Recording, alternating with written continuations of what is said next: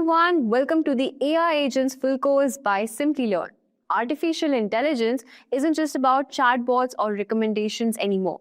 It's about intelligent agents that can perceive, plan, and act autonomously. From customer support bots and research assistants to workflow automation and personal AI companions, AI agents are transforming the way businesses operate and people interact with technology. Now, this course will take you from the fundamentals of AI agents to hands-on design, building, and deployment. You will learn about decision-making algorithms, task automation, human-in-the-loop system, real-world applications that make AI agents smart, reliable, and impactful. And here's the exciting part. Demand for AI agent expertise is skyrocketing. Companies across industries are looking for professionals who can create autonomous systems that save time, reduce errors, and drive innovation. And by the end of this course, you won't just understand AI agents. You will be ready to design and implement intelligent systems that lead the future. So if you're ready to geek out on autonomous AI, explore cutting-edge automation, and become a creator of next-gen intelligent agents, hit that like, subscribe, and let's dive into AI agents together. So what are you waiting for? Hurry up and enroll now, and you can find the course link below. In this tutorial, we will learn about AI agents. Before that, let's take a quick look at what exactly they are. As AI continues to evolve, there are no longer just chatbots responding to your commands. It's about intelligent systems that can understand objectives, make decisions, and take actions. AI agents are autonomous systems that perceive their environment, process information, and take actions to achieve specific goals. They use machine learning, natural language processing, and reasoning techniques to make decisions. AI agents can be responding to stimuli. They are widely used in virtual assistants, automation, and decision-making systems. Advanced AI agents like conversational AI and autonomous agents can adapt and learn from interactions. That said, if these are the type of videos you'd like to watch, then hit that like and subscribe buttons and the bell icon to get notified. Firstly, let's have a brief discussion about the agenda for today's session. So, these are the following points that we will be discussing in the AI tutorial for beginners. Firstly, we will get started by understanding what exactly is an AI agent. Next, we will learn the critical differences between AI agents and large language models. Followed by that, we will understand how exactly an AI agent works. Then, we will have a brief overview on the future and risks of AI agents. Followed by that, we will have some final thoughts on AI agents, and then we will switch to a live hands-on demonstration on how to build AI agents. I hope I made myself clear with the agenda. Now, let's get started. Firstly, what exactly is an AI agent? So, at its core, an AI agent is a software program designed to perform tasks autonomously. Unlike traditional software that strictly follows predefined rules, AI agents can make decisions based on understanding, interaction, and real-time data. They leverage cutting-edge AI models like GPT, Claude, Gemini to analyze, process, and execute tasks dynamically. Think of it as a digital assistant that doesn't just follow rigid instructions. Like, try saying, check if Tony is available on Friday and book a meeting. This is a usual approach, right? Instead of following a routine approach where you try to say to your digital assistant this way, check if Tony is available on Friday and book a meeting. This is a routine approach where you say to your digital assistant to check the availability of Tony and book a meeting, which is quite straightforward and simple to understand. But in case if you take it to a much complex version, but if you just change a couple of terms and make it a little more complex, like try saying, schedule a meeting with Tony at the earliest convenient time in the next month, right? It might seem a little similar to the previous one, but here the AI agent will have to follow some steps. Like this one, check the calendar for available slots. The AI agent will log into the recipient's account, which is Tony's account, and checks if there are available slots for the meeting. Then, it will determine the ideal time. Followed by that, it will send out invitation, which happens all autonomously. In the previous case, directly the digital assistant will check for a Friday in the calendar and books a meeting for the time that you have provided, regardless if Tony's availability is there or not.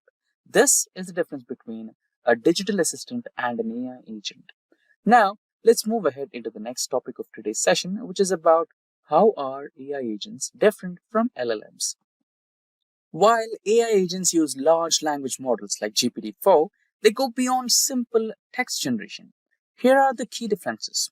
LLMs generate responses based on trained data but do not actively interact with the real world. Whereas, on the other hand, AI agents can access external data, plan tasks, and execute actions, all in real time. This is one of the critical differences between LLMs and AI agents. Now, for example, if you ask LLM about a sports match that happened yesterday, it may not have an updated knowledge. While on the other hand, AI agents can fetch live data from the web, databases, or APIs to provide an accurate answer. This is how they behave and perform. Also, there is something called hallucinations. You might be wondering if this term is related to humans. Yes, it is related to humans, but for a change, LLMs can also hallucinate. For example, if you ask unrealistic question, let's say there are different types of apples, Fuji, Macintosh, Black Oxford, right? If I write, tell me about watermelon apple or orange mango, which are unrealistic or in a way different fruits, chances are there where an LLM can give you some false or unrealistic information that may sound believable. This is termed as hallucination. And of course, recent LLMs have a scale to measure their hallucinations as well. Now, let's shift to the next point of today's discussion, which is about how do AI agents work. Now, AI agents function as sophisticated problem solvers with four essential capabilities. They start with planning, then interacting with tools, then memory and knowledge access, and lastly, executing the actions. Now, let's go through each one of these steps in a detailed way. Firstly, planning. AI agents begin with a goal, whether it's researching market trends or drafting an email.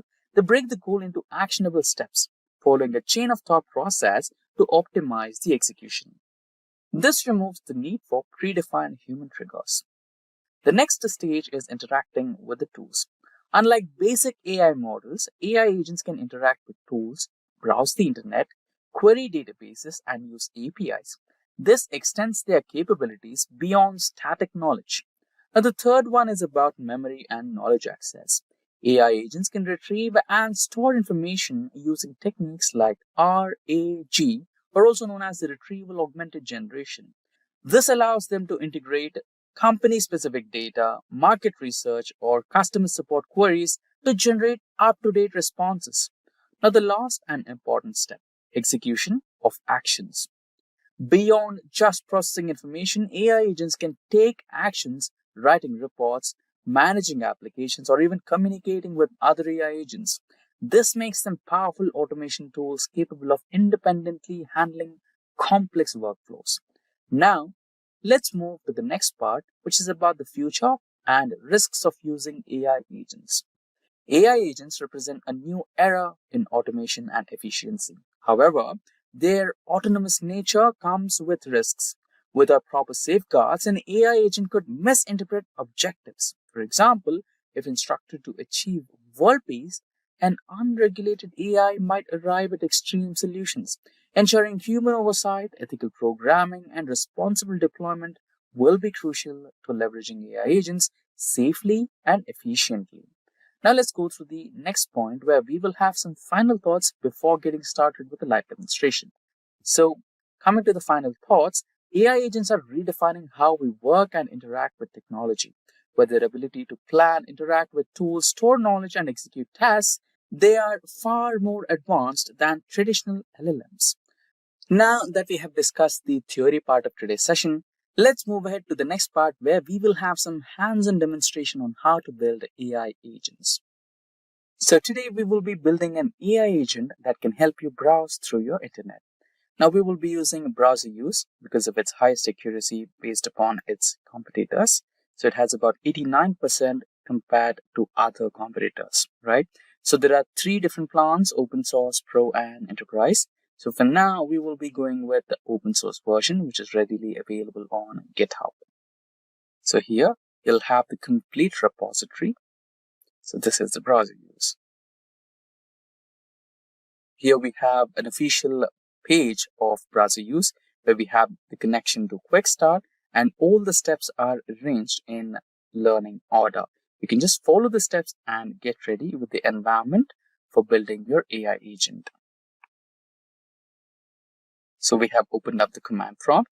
First, we need to check Python if it is available or not. So it's one of the prerequisites. So Python version we have about 3.9. So according to the prerequisites, we need to have anything above 3.10. Not a problem. Let's download Python. So here, just go to Windows. I'm working on Windows. 3.13. It should take a couple of moments, and the Playwright is also one of the prerequisites, and UV is also one of the prerequisites. It's a Python package which helps us to create a virtual environment. So if you just follow these steps, you can also create a virtual environment for yourself to run your AI agents. Everything is just follow the steps, right? Let's have a quick look on where exactly we are on the Python installation part. There you go. Python has been successfully downloaded. You just have to run the execution file. And make sure you click on that add python.exe to path so that you don't have to manually create the environment variable for that. It'll automatically create. And everything is as simple as that. Just set up, follow the default methods of setting up Python in your local Windows operating system, and it should be done. Just give it some time. There you go. We are shortly closing the first step, which is adding Python to your Windows operating system with the latest version. There you go. The installation was successful. Now, let's start command prompt and check if we have successfully updated Python version or not. Simple, the same command, Python -- version. Enter. There you go. So we have 3.13. Now, rest of the part will happen on the command prompt. So let's expand it and also have the page open for browser use so that we can proceed with steps and install everything. So we'll go to the GitHub page. So before going to the GitHub page, let's go to the official web page where we need to follow some steps to prepare the environment first. So here we have a command to set up an environment for UV. Okay, UV is not internal. So let's try to go through Stack Overflow to resolve this issue. I think we might have to install UV first, or let's give it another try. Let's run the same command. Okay, the same issue. So I think we have to update UV first. So let's copy paste that particular code from UV website where it showed the. So I think we have to set the UV environment first. So we have an official documentation here which shows some steps to be followed to set up UV. So just copy the code from the official website and run these on the command prompt as mentioned here. Just enter. So the first package has been successfully downloaded, and yeah, everything is installed.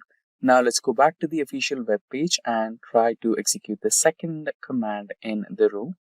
So that's the one, request a specific version by including the URL.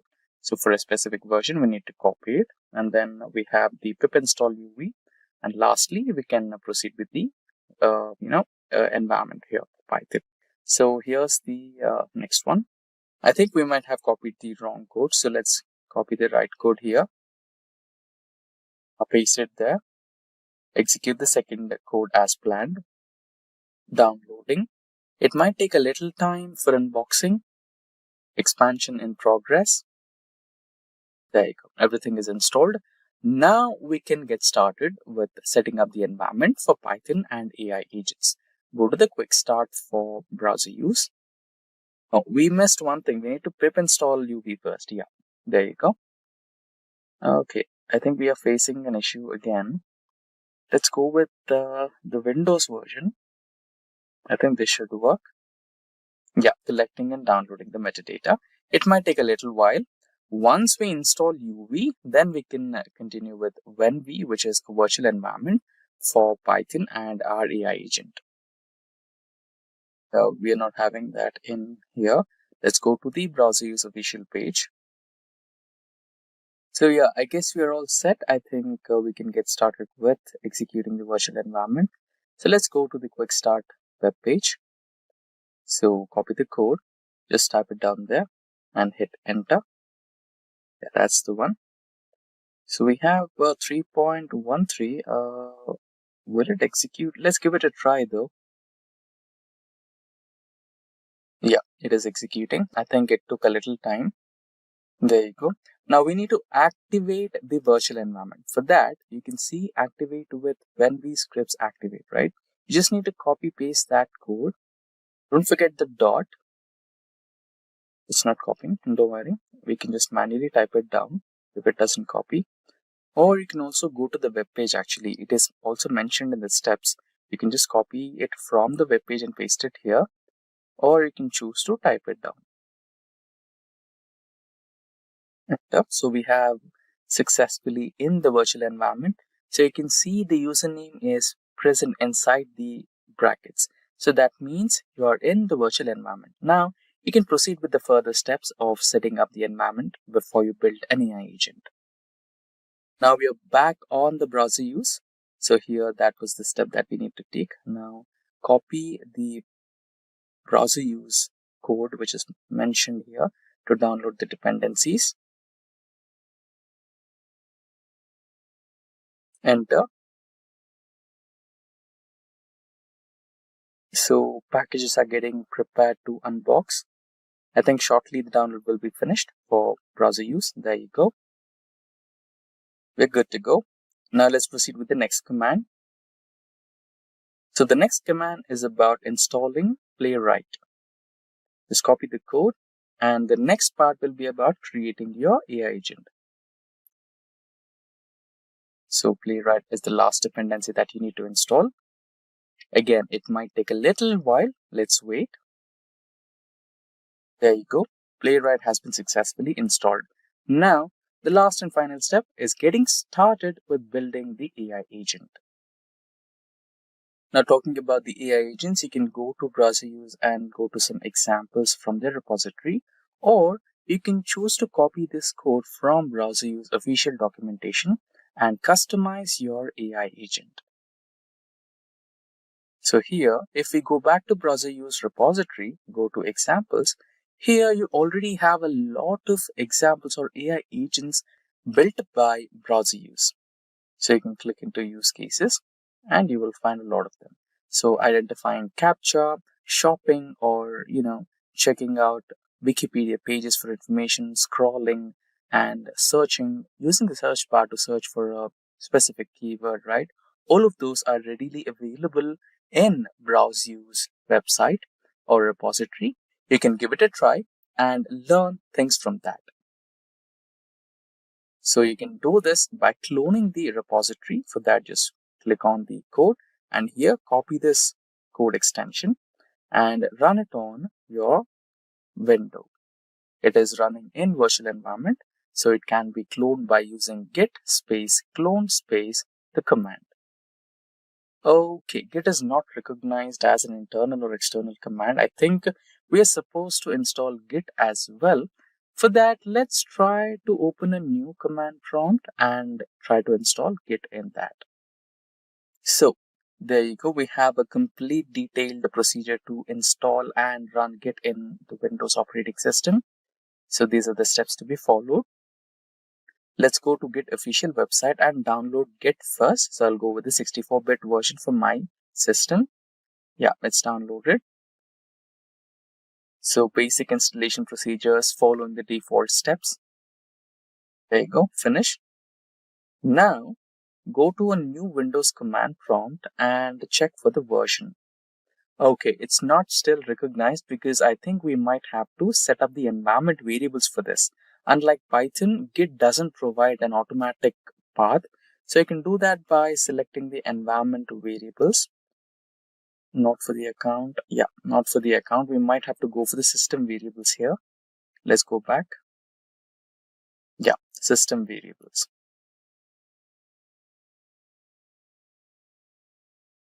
Create new.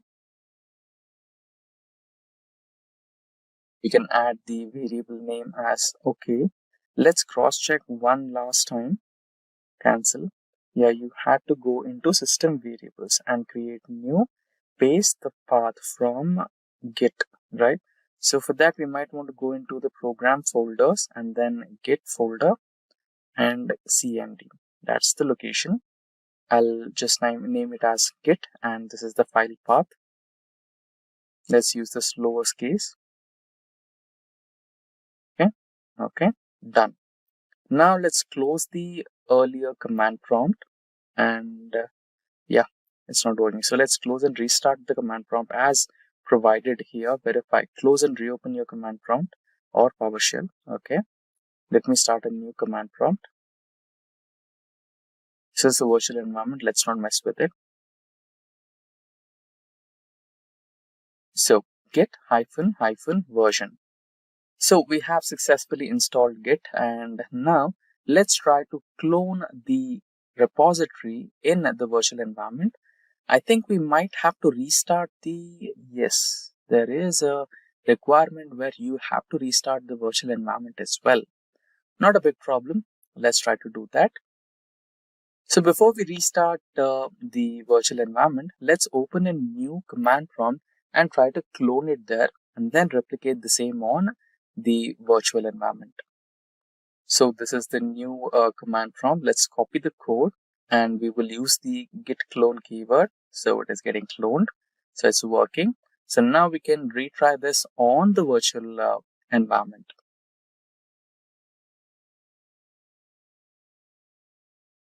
So I'll close the entire command prompts. So there you go. In the virtual environment, the file already exists. So we have successfully cloned that file. Now we will go back to desktop and create a new folder, empty folder, and rename it as AI agent, right? So far we have used and set up all the environments required by browser use. Now to create our AI agent, we also need an interface. For that, browser use I have already provided a web user interface, web UI. That's the second link, right? So we will be downloading and installing that into this particular file. So let's start the command prompt again and go back to desktop. So you need to just provide cd desktop. So this will change the directory to desktop. And here on the desktop, provide the location of AI agent. So I have used an underscore AI underscore agent. You will be inside this folder now. Yes, there you go. Now you will need to execute some commands where you will install web UI or browser UI into this folder. Go to the home page, browser use web UI. This is the link, GitHub link. And here, the same procedure, you will be provided with step-by-step guidance to install web UI, and you'll be ready as soon as you do it. So we'll be cloning it. So we've already installed git clone. So git clone space code run to clone all the repository into this AI agent folder. There you go, it's done. For cross verification, you can open the web UI folder in desktop and you'll have all the dependencies. Now let's continue with the next steps. So in the next step, we will change directory to the web UI folder. We'll be inside the web UI folder now. There you go. So whatever the next steps that we will be executing will be inside the web UI folder. So they say we have to enter into the virtual environment again. So UV. So I think they recommend having UV. So we have already installed UV. But anyways, for safer side, let's try to execute this command prompt. So we have two options, Mac, Linux, Windows. So we'll go with Windows. Select the code, paste it here, run. It should take a couple of moments. So as a second procedure, let's copy the second code segment as well. And let's go back to the command prompt and see what's the status. And there you can see already everything has been installed. Let's also do the second step as well. So we've pasted the second code segment and it's unpacking. So let's paste the third snippet, which is about creating the virtual environment. So for that, we will be installing UV as we have done previously. Yeah, so let's go back to the web UI interface and copy the steps provided here. So we will be creating a virtual environment using this particular code snippet, which is UV when we Python 3. Erase the previous code, enter, and we will be shortly inside the virtual environment. Let's activate when we. So if you're going through Windows, you just have to select scripts. And if you're using Linux and Mac OS, there's a different statement. So we'll be using with scripts. There you go. We are inside a virtual environment, and here the username is web UI, right? So according to the next steps, we need to install some dependencies. For that, we need to use uv pip install our requirements.txt. Just copy paste the code. There you go. The dependencies are getting downloaded. It might take a little while.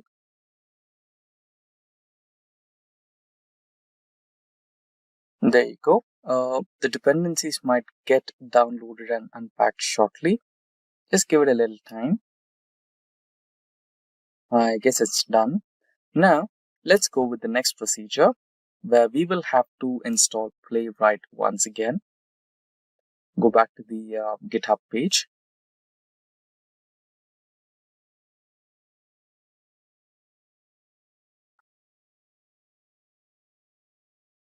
So the code has been copied to install Playwright. And next we will have Docker. I think we'll go with local setup, right? So if you are transferring the AI agent to a different user and making the agent public, then you can go with the Docker application.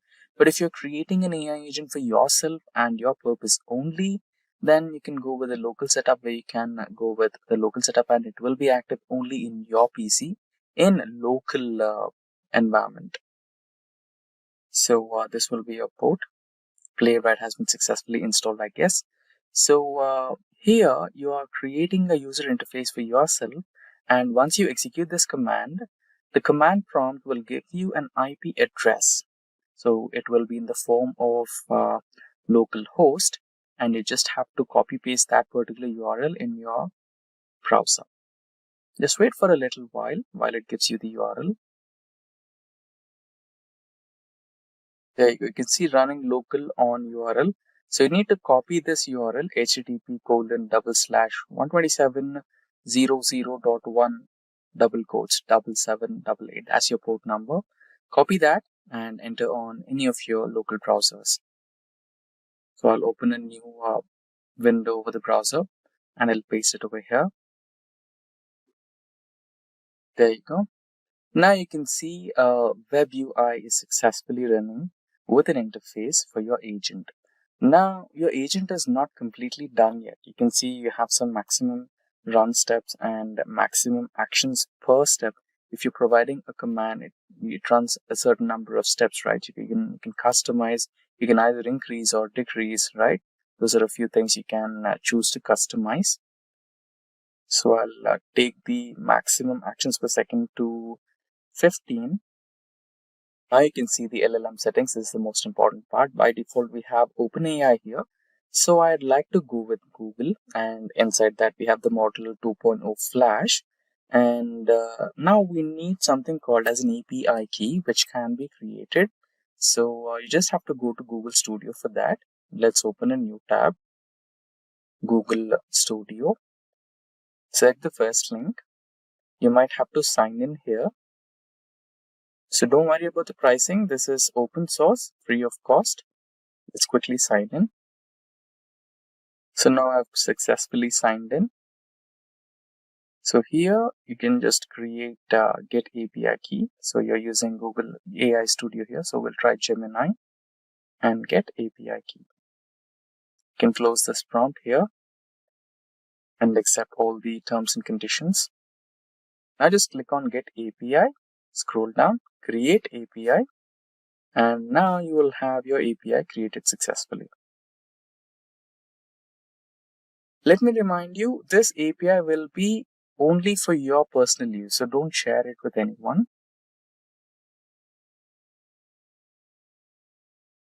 Just copy your API key, and you can see even the window says don't share with anyone. So copy the API key and go back to your browser and paste the API key right there. Now you can choose to run your agent. Here you can type down your steps to follow for your agent. So let me type in, go to google.com and search for simplilearn.com or Simplilearn website. So if you go to the command prompt here, you can see step-by-step execution. So it has started a new window for Google browser, and you can see it is in signed out mode clearly. It's accessing the search prompt, and I'm not typing anything. It's doing everything by itself. Simplilearn.com. Okay. It's selecting the enter button or search button by itself. There you go. It has identified the search results. And now it should identify the page as well, which I think it is already in progress. Yeah, it has already started the Simplilearn's homepage. There you go. And you can also find a course that you are looking for as well. Great. Now let's take a step further. Let's stop this application here and let's try to, take a step further and try to provide an email address and even the login credentials and ask the AI agent to use that particular credential, login, and send out an email. Since we have already seen this particular step has been executed in signed out mode, right? So let us provide a command for our AI agent with the credentials in such a way that it can open a new window and can log into the Google Gmail account and send out an email, right? Let's try that. So I'll erase the previous prompt, go to google.com, enter step 2, log in to Gmail, and let's provide the email address along with the password. Now let's compose an email to, let's also provide a random email address here as well. Subject will be enrolled to AI and ML program. Let's try to run the agent now. I see it has opened a new window, but okay, let's check if it selects the sign in option. Yeah, it is selecting the sign in option. It has recognized it. Okay, it opened the sign in page as well. It is trying to type in. If I'm not wrong, due to some or the other security restrictions, it should not be able to perform it. But still, I can see the cursor highlighting in the window. Let's not lose hope. Let's see what it can do. No, it stopped automatically. So that means it does have some limitations, but it's anyways good. So far, it's so good. So in case if you wanted to, kind of book some credentials or book some items on the online website or search for the best items with low cost, some pre-verified commands which are not security concerned, then so far so good. This particular agent is very good for you. And if you are taking a step beyond where it's ethically not logical to perform, then the agent is choosing to withdraw itself from that command. Picture this, you've got a virtual assistant. Let's call it your smart AI buddy. So this assistant doesn't just follow basic commands like setting reminders or sending emails. This AI can think for itself, make decisions based on the situation, and even learn from every interaction it has. It can predict what you might need, solve complex problems, and even adapt to new challenges without any input from you. That's the magic of Agentic AI. And it's not thing of the future, it's happening right now. And the exciting part is, you can build it too. So in today's video, we will be taking a deep dive into the roadmap to learn Agentic AI, step by step. So here's what we will cover. First of all, we'll start with the basics of programming, focusing on the most beginner-friendly language, which is Python. Then we'll look into the machine learning and natural language processing to teach your AI to learn and understand human language. The next step is deep learning and transformers, the powerful models behind most modern AI systems. Then we'll get hands-on with generative AI, where we will learn how to build AI that creates text, images, and many more. We'll also see how Agentic AI works, how you can create intelligent agents that can interact with the world and make decisions on their own. And we'll wrap it up on how to deploy your AI agents on the cloud to make them live and ready for real-world use. So by the end of this video, you'll exactly know how to create and deploy your own AI agents. So let's dive in and start this exciting journey together. So let's start with the very first step, which is learning Python. Now, before we can build intelligent AI agents, we need to learn how to communicate with our computer.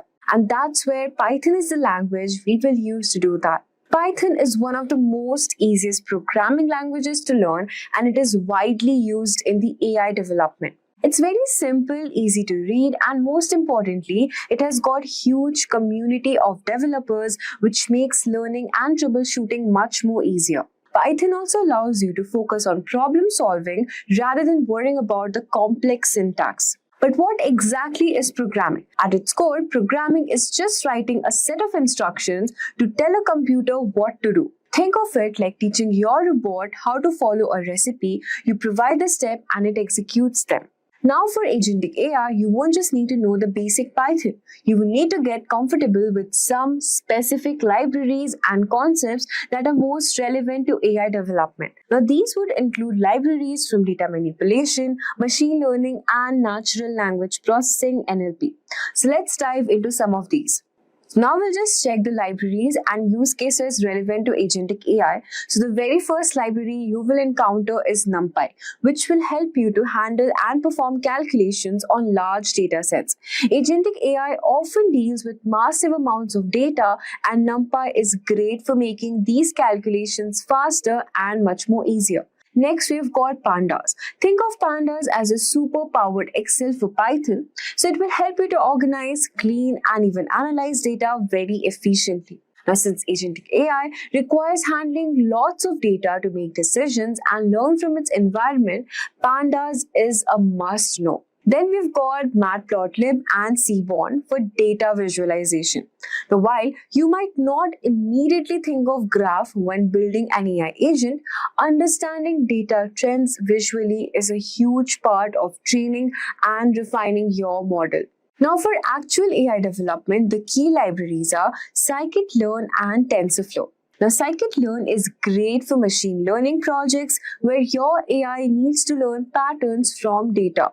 TensorFlow, on the other hand, is a powerful tool for building neural networks, which is exactly what you will use for deep learning models like those that power Agentic AI. Finally, we've got NLTK and Spacey, which are popular libraries for natural language processing. Now, since Agentic AI needs to interact with humans and understand language, these libraries also help your AI process text, understand sentences, and even generate human-like responses. Now, where should you start learning Python? Now, if you are a complete beginner, Simplilearn offers a great Python for Beginners course that walks you through the basics and builds up the more advanced topics, including machine learning and many more. So if you want a link, I'll just mention the link in the description box below so you can just directly check it. Now, let's move on and talk about some key Python concepts for Agentic AI.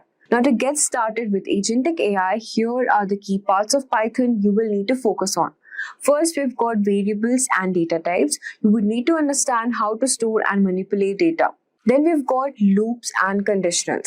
These are very important where you will need your AI to make decisions on repeat tasks, just like a robot performing a task continuously. Then we've got functions and classes. Now, functions will help break down tasks, while classes will allow you to define your own AI object and behaviors, like defining an intelligent agent.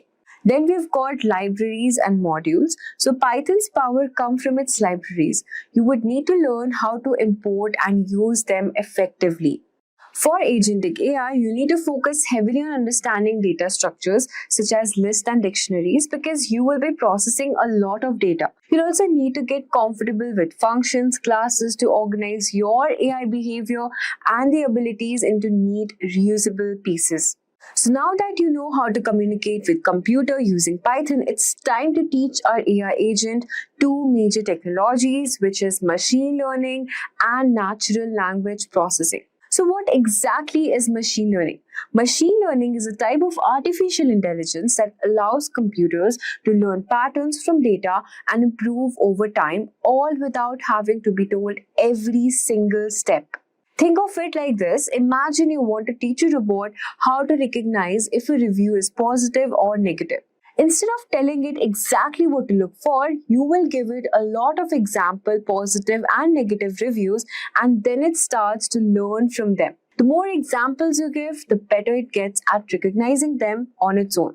That's what called machine learning. And here's how it works in Python. Let's say we want our robot to learn whether a review is positive or negative. So based on some example reviews, we feed it to the data and let the model figure out the rest. It's just like teaching it to read between the lines and identify emotions in the text. And this is how exactly Agentic AI works. So Agentic AI will use the machine learning to learn from the data and make decisions, whether it's making a recommendation, answering a question, or even automating tasks. Machine learning is at the heart of it all.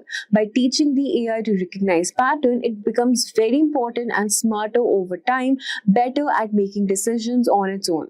Next, let's talk about the natural language processing.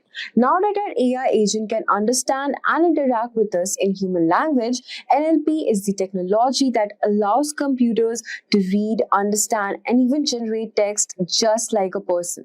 Think of it as your Siri or Alexa that can understand what you're saying and respond back to you. That's NLP in action. For example, let's say you ask Alexa, "What's the weather like today?" So the NLP will help Alexa understand that you're asking for weather information, and then it responds accordingly. Now, with the help of Agentic AI, NLP is very important because AI needs to understand conversation, commands, and questions from humans in natural, everyday language. So whether it's answering customer queries, scheduling appointments, or even writing emails, NLP allows our AI agents to interact with the world in a very meaningful way. For example, you can use these libraries to build an AI agent that can read a customer review and tell whether it's positive or negative, just like we did in our machine learning example. Or you can even create an AI that responds to customer inquiries by understanding their questions and generating appropriate responses. Now that we have covered the basics of machine learning, let's take things up a notch with deep learning, a more advanced form of machine learning. So deep learning powers some of the most impressive AI applications you see today. Just like self-driving cars, virtual assistant like Siri and Alexa, and even AI-generated text. At the heart of deep learning is something called neural networks.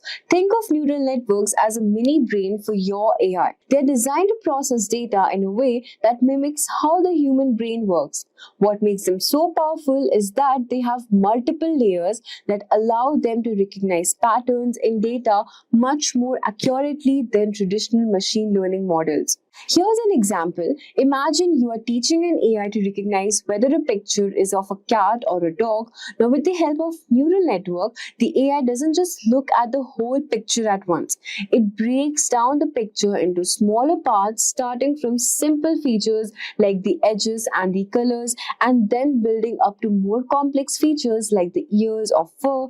Each layer of the neural networks adds another level of the understanding, and that's how deep learning works.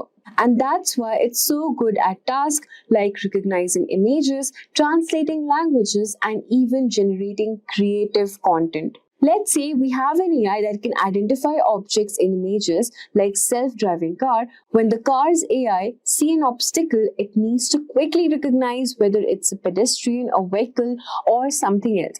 Now, using deep learning, the AI can process this information accurately and in real time, allowing it to react quickly and prevent accidents. But wait, there's more. Let's talk about transformers, a specific way of deep learning model that has completely revolutionized the world of AI. Transformers are game-changing because they're incredibly good at handling sequences of data like text or speech. For example, language translation or text generation, these are the things transformers excel at. So transformers are behind some of the most powerful AI models you've probably heard of, like GPT-3, the model behind ChatGPT, and Google BERT. These models can understand and generate human-like text with remarkable accuracy. Now, let's break it down for you. Imagine you want to create a chatbot that can have a real conversation. The challenge is that conversations don't happen in a straight line. People talk in paragraphs, ask questions, reference past comments. So there's a lot of context to keep track of. Transformer solves this problem by looking at the entire sequence of words, not just one word at a time. And understanding the relationship between them, this allows the model to grasp the full context of a conversation, just like how humans communicate. Here's an example. If you were to give a transformer a prompt like "Once upon a time there was a young prince," it could generate the rest of the story in a coherent, engaging way, just like a human author might do. Now let's talk about transformers in Agentic AI. Let's connect all of this to Agentic AI. Now, since Agentic AI is all about creating intelligent agents that can interact with humans, transformers play a huge role in making these interactions natural and meaningful. So whether it's like having a chat with a virtual assistant or having an AI solve a problem through text, transformers are what allows these agents to understand complex language and generate responses that make sense. So after you have understood the deep learning and transformer models, let's move on, and at this point we are ready to get hands-on with generative AI, a type of AI that creates something new like text, images, or even music. So in this part, we will explore how AI generates human-like text, images, and even music all on its own. Frameworks like Langchain and LangGraph are very important and perfect for building Gen AI models. But before we commence, if you're interested in mastering the future of technology, then the professional certificate course in generative AI and machine learning is the perfect opportunity for you. Offered in collaboration with the ENICT Academy, IIT Kanpur, this 11-month live and interactive program provides hands-on expertise in cutting-edge areas like generative AI, machine learning, and tools like ChatGPT, DALL-E 2, and even Hugging Face. So hurry up and enroll now, and find the course link in the description box below and the pinned comments. Now let's talk about something really exciting, which is Agentic AI. So this is where things get truly magical, because Agentic AI is a special type of AI that goes beyond just following instructions. So you would need to understand what exactly is Agentic AI and how AI is different from the other AI systems that has the ability to make decisions, interact with the environment, and learn on its own. For example, an Agentic AI could be used to schedule appointments. It could look at your calendar, check availability, and automatically book a meeting without needing to be told every single time. Now, Agentic AI can even manage tasks across different platforms. Imagine it handling emails, setting reminders, and organizing your work all at once. It's a really powerful tool for businesses and individuals looking to save time and automate tasks. Now, to build Agentic AI, you will need to use frameworks like Data, Crew AI, and even Langchain. Now, these frameworks make it easier to create AI agents that can think, learn, and make decisions on its own. So once you've built your AI agent, the next step is to deploy it in the cloud so that it can scale and work on the user globally. Cloud platforms like AWS, which is Amazon Web Services, and Google Cloud provide powerful tools to host and run your AI models in a way that ensures they can handle large amounts of data and even traffic. So when you deploy an AI agent on a cloud, it's not just running on one computer. It's running on powerful servers that can handle multiple users at the same time globally. And why is it important? Imagine you have built an AI agent to handle customer service questions. Now, if you only want to run it on your personal computer, it won't be able to handle lots of customers all at once. But when you deploy it on the cloud, you can make sure it scales up automatically, handling thousands or even millions of users without crashing or slowing down. Natural language processing, or NLP, is an automated way to understand, analyze human languages, and extract information from such data by applying machine learning algorithms. The data content can be text document, image, audio, or video. Sometimes it's also referred to as a field of computer science or artificial intelligence to extract the linguistics information from the underlying data. NLP enables machines or computers to derive meaning from human or natural language input. The world is now connected globally due to the advancement of technology and devices. This has resulted in the high volume of digital data across the world and has led to a number of challenges in analyzing data, including analyzing the tons of data that is generated in the form of text, image, audios, and videos. Identifying approximately 6,500 languages and dialects followed across the globe. Applying quantitative analysis on huge collections of data. Handling ambiguities while interpreting data and extracting information. This is where natural language processing proves useful. One of the main goals of natural language processing is to understand various languages, process them, and extract information from them. In NLP, full automation can be easily achieved by modern software libraries, modules, and packages. These software libraries and packages are aware of diverse language and culture and categorize data accordingly, which enables understanding sentiments better. With the help of these libraries, we can also build analytical models and automate the natural language process with minimum or no human interventions. NLP terminology. Now that you have understood why NLP is so important in recent times, it's time to make yourself comfortable with the NLP terminologies. 1. Word boundaries. It determines where one word ends and the other begins. 2. Tokenization. It's a technique to split words, phrases, idioms, etc. present in a document. 3. Stemming. It's a process to map words to their stem or root. It's very useful in finding synonyms and extensively used in search engines. 4. TF-IDF. It's a numerical value which represents how important a word is to a document or corpus. 5. Semantic analytics. It's a technique in vectorial semantics of analyzing relationships between a set of documents and the terms it contains by producing a set of concepts related to the documents and terms. 6. Disambiguation. It's a technique to determine the meaning and sense of words, context versus intent. 7. Topic models. It's a type of statistical model for finding abstract topics which occur in a collection of documents. Now that you are familiar with the various terminologies, let's dive deeper into the NLP approaches to analyze text data. These approaches can be interrelated, or they can be independently applied depending on the type of data to analyze. Basic text processing. It's a way to analyze text and extract keywords that sum up the style or basic context of the text. For example, if the content is religious or fictional. Categorizing and tagging words. This approach is about finding lexical categories and automatically tagging each word with its word class. For example, tag a word using languages such as Chinese, Spanish, etc. Words can also be tagged as adjectives, verbs, nouns, and so on. Classify text. With this approach, you can identify particular features of language and use them to classify it. For example, classify the text as sports, politics, or technology. Extract information. This approach is about identifying the entities and relationships in a text to extract information in a structured way.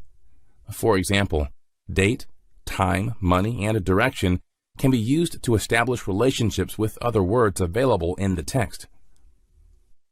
Analyze sentence structure. In this approach, capture formal grammar to describe the structure of a set of sentences. For example, find a well-formed or ill-formed sentence structure. Build feature-based structure.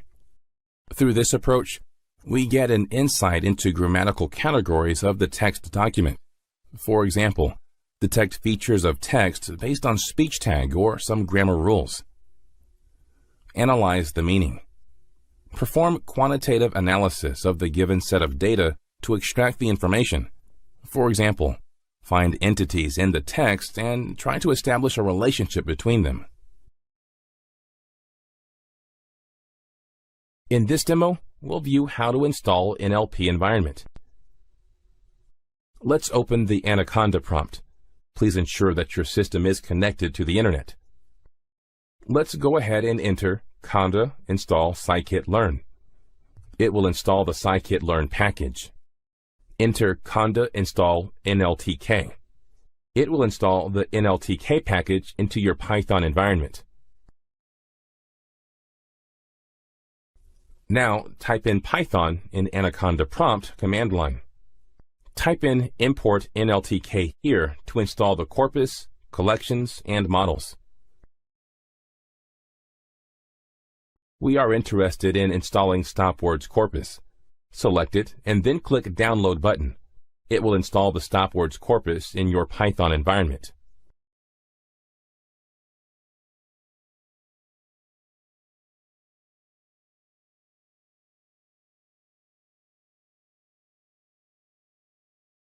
Now let's navigate through the other models and all packages. Ensure that stopwords status is installed.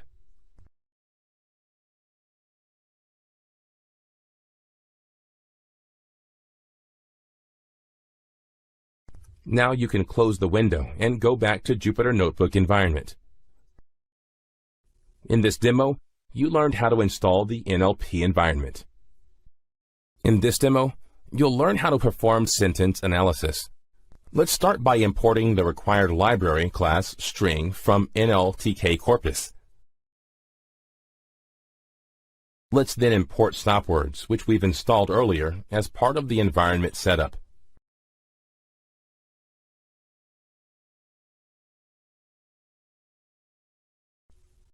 In the world of text analysis, stopwords usually have little lexical meaning.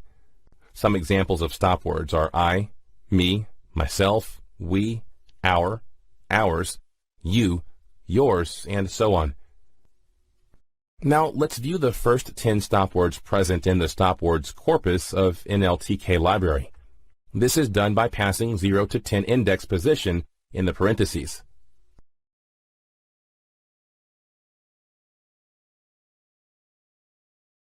Next, let's create a test sequence to analyze.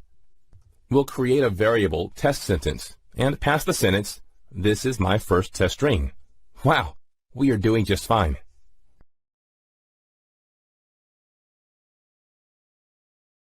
First, we'll use string class punctuation to remove all the punctuation present in each message, as they are also less weighted for text analysis.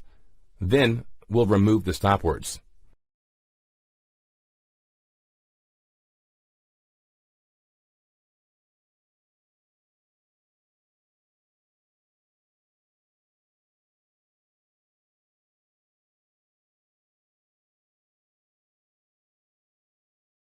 Now we'll use basic Python syntax to display the characters which don't have punctuation. As you can see, we make use of basic string class and its punctuation function.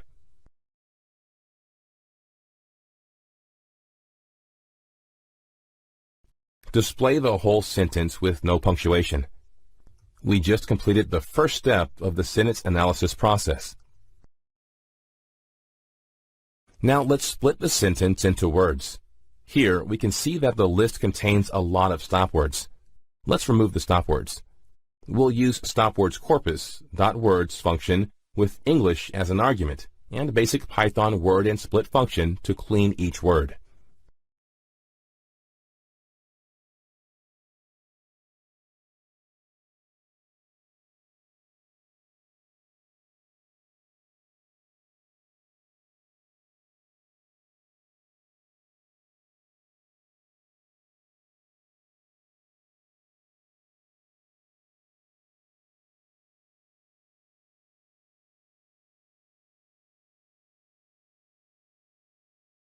With this, we are done with sentence analysis, and our sentence is free of punctuation and stopwords.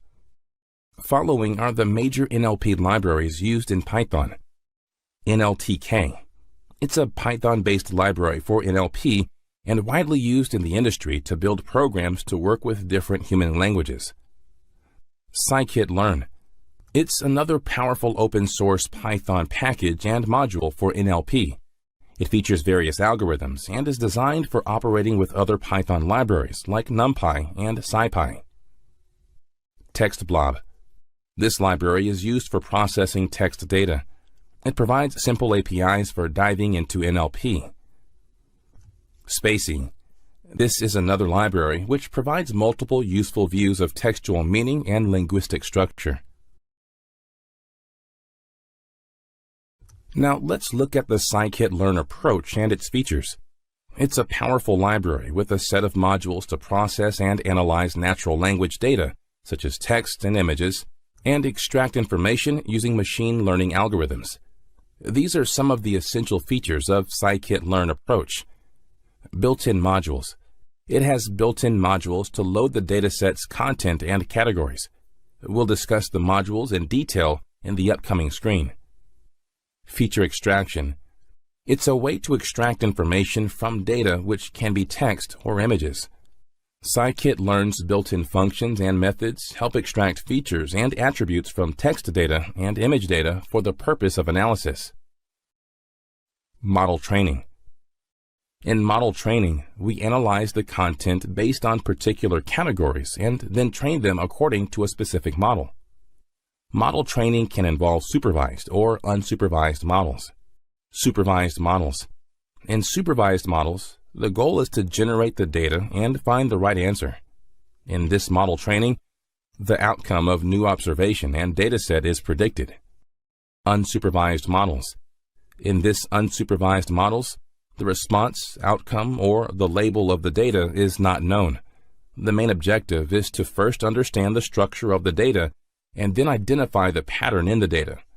In this type of model training, we have to find the predictors that behave in the same fashion or have some familiarity. Pipeline building. This is a technique in Scikit-Learn approach to streamline the NLP process into stages.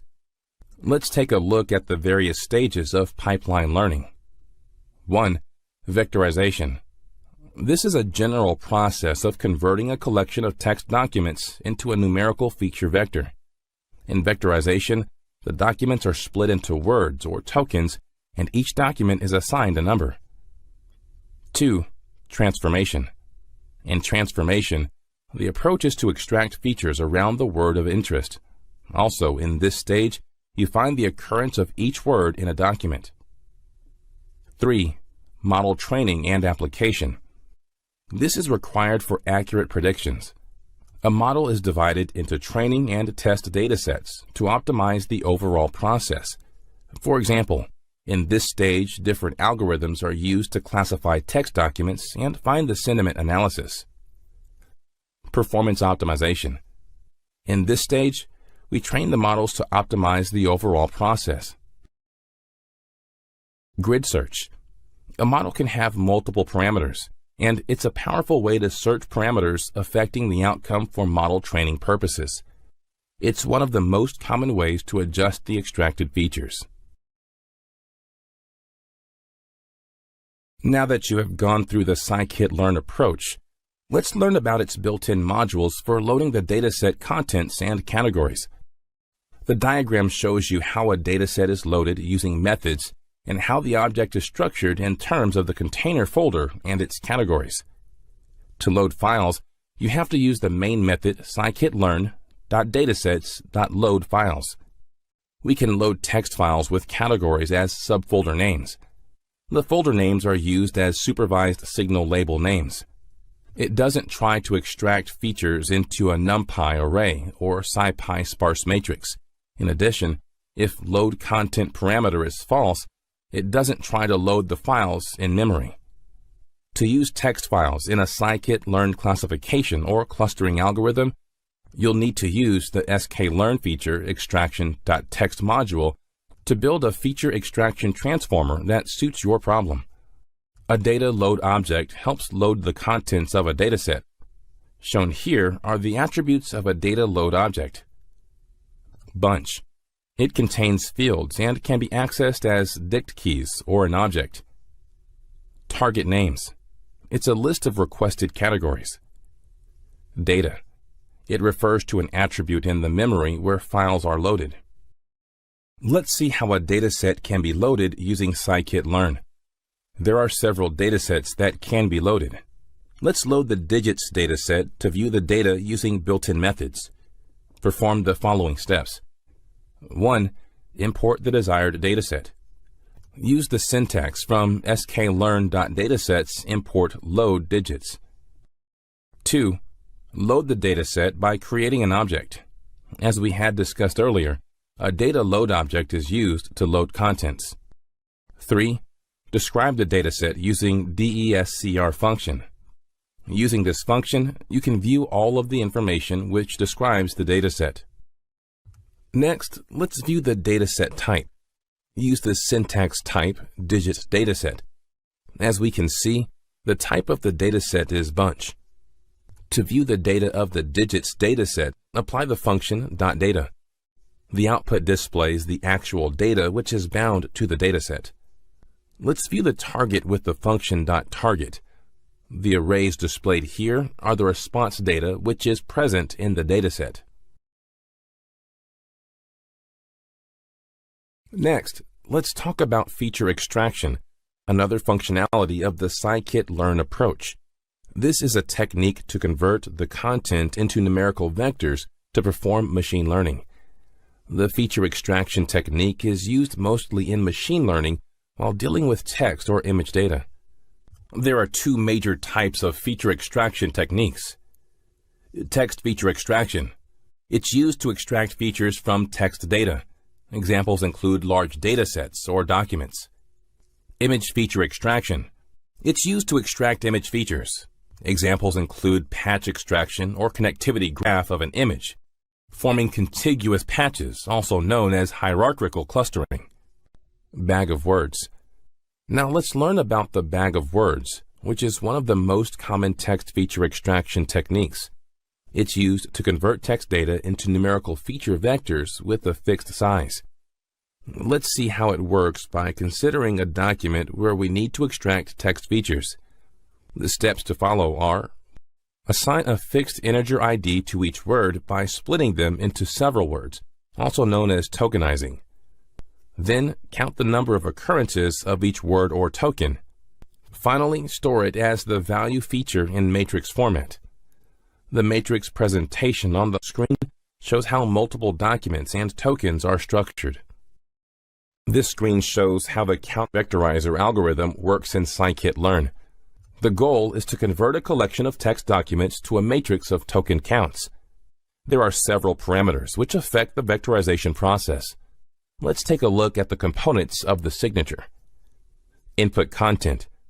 The input content can be a file name of the sequence of strings which needs to be vectorized. Encoding.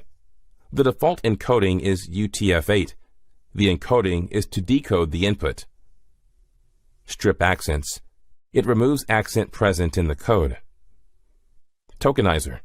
It overrides the string tokenizer method, but the default value is none. Stop words.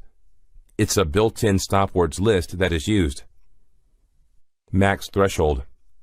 It indicates the terms or words that appear more than a given threshold value and should, therefore, be ignored. Min threshold. It indicates the terms or words that appear less than a given threshold value and should, therefore, be ignored. In this demo, you'll learn how to process documents using bag of words. Let's start by importing the required library, Count Vectorizer class.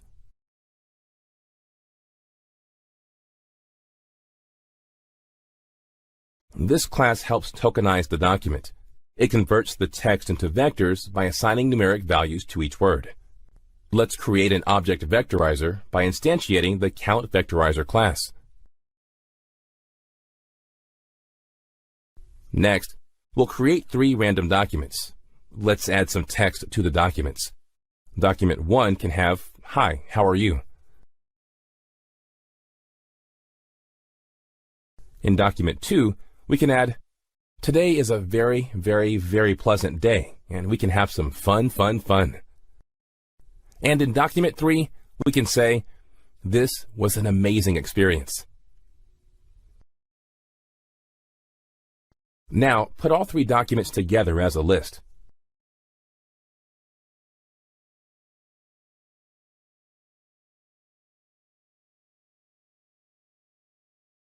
Next comes the interesting part, which is creating the bag of words for the list of documents. This is done by accessing the fit method and fitting the documents into the vectorized object.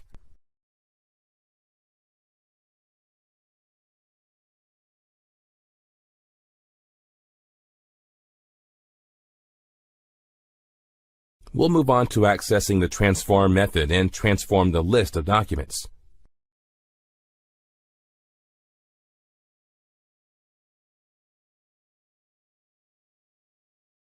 Now, let's print the bag of words and look at the details. You can see the properties of vectorized object.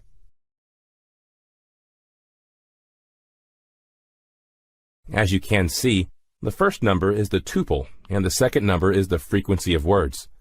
The tuple here indicates the document number and feature indices of each word which belongs to the document. Feature indices are generated from the transform method. This is a feature extraction process, and to extract the features, you have to refer to the indexes, which is assigned to any particular feature.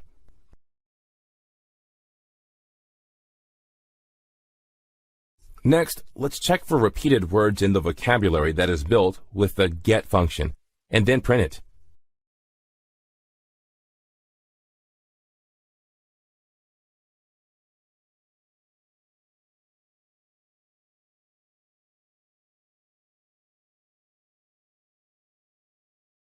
Finally, check the bag of words type for the documents.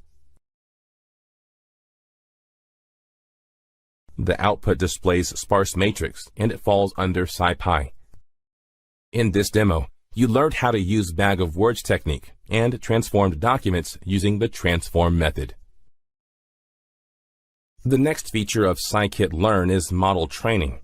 An important task in model training is to identify the right model for the given dataset. Scikit-learn provides a range of models to choose from and also trains them by using the extracted features from the dataset. The choice of model completely depends on the type of dataset. The models can be trained as a supervised learning model or unsupervised learning model. Supervised learning model. For a given dataset, we'll have observations, features, and response.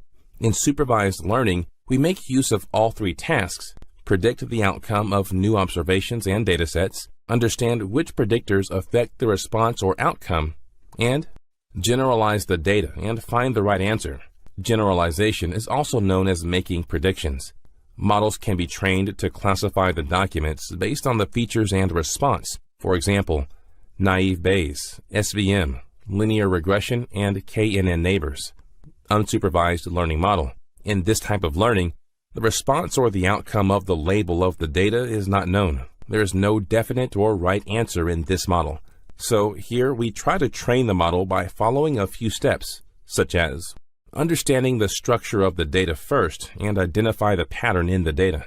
Finding predictors that behave in the same fashion or have some familiarity.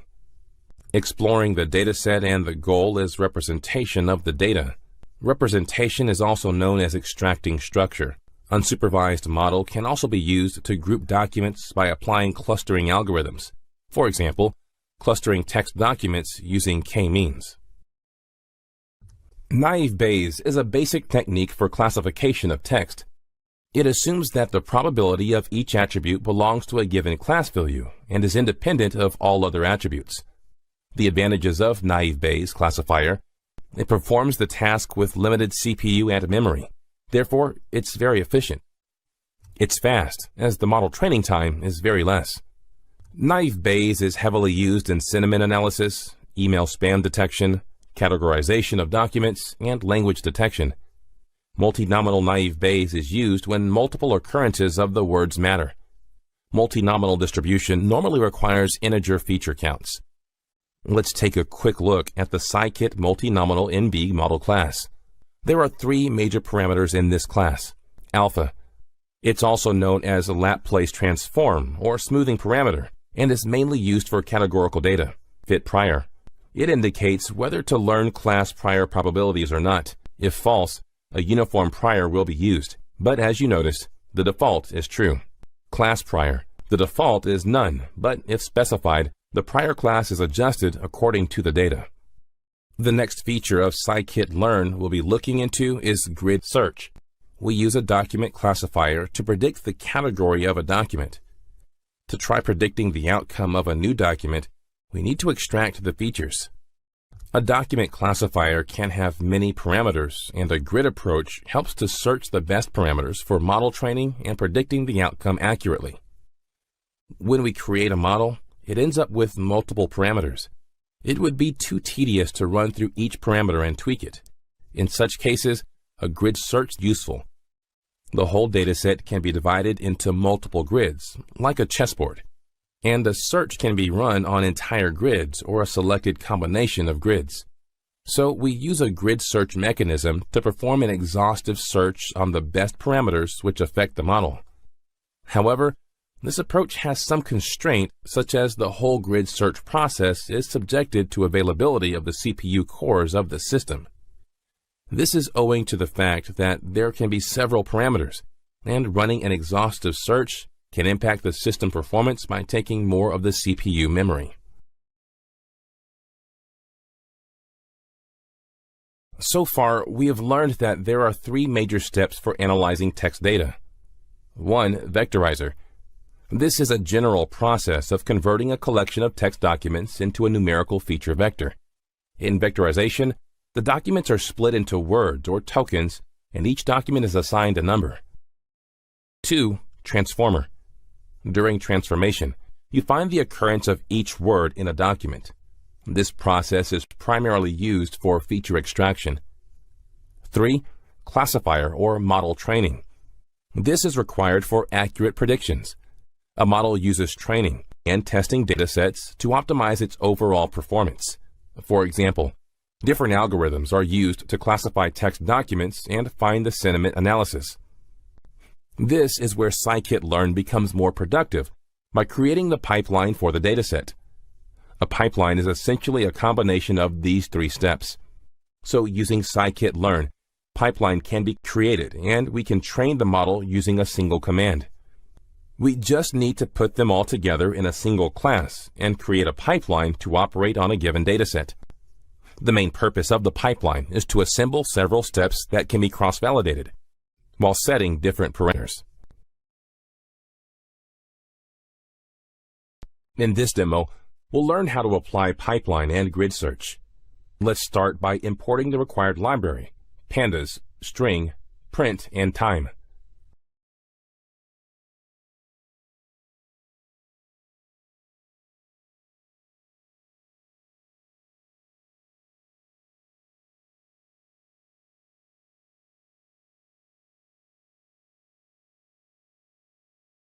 Next, we'll get the spam data collection with the help of the pandas library.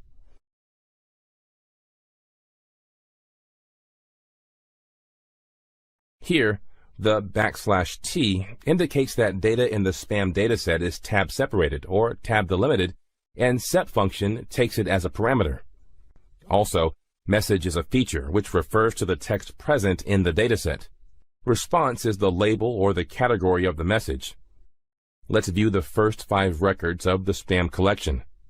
The head method is used to view the topmost records in a dataset.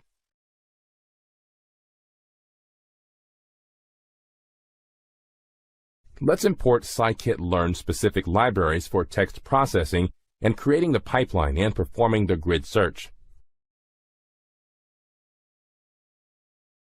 We will import counter-vectorizer to tokenize the document and convert the text into numeric values. Also, let's import TF-IDF transformer for TF-IDF transformation.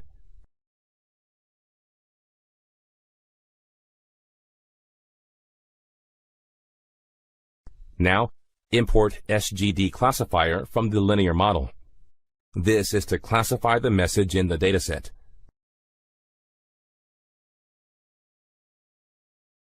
Next, import grid search from the sklearn grid search class to perform the grid search. Finally, import pipeline from pipeline class.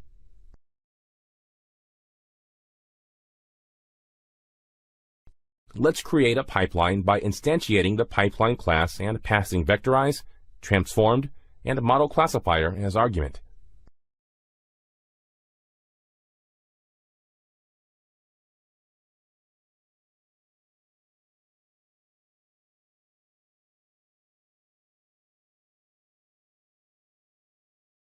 The statement you see here helps create the pipeline for the entire text processing.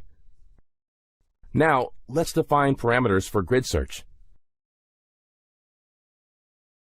We are going to use the TF-IDF parameter to weigh the terms present in the message.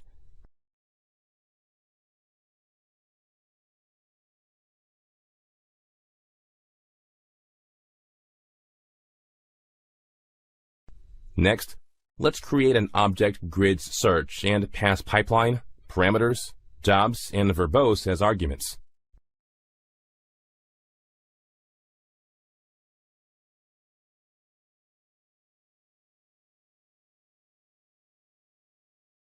The grid search consumes a lot of memory, and injobs equals -1 instructs the process to use all CPUs while processing.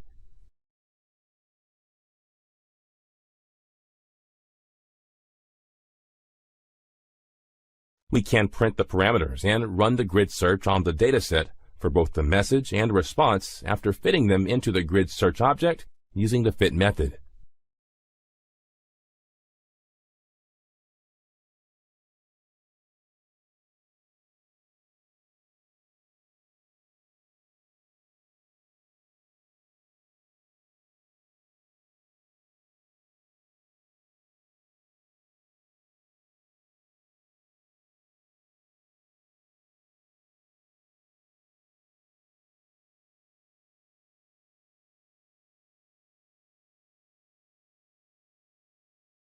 The grid search is a CPU-intensive process, and it takes a little time since it does an exhaustive search on the entire dataset on the past parameters. This brings us to the end of this demo, where you learned how to apply pipeline and grid search mechanism. Most of you are already familiar with Alexa, Siri, and Google Assistant. Some of you are used to smart devices, like an air conditioning system that can sense your absence in the room and automatically turn it off. Have you ever wondered who these are, or how do they do all this, and how can they be so human? Don't worry. This video will help you learn everything you need to know about these artificially intelligent devices, also known as AI agent. Agent is a freestanding program or entity that interacts with its surroundings by sensing them with sensors, acting with actuators or effectors, and so on. Coming to software agents, this agent acts on sensory inputs such as file contents, keystrokes, and network packets. I repeat, and network packets it has received by acting on those inputs and showing the results on a screen. Coming to human agent, we are all agents of course. Humans contain sensors like their eyes, hearing, and other organs, as well as actuators like their hands, legs, mouths, and other bodily parts. And third one is robotic agents. Robotic agents feature a variety of high-quality motors that serve as actuators, as well as cameras and infrared range finders that serve as sensors. This is all about examples of AI agents. Agents must adhere to certain rules. Let us list them out. Rule number 1. An AI agent needs to have an environmental perception. Rule number 2. Decisions must be based on observations of the environment. Rule number 3. Action should follow decisions. And coming to rule number 4, the AI agent's action have to be logical. The best possible outcome comes from making rational decisions that maximize performance. Now that we all know the rules to follow, we will understand types of agents. First is learning agents. A learning agent learns from its past experience. It is used in the gaming industry as this industry needs the most reliable and tested agent. Next is reflex agent. These agents focus on the now and forget the past. They answer by applying the evident condition action principle. When a user starts an event, the agent refers to a set of pre-programmed criteria and rules leading to pre-programmed result. You might have heard about tic-tac-toe and the decision regarding that based on reflexive agent. Model-based agent.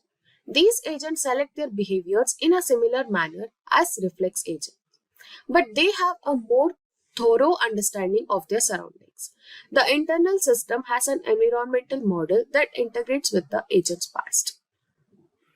Next is goal-based agent.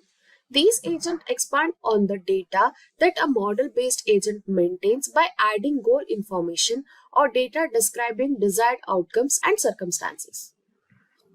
Next is utility-based agent. They are similar to goal-based agents, but they also provide an additional utility metric.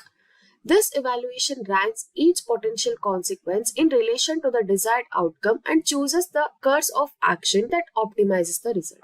Examples of rating criteria includes factors like success probability or the quantity of resources needed.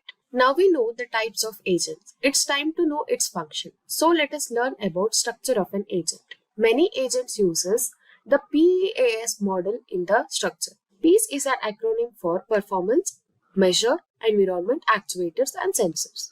For instance, let us take vacuum cleaner as an example. Performance, cleanliness and efficiency can be considered as performance. Environment, rug, hardwood floor, living room. These can be considered as environment for vacuum cleaner. Actuator, brushes, wheel, and vacuum bag in a vacuum cleaner can be considered as actuators.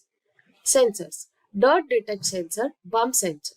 Next, we will see how to improve the performance. We only need to question ourselves.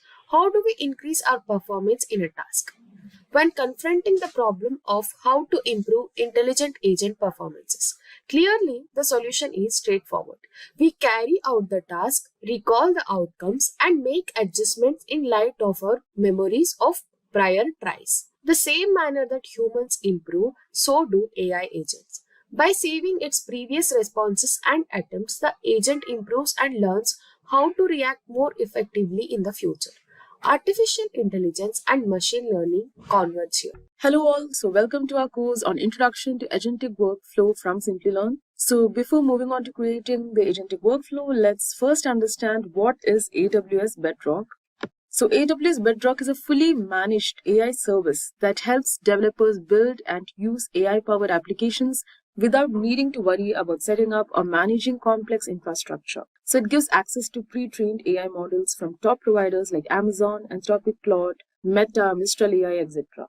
So with Bedrock, you can create chatbots, text generators, summarization tools, and other AI-driven features without needing to train models from scratch. It also lets you customize AI models using your own data, add guardrails to ensure your safe and appropriate responses, and connect knowledge bases so the AI can provide more accurate answers. So since Bedrock is part of AWS, it also works smoothly with other AWS services, making it easy to integrate AI into your existing applications. So whether you're working to automate customer support, generate content, or enhance decision making, Bedrock provides a simple and scalable way to bring AI into your business. So now let's talk about serverless agentic workflows. So as AI-driven automation continues to evolve, businesses require intelligent agents that can understand user queries, retrieve relevant information, and take meaningful actions. So Amazon Bedrock introduces serverless agentic workflows, enabling organizations to build AI-powered assistants that interact with users, fetch real-time data, and execute business tasks, all without managing infrastructure. So in a traditional AI chatbot, the system typically responds to queries based on predefined answers or static knowledge. However, with serverless agentic workflows in Amazon Bedrock, AI agents can dynamically retrieve information and trigger actions, making them significantly more powerful than basic chatbots. So now let's explore how these workflows function, their key components, and their real-world applications. So when a user interacts with an Amazon Bedrock agent, the following steps takes place. First one is user input processing. So the agent receives a query from the user, such as, I need to return a laptop I purchased last week, can you help me? And the foundation model processes the input, extracts key information, and decides the next step. And the next step is information retrieval from a knowledge base. So if additional details are needed, the agent queries a knowledge base to pull relevant information. And the third step is action execution via AWS Lambda. So if the agent needs to perform an action, it calls an AWS Lambda function to interact with backend systems. So the function retrieves the order details, verifies eligibility, and processes the return request, for example. And number 4 is generating and sending a response. So the agent gathers the information and constructs a natural language response for the user. And finally, the session continuity and follow-up. So if the user asks another question, the agent continues the conversation while maintaining context. So the entire workflow runs on AWS infrastructure, allowing businesses to deploy AI-powered assistants without worrying about managing servers, scaling resources, or handling background execution. So here are some of the key components of serverless agentic workflows. So number 1 is Amazon Bedrock Agent. So the core AI assistant that interacts with users, understands their queries, and determines the best course of action. So it basically uses pre-trained foundation models from providers like Amazon, Mistral, etc. to process and generate response. And then it has foundation models. So these are large language models that power the agent's natural language processing capabilities. So the model helps the agent understand questions, retrieve information, and generate responses. And then there are action groups. So action groups define what the agent can do beyond answering questions. They allow the agent to execute functions, fetch data, and interact with APIs. So for example, retrieving customer orders from a database, processing refunds using an e-commerce system, or creating support tickets in a help desk platform. So each action group is mapped to an AWS Lambda function which handles the actual task execution. And then we have AWS Lambda for business logic execution. So since Bedrock agents are serverless, AWS Lambda is used to execute backend logic without managing infrastructure. So for example, a Lambda function can look up order history, verify eligibility, and initiate a return process. And another Lambda function can check support ticket statuses and provide updates. And fifth, we have knowledge bases for data retrieval. So a knowledge base helps an agent retrieve factual information from structured databases, FAQs, or documents.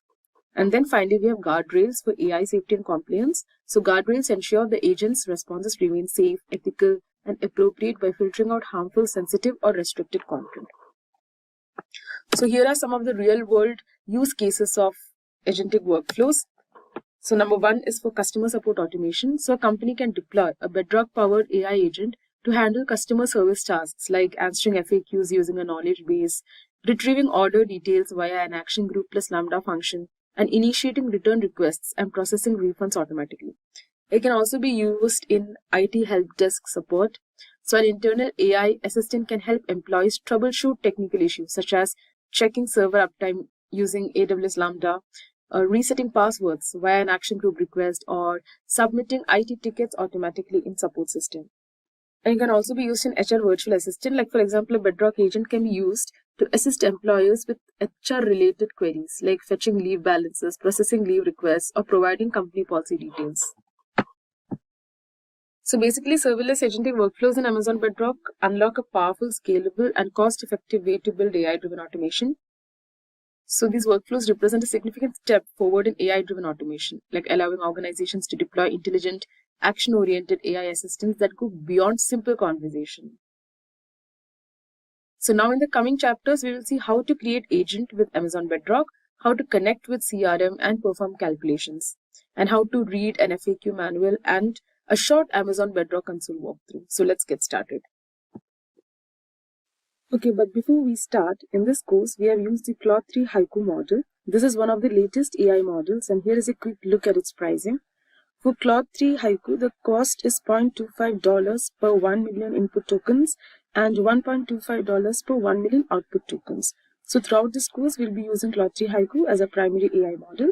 So alright, let's proceed with the course. Hello all, welcome to our first chapter. So in this chapter, we are diving into Amazon Bedrock to build a simple cloud-based agent. You'll also learn how to invoke the agent and trace its workflow through traces, giving you a clear view of how it happens. So let's get started. The first step, just like in every chapter, is importing the Bottle3 library. So this is basically AWS official SDK for Python, which we'll be using throughout the chapters. But before we start, we have to set up an environment to run the code. So first, let's set up the environment.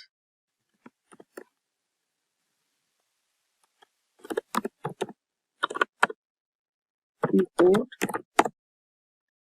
OS. I'll be explaining you everything shortly. ARM is equal to OS dot Environ Bedrock Agent Role. So basically, this code will reset the environment and prepare the resources. So let's just run this. Okay, sorry, there is a syntax error. Let's fix that. Yes, as you can see, it is resetting the environment. So the agent reset process is completed, Lambda reset process is completed, guardrail reset process is completed. We have discussed all these in the introduction chapter. So the environment is set. So now let's start working on it. As I already mentioned before, let's import the bot23. Import bot23. Now the next step is we have to create a client object. So basically we create a client object to interact with the different AWS services. So let's do that. So Bedrock agent is equal to bot23 dot client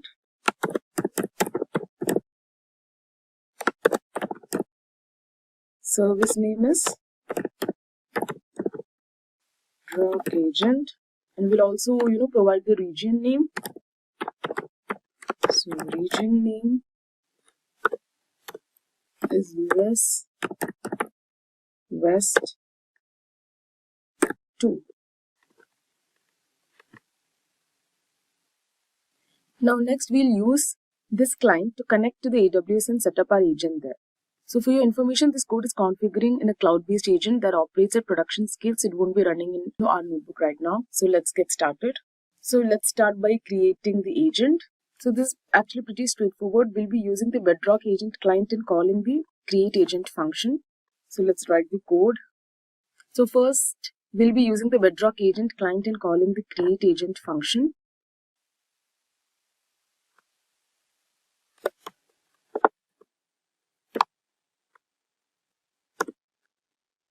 So now let's, pass the parameters. Let's set up the parameters. So the first thing is we need to give our agent a name. We should call it something.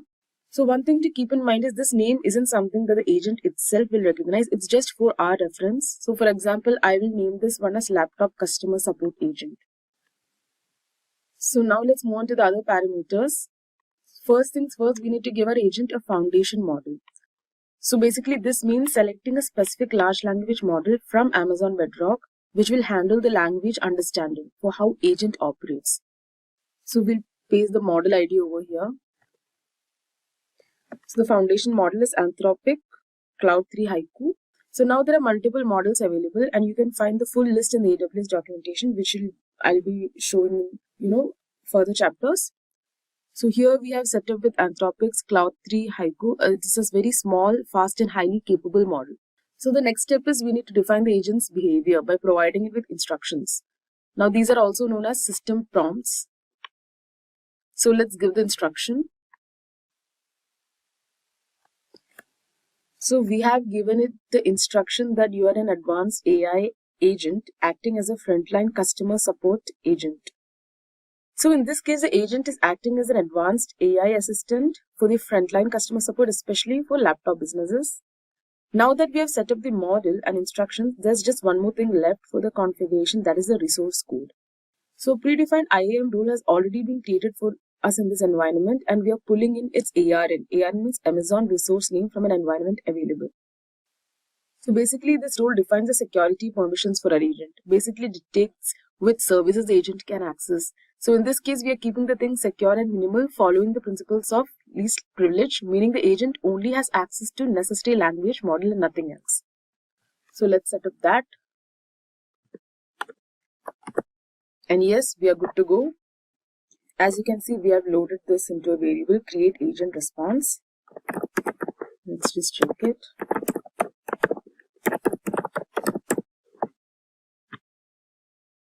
Yes. So as you can see, our agent is ready, it is created. So now you might have noticed that we haven't assigned any tools yet. So in Amazon Bedrock, these are called actions and they belong to action groups. So for now, we have built a basic AI-powered laptop support agent, and the next step is learning how to invoke and interact with it. So let's see how to do that. So as you can see, our agent status right now is in creating state. We have the agent ID, we have the agent name. So basically what happens next is the agent moves to a state called not prepared. So basically this is the full process the agent goes through. First state is creating, where the agent is being set up, which is happening right now. Then the second state is not prepared, where it exists but isn't ready yet. And the third one is prepared, where it's ready to use. So once it's prepared, we can create an alias for it. Alias is like a stable version of the agent that we can use in production. So because it lets us control updates, instead of changing the agent directly, we can manage different versions and keep things stable. But before doing anything else, we need to wait until the agent reaches the not prepared state, and that's when we can move forward. So now let's go ahead and store the agent ID in a variable. So basically I'm going to pull it from the response we created earlier, from the agent field where the agent ID is located. So let's do that. So agent ID, this is the variable. Create agent response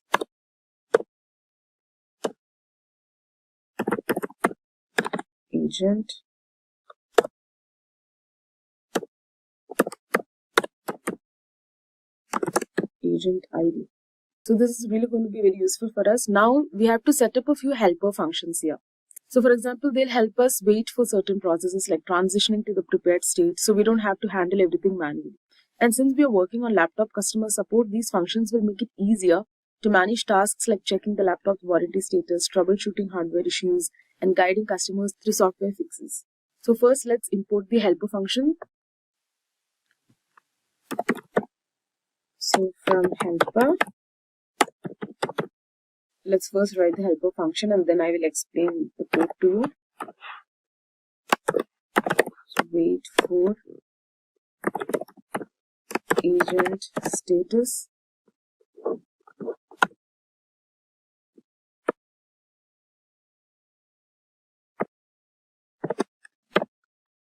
agent ID is equal to agent ID, a target status is not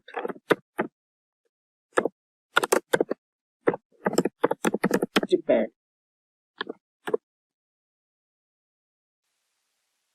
So as you can see that the agent has reached the not prepared state, which is actually a good thing. That's exactly what we wanted.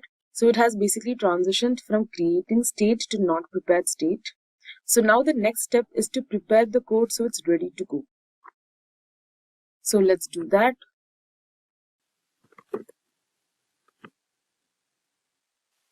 We want it to be in prepared state. So as you can see now the agent is preparing, agent status is preparing. So we have used the Bedrock agent, which is the client, if you remember we set up earlier, and we have called the prepare agent function. So basically we need to tell it which agent we are working with. So we'll pass in the agent ID also. We have passed the agent ID, which we had already stored in a variable. And thus it has reached the preparing state. Now our target is for prepared state. So let's just take this code. And our target status is prepared. Let's see. So as you can see, the agent has reached the prepared state. But if you have noticed, as I showed you, it did briefly show preparing before it switched to prepared state. Now, as I mentioned earlier, the next step is to create an alias. And that is because we want to invoke the agent and have a conversation with it. So since the agent that we created is now prepared, we can go ahead and set up the alias. So let's do that. So let's move on to creating an agent alias using our Bedrock agent. Let's do that. Create agent alias.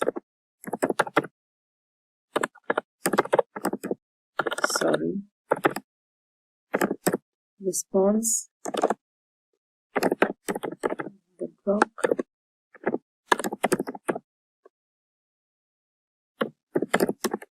agent, create agent alias. Yeah.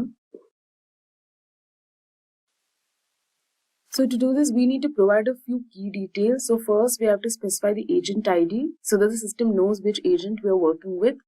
Along with that, we need to assign a name to the alias. So this name can be anything. For simplicity, we'll just call it my agent alias. So let's do that. First, let's specify the agent ID.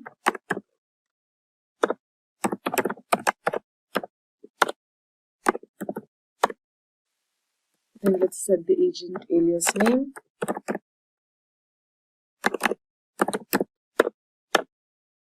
Which is my agent alias.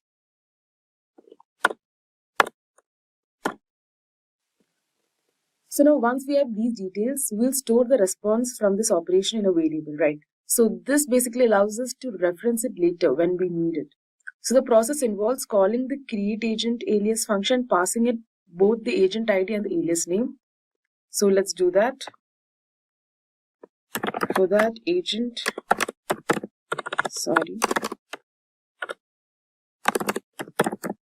alias ID is equal to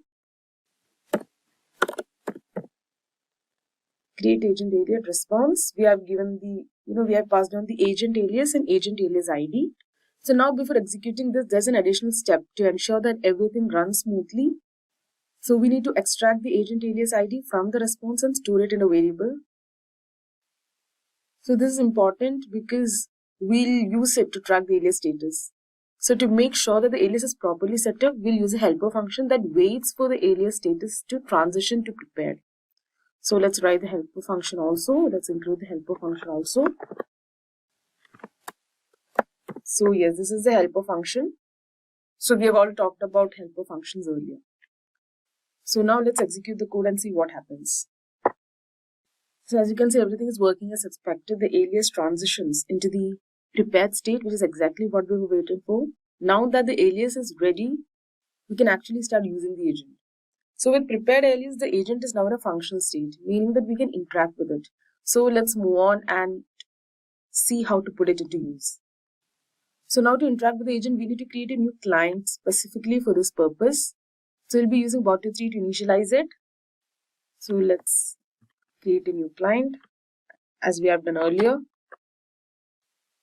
As you can see, we have, specified the service name and we have specified the region.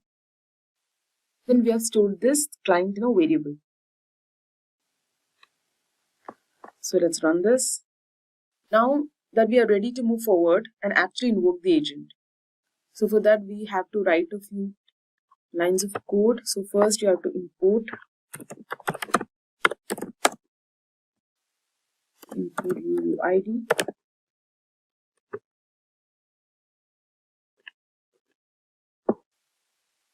So we'll be calling the invoke agent method for our Bedrock agent runtime client, which is essentially all that's needed to start a conversation with the agent. So let's write the code first and then I'll explain it to you. So as you can see, this is the message that I've given as a customer that, hello, I bought a laptop from your store yesterday. There is an issue with the display and I want to return it. So as you can see, we have specified which agent it is by giving the agent ID. Similarly, we also passed the agent alias ID, which we had saved earlier in the process. And finally, we gave the message also. So at this stage, the agent doesn't have any actions configured, meaning it won't actually be able to troubleshoot the issue. However, it should still generate a response based on whatever logic it has available. So in addition to the message that we have given, we also have given a session ID. We have to establish a session ID to maintain the conversation, right? So you might have experienced chatting with a, customer support agent, and you might have noticed that, there's a session ID and there's a session for each and every conversation. So once you end the conversation, when you're starting a new conversation, it's separately a new session.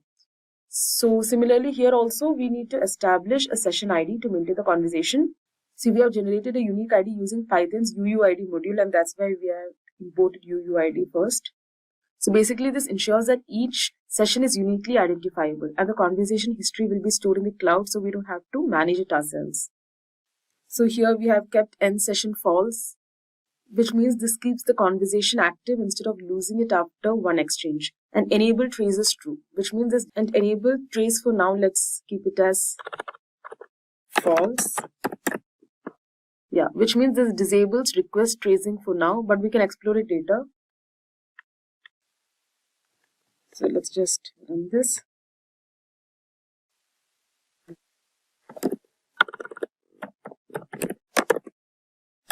Agent response. So as you can see, we have run the code over here. And as we print the response, you'll see that it doesn't display like a normal text response. And that's because it comes back as an event stream instead of a simple message. So since we can't just print it directly, we need to extract the actual response from the stream. So to do that, we'll pull the relevant data from the event stream, which will allow us to see what the agent actually said. So let's do that. Let's write a piece of code. Event stream is equal to invoke agent response completion event I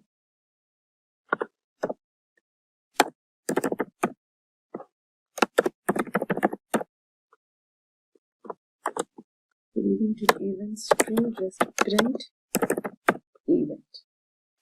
So as you can see, when we do this, we'll see that there's only one main event returned, and this event is called chunk. And inside it, we have some data, specifically bytes and a response from the agent. So basically, the agent has responded that I'm sorry, but I'm unable to assist you with the return process for your laptop at this time. Please contact our customer support team directly and they will be able to help you with it. So this message makes sense because right now the agent doesn't have any actions set up. It knows it's supposed to have some functions, but since we haven't defined any, it simply acknowledges its limitations. But how does the agent figure this out? And how does it do the necessary action? So for that, to get a clear picture, we have to enable the trace mode. So earlier we have disabled the trace mode by keeping it false. So we have to enable it by making it true. So this will start a new session. It will reset everything and allow us to have another conversation with the agent. And this time with more insights into how it generates its response. So let's go ahead and do that.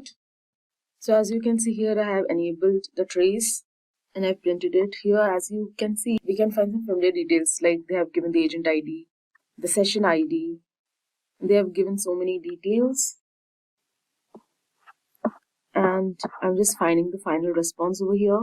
As you can see, it has given a final response. To initiate the return process for your laptop with the display issue, please gather the following information: date of purchase, order number of receipt, description of issue. So as you can see, first it said that, I am unable to help and please contact, some customer support agent, like, some human customer support. But as you can see now, it actually, gave us an answer that I want, some details like date of purchase, order number or receipt, etc. so that we can initiate the return process. So with this in place, we are now ready for the next step, which is adding actions to the agent so that it can actually perform some useful tasks. So we'll see that in the next chapter. So now that we have a basic agent set up and running, it's time to take things a step further. So in this chapter, we'll connect the agent to external services, allowing it to interact with the outside world. We'll simulate integrating it with a CRM system where it can retrieve customer details, log support tickets. So this will make our customer support agent more functional and bring it closer to real world use case. So let's see how it works. So first things first, let's set up the environment. Do that.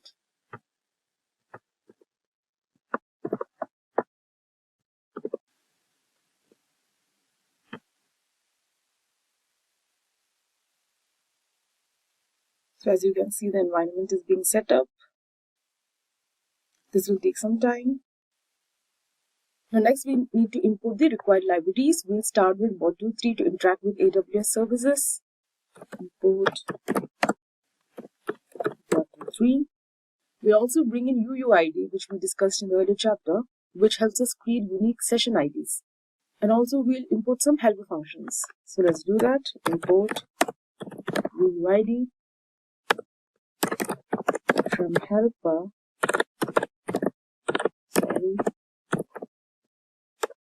Import all. So since our environment variables are already set up, we're all set to go. So the agent from the last chapter, from the last environment is still running. So we can continue using it. And this time we'll give more detailed instructions because we have added a few extra components. So now let's start testing and see how it works. So firstly, I'll generate a new session ID and set up another message similar to what we used in the previous chapter. Let's set up the session ID first. Session ID equal to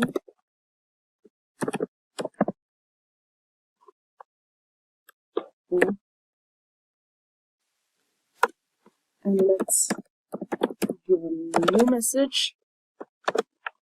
For example, let's give my name as Via. My laptop has display issue and I want a refund. So once that's defined, we'll use a helper function to check the responses and see what happens. So we'll call invoke agent and use a print helper function to send a message and check responses. So let's do that. Invoke agent and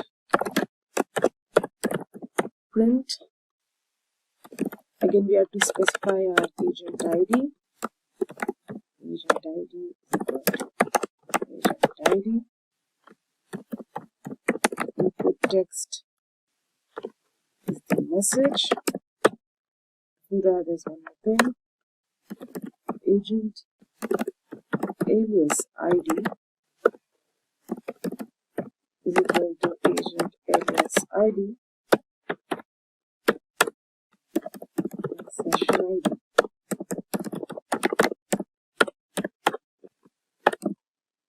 So as you can see, this is what our response is. This actually looks like a chat format. We said that my name is Leah, my laptop has display issues and I want a refund. And the agent has responded by saying that it's sorry, but it doesn't have enough information to process our request for a refund at this time and all the details. So now what we need to do is we need to connect our agent to some other tools to make it more useful. And in Amazon Bedrock agents, these tools are called actions and action groups. These allow the agent to perform tasks beyond just responding with text. So the logic behind these actions is handled through AWS Lambda functions. So basically the Lambda function serves as the invocation point where the agent sends requests when an action needs to be performed. So when the agent calls this function, passes an event that contains key details like agent's name, action group name, specific function, and any parameters. So let's do that now. Let's write the code first and then we'll explain. So to connect our agent with tools, we need to define an action group using the Bedrock agent client. So this action group will allow the agent to perform tasks by interacting with an AWS Lambda function. So first let's create the client like before. So we have done that. The service name is Bedrock agent, region name. We're not specifying the region right now. Now next step is to set up the action group.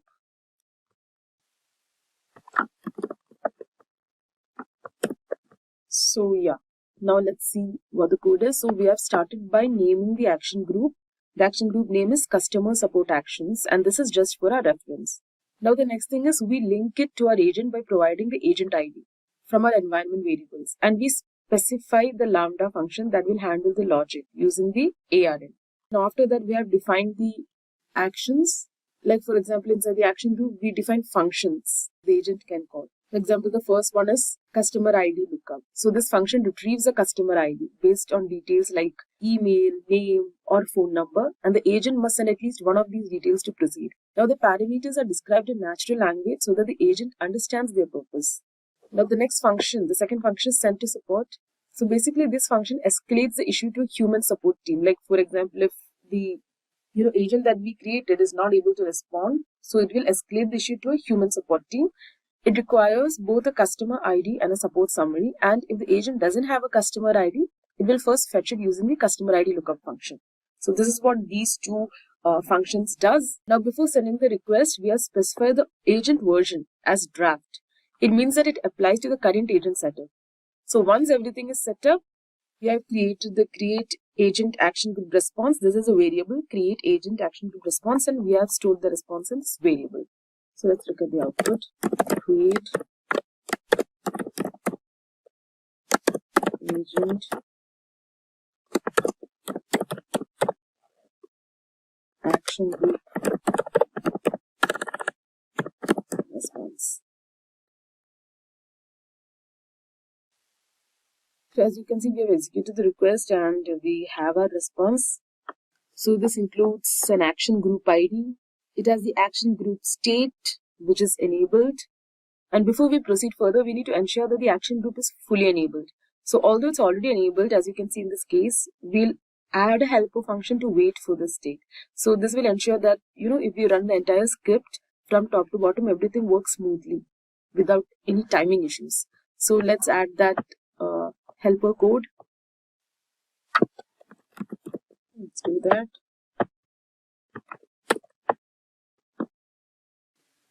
So first we need to extract the action group ID. That's what we have done here. We have to extract the action group ID from the response, which will allow us to reference it later. Next, we'll give our helper function, like how we have given helper functions before. As you can see, the target status that we want is enabled. So now that we have made a change to the agent, we also need to prepare the agent again to apply the updates and update the alias so it reflects the latest version. So let's do that. Again, we'll be using helper functions for that.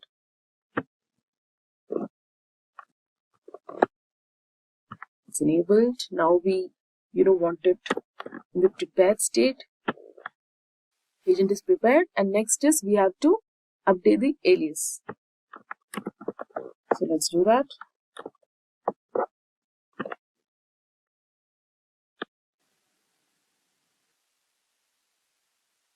So the agent alias has also reached the prepared state. So basically we have, as you can see here, we have used the prepare agent function. So now the alias is fully updated and the agent is ready to use. So now, we can start performing tasks and we can just test it by giving a message. So again, first, before giving the message, we are going to reset the session ID. So let's reset the session ID and let's give a different message, including an email address. So my name is Leah, and we'll just give a dummy email ID like Leah at leah.com.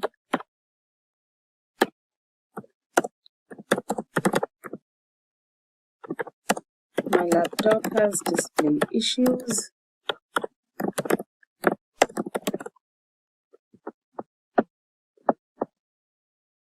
And I want a refund. So this time I've also included, as you can see, the email address. Now the thing is, with this email, the agent can confidently match it to the customer ID.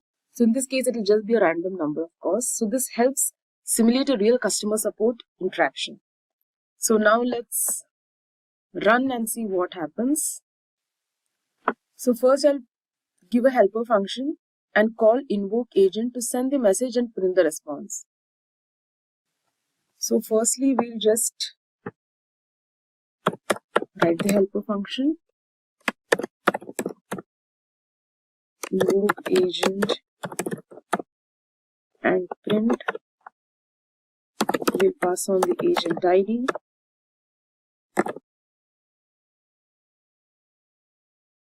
Agent alias ID.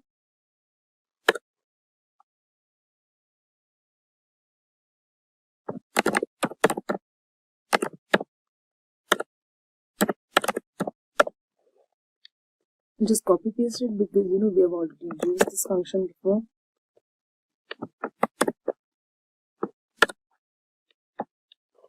And right now we have kept the enable trace as false. So as you can see, it has given the chat, the user, a query and the agent response. So it has said, hello Leah, I'm sorry to hear you are having issues with your laptop display.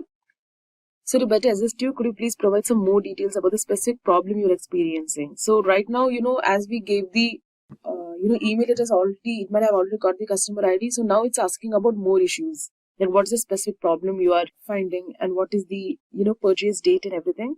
And also at the end, it has asked that please let me know and I'll help you to escalate this to our customer support team if needed. So this is what our agent has responded with. Now let's just keep the enable trace as true and see what happens.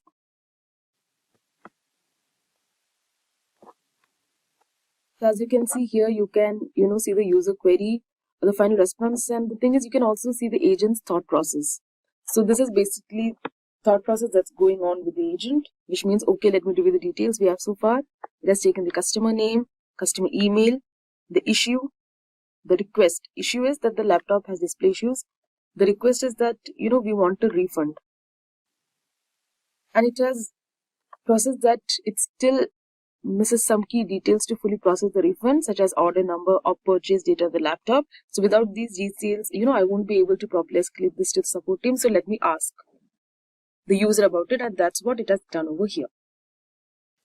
So as you can see, so far we have built an agent that responds effectively and uses tools to process customer support cases. It can retrieve a customer ID and log a support request, making it much more functional. This chapter will be seeing what are guardrails in AWS Bedrock. Hello, also in this chapter we will talk about what are guardrails in Amazon Bedrock. So what are guardrails? So basically, guardrails in Amazon Bedrock are a set of safety measures that help ensure AI-generated responses are safe, ethical, and appropriate. Act as filters and restrictions that prevent the AI agent from generating harmful, biased, or restricted content. So guardrails are essential for regulating AI behavior, especially in customer support, healthcare, finance, and other sensitive domains, where AI-generated responses must adhere to compliance standards. So now let's see how the guardrails work. So when an AI model generates a response, guardrails analyze the output before sending it to the user. If the response contains restricted, offensive, or policy-violating content, the guardrails block or modify the response. So the guardrails in Amazon Bedrock can be customized based on business requirements. So users can define content filters to block inappropriate language, deny topics that the AI cannot discuss, and harmful category filters to prevent responses related to violence, hate speech, self-harm, or explicit content. So these itself are some of the key features of guardrails. In content filters means it can filter and scan AI responses for profanity, hate speech, or offensive content and block them before they reach the user. In denied topics, predefined topics that the AI is not allowed to discuss. Example, political opinions, personal health advice, financial investment recommendations, etc. And then comes harmful categories, where adjustable safety settings for restricting responses related to hate speech, self-harm, violence, harassment, and adult content. And then it has custom word filtering, where users can define a list of restricted words or phrases that the AI should not generate in its responses. And then we have custom guardrails via AWS Lambda for advanced use cases. Custom logic can be implemented by using AWS Lambda to validate and modify AI responses dynamically. So now let's see how we can implement guardrails in Amazon Bedrock with some code examples. So there are basically 4 steps. So the first step is to create a guardrail. So this is the code for that. So to create a guardrail in Amazon Bedrock, you have to use the AWS SDK, which is Boto3 for Python, to define the content filtering, restricted topics, and sensitivity levels. So basically, this code creates a guardrail named Customer Support Guardrail, as you can see. And it filters harmful language, it blocks specific words, example, fraud, scam, illegal. It restricts discussions on specific topics like politics, religion, and investments, and it applies different safety levels to content categories. Now the next step is to associate guardrail with an AI agent. So once a guardrail is created, it needs to be attached to an Amazon Bedrock agent to enforce content filtering in AI responses. So this step ensures that the AI agent follows the guardrail rules and does not generate restricted content. And next we have testing guardrails by invoking the AI agent. So we can test if the guardrail works by sending a sample query to the agent and check its response. So as you can see in this code, if the guardrail is applied correctly, the AI agent will refuse to provide investment advice and respond with a safe and predefined answer, such as, I'm sorry, but I cannot provide financial investment advice. And finally, we have step 4, which is fine-tuning guardrails. So if the AI agent still provides undesired responses, you can adjust the guardrail by modifying the sensitivity levels or adding new denied topics. So in this code, the AI agent will not respond to financial or medical related queries, ensuring compliance with regulations. So now, why are guardrails so important? Number 1, to prevent AI misuse. So guardrails restrict AI generated responses, preventing harmful, biased or unethical replies. Next is to ensure regulatory compliance. So industries like finance, healthcare and legal services must comply with strict rules. So guardrails help prevent AI from providing unauthorized advice. And then to enhance customer trust. So well-configured AI assistant maintains brand integrity by ensuring all the responses align with company policies and ethical guidelines. And finally, to reduce AI risks. So guardrails act as a safety net, reducing the risk of AI-generated misinformations, hate speech, or offensive content. So basically, guardrails in Amazon Bedrock are a critical feature for ensuring AI models generate safe, ethical, and policy-compliant responses. By implementing content filters, denied topics, and harmful category restrictions, businesses can control AI-generated output and protect user interactions. And by using AWS Lambda and customizable filters, developers can further fine-tune guardrails based on business needs, whether it's preventing AI from giving financial advisors, blocking offensive language, or ensuring customer support consistency. Guardrails help maintain AI reliability and trustworthiness in real-world applications. So that was it about guardrails. Now in the next chapter, we'll take it a step further by making the agent smarter. So instead of immediately forwarding requests to support, it will perform calculations before sending them. So let's get into it and enhance its decision making. All, welcome to the next chapter where we are going to give our agent a code interpreter. So this means the agent will be able to perform accurate calculations by writing and running temporary Python code to support its responses. So let's dive in and see how it works. And before that, as we mentioned in all the chapters, let's run the code to set up an environment. So let's do that first. Let's set up the environment.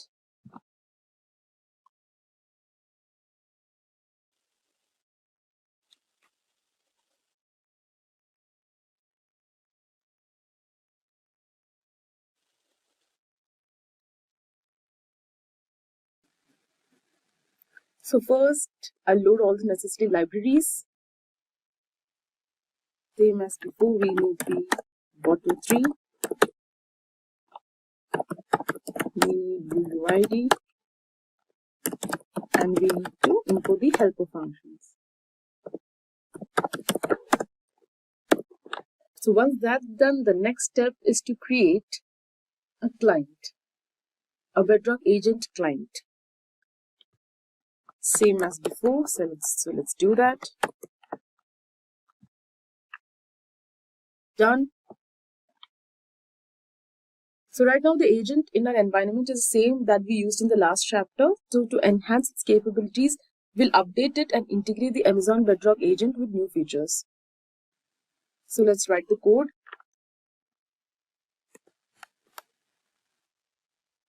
So let's see what this code is. So this code basically updates an existing action group in Amazon Bedrock by modifying its function schema and adding a new function. So first we have the function called update agent action group. So this function is called to modify the agent's action group. So this ensures the agent can execute the necessary actions when handling customer support requests. And then we have set up the code parameters. As you can see here, we have the action group name, which is customer support action. So this names the action group. We have kept it same as before.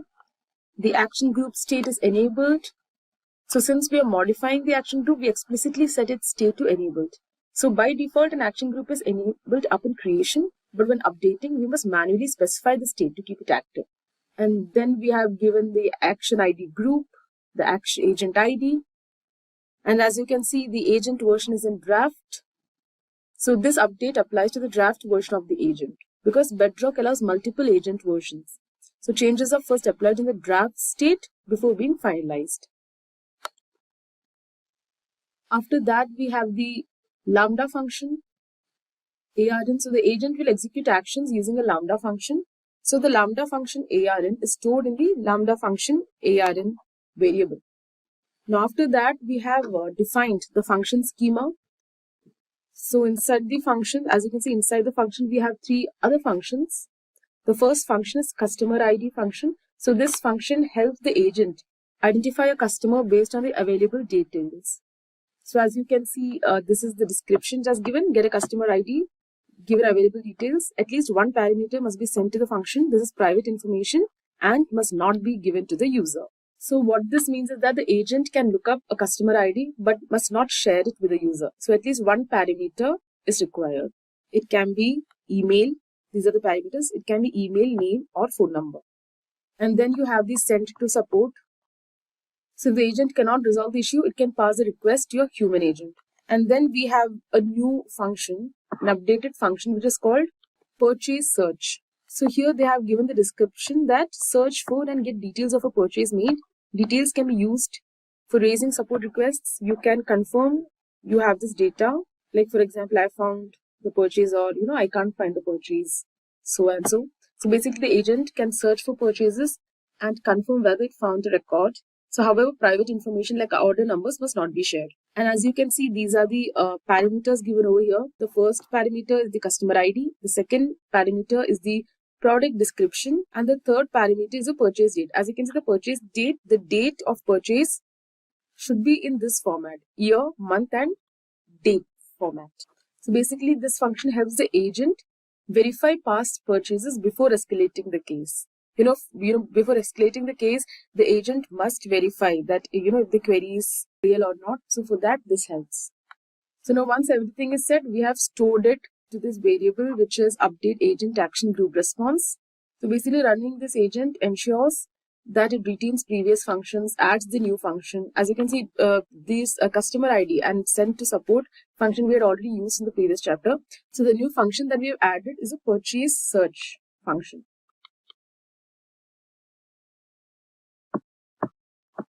So let's run this.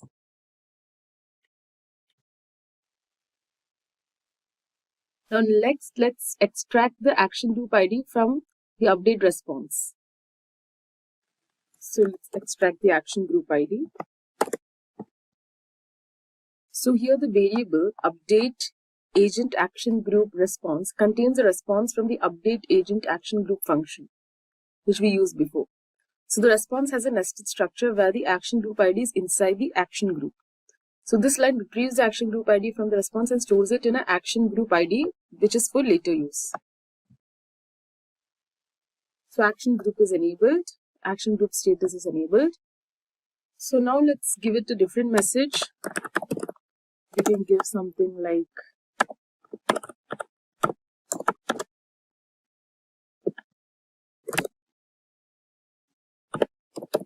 first we'll give the email.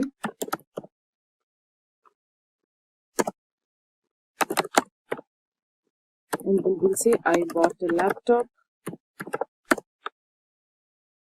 5 weeks back and now it has a display issue. I want a refund.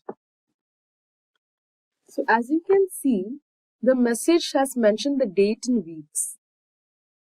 So here we have already mentioned in the function that we need it in this format, year, month and date format. But right now we have given it as 5 weeks back. So as you can see, we have to do something. So we got to update our agent. So next we have to add a code interpreter to deal with date. So let's do that.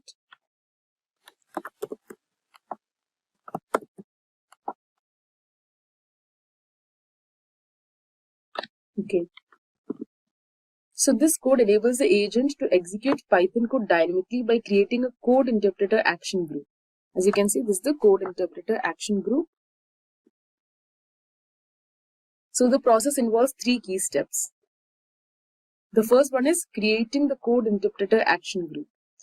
So the function over here, create agent action group, is called to create a new action group named code interpreter action. So an action group defines a set of tasks that an agent can perform, and in this case, it enables the agent to execute Python code using the Amazon Bedrock's code interpreter feature. So now let's just move on to some key parameters over here. As you can see, again, we have the action group name, we have the action group status, agent ID, agent version, which is still in draft. And then we have the parent action group signature, which is Amazon code interpreter.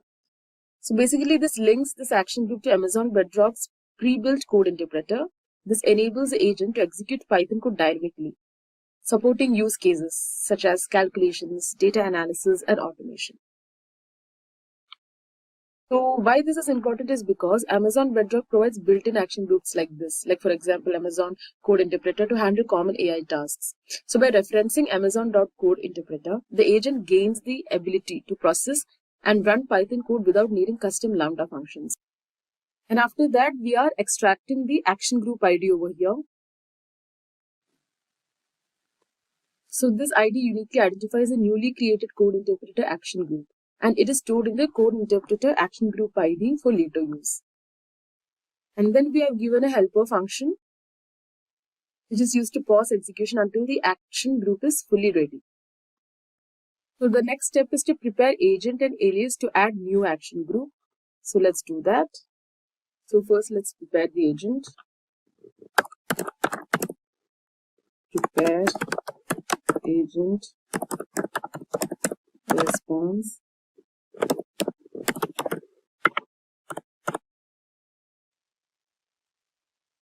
Agent. Prepare agent.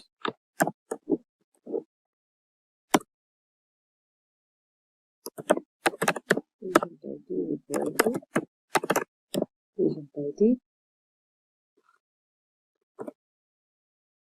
Now let's just copy the function. The target state is prepared, and let's run this. Okay, there is some error over here. Let me just fix it.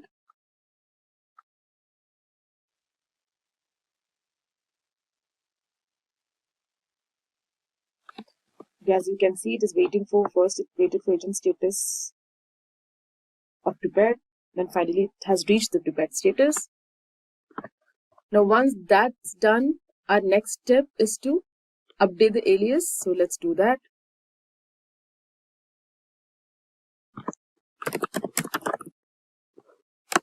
Bedrock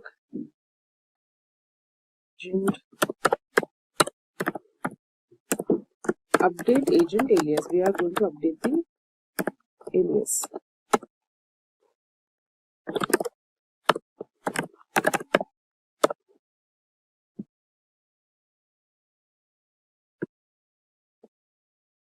Agent ID is equal to agent ID.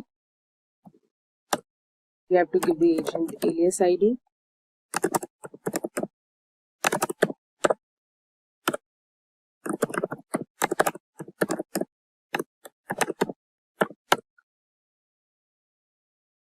And we'll keep the agent alias name as test. And once that's done, wait, let me just format it. Yeah, once that's done, let's just paste our helper function. And let's run the code. So as you can see, our agent alias has also been updated. and reach the prepared state. So now let's set a session ID and write our message again. So first let's set the session ID. Session ID strduid.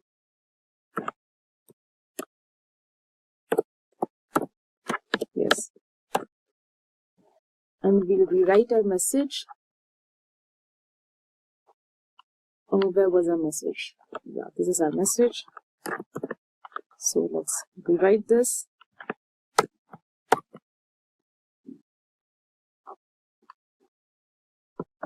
Let's run it.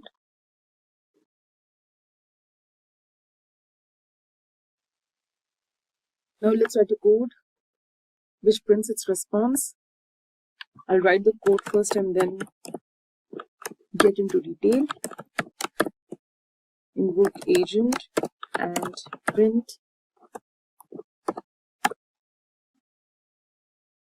Again, here we have the agent ID, agent alias ID,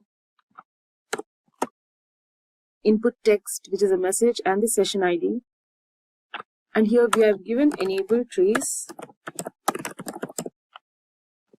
as true. So we'll run it. So basically the invoke agent and print function, it sends a message to the agent and retrieves a response. Again, here we have kept the enable trace as true. So this is the response. We have the agent's thought process, invocation input, again agent's thought process, and finally here we have the final response where it has said that I have reviewed your request and found that you purchased a laptop approximately 5 weeks ago. Since this is within the typical refund period, I have routed your request for a refund to our support team. So they will review the details and get back to you shortly. You can also reference support case. They have also given an ID sort of thing for, our ticket or our case. So as you can see, what it has done is, let's see the agent's thought process. So the agent's thought process was that the purchase search tool found a purchase for this customer that matches the details provided. So now I need to calculate the purchase date to determine if it is within the refund period. So first, to know that, because we haven't given it the correct date, we have given it 5 weeks ago. So to determine if it is within the refund period, it has to, come up with the correct date. So what it has done is, it has actually used the Python REPL to calculate the purchase date from 5 weeks ago. And basically it has calculated the date over here, and then it has come up with the conclusion, the final response, that it is within the typical refund period. Now let's look at another code with another session ID. So we'll give it the same message. Where is the message? Here.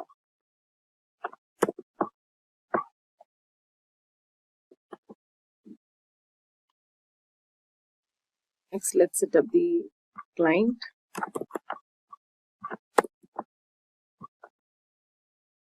And basically now we want to retrieve the response in streaming format. So for that, first we have to invoke agent response. We have that over here. And next we have to create the event stream. So event stream, invoke agent response completion. So for event, in event stream,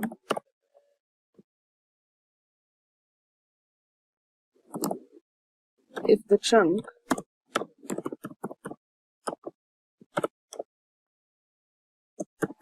is in the event,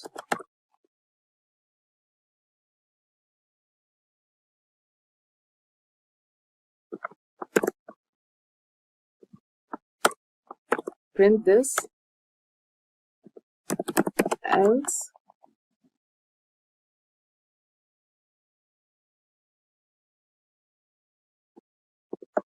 print this. So this kind of looks cluttered. Let me just format it a bit. So as you can see, what happens here is, you already know the invoke agent response and the invoke agent function. Here in this particular part of the code, the loop iterates over the event stream and checks for chunked responses. So if the event contains chunk, like for event contains chunk, the response data is stored in bytes. As you can see in this part, the response data is stored in bytes format, so it must be decoded into a readable string. And the decoded text is formatted as JSON and printed. And for other event types, any metadata or function related events are printed as it is for analysis. So tracing provides insights into how the agent processed the request, and the conversation remains open, allowing continued interaction. So now let's move on to the output. As you can see, this is a pretty big output, so you can take time and see what it is. I will just give you a gist about it. I'll just give you a gist about it. So basically the output represents a trace log of the Amazon Bedrock agent's orchestration process while handling this case. So as you can see, it has all the history, like the agent has been acting as a frontline customer support service, and it has taken requests from a customer named Leah who reported a display issue with a laptop 5 weeks ago. So basically the trace shows the agent's step-by-step reasoning and its function calls, beginning with retrieving customer ID using the provided email, then searching for purchase details using purchase search function which we used, and finally escalating the issue to the support team with the send to support function that we used. So the AI adheres to strict guidelines, ensuring accuracy and compliance by leveraging the Python REPL for date calculations and enforcing guardrails to prevent incorrect assumptions. So it also includes model invocation reports, function calls, API responses, and trace logs, confirming that the request was successfully processed.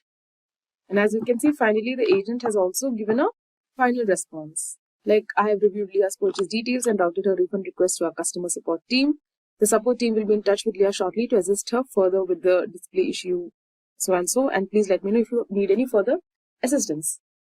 So as you can see, the last portion of the output confirms that the response has been finalized and delivered, ensuring smooth AI-driven automation customer support workflows.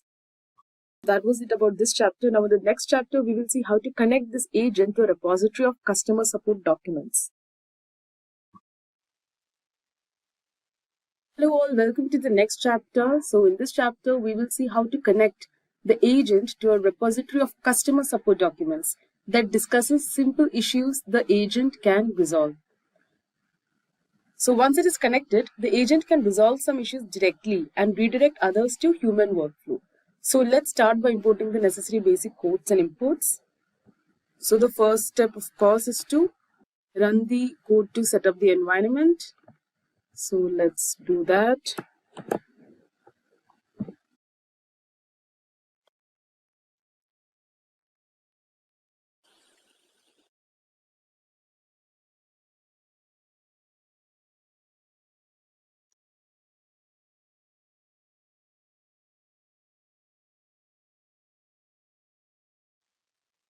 Next, let's import Auto3. Here we also need to import JSON. And let's import the help functions.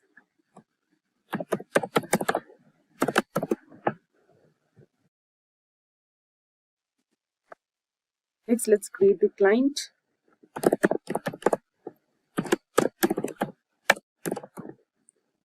Rogue agent is equal to auto3.client.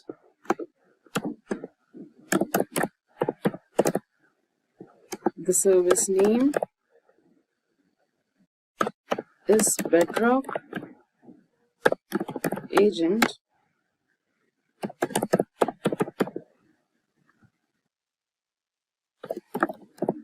Region name, we'll keep it as US West 2.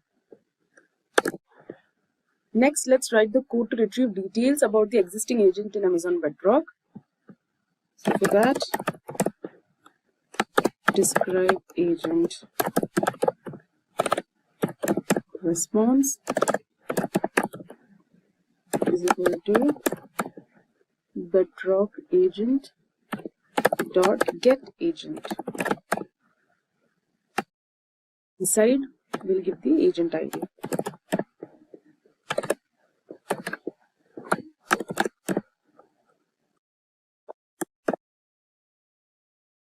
basically the function getAgent is used to fetch metadata and configuration details about the specific Bedrock agent. So now let's run the code. For that, let's print the response. So print JSON dumps describe agent response agent is equal to 4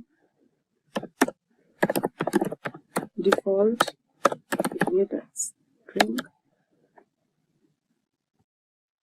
So this is the response. So basically this code prints the agent details retrieved from the Amazon Bedrock in a structured and a human readable format. The function JSON dumps over here is used to convert the dictionary stored in describe agent response into a JSON formatted string. So since API responses often return nested data structures, formatting them properly helps in analyzing and debugging the output basically. So the ident is equal to 4 parameter ensures that the JSON output is visually structured with proper spacing, making it easier to read. So without indentation, the response would be printed as a single long line, which is difficult to parse manually. And additionally, default is equal to str is included to handle any non-serializable objects such as timestamps or special data types. So by converting them into strings before printing. So this prevents errors that may occur if the response contains complex data structures that cannot be directly serialized into JSON. So when executed, this command provides a clear view of the agent's configuration, including its name, as you can see, including its name, its status, version, associated action groups, and execution settings. So this output is valuable for verifying whether the agent is correctly set up, checking its state before making modifications, or troubleshooting issues related to its configuration. So by displaying all relevant details in an organized manner, this step simplifies debugging and ensures that the agent is functioning as expected. But as you can see here, they have all the informations, including the instructions. So what we can do is let's take that and print it separately. So for that, we'll write another piece of code, which is print describe agent response agent and in instruction. So as you can see, this line of code retrieves and prints the agent's instruction from the API response. So the describe agent response dictionary contains various metadata about the agent, and within it, the agent key holds the main details. The instructions field over here specifically stores the system prompt or predefined guidance that tells the agent how to behave and respond to queries. So as you can see, it has an instruction. First, it has an instruction over here. It has just printed an instruction from the previous output, which is you are a frontline customer support agent for a company and your role is to process customer messages and so and so. And also it has given guidelines for processing customer messages. So first you have to analyze the customer's message to understand the issue. Then you have to determine the appropriate action. You have to use appropriate tools. You have to provide a summary, a clear and concise summary of analysis. And then again, for handling issues based on complexity, there are two types. Like if it's complex issues or those requiring human intervention, or then there are simple issues or general product usage questions. So this is just the instruction printed. So if you go through the output, you'll realize there is lack of knowledge base. Okay, so like they have given the instruction, they have given the guidelines, but still there is a lack of knowledge base. So our next step is to add the knowledge base. So let's do that. Let's write that piece of code. So get knowledge.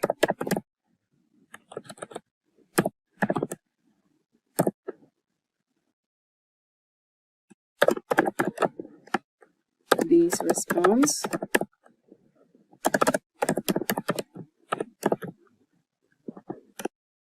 Agent get knowledge base.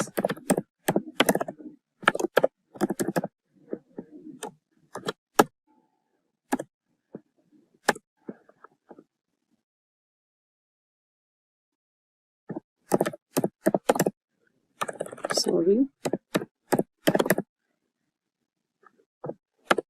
knowledge base ID is equal to knowledge base ID.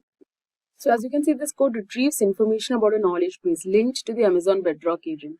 So knowledge base is basically a collection of stored informations like FAQs or company guidelines that the agent can use to give better responses. So this function over here, get knowledge base of, is called with knowledge base ID, which ensures that the correct knowledge base is assessed.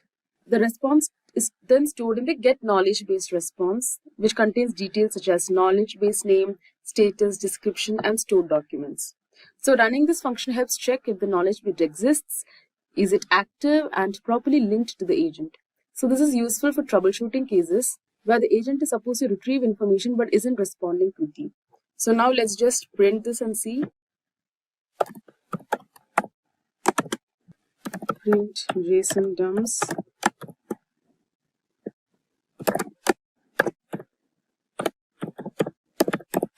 get knowledge base response. Content is 4.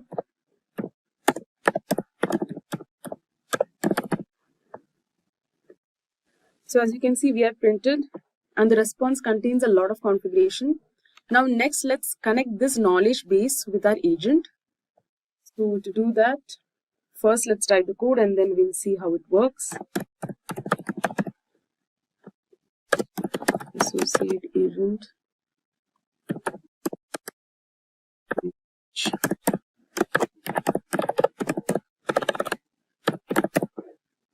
base response is equal to agent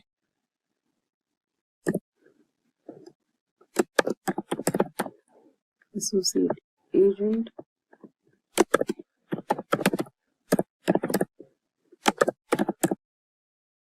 knowledge base. We have to provide the agent ID,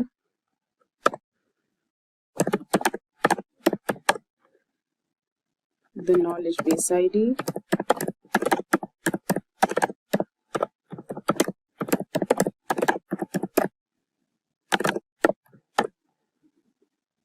the agent version,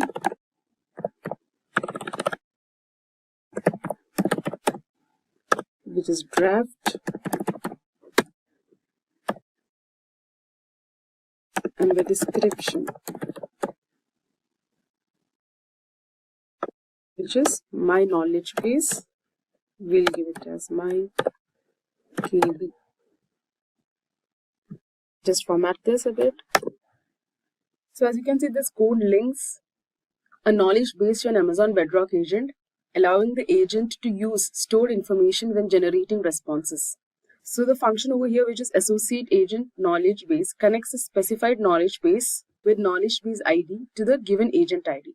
And here the agent version is draft, which ensures that the change applies to the agent's draft version before being finalized. And the description, we had given it as myKB, which provides a short reference name for the knowledge base association. So basically, this function allows the agent to access and reference information from the knowledge base when answering queries. And by running this, you ensure that the agent can retrieve stored knowledge, improving accuracy and response quality. And it is useful for customer support, FAQs, and structured document retrieval. Now let's just look at the output. Associate agent knowledge base response. So as you can see, the knowledge base is enabled and we are ready to go. Now next, let's prepare the agent and alias. So I will just, take the code and paste it because we have done this multiple times by now. Now let's see the code. So basically, this code prepares the agent for use, updates its alias, and ensures everything is fully activated before proceeding. So it consists of 4 key steps. I'll explain it to you again. So the first function, which is prepare agent, is called with agent ID, instructing Amazon Bedrock to process and activate the latest changes made to the agent, such as updated actions on a newly linked knowledge base. Waiting for the agent to be ready. So since the preparation process takes time, wait for agent status function ensures that the agent reaches the prepared state before moving forward. and this prevents errors from calling an agent that isn't fully activated. And the next one is updating the agent alias. So since the preparation takes time, so the function update agent alias assigns a new alias, like my agent alias, to the agent. So an alias is a version reference that allows different agent versions to be accessed in a structured way. And this step ensures that the alias is correctly linked to the updated agent. And finally, waiting for the alias activation. So wait for agent alias status function ensures that the alias is fully prepared before use. And this guarantees that any request made to the agent will work correctly. So these steps finalize all updates and ensures that the agent is fully functional before invocation. And this approach prevents errors, incomplete updates, or unresponsive behavior, making the agent reliable and ready to process queries. So let's just run this code.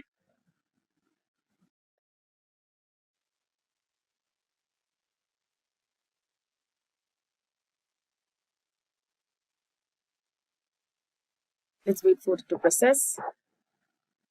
So once it's executed, you can see that we have a fully built customer support agent by now. So now let's just ask it some questions to see how it works. So first, let's give the session ID and our message. Again, we have given this multiple times by now. Creating a session ID. Message is leah@leah.com.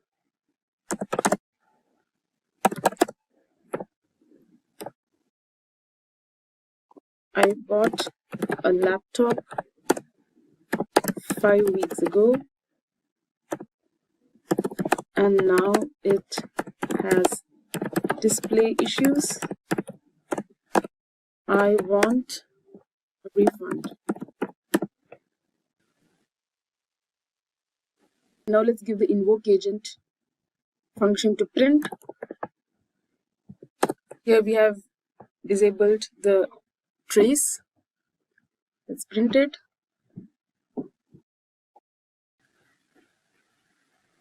So it has actually given us a response saying that I've reviewed a request for a refund on the laptop you purchased about 5 weeks ago, and that is now having display issues. So I was able to look up the details of your purchase using the information.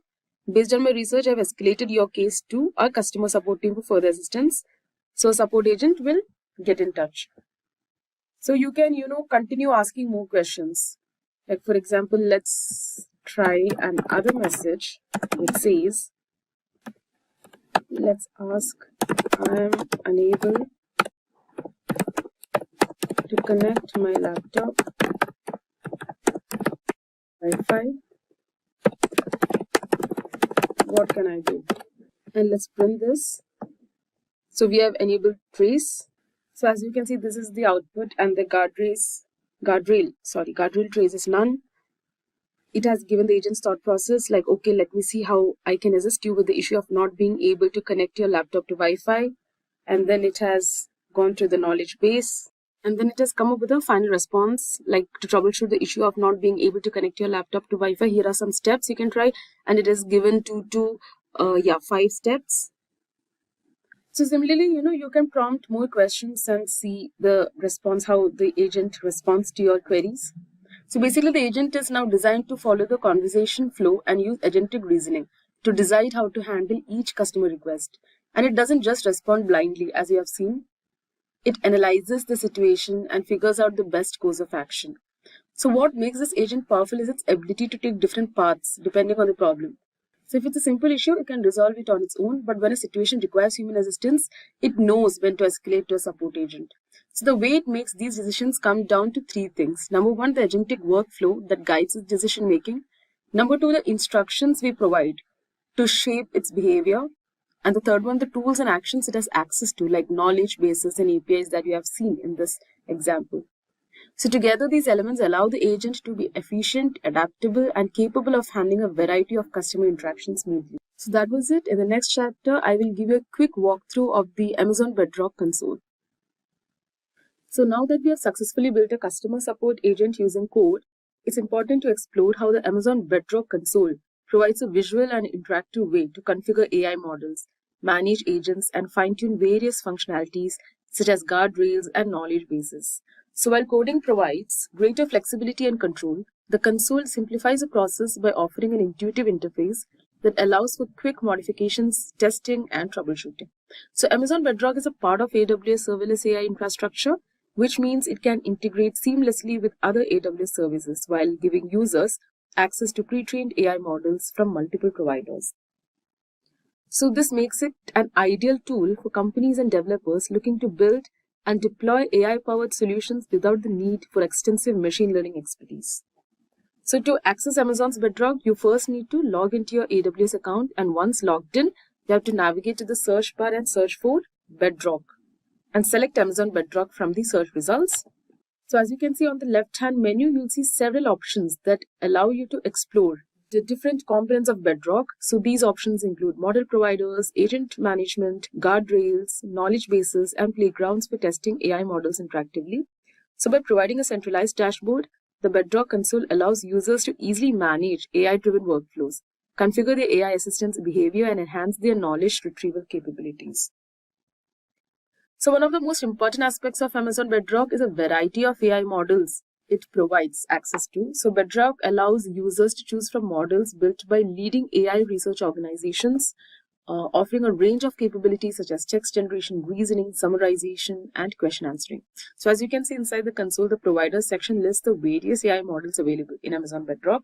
So some of these include the Amazon AI, Anthropic, Claude models, AI21 Labs, Cohere, Meta, Mistral AI, Stability AI, etc.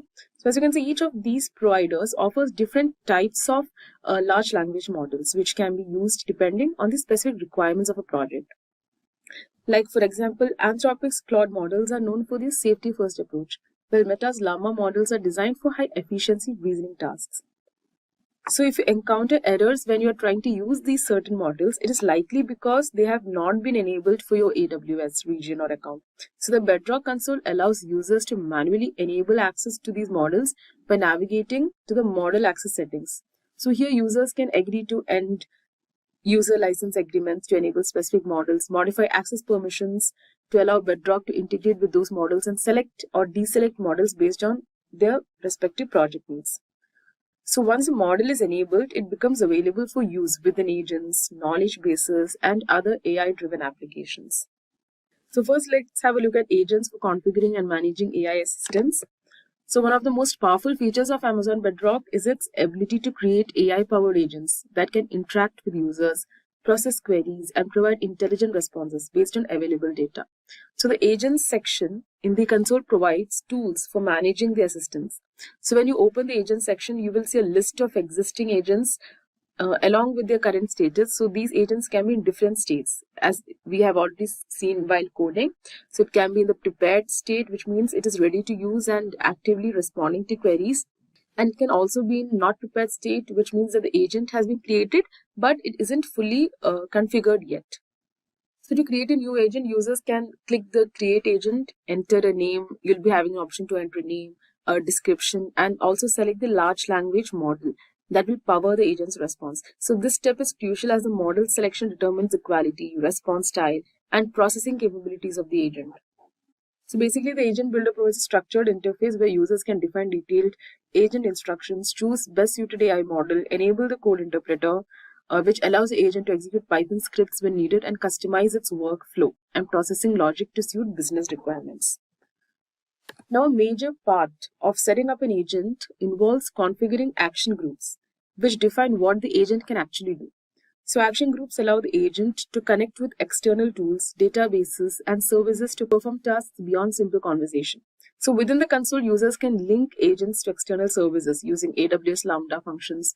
Amazon Bedrock simplifies the process by providing a quick create Lambda function option, which automatically generates sample Lambda code, configures the necessary AWS permissions for execution, and allows developers to customize Lambda functions for business-specific use cases. So for example, if a support agent needs to retrieve a customer order details, an action group can be set up to query a database through a Lambda function. So once the function is triggered, the response is processed by agent and delivered back to the user. And also after configuring an agent, the console provides an interactive test environment, allowing users to send sample queries, debug unexpected agent behavior, and ensure proper integration with external systems. Now next over here, we have the guardrails for controlling and filtering AI responses. So AI safety and compliance are critical when deploying automated assistance. So Amazon Bedrock offers guardrails, which we already saw while coding in a previous chapter, which allows users to filter and control an agent's responses to ensure it behaves within set guidelines. So as you can see, unlike action groups, which define what an agent can do, guardrails define what it shouldn't do. So these settings block inappropriate, harmful, or restricted content from being generated. So the console makes it easy to set up and manage guardrails through an intuitive interface, allowing users to specify denied topics that the agent should avoid, define content filters to block inappropriate responses, and adjust AI safety levels using interactive sliders. So, for example, if an organization wants to prevent an AI assistant from providing financial advice, a denied topic can be configured within the guardrail settings. And then there is knowledge bases, which is for expanding the agent's knowledge. So basically, knowledge base enhances an AI agent's ability to provide accurate and informed responses by allowing it to access structured data. So this is particularly useful for customer support, internal documentation, and FAQ systems. So the console simplifies knowledge base creation by guiding users through entering a name and description for the knowledge base, setting up access permissions, and choosing a data source such as Amazon S3, Salesforce, SharePoint, or a web crawler.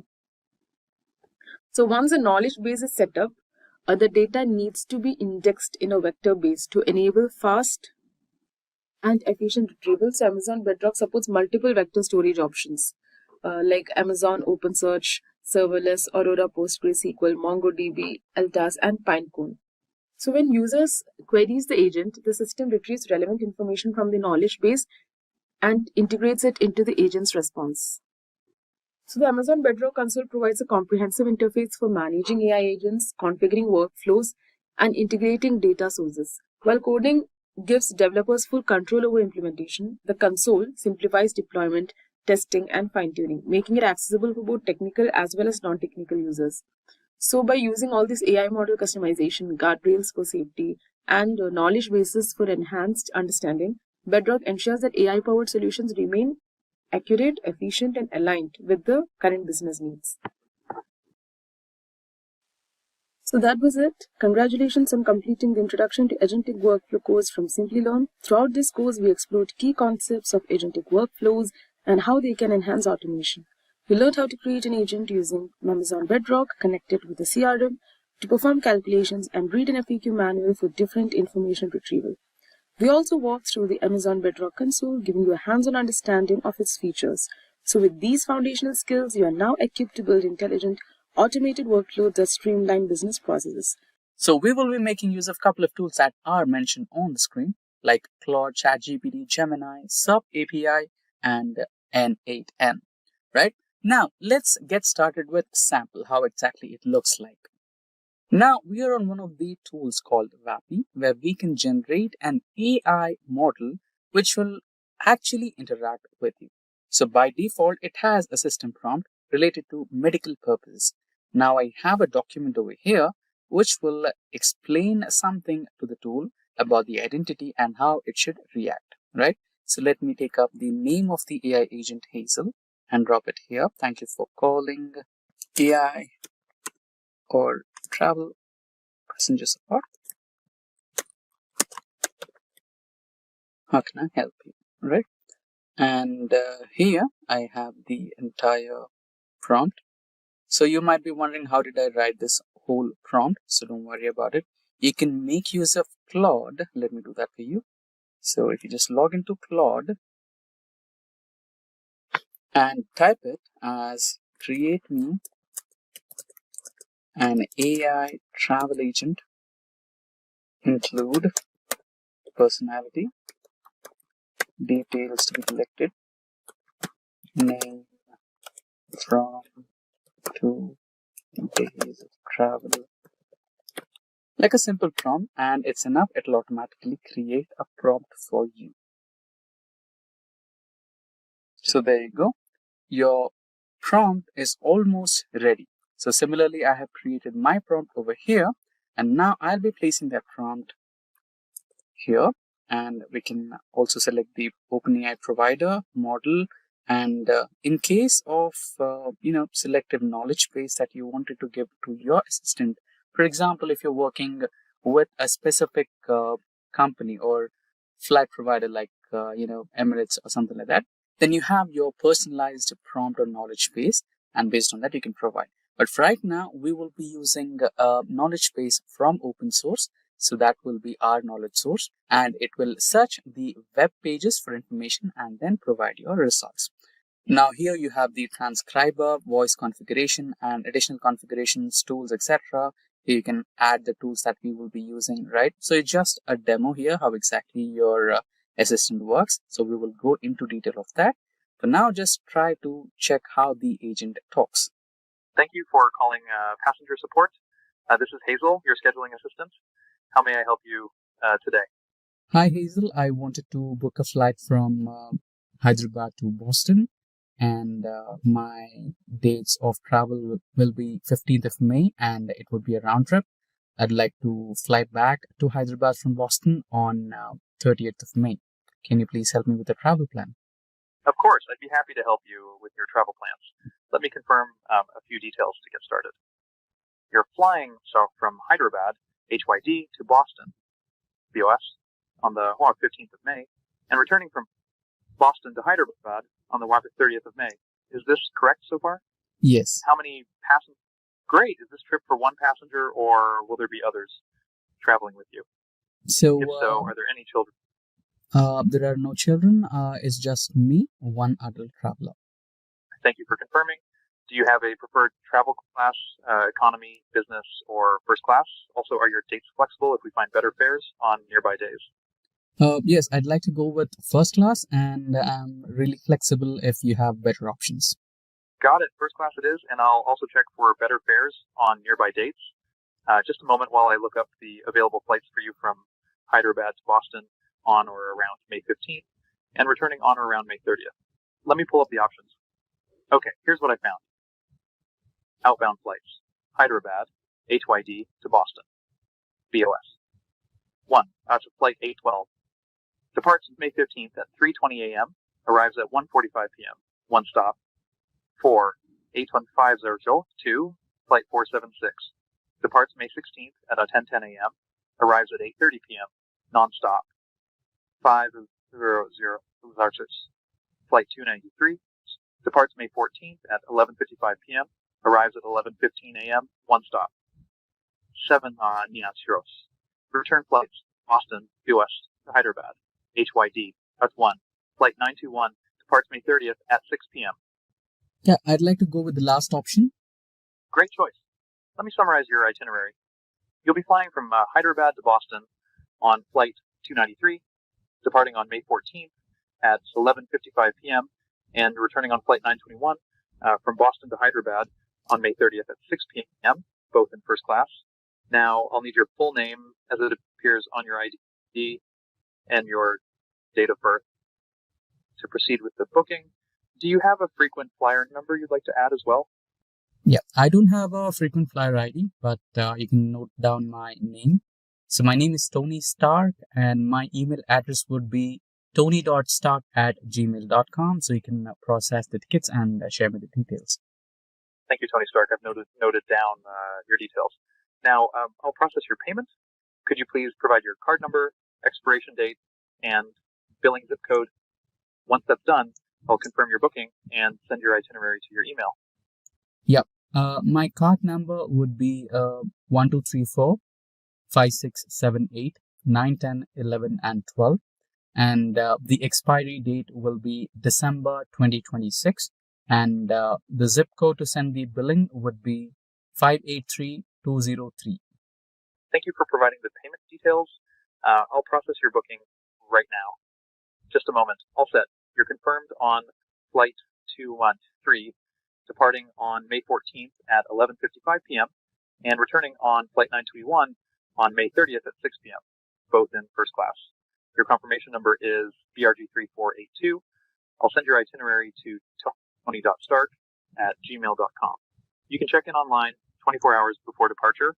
Please arrive at the airport at least 2 hours before for domestic flights or 3 hours for international flights. Is there anything else I can assist you with today? Yep, that will be all, Hazel. Thank you so much for the call and have a nice day. You're welcome, Tony. Thank you for choosing Skybridge Airlines. Have a wonderful trip and a great day ahead. Yeah, goodbye. Goodbye. Safe travels. So there you go. You saw, right? So it was so detailed. It asked me for the destination. It asked me where am I boarding at, including the airport codes, right? For India, HYD, and for US, Boston, it said BOS. And it also asked for card details and email addresses. But now we are not deeply connected to an actual knowledge base. We are not actually connected to an email sender and email recipient. And even the phone number, the credit card details, everything was made up. So for now, since it did not have a knowledge base, it just created all the reports and it shared with us. But what if we created one in real time where it was actually connected to a knowledge base? It was actually connected to a search engine for itinerary, right? The places of visit and the hotel bookings and also the reservation for hotels. And apart from that, if it actually wanted to pull out the actual airport codes, right? All those things, if you actually wanted to create that in real time, we might need a couple of more tools and keys to run with, right? Now for that, let's switch to conversational AI. But before that, there is no difference, much of a difference between WAPI and conversational AI. So you'll have the same approaches here as well. You'll have a model, and inside that you'll have a transcriber. You can choose the voice. So we chose the voice of Elliot. You can also go with any of the female or male voices according to your preference. And here comes the tools. So remember I told you about the N8N tool and the keys that we are trying to function and also some APIs and all those things. So those come under the tool section. You will have to create some customized functions and tools and add the API keys and search engines and go ahead with that. And then you'll have a fully functioning AI assistant which can process your bookings in real time. Now, this is analysis and advanced versions. And if you have a specific prompt that you would like to add here, like understanding the passenger, right? Each and every passenger will not have the same reason to fly. Somebody might be trying to attend a family gathering. Somebody might be traveling for getting medical attention, right? Based on the circumstance or the activity or the reason of travel, the AI agent should modulate the voice. If it is about the holiday and it should be cheerful, if it is about medical attention, then it should be sympathetic, right? Such things, if you can have here, you can add them here and go into advanced. And you can also have some audio recordings. Let's say if you wanted to have a full conversation recording about the booking, for safer side, you can also have that. You can enable them here, right? All those things. Now that we have a brief idea on how exactly we are going to proceed, let's get started with conversational AI. So here on my screen, we have the 11 Labs conversational AI. And here we have the complete N8N functional module where we have the webhook and details and all those airport codes and API keys connected. So we will go through each and every one of these stages for better clarity. Don't worry. Now let's get started with the conversational AI here. So we have named it as Alexis. So call Alexis. Hey there, Alexis from Passenger Support. How can I help you today? Hi, Alexis. I need your help with creating a travel plan for me. Okay, I can definitely help you with that. To start, could you please tell me where you'd like to travel to? I'd like to travel to Boston. Great. And where will you be departing from? I'd like to depart from Hyderabad. Okay. And when would you like to leave and return? I'd like to start on 15th of May and I'd like to return by 30th of May. Got it. And how many people will be traveling? I'd be a solo traveler. I need your help with planning itinerary for one person, one traveler. Understood. Are there any specific activities you'd like to do in Boston? I'd like to visit a wedding in Boston. Okay. And lastly, could you please provide your email address so I can send you the travel plan? Yeah, please don't note down my email address. That would be ravi.kiran@simplylearn.net. Okay. I have all the information I need. To confirm, you'd like a travel plan for one person from Hyderabad to Boston, departing on May 15th and returning on May 30th with the purpose of attending a wedding. Your email is ravi.kiran@simplylearn.net. Is that correct? Yes, that's correct. Perfect. Please give me a few moments to look into this. Okay, the travel plan has been emailed to you. Is there anything else I can help you with today? That will be all, Lexus. Thank you so much. Have a nice day. Happy I could help with your travel plan? There you go. Now we will see how exactly did we program this AI, right? Now, if I go to the home page, here we have all the messages that we need, starting with the agent. We have chosen the language to be English, and if you want some additional languages like Chinese, Italian, or Spanish, French, right, you can also go ahead with that. And if you want Hindi, you have other options as well. You can choose any one of these if you want, and provided for that. Next, you'll have the first message. How would you like to greet your clients? Hey there, I'm Alexis from Passenger Support. How can I help you today? And after that, I have written a simple prompt here. You're Alexis, a travel agent. Your job is to help the caller create a travel plan based on the details they provide. The tool that we will be using is N8N. Use this tool to send the caller travel details, so it will generate a travel plan in real time. And the instructions: extract the required details from the caller. Always send the details to the N8N tool. So this will be the trigger point in the N8N platform. So it will start collecting the data, and once it collects the data, it only sends details to the N8N tool. After you use the N8N tool, say please give me a few minutes or moments to look into this, so that while it transfers the details, N8N gets into the picture and it collects all the details and runs some tests and searches on the web, and it gets the details suitable to the plan according to the traveler and sends them back. If you are forced to speak in between the process, just say, thanks for your patience, I'm almost done. Never say there's an issue with the server or something like that, so that the passenger thinks you're still working on it or taking some time to write down an email, something like that. And once the travel plan has been emailed to the caller, cheerfully let them know. You can also make some modifications to this, like I made in the previous one when we were working in BAPI, considering the requirement of the plan. On what basis is the passenger traveling? Is it because of medical attention, or is it because of a celebration or just a holiday, right? You can also make some modifications to the existing prompt, and you can get ahead with that. And here you can choose the LLM which is responding to you. You can choose with wide variety of options available here. So we have Gemini 2.0 Flash as the latest one, so I'd like to go with that. And the term temperature. So the temperature is a parameter which controls the hallucination of the agent. Let's say if you keep it to the most, the complete one, then it'll give you most random answers. Like it'll be too, the voice modulation would be too extreme, right? Dramatic, a type of tone which will make the passenger uncomfortable. If you keep it to lowest 0 or 25, something like that, the modulation of the AI agent would sound too robotic, and he'll not be comfortable with that either. So I'd like to go with the default 50% temperature, and here you can also limit the tokens. If you're using a paid version of any of the modules you're using, then you can limit the tokens. Let's say you can use only about 10 to 20 tokens per conversation. You can go ahead with that. And after that, here comes the tools. By default, you'll have one tool with the conversational AI, end call. So what this does, it has an ability to end the call after a certain amount of time. Let's say 20-30 seconds of no activity, it'll automatically end the call, or it'll automatically end the call once entire process is done.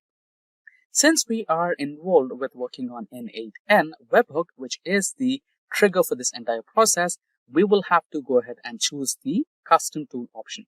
So this is my custom tool. So if you get into this, you can see the configuration details. So the name of this tool will be, this is the first block which you need to explain about the tool.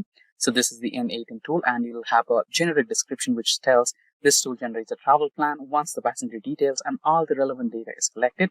And this is the method working on post. So you will have all the options here. I'd like to go with post. And the URL, you'll get this from here on N8N. Let me show you how. So this is the webhook. This is the trigger. If you would like to expand this, you can expand. And just double click on this.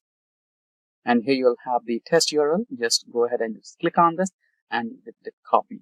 So if you're working on the production URL, all you do is just eliminate the term test, which is over here. Just copy this, and you just need to paste it right here. So I've pasted mine over here. Simply ravi123.app, right? This is the one. And you don't have any headers here and path parameters, query parameters. But the most important one is the body parameters. Remember, the tool was collecting your name, your destination, where are you boarding from, on what date are you traveling, and what are your round trip details, that is the written date, and what is the activity that you're doing, why are you visiting a certain place, right? All those things are collected here, and you need to specify that in terms of body parameters. Firstly, collect the passenger details and send them to the request. The first one, data type, is identify the number of passengers traveling, right? And the total number of travelers is just one by default. And if in case if you have multiple, then you can just provide 1, 2, that you can give a detailed number of travelers traveling with you. And apart from that, proceeding ahead, you have the data type. So you can provide the data type for date, right? By default, it has string. You can provide the return data type, and this will collect the return dates of the passenger, and departure date, from which date is he starting to leave, and activities, what kind of activity is participating in. Is it like a conference? Is it like a wedding, a medical attention? The reason for travel, basically. The destination, where is he traveling to, the origin, where is he starting from, and email address, collect the email address. And in case if you have further properties to add, you can also add ahead, and you can just save the changes, or you can also choose to create a tool or add the tool, and your tool will be automatically added here. So far so good. We have added or created the first trigger thing on the N8 platform. So this was the trigger part, the first part. And next is the set fields detail, right? So here you will have all the details. So these are the headers. And if you close the headers, you have the body, which we have recently included, number of travelers, return date, and departure date, activities, destination, origin, email. And you can also go ahead with these departure dates, and then you can also change the data types and everything, right? And here it will collect all the details: Hyderabad, Boston, 13th of May, right? And the next would be the airport codes. So here you will have one of the LLMs. You can choose to have chatbot, ChatGPT 4.0, or any of the ones available here. You can just create or add one of the details, and you'll have to add the parameters. So far so good. So the thing is, we have already used the quota that we had, so it'll revive after a limited amount of time. All you need to do is create a GPT account, and let me show you. So I've created a GPT account, and here I have named my project as Alexis, and I'll generate a secret key. So you'll need to add that secret key to the parameters here. And just in case if you have any questions or any doubts, you have the option called Ask Assistant, which will walk you through the process, and you can add them down. And here you have the location and dates. So this is a code where you'll have all the details of the input that you give. Which date are you traveling, and what is the origin, and what is the departure, and on what date. So you'll have a detailed setup here. You can add those things and connect this to the LLM thing, Langchain, right? And after that, extend this node to the activities part, where you'll have all the activities recorded, right? Similarly, you'll have to add a Travely dot search thing here. So this is the Travely search keys that you need to add. You just need to copy this, and here you need to paste them. Right here, I've already pasted this. So it'll understand what exactly you're searching for. For example, who is Leo Messi, and what is the topic, and what is the search depth basic, right? So you need to just copy paste it here, and you need to add the details. So you just need to paste this URL, which I did from here. And the authentication will be generic. Go for the generic authentication, head auth, and just name your head auth account here. You can have a custom name here. And once done with that, you can replicate the same to resorts as well. All you need to do is have the search API search. So you'll have the Google search API results right here. All these will be linked to your description. So now you just have to paste this particular link first into this particular section, which I did already. And then you'll have a generic search credential similar to the previous one. And here you need to name your engine and Google Hotels. So it will be using Google Hotels for recognizing or searching your hotel stay. And you just have to scroll a little bit, or you can just do a quick search. There you go, Google Hotels API. and you'll have all the required details. And similarly, you can go for the flights as well. You can create another block, and here you'll have the same SERP API and generic credential type. And here the engine will be the same. And in place of hotels, you'll have to place Google Flights. Same procedure. Here you can just search for flights. And here you have it, Google Flights. Click on that and you'll have all the details required. And it will also give you the arrival ID, departure ID that we just created, outbound date, return date, adults, number of passengers and everything. And going back to the canvas, here you have the email agent. Again, you will connect one of the LLMs to write the perfect emails. I'm using Claude here.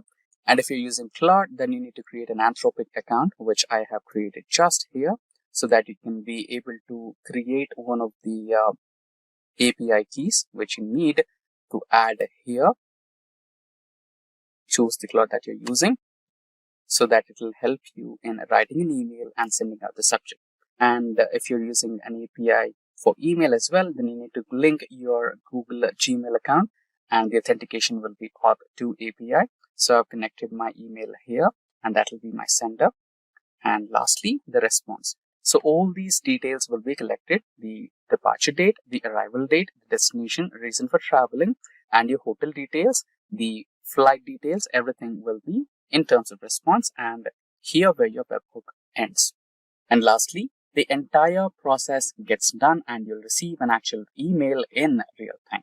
Now, if you want this template, you can let us know. We have already created this and we'll share this with you if required.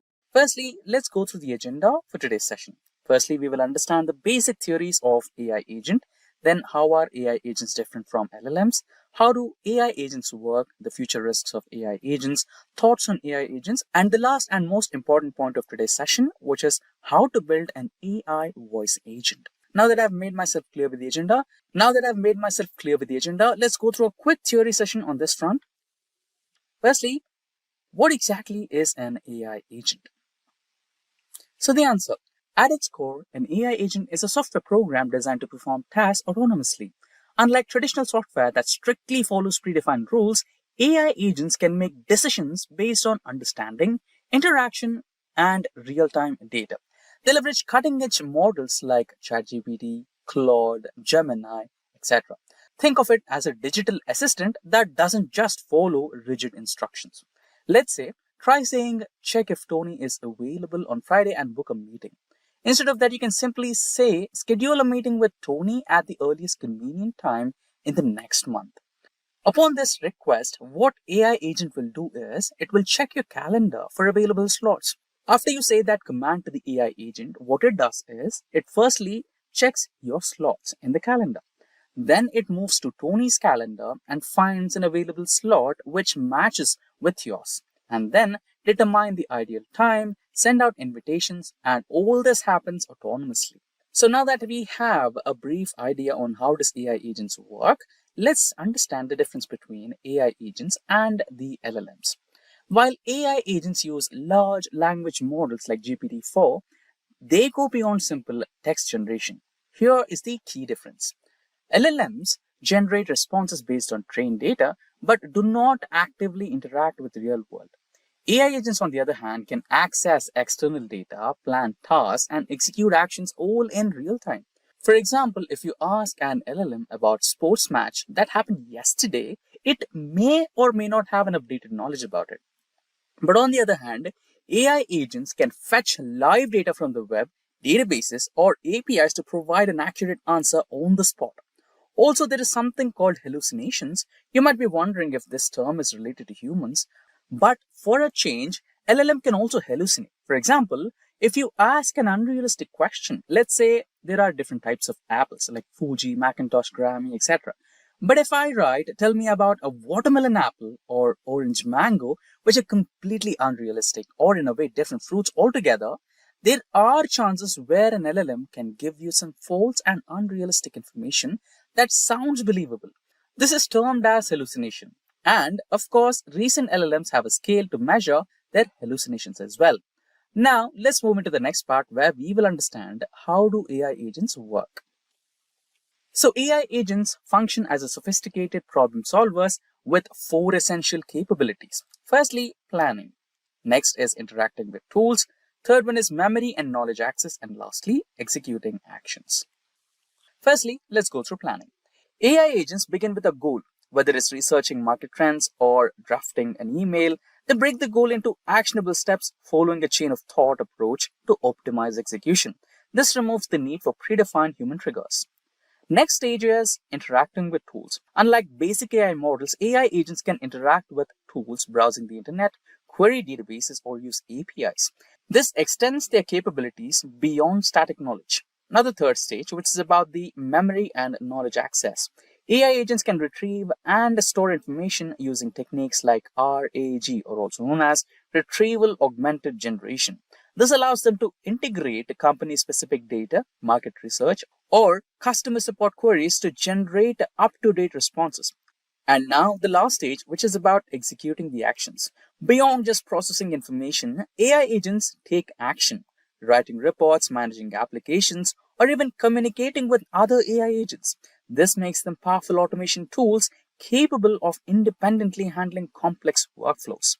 Now, the next part of today's session, which is about the future and risks of AI agents. AI agents represent a new era in automation and efficiency. However, their autonomous nature comes with risks. Without prior safeguards, an AI agent could misinterpret objectives. For example, if instructed to achieve world peace, an unregulated AI might arrive at extreme solutions. Ensuring human oversight, ethical programming, and responsible deployment will be critical to leveraging AI agents safely and efficiently. Now, some final thoughts on AI agents. AI agents are redefining how we work and interact with technology. With their ability to plan, interact with tools, store knowledge, and execute tasks, they are far more advanced than traditional LLMs. And now to the most important point of today's session, which is how to build an AI voice agent. So to get started with building an AI voice assistant, we will be using a tool called Vappy. So here on the website, you can see some use cases. You can go through them. And apart from that, you can see some important features about Vappy and some blogs, careers, startups and docs, etc. Now, you can also see an existing Vappy on the dashboard where you can just talk to it. You can give it a try. Let's start with it. Give the permissions.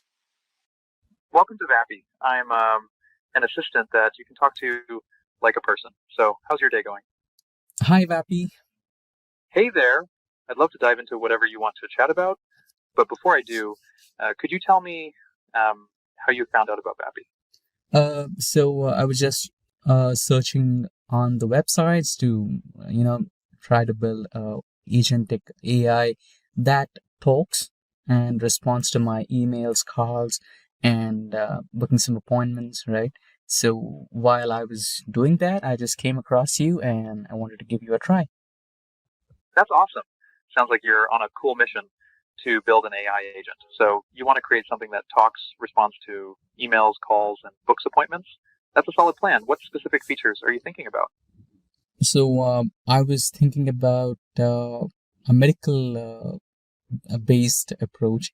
So I want an AI agent who works for a doctor, and I wanted that agent to receive some calls from the patients, check availability of the doctors, and kind of get an appointment, the earliest appointment, and also if he or she, the patient, is an existing patient or existing client of the doctor, then no worries about the paperwork. If he or she is new to the doctor, then they might have to provide some details, something like that. And collecting all the details and checking the calendar of the doctor and get an appointment and send out an acknowledgement to the patients about the appointment, sort of such thing, maybe. That sounds like a fantastic use case. An AI agent managing patient calls, checking doctor availability, and handling paperwork is super helpful. Plus, it can save a ton of time for both patients and doctors. You've got a clear vision. Can I help you get started with this? Thanks for that. Thanks for appreciating my idea. So I just wanted to deep dive and explore your options, configurations, specifications, and I want to know the possibilities. Basically, let's try a practical approach, building one. So that was my call. Sounds like a solid plan. I'd love to help you explore the options and configurations for building your AI agent. You can check out the documentation for all the specs and possibilities. If you want a more practical approach, I can help guide you through the setup or any specific features you're curious about. What do you want to tackle first? So far, I have a plan of action. I just wanted to go back to your dashboard and getting started. So I think we're good at the point right now. I think I would like to end my conversation or trial conversation with you and get started with the dashboard, if that's okay with you. Absolutely, that sounds great. You can head to the dashboard and get started. If you need any help later, just come back and chat with me. Good luck with your project. Sure. Thank you so much. Have a nice day. You can quit the call now. Thanks. You have a great day too. Catch you later. So that was really brilliant, right? So I just gave a trial approach to getting started with a conversation with Vapi. And it was really great talking to him. You know how realistic that sounded, correct? I almost felt that I'm talking to an actual candidate, the customer care support, that kind of a candidate who is a real person. So that was brilliant. Now let's get started with building an AI agent for ourselves. So we have model, transcriber, voice tools, analysis, and advanced. So as we go ahead with stage by stage approach, starting with the model transcriber, right? So we will be going through all of those. You can see here the model. So we can use any of the AI providers. You can go with Google custom LLM if you have any one, or you can go with Grok. You can go with DeepSeek Mistral. You have a ton of providers here who can provide you with the model. And by default, you have OpenAI here. And by default, you have ChatGPT 4o cluster. And you can also provide some specific files if you have written a prompt for yourself, and or if it's a specifically designed prompt, you can just add the prompt over here. And you can see the option which says temperature. So if you go about the information on temperature, this says the temperature is used to control the randomness of the output. When you set it higher, you'll get more random outputs. When you set it lower towards 0, the values are more deterministic. So they kind of kept it so official. Basically, it's hallucination. So if you give a minimum temperature number here, then the voice of the conversation will be most human, and you will feel that you're talking to an actual person. If you nullify it or if you give it to 0, then it totally sounds like a robotic version, which doesn't have any kind of emotions or kind of modulations in the tone. And if you put it too high, then you can expect some over expressive or over enthusiastic tone, which sounds like a made up tone, maybe kind of hallucinating sound, which doesn't seem comfortable or confident enough. So let's keep a minimum 0.5, which makes it sound more human and in senses. So an optimum temperature needs to be provided, and maximum tokens. This is the max number of tokens that an assistant will be allowed to generate in each turn of the conversation. So the minimum number of tokens. So if you initiate a conversation with the AI agent, it will consume a minimum or a maximum of 250 tokens to understand the input or your command and give you a response. So that's about the tokens. And if you come into transcriber here, so you'll have some behavior of the transcriber. You can provide a degram, and you can provide the language will be English, and the model will be Nova 3, and background denoising enabled, right? So let's say you wanted to have some noise for the background. Let's say you wanted to build an AI agent for hospital, then and you wanted your AI agent to be so realistic that even if your client is talking to your agent, it must never give a simple clue that you're not a human or you're just an AI agent, then you can go ahead with this background noising. And if you enable it, it will provide you with some background noise which is relevant to the domain. Let's say if you're going with the hospital sound, you might be having some rushing sounds like an ambulance call, or for people roaming around, something like that, which is similar but sensitive. And you can also provide some key words for it, maybe the medical terms like the ICU, the neurosurgeon, surgery options, ICU, oxygen. If you wanted to provide some key terms related to the medical field, you can add it there. And you can also provide the voice configurations. So you have the voices over here. You can go with any of the options. If you wanted some Indian professional, then you can go with this. Basically, the voices you wanted to go ahead with, right? So maybe you can choose Hannah or Paige, white, female, deeper tone, calming and professional. You can go with Harry, Lily, right? So many options to go ahead with. So by default we have Elliot here. I think Elliot is the same person or the same AI bot which spoke to us in the beginning. So apart from Elliot, we can go with any other person. Let's go with Lily. So, let's go with Lily. And you can also have trial of Lily. And proceeding ahead, we have some tools over here which you want to go with. If you want to select a specific tool, you can go ahead and select a specific tool, and some predefined functions, basically all the things here, right? And now we're in the analysis section, which is over here. And if you kind of wanted to collect the data of what exactly is happening with your conversation, or you wanted to collect the information from your clients, what kind of information was conveyed from your client, and what kind of information exchange happened with your AI assistant, how did it respond, you can keep a track on that. And you can also provide a timeout which evaluates the success, right? It takes about 30 seconds to evaluate if it was a successful conversation or not. And you can also have some advanced settings like privacy, voicemail detection, and all those things, and call timeout settings as well. You can choose, take some provided amount of time to wait for a response, and if there is no response from the other end, the tool or the agent can automatically choose to end the call, right? So that is something which you want to keep in mind. And if you want to provide multiple options, let's say select one for a specific language, two for a specific language, you can also provide that. Or you can also, since we're building a medical AI agent, you can provide one for neurosurgeon, two for heart surgeon, something like that. If you wanted to input that, enable that input, you can go ahead and do that. And apart from that, you can also enable text messaging configurations where you can, so here there is already an email or a message that has been inputted here. You can provide, hi, this is which voice did we choose? We chose Lily, right? So what you can do is go to advanced settings, and this is the one.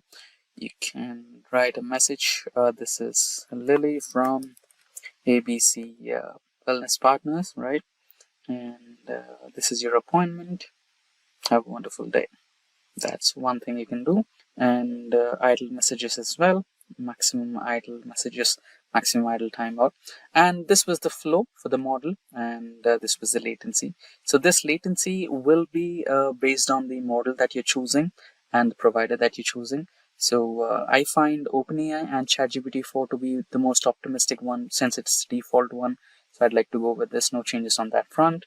And on the left hand side, you can see the assistant workflows, phone numbers, etc. Let's say you provide an option, if you get to hear a specific keyword, transfer the call to me, right? You can have some specific callers, or if the person says it's an emergency, I need to consult someone, a specific set of keywords. You can provide those specific set of keywords and divert the call from the AI agent to yourself. You can also have that option here by providing a phone number and tools and files, right? So here you might be having all those things that you wanted to upload, and you can do that.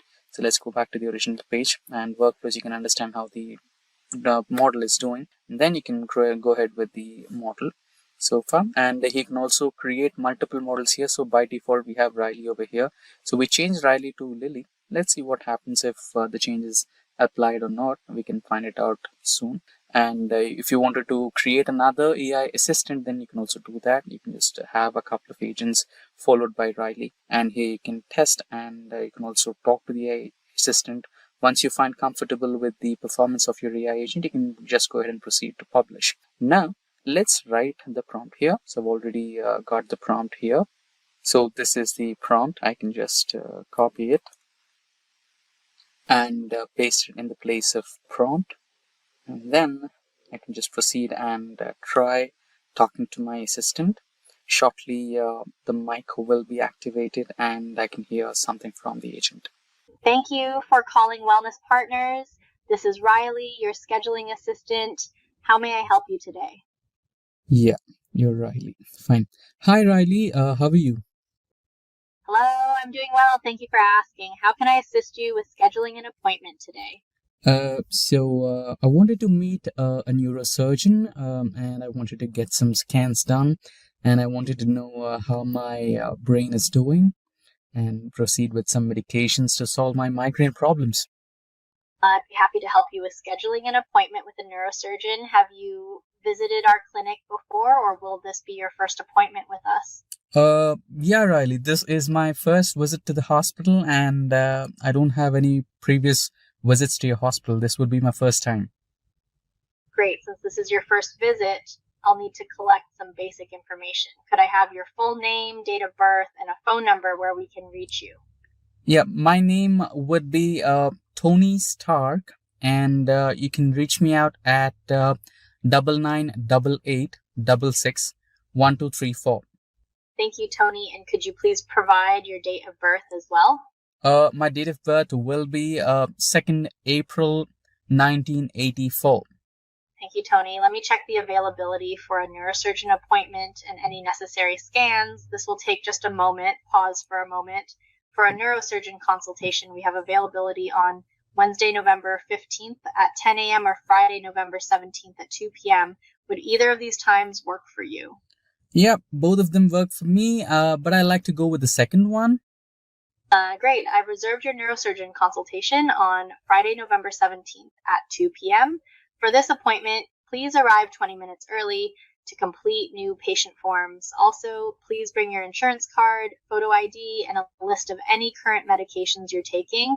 To confirm, you're scheduled for a neurosurgeon consultation on Friday, November 17th at 2 p.m. The appointment will last approximately 4560 minutes. Would you like to receive a reminder call or text message before your appointment? Yeah, please. That'll be really helpful. Of course, Tony. I'll set up a reminder for you. Thank you for scheduling with Wellness Partners. Is there anything else I can help you with today? Yeah, that'll be all, Riley. Thank you so much for your assistance. Have a nice day. You're welcome, Tony. Have a great day, and we look forward to seeing you on November 17th. Take care. Thank you. Goodbye. That was brilliant, right? Yeah, we missed to change the name from Riley to Lily, but that's not a big problem, right? So even some girl might also have a name, Riley. So it's not too bad. But yeah, the conversation was really good. So this way, you can create your custom AI voice agents based on your domain. You can create an AI assistant for business purposes. You can build an AI assistant for cold calling purposes, for explaining your business and getting a schedule for meeting and explain yourself, right? And maybe you can also build some custom agents for clients who are wishing to have an AI assistant and earn some money out of it, right? And based on the requirement, you can also buy some, so here you can see 1,000 free minutes used. So WAPI is not for free. You'll get 1,000 trial minutes for free, but after that you might have to pay for WAPI services. And also maybe you need to have some paid models for yourself. But again, it's not a huge amount of money. You can just buy some good amount of tokens. You can buy a good amount of good number of models and good amount of minutes from WAPI and create brilliant AI assistants, and that could in turn yield in better earning passive income for you. So right, that's one good use case of building voice AI agents. Imagine telling an AI just one thing, like create job application dashboard, and then sitting back while it independently searches the web, gathers data, builds dashboard, and deploys it, all without a single follow-up prompt. Sounds like sci-fi, Well, say hello to MANUS AI. In today's video, we are diving into MANUS AI, which is China's latest autonomous AI agent that's sparking comparisons to DeepSeek R1 and shaking up the world of Agentic AI. So guys, watch this video till the end if you want to learn more about it. Now, before we move on, just a quick info guys. Simplilearn has got advanced executive program in applied generative AI with a 2-day campus immersion at IIT Madras. So guys, after completing this program, you're going to get certificate from IITM Pravartak.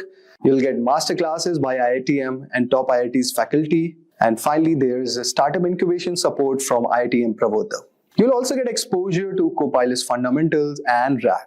So guys, hurry up now and join the course. The course link is mentioned in the description box. So let's start with first understanding what exactly is MANUS AI. Now, imagine that you have to analyze your monthly expenses and create a nice dashboard showing where your money went. Normally what you do, you'll have to go collect the data from your bank, sort the transactions, create charts, and maybe you can use tools like Excel or Power BI to do that. Now imagine if you tell MANUS AI, analyze these expenses and give me a financial dashboard. And believe me guys, it just does it. No follow-ups, no extra steps. Just one instruction and MANUS does the rest. From gathering the data, analyzing it, making graphs, and even publishing the dashboard on a public website that you could share it with anyone. That is the magic of MANUS AI. Unlike tools like ChatGPT that just gives you answers or code snippets, MANUS is built to take actions. It can open websites, click buttons, run scripts, move files, and complete multi-step tasks on your behalf. Think of it as a super smart assistant, not just answering your questions, but actually doing the job for you. That's the beauty of MANUS AI. And that's why people are calling it a DeepSeek moment. Because it's one of the first tools that shows us what truly autonomous AI might look like in real life. And this is exactly what MANUS AI is. Now, let us compare it how MANUS AI is different. So guys, most AI tools like ChatGPT or Bard are great at giving you text responses. No doubt about that. Like writing an email or answering a question. But if you talk about MANUS AI, it goes one step further. It doesn't just talk, it acts. For example, if you ask ChatGPT to build a website, it gives you the code. But if you ask MANUS the same thing, it can build and publish the website for you, no extra steps. And this we haven't thought yet. And it's actually possible these days. So instead of being a chatbot, it works like a digital assistant that gets the thing done. Next, it works in loops like a real human. MANUS doesn't do everything in one shot. It actually follows a smart process called agent loop to do that. First of all, let's say it thinks about the task, it picks up the right tool, it does the work, it checks if it works or not, it fixes also if something went wrong, and then it moves to the next step. This loop helps it handle complex tasks more reliably like a human, figuring out problems step by step. And finally, it uses real tools like a developer. MANUS AI can open a browser and click on real websites. It can run code or scripts in command line terminal. It can move files, create folders, deploy web apps, even host live dashboards on public URL. It's not just pretending to be smart, it's actually using digital tools, like a mini software engineer or automation expert inside your computer. Now, you'll be wondering what MANUS AI can do. So guys, here are a few of the things that MANUS AI can do. First of all, it can do like building a dashboard.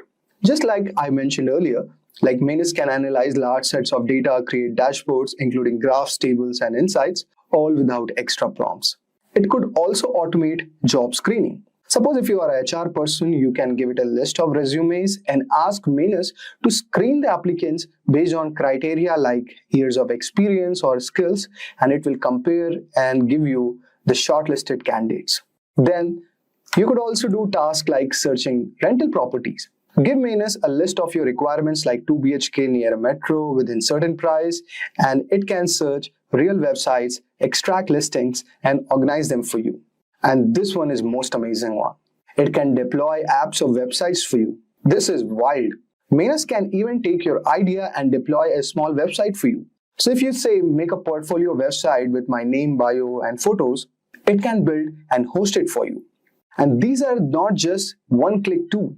MANUS actually uses a loop system, meaning it checks each step, fixes any issues, and continues until the job is complete. It's like having a junior employee who not only understands the goal but figures out the step and gets the job done. Now, let us discuss how does MANUS AI work, or the architecture of MANUS AI. So to understand how MANUS AI works, imagine you are training a digital assistant, not just to answer questions, but to think, act, and improve on its own. And that's exactly what MANUS is built to do. The first concept that we have is called the agent loop, the brain behind the operation. And it runs inside something called sandbox. Now we are going to break down these things one by one, but first let us understand the agent loop operation. Now think of it like a smart checklist that MANUS follows over and over again until your task is done. So here is how your loop works exactly. So first it reads your instruction very carefully. For example, like you would say create a dashboard of my weekly expenses, and it's going to analyze that statement. Then the next step would be it plans what to do. It figures out the step needed to complete the task, like collecting data, analyzing it, creating graphs, and publish the results. Then it picks the right tool. Depending on the step, it chooses the best tool, maybe a browser to find data, or it could also use Python to run calculations. Then in the next step, what it does is, guys, it checks the output. It looks at the result and imagine like it would ask like, did the code work or not? Or did the data make sense or not? It's gonna do all by its own. Next step would be fix or move on. If something went wrong, it loops back and tries again. If all is good, it moves to the next step. And finally, it delivers the final results. So once steps are done, it sends you the results, maybe as a chart, a document, or live app. This loops keeps repeating until the full job is done. And that's why, guys, MANUS is called autonomous, meaning it doesn't just stop after one answer. It keeps working, adjusting, and improving on its own. So guys, we discussed a bit earlier the environment MANUS AI works in. So let us discuss a bit about sandbox. Now, all this process, which we have discussed right now, happens in a safe, controlled workspace called Linux Sandbox. And here what it means. It means that MANUS runs in an isolated environment like a mini computer inside the cloud. It has its own file system, so it can save files, write code, and organize folders. It uses command line interface just like developers do to install tools or run scripts. And it operates with the strict safety rules so that one user task can't affect someone else's. That's what makes it most powerful tool, but also safe to use even though it's doing real digital work. Now let us discuss what tools MANUS can use it inside this environment. So MANUS can access several built-in tools. Like first of all, we have browser control. So MANUS can open websites, scroll, click buttons, fill forms, and even run JavaScript like a virtual person using Chrome. Next is shell and command line. It can run terminal commands to install libraries, move files, run Python code, and do automation tasks. Third one, it could download, upload, rename, and organize files, which is very useful working on documents, images, and datasets. And finally, it has a deployment tools, which is very wild. It can deploy websites, dashboard, and publish them to a live URL. You can visit and share also. So now, what we have discussed, so let us break it down. Okay, so this is what entire core architecture of MANUS AI is. First, the Linux Sandbox environment, which is actually a secure, isolated space where it cannot affect your system. It can install tools, run shell script, and manage files all safely. Then it has command line access. It can perform system level tasks like creating folders, running cron jobs, managing file structure, or installing dependencies. It can also do browser automation. It can simulate human browsing, clicking buttons, scraping data, filling out web forms, and even running JavaScript. And finally, it has a deployment power. It can push live applications to public URLs, creating dashboards, services, and landing pages without touching GitHub or cloud tools. So this is what is the entire architecture of MANUS AI. Now let us discuss how smart actually MANUS is.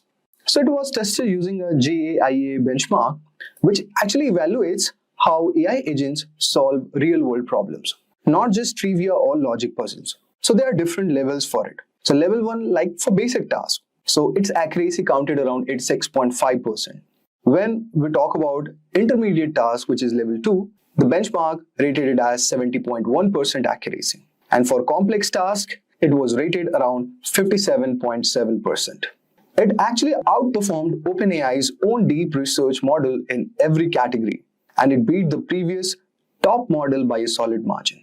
This is actually a big deal, guys, because most AI agents crumble at multi-step or get messed up doing the real-world task. But MANUS, on the other hand, holds at least in benchmark conditions. Now, let us go to the official website of MANUS AI and how to access it. Let us discuss about that. So guys, this is the official website of MANUS AI. And you could visit it, directly type MANUS AI, and it is going to take you to this page. Click on it, and then it is going to ask you to sign in. So click on it. So do the OAuth all over here with the Google, and you could see it is saying that join the waitlist, meaning that it is actually in its beta version. It has not come yet. It is not live. So what it is going to ask you is to join the waitlist. So if you go all over here, then it is going to ask you your email ID and what use case you want to execute, like what is your task, what do you do, your work email, your social media account, and then you could just right click on I'm a human and submit the given request, and you will receive a code on your given mail ID. So this is like still in its process. Now after that, MANUS AI will definitely share a mail to you on your given respective mail ID, and from there on you could actually try this given application, which is very amazing, guys. So guys, you all could sign up today as it is. Hi everyone, welcome to this video tutorial by Simplilearn. In this video, we will learn about an important popular deep learning neural network called Generative Adversarial Networks. Yann LeCun, one of the pioneers in the field of machine learning and deep learning, described it as the most interesting idea in the last 10 years in machine learning. In this video, you will learn about what are generative adversarial networks and look in brief at generator and discriminator. Then we'll understand how GANs work and the different types of GANs. Finally, we'll look at some of the applications of GANs. So let's begin. So what are generative adversarial networks? Generative adversarial networks, or GANs, introduced in 2014 by Ian J. Goodfellow and co-authors, became very popular in the field of machine learning. GAN is an unsupervised learning task in machine learning.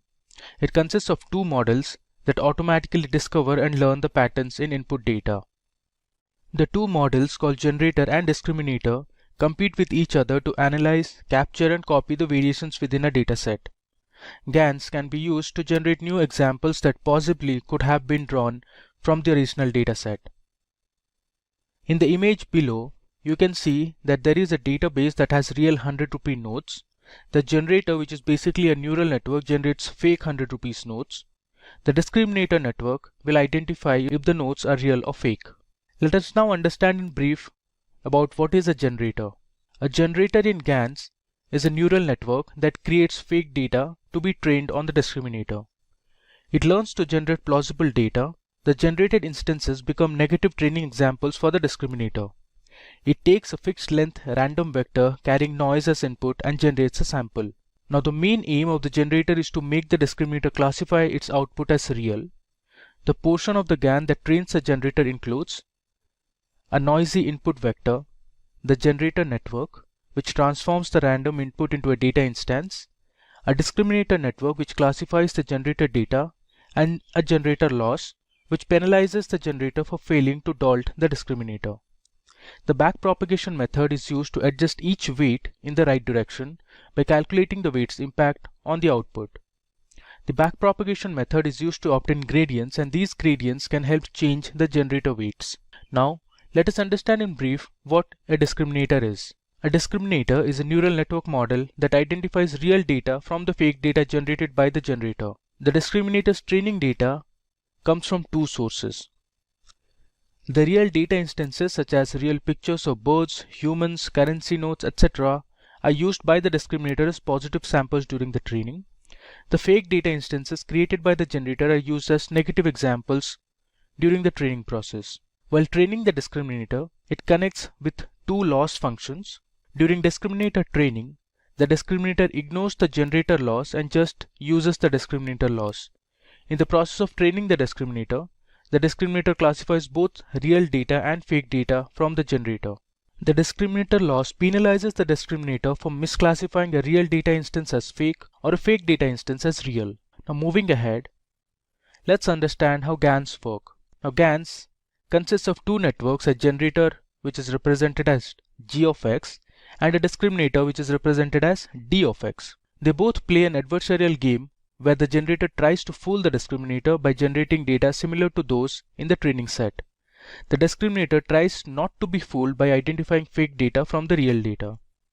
They both work simultaneously to learn and train complex data like audio, video, or image files. Now you are aware that GANs consists of two networks, a generator G of X and discriminator D of X. Now the generator network takes a sample and generates a fake sample of data. The generator is trained to increase the probability of the discriminator network to make mistakes.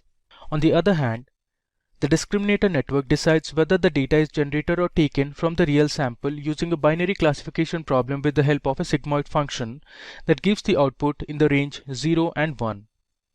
Here is an example of a generative adversarial network trying to identify if the 100 rupee notes are real or fake.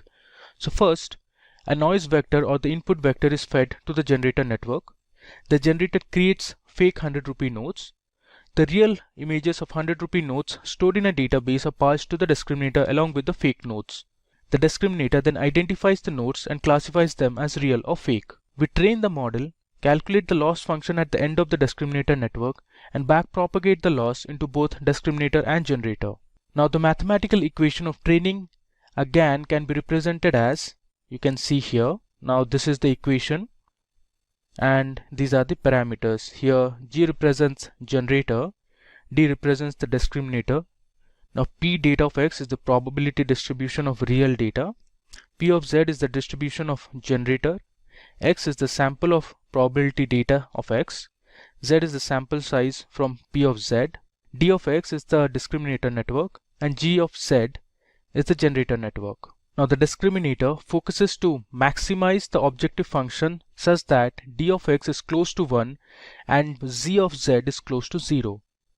It simply means that the discriminator should identify all the images from the training set as real, that is 1, and all the generated images as fake, that is 0. The generator wants to minimize the objective function such that D of Z of Z is 1.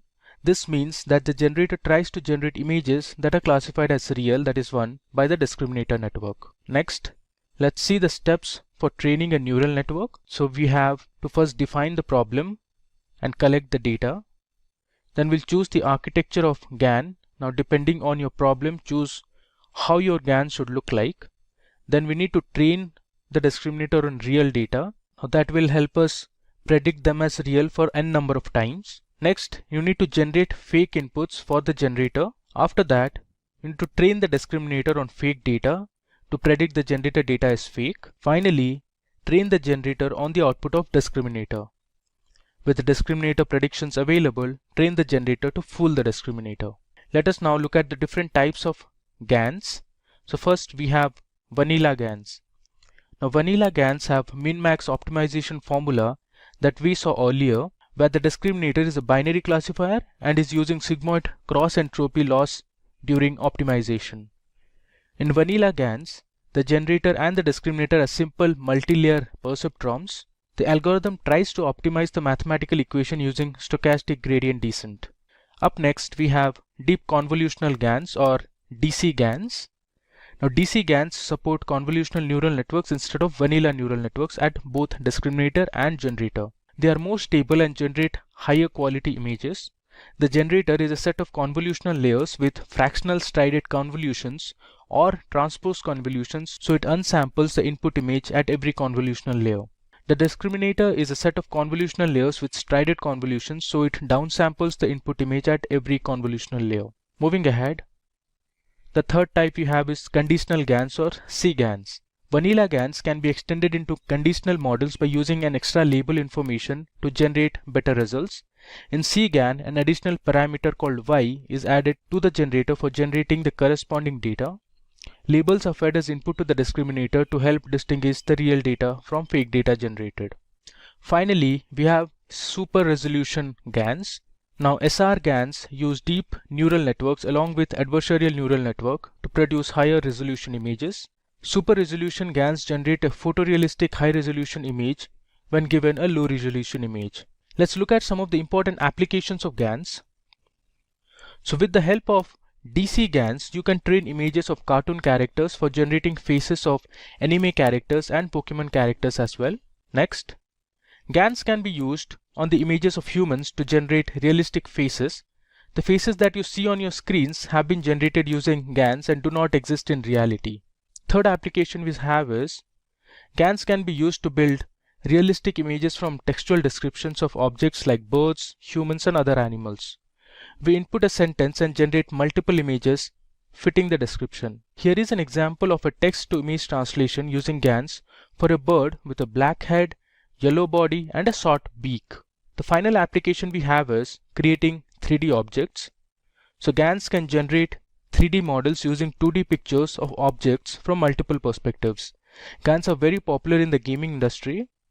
GANs can help automate the task of creating 3D characters and backgrounds to give them a realistic feel. Think about this. You're about to create something amazing. An AI that can think, learn, and grow in ways we only dreamed of. And here's the best part. You don't need to be an AI expert to make it happen. What if you could use Langchain, a tool that connects most advanced language models to real-time data, allowing you to build AI applications that are both smart and flexible? It sounds like something out of science fiction, but with Langchain, it's real. As large language models quickly become the backbone of many applications, Langchain has emerged as a game-changing tool, transforming the way we use these powerful technologies. Today, we are diving into Langchain, the ultimate framework that makes AI development easier for everyone. Whether you want to understand user questions with one LLM, create human-like responses with another, or pull in data insights, Langchain makes it all happen. But Langchain is more than just making AI easy to use. It's about getting these models to work together seamlessly. Langchain simplifies what could be a complex process into a simple, powerful system. From smart chatbots to enhancing data for machine learning, the possibilities with Langchain are endless. So why has Langchain become one of the fastest growing open source projects ever? And how you can use Langchain to get ahead in the world of AI. So let's first start by understanding what is Langchain. Langchain is an open source framework designed to help developers build AI-powered applications using large language models or LLMs, just like GPT-4. But what really sets Langchain apart is its ability to link these powerful models with external data sources and other components. So this allows you to create sophisticated natural language processing NLP applications that can do much more than just understand and generate text. They can interact with live data, databases, and other software tools. Now you might be asking, is Langchain a Python library? Yes, it is. Langchain is available as a Python library, which means you can easily integrate into your existing Python projects. But it doesn't stop there. Langchain is also available in JavaScript and TypeScript, making it accessible to a wide range of developers. Whether you're working on a web app or backend system or a standalone tool, Langchain fits right in. So why should we use Langchain? So why is Langchain such a big deal? Developing AI applications typically requires using multiple tools and writing a lot of complex code. You need to manage data retrieval, processing, integration with language models, and many more. This can be time-consuming and complicated, especially if you're not deeply familiar with AI. Langchain simplifies the entire process, allowing you to develop and deploy and even manage AI applications more easily and efficiently. Let's break down this with an example. Imagine you're building a chatbot that needs to provide real-time weather updates. Without Langchain, you would need to manually connect your AI to a weather API, fetch data, process it, and then format the response. But with Langchain, the process becomes much more straightforward. You can focus on what matters the most, building the features and functionalities of your application, while Langchain handles the complex integrations behind the scenes. So let's discuss the key features of Langchain. Langchain is packed with features that make it incredibly powerful and flexible. Let's take a closer look at some of the key components. At first, we have model interaction. LangChain allows you to interact with any language model seamlessly. It manages the inputs and outputs to these data models, ensuring that you can integrate them into your application without a hitch. For example, if you want to use GPT-4 to generate responses to customer inquiries, LangChain makes it easy to plug that model into your workflow. Next, we have data connection and retrieval. One of the LangChain's strengths is its ability to connect to external data sources. So whether you need to pull data from a database or web API or even a file system, LangChain simplifies this process. You can retrieve, transform, and use data from almost any source, making your AI applications more robust and versatile. Next, we have chains. LangChain introduces the concept of chains, where you can link multiple models and components together to perform complex tasks. For example, you might have a chain where one component retrieves data and another processes it, and a third generates a human-like response. This chaining ability allows you to build workflows that would otherwise require extensive coding. Next, we have agents. Agents are like the decision makers in LangChain. They can create commands deciding the best course of action based on the input they receive. For example, an agent Claude determines which language model to use based on the type of query it's handling, making your application smarter and more adaptive. Then we have memory. LangChain supports both short-term and long-term memory, making that your AI can remember past interactions. This is particularly useful for applications like chatbots, where maintaining context over multiple interactions are significantly improve the user experience. Imagine you're building a virtual assistant. The assistant needs to remember previous interactions to provide relevant responses. Now, with the help of LangChain, you can easily implement memory so that the assistant knows what you have talked before, making the conversation more natural and engaging. So what are the integrations supported by LangChain? Well, LangChain is designed to work seamlessly with a wide variety of integrations, making it extremely versatile for different use cases. LLM providers. LangChain supports integration with major LLM providers like OpenAI, Hugging Face, and Cohort. This means you can easily incorporate the latest and most powerful language models into your applications. Then we have data sources. LangChain can connect to a variety of data sources such as Google Search, Wikipedia, and cloud platforms like AWS, Google Cloud, and Azure. This makes it easy to retrieve and use the most up-to-date information in your applications. Vector databases are used for handling large volumes of complex data such as images or long text. So LangChain integrates with vector databases like Pinecone, and these databases store data as high-dimensional vectors, which helps in allowing for efficient and accurate retrieval. So this is particularly useful for applications that require searching through large data sets quickly. For example, let's say you're building an application that needs to analyze thousands of documents to find relevant information. With LangChain, you can integrate a vector database like Pinecone, store your documents as vectors, and quickly search through using them powerful language models. This capability can save you a lot of time and make your application much more effective. Now the question arises how to create prompts in LangChain. Creating prompts in LangChain is much easier with something called a prompt template. A prompt template acts as a set of instructions for language model, and these templates can be customized to varying levels of customizations. For example, you might design a prompt template to ask simple questions, or you could create more detailed instructions that guide the language model to produce high-quality responses. Let's walk through how you can create a prompt using LangChain in Python. Step 1 is installing LangChain.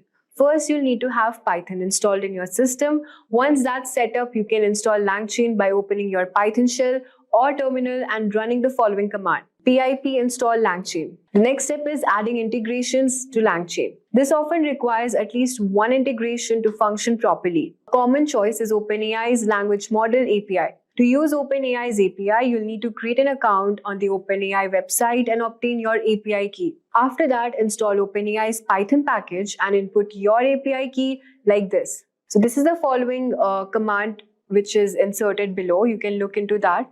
Next step is importing and using a prompt template. Now that you have LangChain and the necessary integration set up, you can start creating your prompts. LangChain offers a pre-made prompt template that allows you to structure your text in a way that the language model can easily understand. Here's how you can do it through this particular prompt given below. So in this example, the prompt template asks two variables, which is an adjective and a content subject, and uses them to generate a prompt. The output might be something like, tell me an interesting fact about zebras. The language model would then take this prompt and return a relevant fact about zebras based on the given adjective. This is simple but powerful way to generate dynamic prompt that can be adapted to a wide range of tasks, from answering questions to generating creative content. Let's now talk about how to develop applications with LangChain. So building applications with LangChain is straightforward and involves a few key steps. First, define your application, know exactly what problem it's solving, and identify the necessary components like language models, data sources, and user interaction.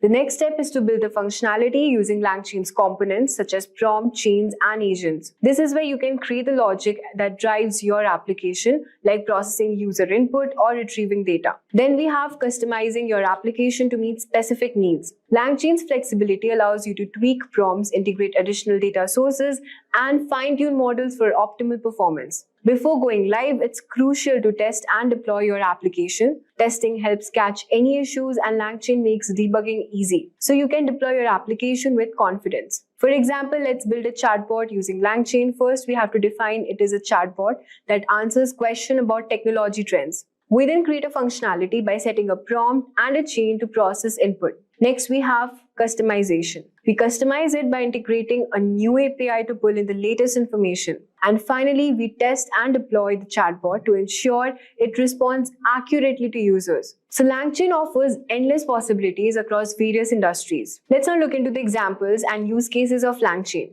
LangChain offers endless possibilities across various industries. You can create customer service chatbots that manage queries and transaction, or coding assistants that suggest code snippets and debug issues. In healthcare, LangChain can assist doctors with diagnosis and patient data management.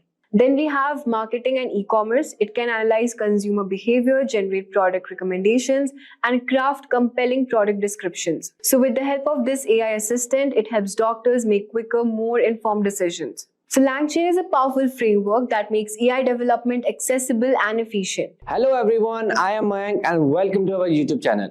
Today we are exploring Hugging Face, an amazing tool that makes working with language and AI super easy. If you are curious about using advanced technology to understand or create text, this video is perfect for you. Hugging Face is a company that helps people use AI models for language tasks like translation, text analysis, or even generating new text. They have created a library called Transformer, which comes with pre-trained models, so you don't have to build everything from scratch. It's simple, powerful, and perfect for developers, researchers, or even beginners. So in this video, I will show you 3 cool things you can do with Hugging Face. Speech to text, turn spoken words into written text easily, great for captions or voice apps. Second one is sentiment analysis. Find out if a text is positive, negative, or neutral. Helpful for understanding reviews or comments. The third one is text generation. Create human-like text that sounds natural. Perfect for chatbots or creative writing. I will also explain some important basics like how pipelines make using Hugging Face models super easy and how tokenization helps AI understand text. By end of this video, you will know how to use Hugging Face to start building your own projects. It's simple, fun, and really powerful. Before we move forward, unlock the future of AI with comprehensive program in collaboration with ENICT Academy, IIT Guwahati. In just a few months, you will master cutting-edge skills in generative AI, large language models, and machine learning, from learning tools like ChatGPT and DALL-E 2 to gaining hands-on experience with Python and TensorFlow. This course will equip you to lead AI projects and qualify for top roles like machine learning engineer or data scientist. Plus, with an IIT certificate on your resume, you will stand out to the best employers in tech. So don't forget to check out the course link from the description box below and the pinned comment. So without any further ado, let's get started. So welcome to this demo part of this video. So here, as you know, we will be doing 3 things. First thing, speech to text recognition. The second thing, text generation from a particular sentence or a word. And the third thing, we will do sentiment analysis. Okay, so we will perform this one by one. So let's start with something called speech to text recognition. Okay, using Hugging Face. So first I will rename this I'll write here Hugging Face speech to text. Okay, yeah. So first I will install transformers library. It is already installed on my system, but again, just for you guys, I'm doing this. Okay, pip install transformer. So now let's see what is transformers. So transformers is a powerful Python library created by Hugging Face. So that allows you to download, manipulate, and run thousands of pre-trained open source AI model. Fine. So as you can see, requirement already satisfied. It means like already installed. So these transformer models cover multiple tasks across modalities like NLP, natural language processing, computer vision, audio, and multimodal learning, like many things. Fine. So now I will do from transformers import pipeline. Okay, so now let's run it. So now what is pipeline? Okay, so a transformer pipeline describes the flow of data from origin system to destination system. Fine, because you already know transformer means you can run or manipulate thousands of pre-trained open source AI model. So pipeline describes the flow of data from origin system to destination system and defines how to transform the data along the way. Okay, so let's check the versions transformers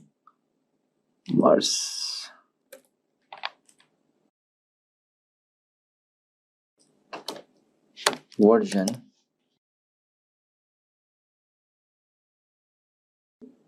Okay, that long tab. Okay, why it is coming? Import transformers. Yeah, so we have currently 4.42.4 version of the transformer. Okay, so I'm using Google Colab. Okay, so you can use either Jupyter Notebook, Visual Code Studio, or Colab. Okay, so now let's import libraries. Import Librosa. Okay, so what is Librosa? So Librosa is a Python package for audio and music analysis, right? Because we are doing speech to text, so we need this. So it provides various functions to quickly extract key audio features and matrices from the audio files. Okay, and this Librosa can also be used to analyze and manipulate audio files in a variety of formats such as WAV wave, MP3, M4A, and like that. Okay, so next we will import Torch. I hope everyone know Torch. So Torch is nothing PyTorch. It is a machine learning library based on the Torch library used for applications such as computer vision and NLP. And originally it was developed by the Meta AI and now the part of Linux Foundation, umbrella. Let's import one more thing. Import. So now let's import IPython. Okay, capital IPython dot display as display. So now you will be wondering what is this IPython display. Okay, so it is an interactive command line for the terminal for Python, and it can provide a IPython terminal and the web-based notebook platform for Python computing. And this IPython have more advanced features than the Python standard interpreter, and we quickly execute a single line of Python code. Nothing. Okay, for that I'm using this. And the next is from transformers import WAV to vectorizer for CTC and WAV WAV2 vectorizer to tokenizer. Okay, so now what is this? So WAV2 vectorizer for CTC is supported by the notebook on how to fine-tune a speech recognition model. Okay, and this tokenizer, so tokenizer is nothing. Tokenization is a conversion of a text into meaningful lexical tokens belonging to categories defined Alexa program. In case of NLP, so those categories include nouns, verbs, adjective, punctuation, etc. Okay, now, and the last library, let's import NumPy as NP. I hope everyone know NumPy. What is NumPy? Again, NumPy is a Python library used for working with arrays. It also has a function, for working in domain like linear algebra, Fourier transform, and matrices, and many others. Fine. I hope everyone know about these library which we have imported. Okay, so let's move forward. Right, tokenizer equals to glue to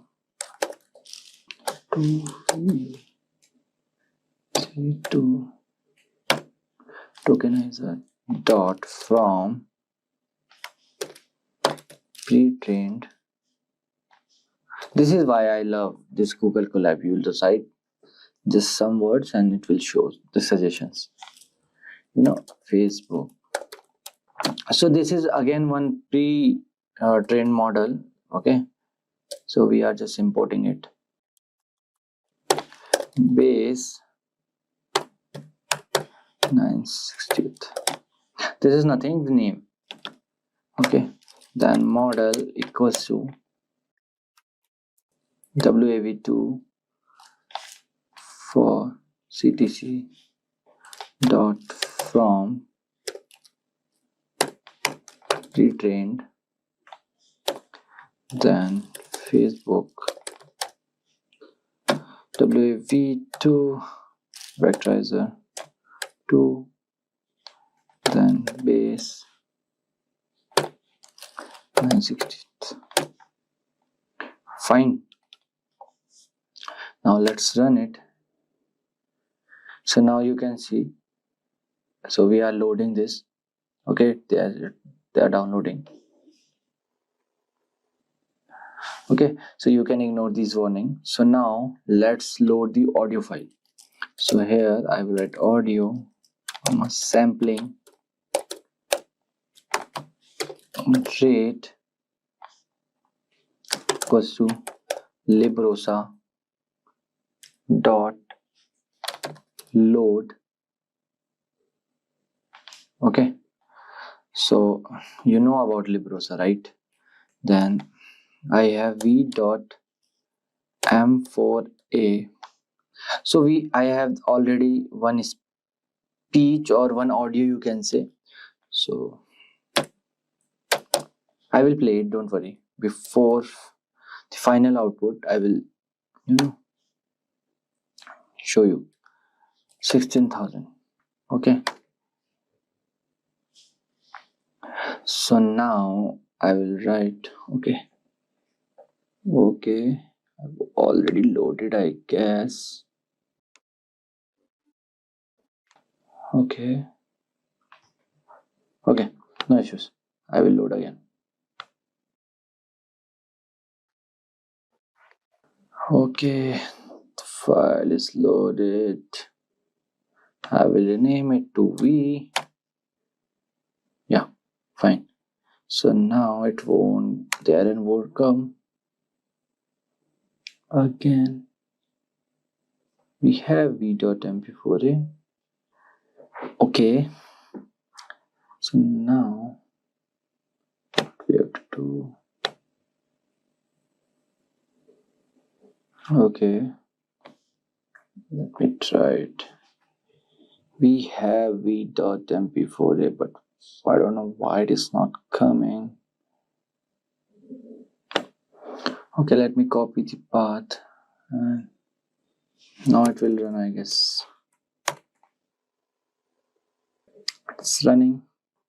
Yeah. So now I will write here audio, comma, sampling rate. Okay.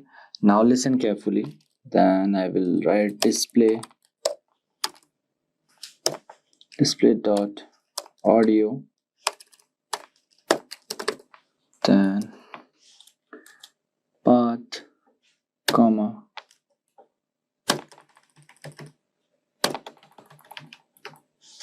autoplay equals to true.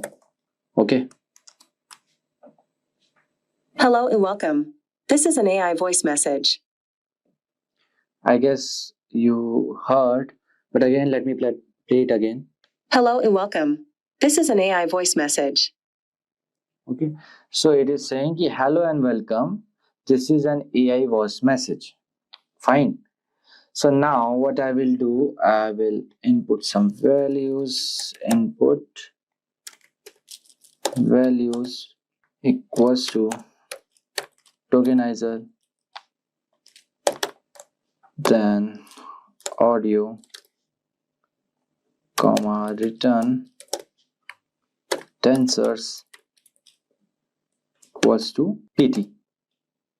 Fine. Dot input values. Okay. Then here input values.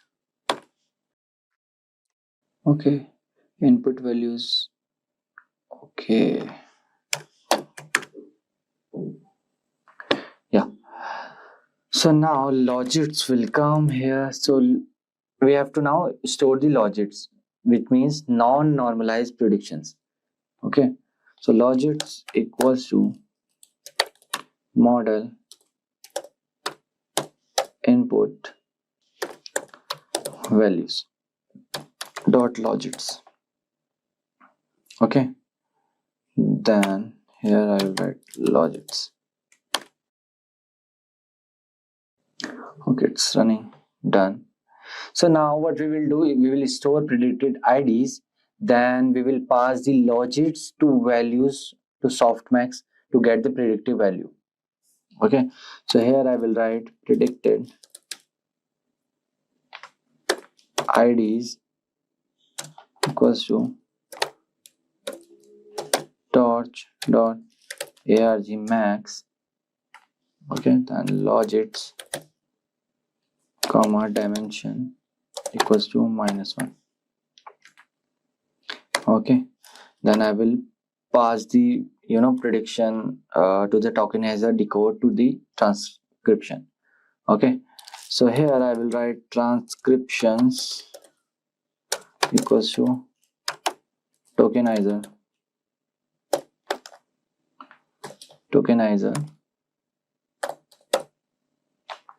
dot decode predicted IDs to 0. Running fine. So now let's see our output transcriptions.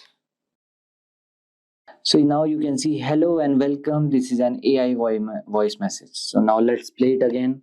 Hello and welcome. This is an AI voice message. Amazing, right? So this is how you can use Hugging Face for the speech to text recognition. It's a very small code, line of code, as you can see. Okay, so now let's move forward and do the sentiment analysis, okay, or text generation. So let me open new drive. So yeah, so now I will write here, I will write sentiment slash text generation Hugging Face.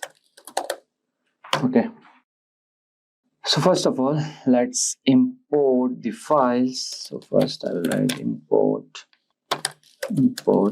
warnings, then warnings dot filter warnings. Okay, I will write here ignore. Then we'll import numpy. You already know what is numpy, and import panda. So these are some basic Python library, and I hope everyone knows. And import matplotlib for the plots. Matplotlib dot pyplot as plt. Then I will import cbon for the graphs, the statistics graph. Okay, sns, then sns dot set. So now we'll import sklearn model train test split. So sklearn is nothing. Scikit-learn is probably the most useful library for machine learning Python. So this library contains a lot of efficient tools for machine learning and statistical modeling, including classification you can do, regression you can do, clustering you can do from this sklearn. Okay, from sklearn dot model selection, import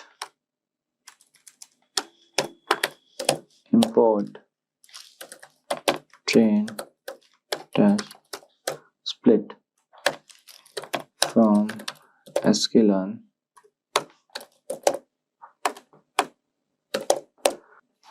dot matrix, import f1 score, comma, confusion matrix, comma, ROC AUC curve or score. So again we'll import from transformers, import pipeline. Everyone know what is this. Then import torch. Okay, now let's run it. You have too many active session, terminate existing to continue if you are interested in using one more session. Okay, wait. Yeah, fine. Now which one is open, bro? Terminate this, terminate this, terminate this. No. Okay, fine. So now let's do sentiment analysis. So we will explore sentiment analysis using a pre-trained transform model. Okay, the Hugging Face library provides convenient pipeline, as you already know, function that allows us to easily perform sentiment on the text. So now let's first import the necessary dependencies and create a sentiments pipeline using this line. So I will write here classifier equals to pipeline sentiment analysis, then type classifier. Okay, so it will download the pre-trained sentiment analysis pipeline. Pipeline is not defined. How? Okay, error is there. I hope it will run now. Yeah. So now we can pass a single sentence or a list of sentence to the classifier and get the predictive sentiment labels and associate confidence score. Fine. So now just for the testing classifier, so let's write this is a great movie. Okay, now let me run it. So now you can see here label positive. So label positive typically refers to the outcome or a class of interest that the model is designed to predict. So here we are just checking the sentiment analysis model. Okay, so this is why I wrote this. Okay, so let's check one more.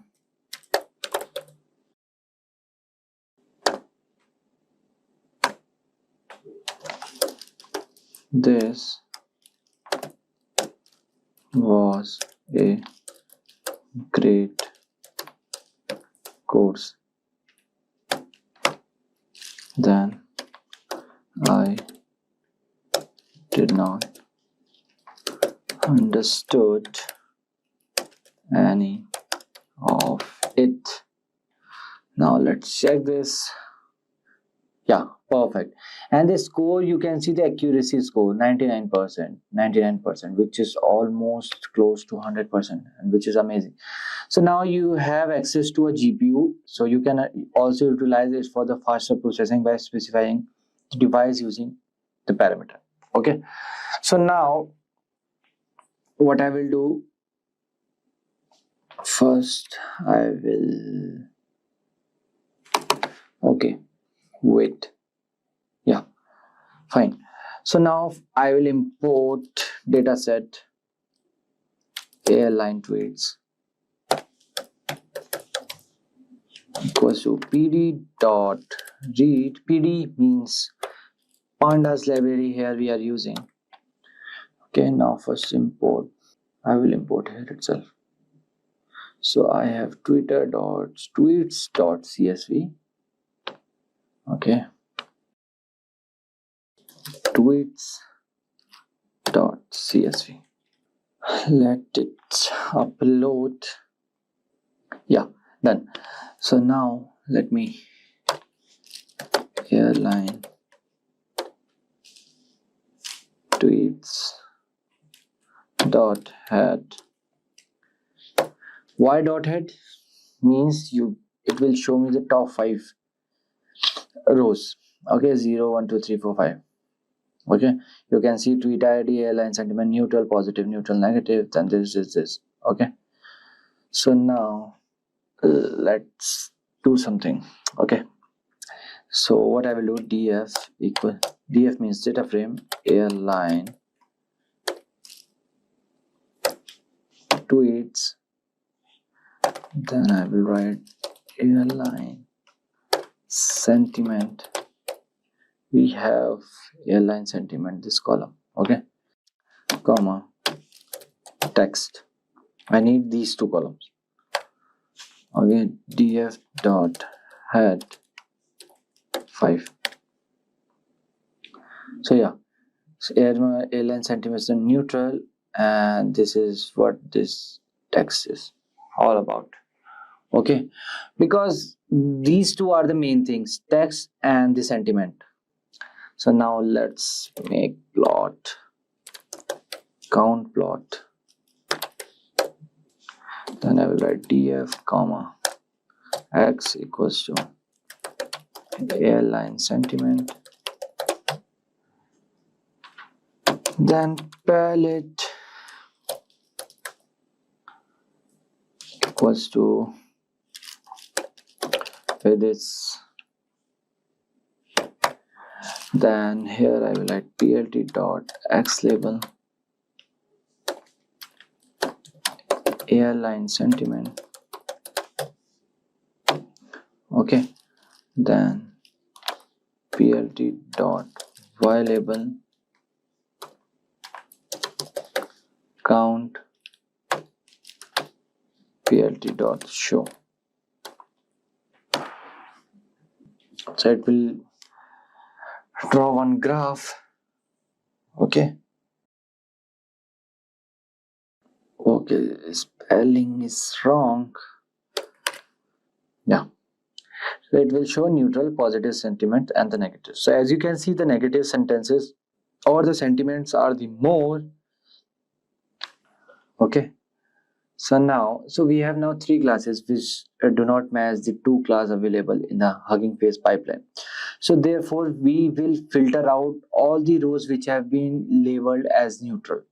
Okay, so df equals to df and again df airline sentiment, fine, was not equals to neutral. Okay, then df target equals to df airline sentiment dot map. Then I will write here positive 1 and the negative 0. Fine, negative will be 0. Okay, then print number of rows comma df dot shape. Okay, so now you can see number of rows are 11,541. Okay, so now I will write predictions 5. That will, okay, predictions is not defined. Okay, so now what I will do, so here I will write text equals to df text and toList dot toList. Then here I will write predictions equals to classifier text. Okay, so here write probabilities equals to predictions, then score if predictions label dot starts with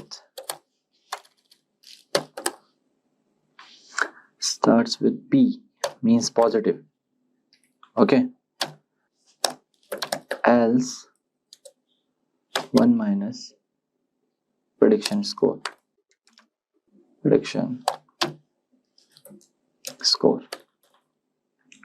Okay, then I will write for prediction and prediction.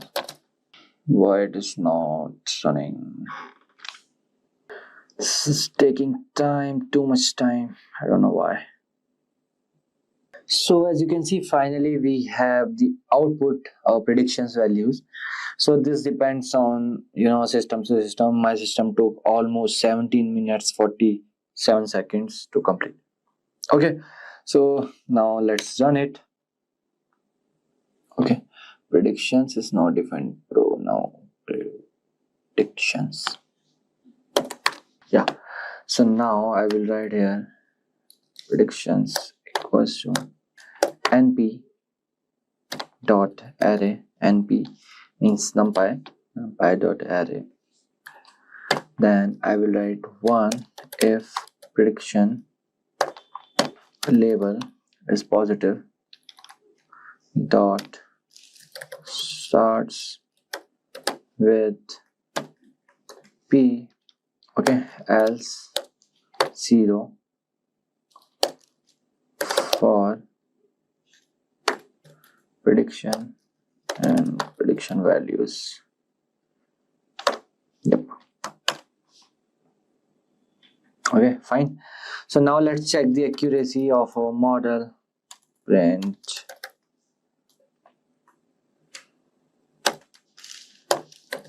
accuracy. Okay, then I will do round up the values. So here I will write np dot mean, then df, then the target, right? Yeah, Then I will write equals to predictions. Then I will write into 100 comma 2. Then I will write percentage. Okay, fine, looks good. Yes. So as you can see, our accuracy is 88.99%, which is very good again. So now let's do some confusion metrics. Confusion metrics. Then DF target comma predictions comma normalize equals to true. Okay, then I will plot confusion matrix. Okay,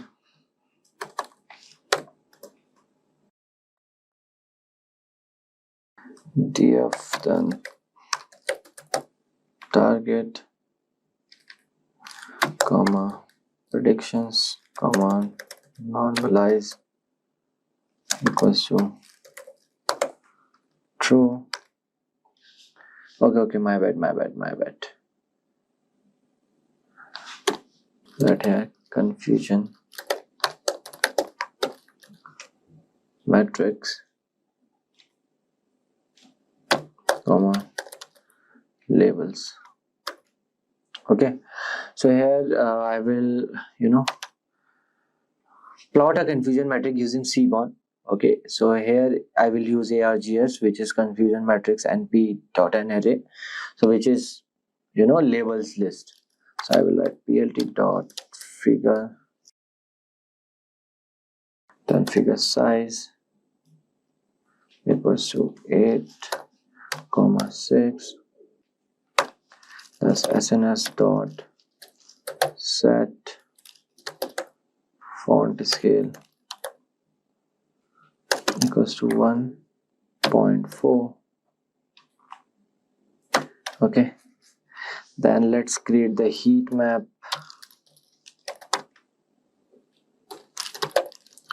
Confusion matrix comma and not will be true. Okay, then I will write fmt equals to g, then confusion map equals to blues, then x ticks labels equals to labels, then y ticks labels equals to labels. Okay, yes, so now I will write plt dot title will be confusion matrix, then plt dot x label will be predicted values, then plt dot y label will be actual values, then plt dot show. Okay, why the chart is not coming? Okay, so I have to write plot confusion matrix, then I write cm, then negative comma positive. Okay, now the chart will come. Okay,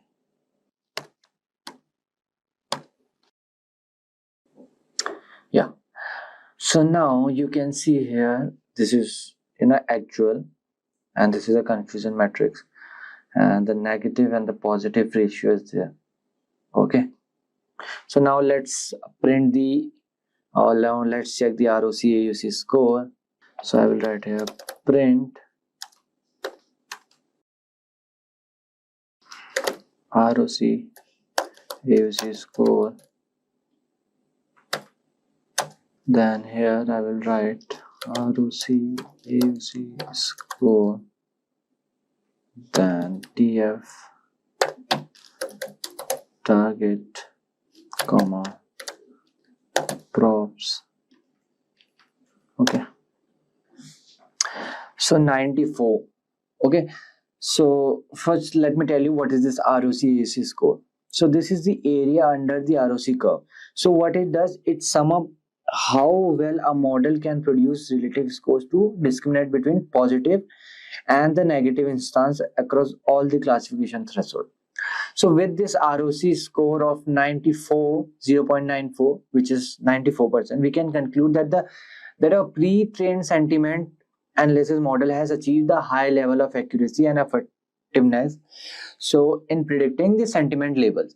So this indicates that the model is capable of accurately classifying text into positive or the negative sentiment categories. Okay, so now we'll do text generation. Okay, so text generation involves generating creative and coherent text based thing. So I will write here text. Okay, so text generation involves generating creative and coherent text based on a given prompt or starting point. So what we will do first, we will import the necessary dependencies and load the data set of the poem. Okay, so here I am write poems. Let me write poems equals to pd.read.csv. Don't worry, I will give you these files. Okay, description box below I will add. So here I will write robot frost. Okay, .csv. Fine. And then I will write poems dot head 5 or head, just have to write head. Module pandas has, okay, not dot underscore csv. Yeah, okay, it will show the top 5. Stopping by woods on a snowy evening, fire and ice. The aim was song, collection, content, year of publication. Okay, so now what we will do, we will write content equals to poems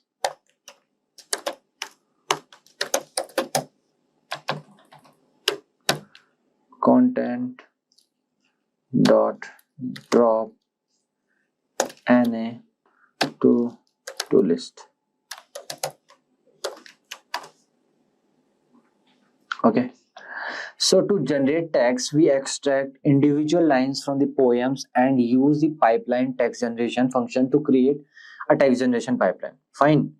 So here I will write lines equals to, then I will write for poem in content.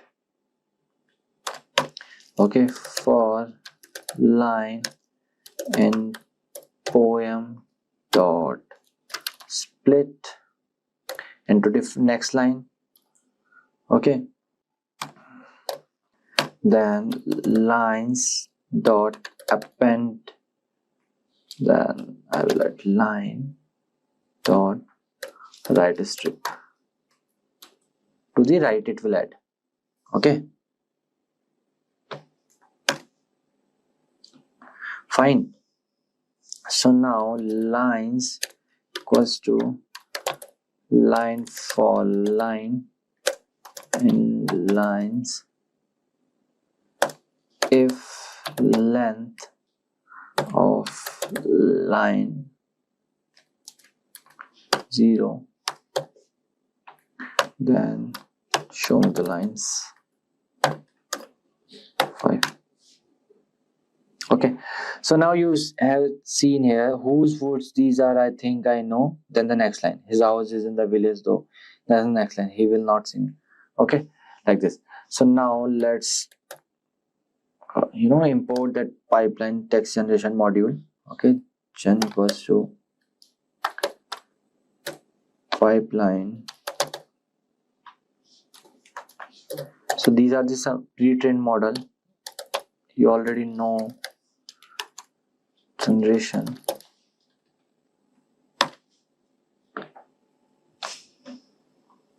Okay, so now I will write here lines. Let's run it. Yeah, done. So in line 0 we have whose votes these are. I think I know. Okay, so now we can now generate tags by providing a prompt and specifying the parameters such as max length and num return sequence. Okay, why? Because we have imported this tag generation module. Okay, for example, see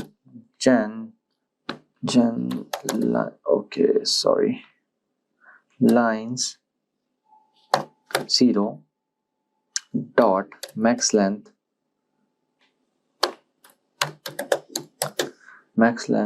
equals to 20. So now it will generate this to the maximum 20. Okay, till 20 word maximum length. Okay, check. Okay, okay, expression cannot contain perhaps double equals to where? Okay, wait, now it will run. So see, the line was this much only. Whose words these are, I think I know. Whose words these are, think I know. But here, the generated text, I wish to go to church because I feel like. Okay, this is how you can do, text generation. Now let's check for the more. Gen lines 1. Okay, then max length equals to 30, comma, num return sequences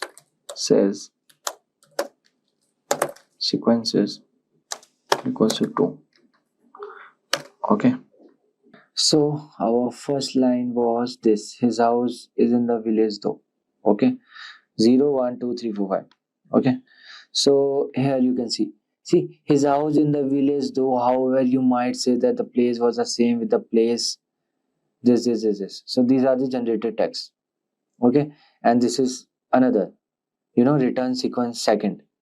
So there are two, one and the second.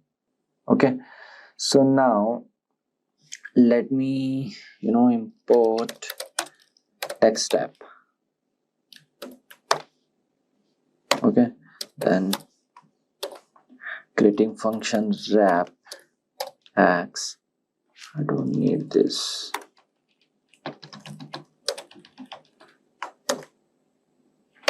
Then return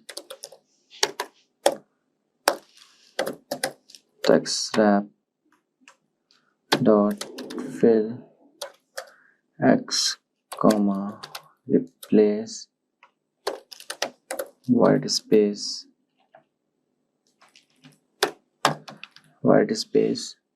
equals to false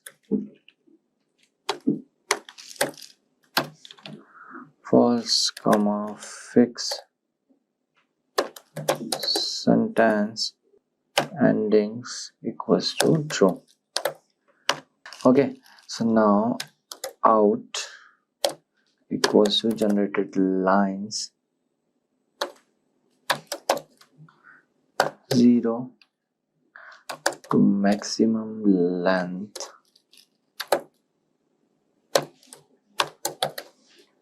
equals to 30. Then print wrap out to 0. Then generated text. Okay, so now we are setting the pad tokens to EOS tokens. Okay, so whose these are, I think I know, and this is the maximum 30 till 30. Okay, so now I will write here. Okay, preview equals to Okay, so now what you can do, you can generate a prompt to generate text on a specific topic like this. Prompt equals to transformers have a wide variety of application in NLP. Okay, so this is my prompt. Okay, this I'm not importing from the data set. Okay, so I will write out equals to gen prompt comma max length equals to 100, print zap out. Okay, here I will write, anyways, here I will write generated text prompt.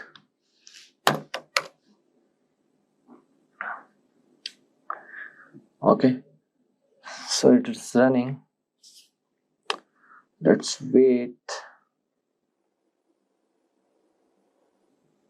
Yeah, so okay, some error is there.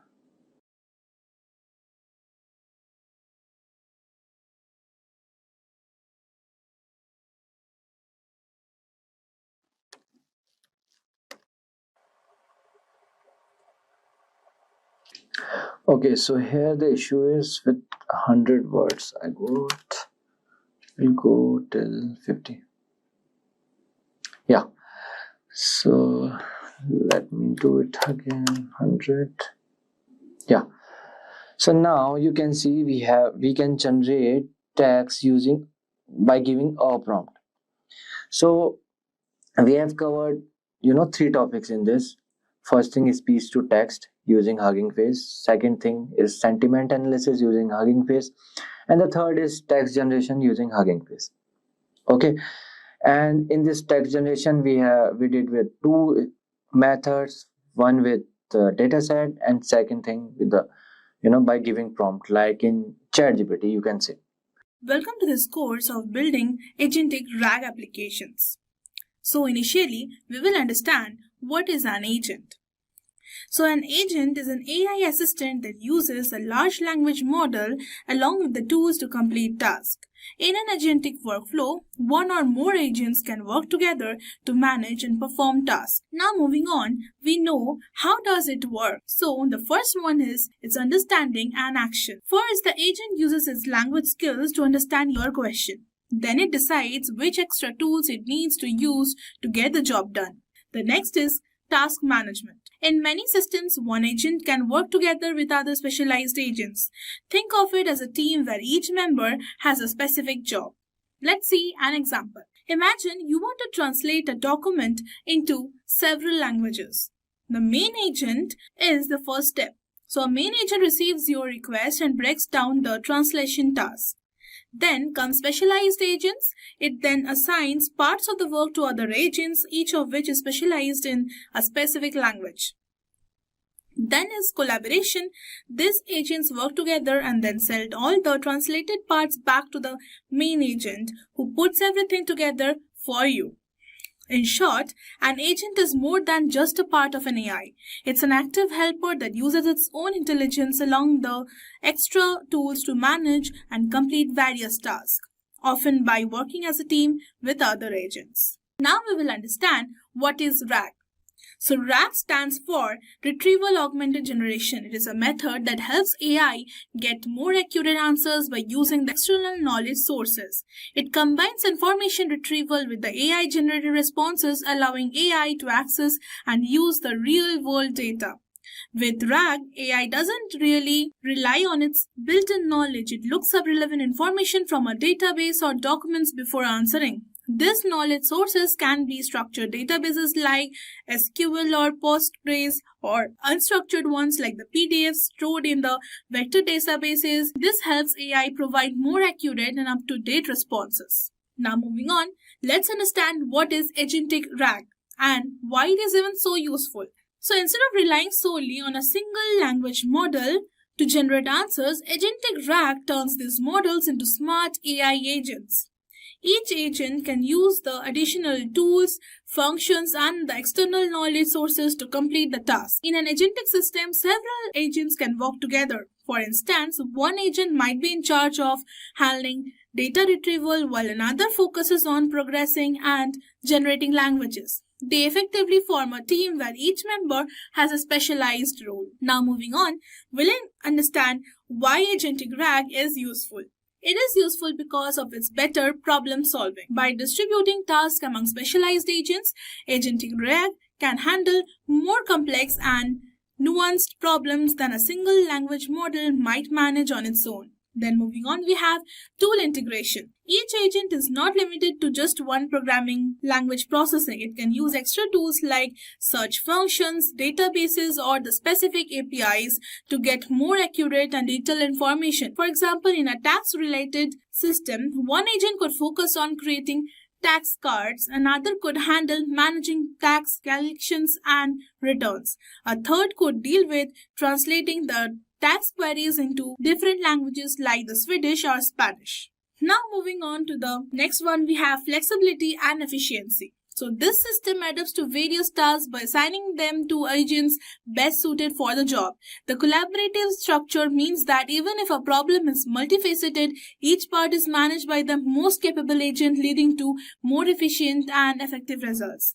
Think of Agentic RAG as a team of expert assistants. Instead of one person trying to do everything, each assistant is specialized. They share information, use extra tools, and work together to provide a complete solution, even for the complicated problems. This makes the overall system much more powerful and versatile in solving the real-world issues. Now moving on, let's understand what are the components of the Agentic RAG. So Agentic RAG has 4 key parts that work together to find, enhance, and generate information. So the first one is prompt. So what it is? The prompt is the question or the instruction you provide to the AI. So in simple terms, it's like asking a question or giving a command to start a conversation. So why does it even matter? It matters because the prompt sets the context for what the AI needs to do, guiding the whole process. Then moving on, we have the large language model. So the large language model is a core AI engine that understands your prompt and generates a response. So in simple words, think of it as a very smart text processor that has learned from the lots of examples. It uses its trainings and language skills to create an answer that fits your request. Now the third one is agent. So the agent is an AI assistant that works alongside the large language model. So in simple terms, it's like a helper that knows how to use the extra tools to find more detailed or specific information. So the agent fetches the right data from the various sources to ensure the answer is complete and accurate. Now moving on to the fourth one is knowledge base. The knowledge base is a storage system for different types of information. In simple terms, imagine it as a big digital library that holds structured data organized like a database, for example, tables. Semi-structured data, for example, organized in a less rigid format like the spreadsheets or JSON. It can also be unstructured data that is raw information like the text documents, articles, or even emails. So it provides the content and the facts that the AI can draw on to answer your prompt accurately. Together, these 4 parts work like a team. You ask a question or give a prompt, the LLM thinks of an answer, the agent gathers any extra details needed, and the knowledge base supplies all the relevant information. So now, the question comes, why do we even need RAG agents and what do they solve? So the traditional RAG systems have knowledge gaps because they can't access multiple knowledge sources. By adding AI agents, these gaps can be filled using the external tools. If the AI doesn't know an answer, it can effectively fetch data from external databases and reliable sources to respond accurately. So using multiple knowledge bases and AI agents helps in several ways. For example, it helps in reducing mistakes. So AI can compare different sources, making answers more reliable. Then moving on, it is important for better understanding. So accessing diverse knowledge helps AI answer complex questions more accurately. Now, it is scalable. The system can handle large amounts of data and serve millions of users efficiently. So this approach makes AI-powered applications smarter, more reliable, and capable of handling the complex queries. So down the line, we'll see a lesson about the router query engine. So let's move on. So let us understand what is a router. So the router is the simplest form of an agentic retrieval augmented generation, that is RAG system. It is responsible for directing user queries to the appropriate retriever or response module based on the predefined logic. Then the question comes, how router works in agentic RAG? So initially it receives the query. It takes the user input or the prompt. Secondly, it classifies the intent, that is, it identifies whether the query requires factual retrieval, summarization, or generative response. Then it routes to the right system, that is, it sends the query. It sends the query to a knowledge-based retriever for factual lookup. It can even send to a specialized large language model for generation if creative or open-ended. It can even send to a combination of both for hybrid responses. Now, let's see all this in action. So regarding the OpenAI API pricing, you can go directly to this openai.com API pricing wala website, and then when you scroll down, you will see and explore the detailed pricing, and you go there and you will basically find all the latest models with the input, the cached input, and the output as well. So in this course, we are using the GPT 3.5 Turbo, and its input is $3 and the training is $8. And if you contact the pricing, you will see it cost $0.5 and the output is $1.50. So basically, you can take up any API that suits well in your project. So the first thing we do is to import our OpenAI key, and to do this, we will use a helper function. So let's run this. Next, we run this nest Asensio module because Jupyter runs event loop behind scenes, and a lot of modules use async, and to make async play nice with Jupyter Notebook, we need to import this. So let's run. So the next step is the setup is to load the document. So here we are using the Meta GPT, a recently accepted oral paper, Clear 2024, on a new multi-page framework. So we are loading the documents over here, and let's run this. You can run this by even pressing Shift plus Enter. So after we have completed with loading the documents, we will need to import the sentence splitter from Llama index. So we have even mentioned the chunk size over here, and we are splitting the documents. So this step is optional, and this allows to find an outline and embedding model. And you can do this by specifying a global config setting where you specify the alignment and the embedding model, and that you inject as part of the global configuration. So by default, we use the 3.5 Turbo and the text embedding 202 in this course. So this allows you to have the groundwork to basically inject your own large language models and embeddings. So here we are importing settings, we are importing OpenAI, and we are even importing the embedding of OpenAI. We are using the GPT 3.5 Turbo as we have discussed, and we are building one text embedding. So now here we will set up both the summary and the vector index. It's nothing, just we are importing the two simple modules, the summary index and the vector store index, and we are initializing this. Now it's time to turn these indexes into query engines and then query tools. So each query engine represents the overall query interface over the data that's stored in this index and combines the retrieval with the LLM synthesis. So each query engine is good for a certain type of question, and this is a great use case for the router which can route dynamically between these query entrants. So a query tool is just a query engine with metadata, specifically a description of what type of question the tool can answer. So let's run this. So here in this code, we define the summary query engine that equals to summary indexed as query engine, and then also a vector query engine equals the vector index. We can even see that the vector query engine is derived from each of the index. So we will see that for the summary query engine, here the summary query engine, it is also the same. So let's run this. So here basically we are defining the router query engine, and we are importing the router query engine from Llama index core query engine router, and then we are initializing the query engine is equal to router query engine.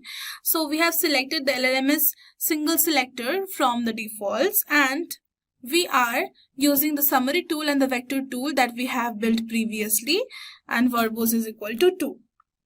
So then let's run this. So let's ask a question to the query engine that what is the summary of the document, and then we'll print the response, print str and then response. Okay, so let's run this. So see, it is given the response. The document introduces MetaGPT, a meta programming or framework that enhances the problem solving. It is basically a summary of the MetaGPT document that we have used. So then let's see the length of the response source. So we'll write print length as usual. In the previously we have also seen this, how to write response dot source nodes, and we will run this. So let's see, it's 34. So we have another question ready for the query engine to ask, and we will run this, and then we'll print the response, print str response, and let's run this. So our question was, how do agents share information with other agents? So agents share information with other agents by utilizing a shared message pool where they can publish structured messages and also subscribe to relevant messages based on their profiles. And it has given the correct answer. So let's now put everything together, and we are importing this get router query engine, and we are passing this MetaGPT PDF as before, and we will run this. And now we have one question to ask is, tell me about the ablation study results. So we will run this, and we will now print the response, print str, then again response. So the ablation study results show the MetaGPT effectively addresses challenges related to the context utilization, code hallux and everything. So this is what about the query engine router, and down the line we will see about tool calling. We will discuss how to use an LLM to not only pick up a function to execute but also infer an argument to pass through the function. So let's move on.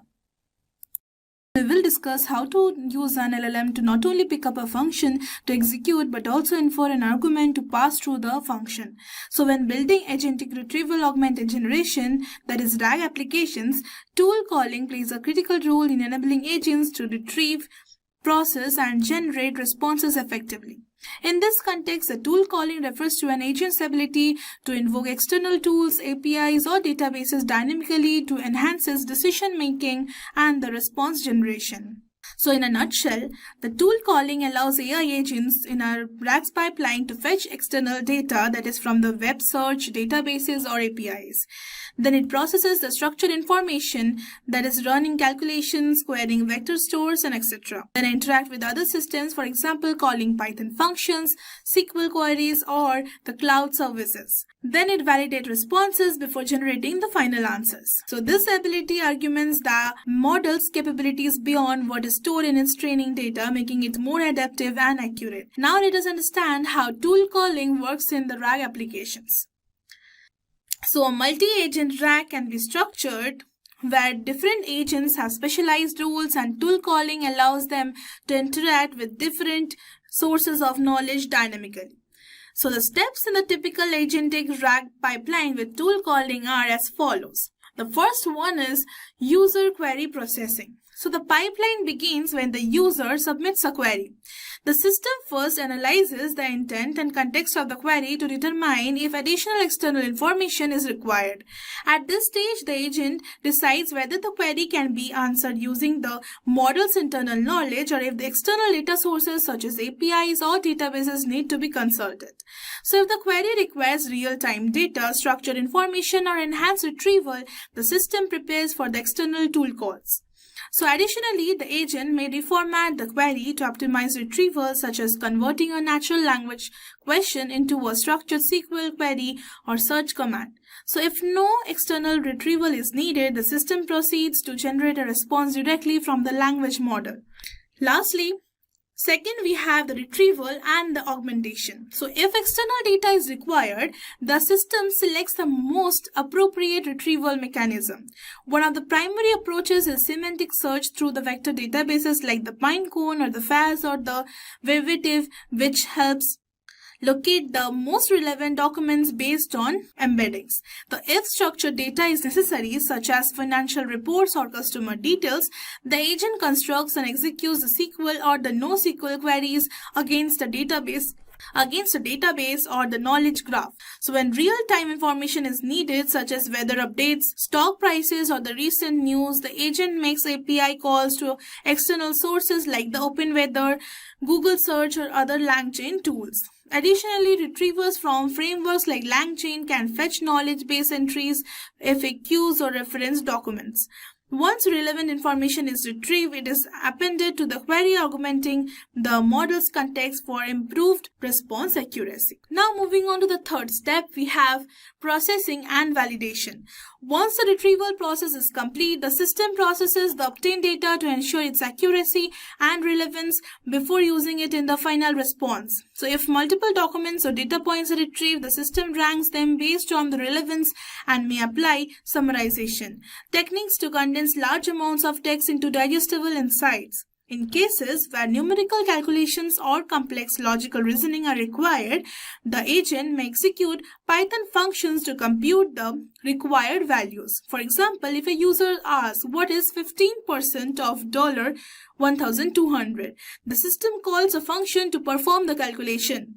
Additionally, when fetching the real-time information such as the stock prices or the news update, the system verifies the timestamps to ensure the response reflects the most recent data available.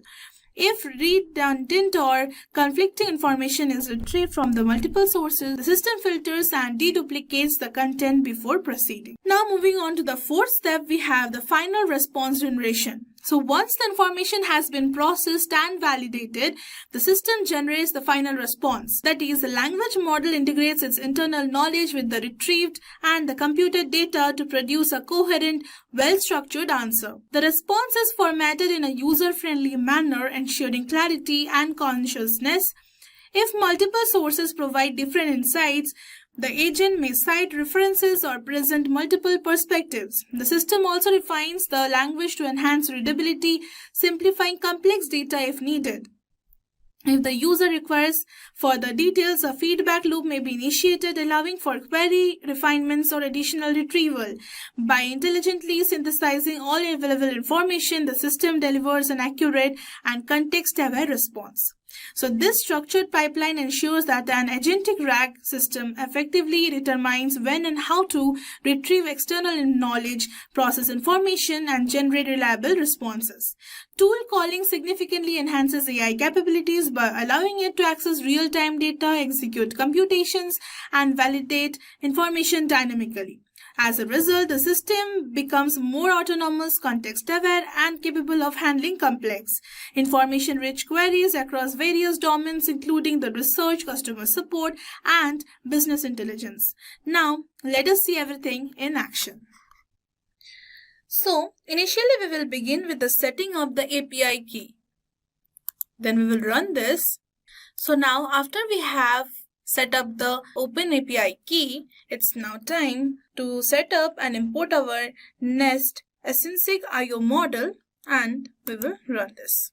So next, here, we will give you a basic understanding of the tool calling. We will show you how to find out a tool interface from a Python function, and the large language model will automatically infer the parameters from the signatures of the Python function using Llama index abstractions. To elaborate this, let's first define the toy calculator functions and show how tool calling actually works. So we will define an add function and also a mystery function. The core abstraction in the Llama index is the function tool. So this function wraps any given Python function to feed it. And you can see that the function takes both the add functions defined here as well as the mystery function, which is just x plus y times x plus y. Here, you can see that both the add and the mystery functions have type annotations for x and y variables, as well as the docstring. So, it also integrates natively with the function calling capabilities of many of the large language models, including the OpenAI. To pass these tools to an LLM, you have to interpret and import the LLM module and then call and predict. So, this code imports the OpenAI module explicitly, and you can see the module is 3.5 turbo.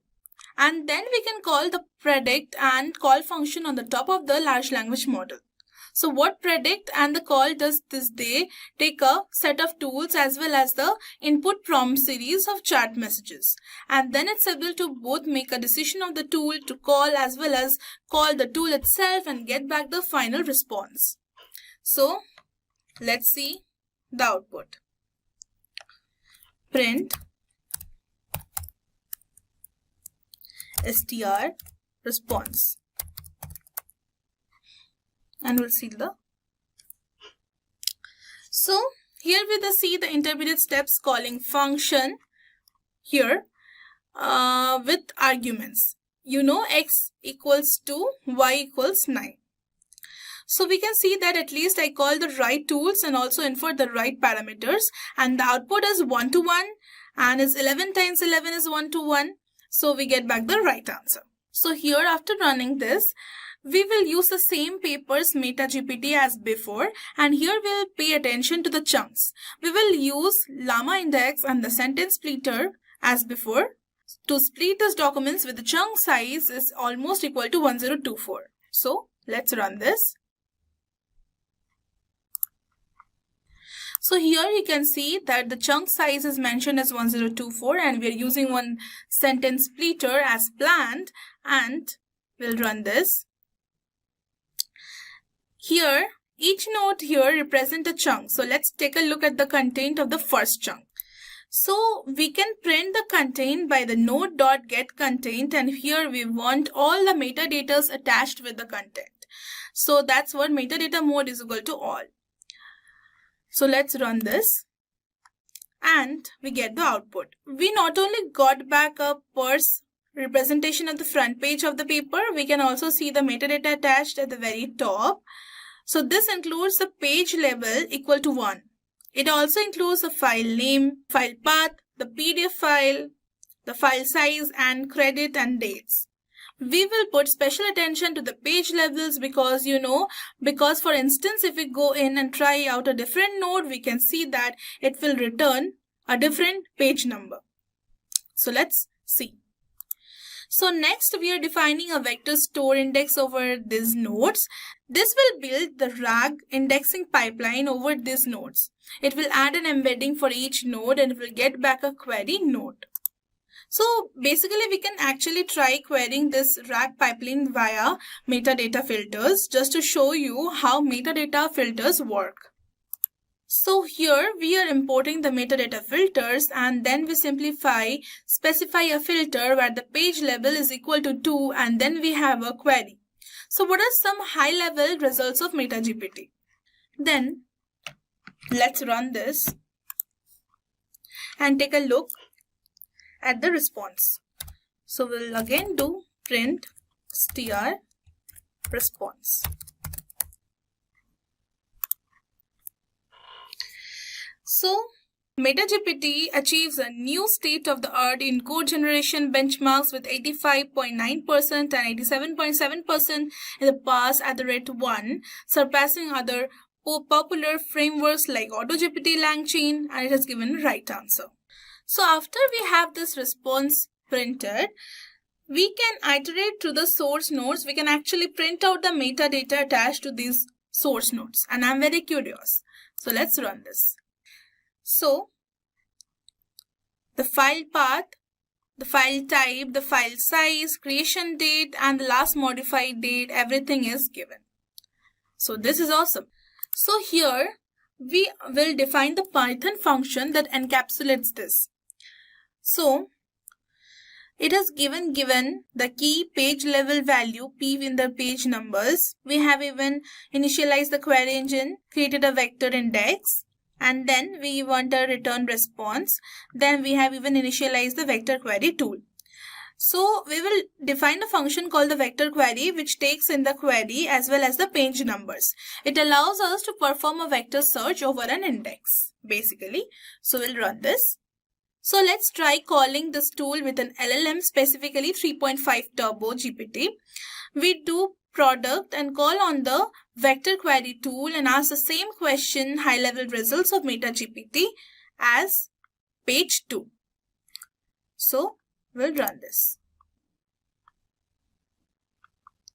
And as an output, it's a calling function vector tool with arguments query high level, and we will print the response of the source nodes as well as the metadata. So as before, we will verify the source nodes and we see that the page level of the source nodes, there is one source node return and it has a page level of 2. So we'll move on and create the summary index. So here we are importing the summary index from the Llama index core, importing query engine tool, and basically we are building one small other tools. So finally we can bring in the summary tool from the router. Example, in the first lesson we have already passed it, and we can combine that with the vector tool to create other tools. So now let's try calling the tool again. We asked for whatever comparisons with chapter 5 on page 8. So we see that it calls a vector tool actually with page number equal to 8 and is able to still give the right answer, maybe. Yeah, it has given the right answer. So now we can verify by printing out the metadata and of the source nodes. So let's run this. So it is given a page level of 8, file name, and all the details necessary for verifying. So lastly, we can ask a question like, what is the summary of the paper?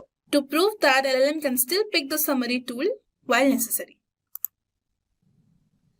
So it can actually still give the right answer. So down the line, we'll see how to build an agent reasoning loop, and let's move on. Now let's see the two key important components of an agent. So the first is agent task orchestrator. So the task orchestrator acts like the conductor of an orchestra, ensuring that every part of the system plays its role at the right time and in harmony. So here is how it functions. It acts as a central coordinator. It manages the overall flow of the task within the agent. Just as a project manager assigns work to the team members, the orchestrator assigns tasks to different parts of the system. The next comes scheduling and prioritizing. It determines the order in which the task should be performed. Tasks may be queued based on importance, deadlines, or dependencies.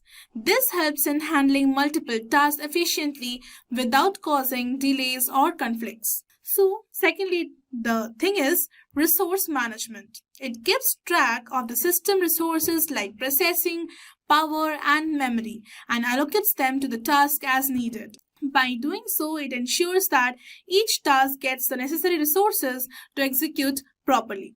Next comes task monitoring. The orchestrator monitors the progress of the task in real time. It detects any issues or delays and can reassign or adjust tasks to maintain the smooth operations. This monitoring helps in quickly identifying the bottlenecks or the failures. Now moving on, we have coordination among subsystems. In complex systems, multiple subsystems might be involved. The orchestrator ensures that communication and data exchange between these subsystems occur seamlessly. It manages dependencies between tasks so that the one task output is correctly passed as input to another. Now moving on, we have error handling and recovery. If a task fails or encounters an error, the orchestrator can trigger corrective measures. It may reschedule tasks or notify other parts of the system to take over, ensuring reliability and robustness. Now moving on, the second key important component is task reasoning and execution. This component is where the actual thinking and the doing happen. It is responsible for making decisions and performing the actions necessary to complete a task. So, the first one is task analysis and understanding. It starts by breaking down a complex task into smaller, more manageable steps. The module analyzes the requirements and context of the task, much like planning out steps to solve a problem. Now moving on, we have decision making. Using built-in logic and reasoning algorithms, it decides on the best course of action. This may involve evaluating different strategies or paths to determine which is more efficient or effective. It can adapt based on new data or changes in the environment. Now moving on, we have action execution. Once a plan is in place, the module carries out the necessary actions. This involves directly interfacing with hardware, software, or external systems to perform the task. The execution is dynamic, meaning the module can adjust actions in real time if unexpected issues arise. Now moving on, we have feedback logo. After performing actions, it gathers feedback on the results. This feedback is used to refine the future decisions and improve the task handling. Continuous learning from successes and failures is a key feature over here. Now moving on, we have integration with the orchestrator. While the orchestrator assigns and monitors tasks, the reasoning and execution component does the actual work. The two components work in tandem. The orchestrator provides the task and the reasoning module processes and completes them. This collaboration ensures that the agent operates both intelligently through reasoning and efficiently through coordinated execution. So together, these two components empower an agent to perform complex tasks reliably and intelligently. The orchestrator ensures that everything runs smoothly, while the reasoning and the execution model handles the actual problem solving and the action taking, making the agent both organized and smart in its own operations. So after we know all these, let's understand about controlling an agent. So let's see, what does controlling an agent mean? So it means guiding the behavior. It means directing and managing how an agent, like a smart robot or a software program, acts in different situations.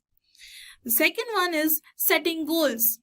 You establish clear objectives and rules for the agent to follow. Now moving on to the third one, we have monitoring actions. You keep an eye on what the agent does to ensure it stays on track. Now let us see why controlling an agent is so important. It is important because of the safety. It prevents the agent from taking harmful or unattended actions. Then comes reliability. It ensures the agent consistently performs its task correctly. Then comes efficiency. It helps the agent adapt and improve by providing feedback and adjustments. Now moving on, we have alignment. Make sure the agent's actions match the desired goal or task. So this process of controlling an agent is crucial for maintaining order, safety, and efficiency in systems that operate autonomously. So now let's see all this in action and in practical. So far, our queries have been done in a single forward pass. Given the query, call the right tool with the right parameters and getting back the response. So what if the user asks a complex question consisting of multiple steps or a question that needs to be answered in detail? So in this lesson, you will learn how to define a complete agent reasoning loop. Instead of the tool calling in a single short setting, an agent is able to reason over tools and multiple steps. You will use the function calling agent implementation, which is an agent that natively integrates with the function calling capabilities of large language models. So we will start and begin with setting up the API key. So after we have completed importing this open API key, we'll import Nest SNCO and we'll run this. So for now we are using the MetaGPT paper as the two previous lessons. So we will now set up the function calling agent, and we are using GPT 3.5 Turbo as discussed before, and we are mentioning the temperature is equal to 0. So let's run this. So here, then we import the function calling agent worker from Lambda index and also the agent runner. And for the function calling agent worker, we pass two tools, the vector tools as well as the summary tool. We also pass the LLM and set the verbose equal to true to look at the intermediate outputs. So here basically we are going to ask the first question. Tell me about the agent roles in MetaGPT and then how they communicate with each other. So let's give this as a question. So if we look at the output now, we see that the agent is able to break down this overall question into steps. The first part is asking about the agent roles and the MetaGPT, and it calls the summary tools to answer this question. So now let's look at the content of the first page. So this is the printing the first source model, and we are taking the metadata mode is equal to 1 because we want metadata from each of the responses. So this allows you to, for instance, inspect the content of the first source node that's retrieved. This is the first paper we have given, and here we are using the agent.chat for the first time. The question is about the evaluation of the datasets used. So we will run this. It may take some time to generate. So here if you see, it is basically added user memory about the message, tell me about the evaluation datasets used, and it is calling the function, the summary tool MetaGPT with arguments input it is taking. The evaluation datasets used in MetaGPT include the human eval, it is giving the correct response, and even the LLM responses. The evaluation datasets used in MetaGPT include the human eval, MVP, and software development. So we are going to see the next question.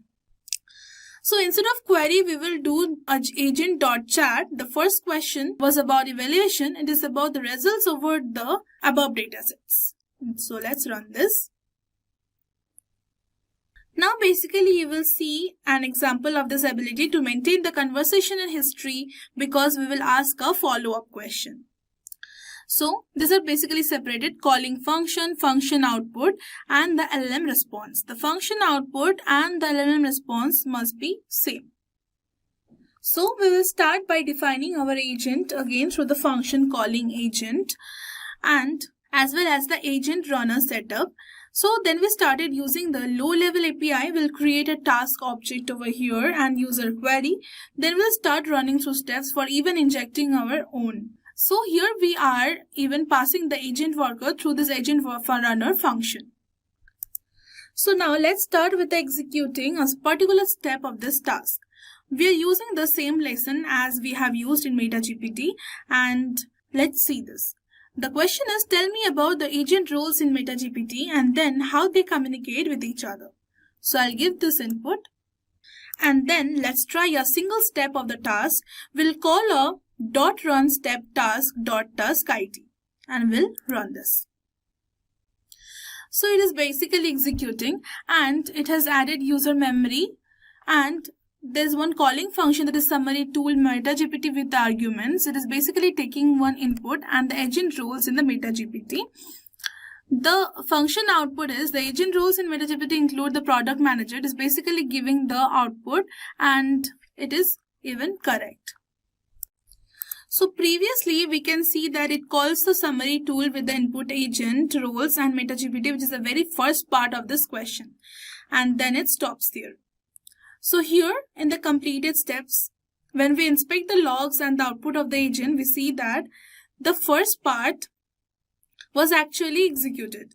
So we call the agent that completed steps of the task ID, and we are able to look at the number completed for the task. So let's now move on to see the upcoming steps of the task. So now we can also look at the upcoming steps. We can do this through agent to get upcoming steps. Again, if we see the output, we pass the task, that our task ID, and to the agent, and we are able to print out the number of upcoming steps for the task. Now basically we will move on to run the next two steps and actually try and drafting the user input.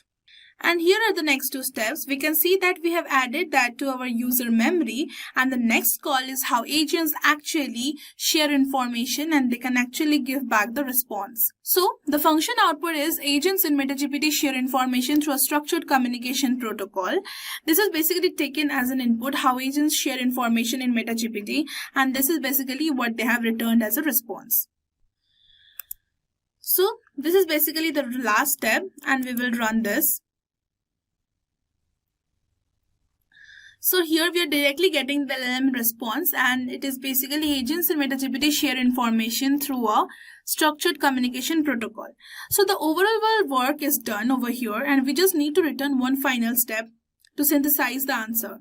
Now to double check that, we can see that we are able to get back the answer about how agents in MetaGPT share information, and it is the last step. Now the last step is finalizing this agent and passing the task ID through this, and we'll run and then print the response.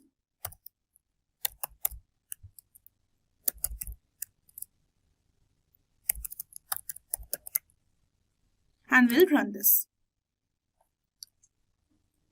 Now to finalize it, we will perform the final step, and in the next lesson we will show you how to build an agent over multiple documents. So we'll start with setting up the OpenAPI key. We'll run this.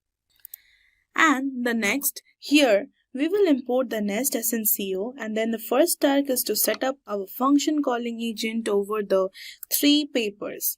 So we do this by combining the vector summary tools by each document into a list and passing it to the agent so that the agent actually has 6 tools in total. So here we have downloaded 3 papers from the Clear. This includes MetaGPT for the last time, and it also includes the long loader as well as self-RAG. Next, we'll convert each paper into a tool.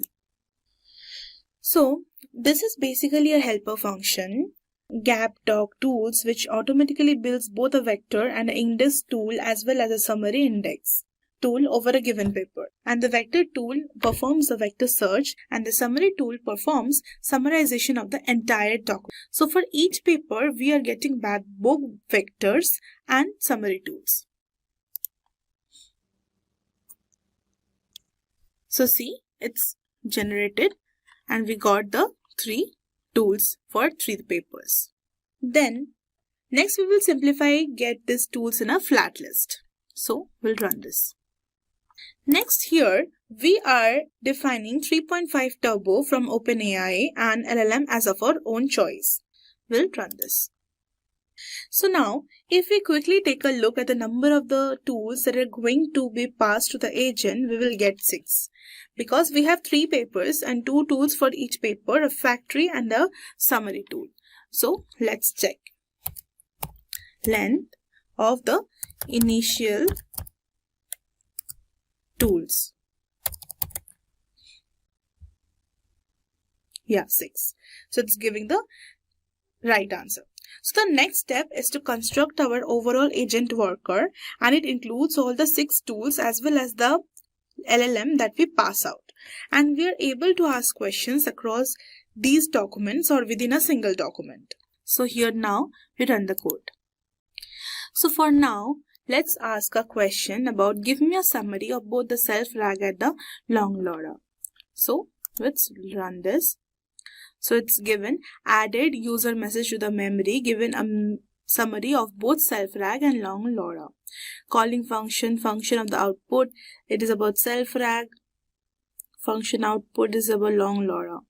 So it's nice. So we have got the answer that one of the evil data sets used is feature 19 test plate. We are able to look at the evil results for our long haul models. So let's see the response. Okay, we'll print it. Print str and response.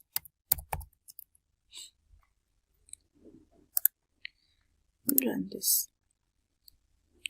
Here are the summaries of the self-RAG and the LangLoRa. It is given a summary.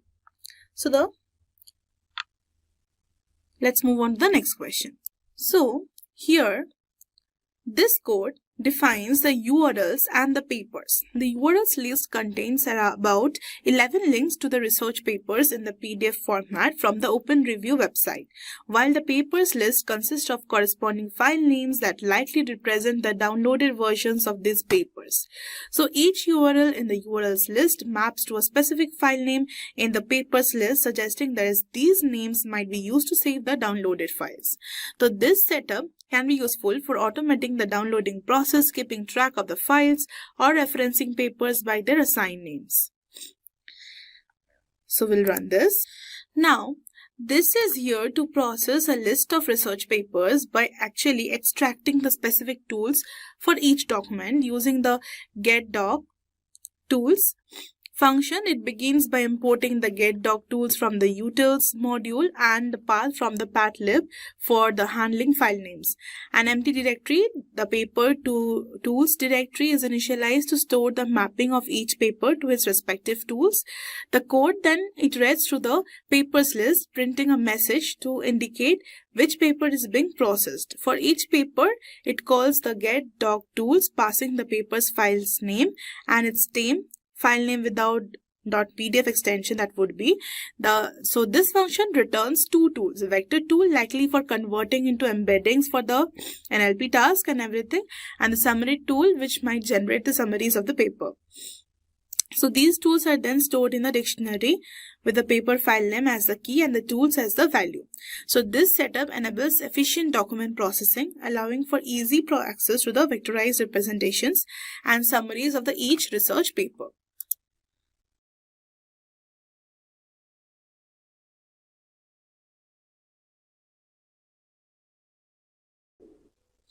So it's generating all the outputs.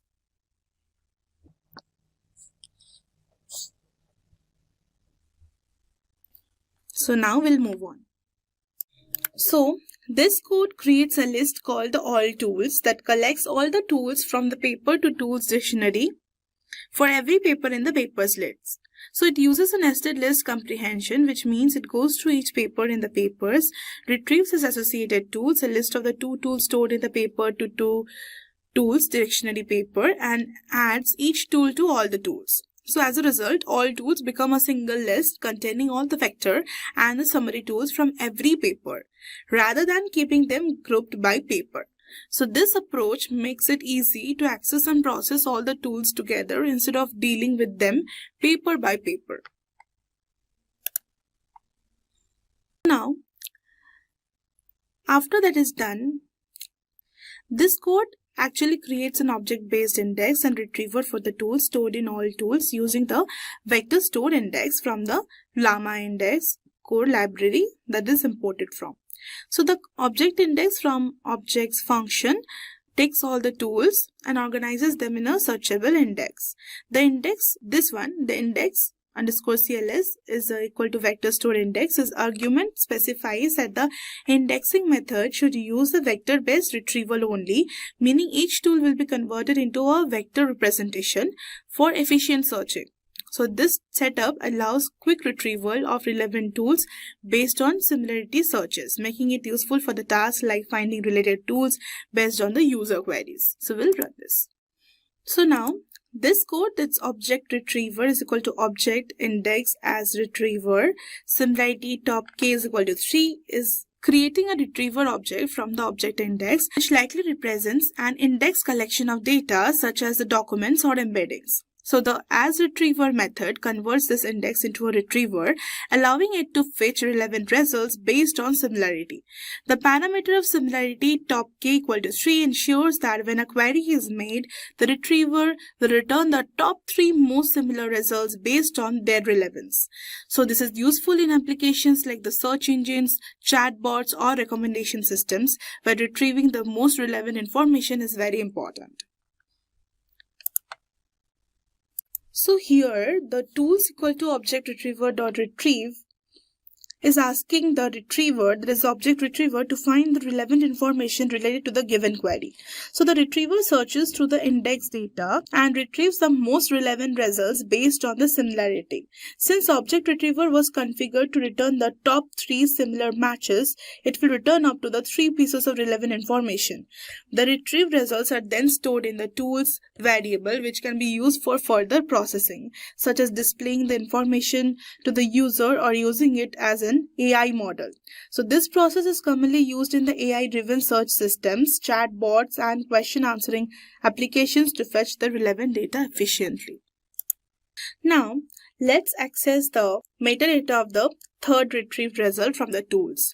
So we'll write tools, and within third bracket we'll write to and dot metadata, and we'll run this. So this code tools.metadata is accessing the metadata of the third retrieved result from the tools list. Since stores the results returned by the object retriever, each item in the tools contains both the retriever content and the additional metadata. So metadata typically includes the extra information such as the source, timestamp, author, or document ID, or other attributes that describe the retrieved data. So as we have known, we'll move on. So now we are setting up an AI-powered agent that can answer questions based on the retrieval information from a collection of papers. So first it imports the function calling agent worker and the agent runner from Llama index core agent. Then it creates an agent worker using the function calling agent worker from the tools, which takes the object retriever as a tool for retrieving relevant information, and LLM to process and generate responses. The system prompt ensures that the agent relies on the retrieved data instead of the prior knowledge. The verbose is equal to true. Setting enables detailed logging, helping to debug or track how the agent retrieves and processes data.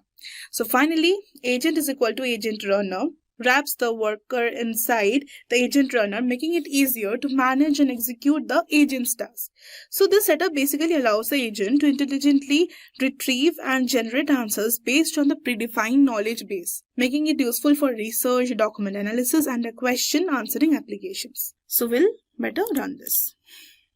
So this code is making the AI agent answer a query about the evaluation dataset used in the MetaGPT and how it compares to the SWE bench.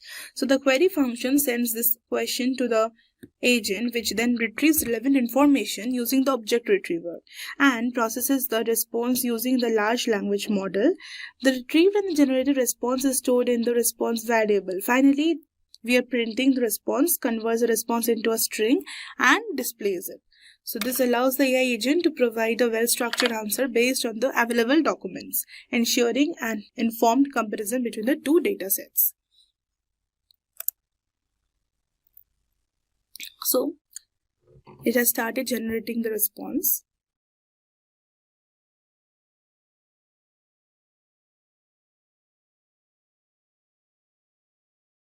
And then the last step is making the AI agent analyze and compare the two research papers, that is the long LORA and the LOFT queue. The query function sends a detailed question, making the agent to first analyze the approach used in each paper and then compare and contrast them.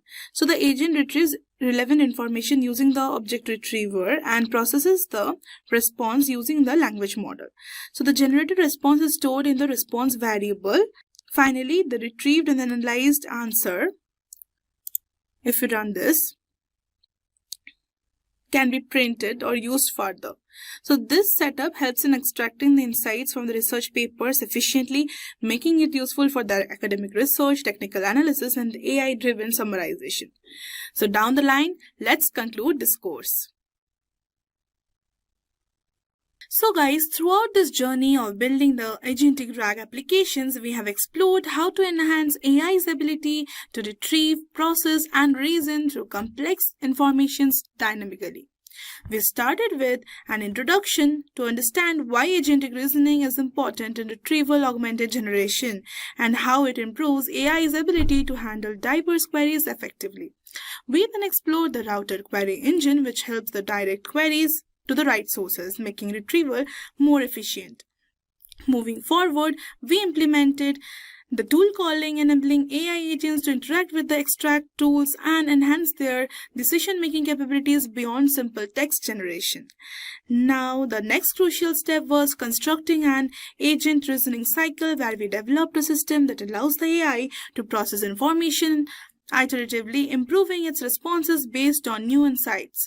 Finally, we created a multi-document agent which enables the system to pull and synthesize information from multiple sources, ensuring more comprehensive and accurate results.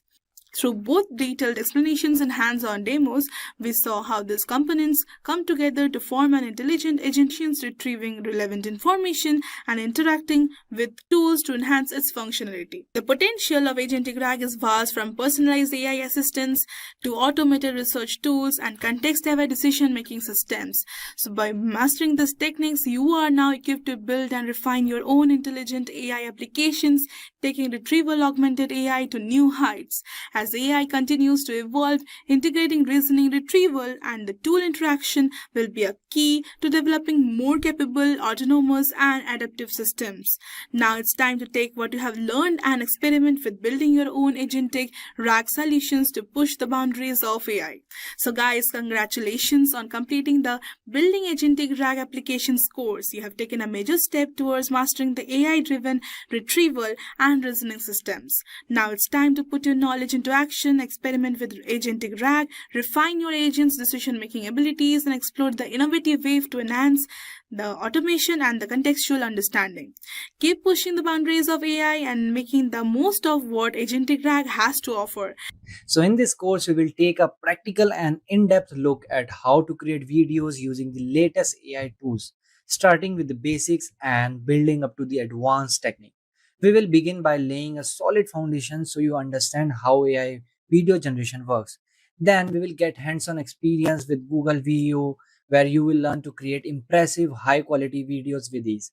After that, we will explore Sora AI in details, unlocking its feature and creative possibilities together. To wrap up things, we will go beyond just creating and look at how to turn your AI generated videos into real income. Whether you are here to learn, create, or grow a business, this course is designed to give you the tools and confidence to do it all. But before we commence, if you are interested in mastering the future of technology, the professional certificate course in generative AI and machine learning is the perfect opportunity for you. Offered in collaboration with ENICT Academy, IIT Kanpur. This 11-month live and interactive program provides hands-on expertise in cutting-edge areas like generative AI, machine learning, and tools such as DALI, ChatGPT, and Hugging Face. You will gain practical experience through 15 plus projects, integrated lab, and live masterclasses delivered by esteemed IIT Kanpur faculty. Alongside earning a prestigious certificate from IIT Kanpur, you will receive official Microsoft badges for Azure AI courses and career support through Simplilearn's Job Assist program. Hurry up and enroll now. Find the course link in the description box below and the pinned comment. So without any further ado, let's get started. So welcome guys to this AI video generation course by Simplilearn. So first we will understand what is AI video generation. So AI video generation refers to the process of using artificial intelligence to create, edit, or enhance the video content. So AI can take raw input like the text, voice, or even images and turn them into fully developed video clips, often with the little to no human intervention. So this technology leverages deep learning, natural language processing, and computer vision to produce video content from scratch or enhance existing videos. So then we will see the types of AI video generation. The first we have is text to video. So you can input a script or a text and the AI will generate the complete video, often incorporating text to speech and the AI generated visuals to match the narrative. Then we have video enhancement. So AI can enhance existing videos by adding special effects, improving visual quality, or generating synthetic backgrounds. Then we have deep learning. So AI systems like the generative adversarial networks and the autoencoders are commonly used for generating realistic video content, learning from a massive pool of existing data to produce convincing, lifelike video clips. So then we will understand the core technologies behind this. The first we have is generative adversarial networks. So these are a form of deep learning used in generating realistic images and videos. So Gans consists of two parts: a generator that creates video frames and a discriminator that evaluates them. So over time, this process improves the output. So then we have natural language processing, that is the NLP. So the NLP enables AI to convert the written scripts to the text descriptions into the video, synchronizing the dialogue with the generated visuals. So for instance, tools like Synthesia take your input text and create a video with the human avatars delivering your script. Then we have voice synthesis, that is a TTS. And this is AI-powered tools convert the written text into natural sounding voiceovers. Tools like Google Cloud, text-to-speech, and so Amazon Polly help generate lifelike voices for your videos. So let's now move on to understand the popular AI video generators. The first example is Kling AI. So Kling AI allows you to create high-quality AI videos by converting the text into engaging video content with realistic visuals and voiceovers. It's designed for creating marketing content, explainer videos, and more. Then we have Leonardo AI. So this AI tool is known for its versatility in generating videos from text, images, and scripts, making it great for both content creators and businesses. So Leonardo AI helps users generate creative video content without needing advanced video production skills. So then we have Agentic AI. So with Hagen, you can generate AI-powered videos using avatars or text-to-speech models, enabling easy creation of educational or promotional videos. It provides a simple interface for generating lifelike videos without professional video editing tools. So while these are a very few popular tools in the space, there are many more available. So in this video, we will focus on exploring some of the widely used AI video generation tools, including Kling AI, Sora AI, Hagen AI, and Render Forest.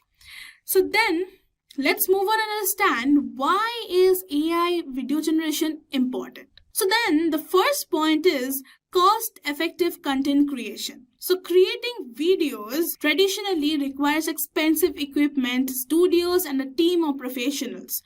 So then AI reduces this cost significantly by automating the production process, allowing content creators to produce videos at a fraction of the cost.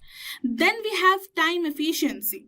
So AI drastically cuts down video production time. What would take days or weeks to shoot, edit, and finalize, AI can accomplish in hours or even minutes, making it perfect for the fast-paced industries like marketing, education, and entertainment. So then we have scalability. So AI allows for the rapid creation of content in bulk. So whether you are making dozens of training videos for employees or creating personalized ads for thousands of customers, AI can scale video production without compromising the quality. Then we have personalization. So AI enables content creators to tailor videos to individual users. For instance, an AI can personalize educational videos or create dynamic advertisements that resonate with different audience segments based on their preferences, geographic locations, and past behaviors. So then we have SEO and audience engagement.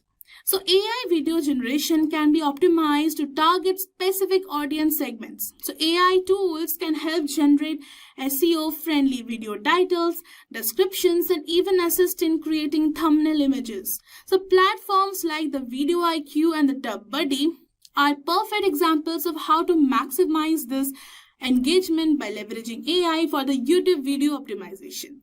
So then we have certain key benefits of AI video generation. First one is cost effectiveness. So reduces the cost of production, including the equipment and the manpower. Then it is the speed. So it generates high quality videos quickly, even in real time. Then the global reach. Personalized content for the diverse audiences, increasing the engagement and the relevance. So now let's understand where is AI video generation used. So AI video generation is used in various industries and for different purposes. Here are some common applications. So the first one is marketing and advertising. So AI video generation is widely used for creating personalized ads. Businesses use AI tools to generate the video content tailored to specific customer segments, helping them target their audience more effectively and increase the engagement. So AI can also automate the creation of the ads, saving both time and money. For example, AI-driven platforms can automatically generate the product demos, promotional videos, and social media content. So brands like Coca-Cola and Nike utilize the AI tools for scaling their video marketing products. Then we have education and e-learning. So AI-generated videos are increasingly being used in the educational sector for creating interactive and engaging content. So AI can convert the educational text into video lessons, provide visual instructors, and personalize the learning materials based on the student's need. For example, platforms like Simplilearn and Coursera are experimenting with AI to create dynamic and personalized learning experiences for their users, including the generating content for specific learning pathways. Then we have entertainment. So AI video generation is also making waves in the entertainment industry, whether it is used for creating animated films, video games, and even virtual influencers. So AI tools can generate background scenes, characters, and even entire animations from a simple script. So for example, AI-generated avatars and characters are becoming increasingly common in the animated movies, where the AI creates real-time animations from the voice acting input. Moving on, we will understand the corporate training. So companies use AI-generated videos to automate the training materials and onboarding videos. So these videos are customized to reflect the company culture, policies, and practices, and can be adopted to different learning styles. So many organizations are turning to AI video tools to create the training content for employees in various fields, including HR, compliance, and product training. Then we have healthcare. So AI video generation is also applied in healthcare for critical medical tutorials, training, and educational content. So AI tools are used to create videos for the patient education, demonstrating medical procedures, or providing healthcare professionals with virtual training materials. So virtual healthcare assistants and AI-generated medical tutorials are becoming more common in the telemedicine and the remote healthcare services. So next we have social media and content creation. So content creators, influencers, and bloggers use AI tools to produce engaging videos for the social media platforms. So AI makes it easier to generate the video content in the various formulas, from short clips for the TikTok to full-length YouTube videos. Platforms like Instagram and YouTube are seeing a surge in the AI-generated videos as creators look for ways to automate their content production, saving time while maintaining high-quality output. So then we have is how to generate the AI videos. And there are certain steps over here. So let's explore that one by one. The first step is choosing the right AI tool. So choosing the right AI tool for video creation is a key to producing high quality content efficiently. So a good tool should offer flexibility, allowing you to create engaging videos from text, images, or audio. So look for features like customization with the avatars or voiceovers and automation that converts the long form content into shorter videos. So advanced editing options also help tailor the final product for your brand. So the right tool can save time, boost engagement, and ensure the professional results. So coming to the step number 2 is input your content. First one is text. So provide a script or a blog post to the AI tool. So there are many tools that allow for the inclusion of the keywords to ensure your video aligns with the SEO practices. So then we have voiceover. So if you are using AI tools with the speech generation, upload your script to be read by an AI generated voice. So this is perfect for creating explainer videos, product demos, or storytelling formulas. So some AI tools let you upload images or videos that you want the AI to incorporate. You can customize the style or visual elements based on your needs. Coming to step number 3, that is customizing the output. So voice and tone, choosing the tone, gender and accent of the voiceover to match your audience is a great deal.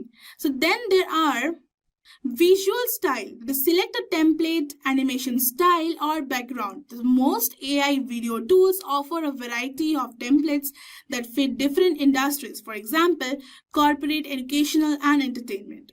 Then we have music and effects. Some tools like Runway ML allow you to add custom music or sound effects to enhance the mood of the video. Then coming to step number 4, we have review and edit. So after the AI generates the video, review it for clarity and engagement. You may need to adjust some elements such as timing, pacing, and visual cues. So add personal touches like intros, outros, or logos to brand the video. Coming to step number 5, we have export and share. Once you're happy with the video, export it to the desired format. Tools like Bittree and Runway ML allow exporting directly to the YouTube, Vimeo, or other platforms. You can also repurpose the video for different platforms by adjusting its length and format. There is a vertical videos for Instagram or TikTok. So in this chapter, we have covered the basics of AI video generation, including its definition, technologies, benefits, and the common applications across the industries. So AI video generation opens up new possibilities for content creation in the fields like marketing, education, entertainment, and more. So let's now, without any delay, let's get into the demo section of the AI generated videos. Hello guys, welcome back to this video. So in this chapter, the first AI tool for creating AI generated videos we are choosing, that is Kling AI. So we will start by logging in to Kling AI with our Gmail account. And then let's first have an overview. So after you have just logged in, this page gonna appear. And for here you can see this is Kling AI. And it's a greatly created visual creative studio we have, that is for video generation, image generation, sound generation, effects, and more tools. Then we have API platform and the capabilities, video generation API, image generation API, and for the intelligent scenarios. Then about us is they have a user guide that can actually guide you through so many features and so many AI tools we have in this Kling AI. And then we have talent network, affiliate program, and finally we have a contact us portion. So let's click on create and then let's move on. So after you have just clicked on create, this is the home section that is visible of Kling AI. And if you see that the page is divided into the first half and the second half. So the left hand side is basically containing the home, explore, assets, then certain AI templates, then subscription, and all the things that were in the first page. And then in the second right hand side, we have this Kling 2.1 is here. So the recent version we are using is Kling 2.1. So greatly improved dynamics, aesthetics, and prompt adherence. And then if you scroll down, you can see basically so many created videos, and these are basically the creatives. So now if you go down and actually explore, if you see, let's see this video. This is so nice video, and you can see the details over here, the prompt over here. You can copy and recreate the prompt itself. See, there is an option available that is recreate. So then let's move on and actually scroll down and see so high quality videos. It's really nice to see this. So let's create something. So under this home section, you click on experience to experience the awesome field of Kling AI. So here we have certain options for video generation. That is for the text to video one. So for the text to video, you need to write the prompt, or you can actually use any AI tool to enhance it, such as DeepSeek they have, and inspiration presets they have. You can even generate the prompt or view the help center for actually a quick start. Then you can even write the negative prompt, like list the type of content you don't want to see in the video, for example, animation, blur, distortion, or you can even want only the particular character in the video. You can actually write that. Then we have standard. Now you can even choose the seconds, 6:9. There's a landscape mode and so on. So then we have this image to video. So just go to any AI tool that can convert your prompts to an HD image. So let's go to the ChatGPT for getting the best prompts. So we will go there and generate an image and then turn it into a video, coming back to Kling AI. Then you can upload an image and then edit it, or you can write a prompt. Anything is fine. So let's go back to image to video, and then we will go back to ChatGPT to generate a prompt for it. So write me a prompt on making a HD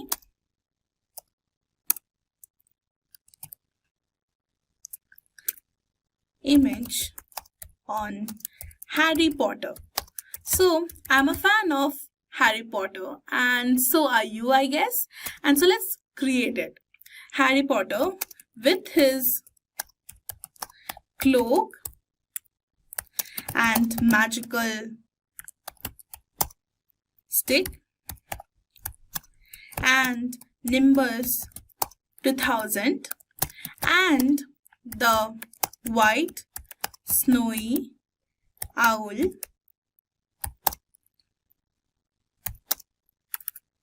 Let's write he is standing in front of his university, that is the well-known Hogwarts University.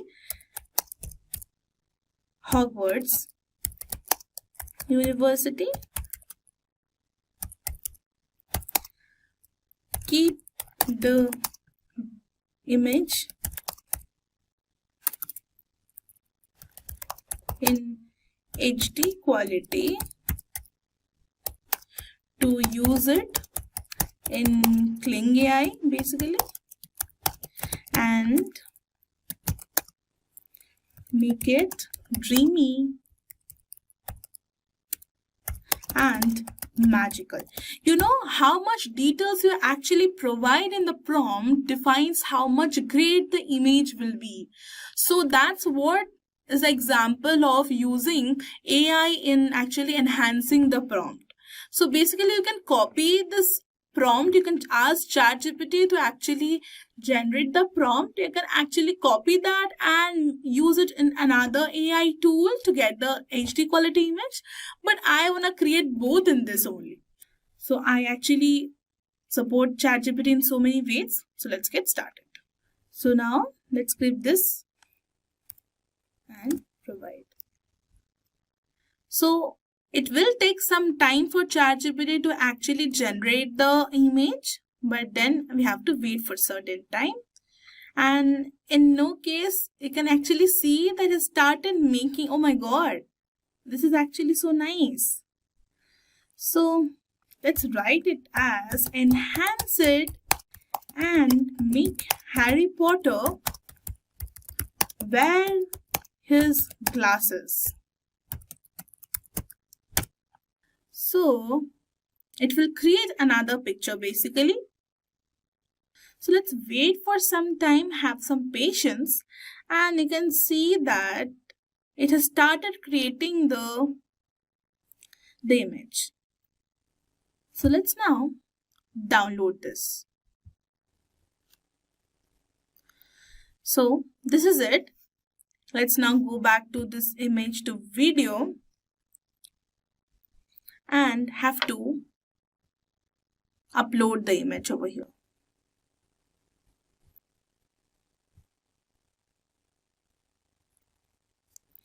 And I have started uploading the image.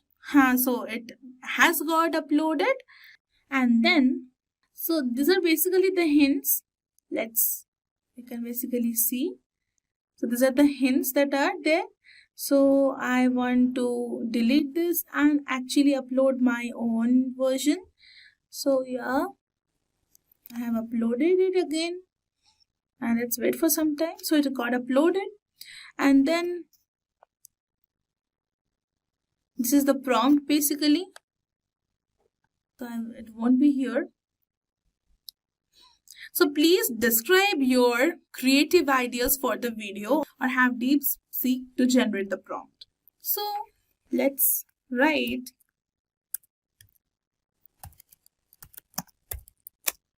make the twilight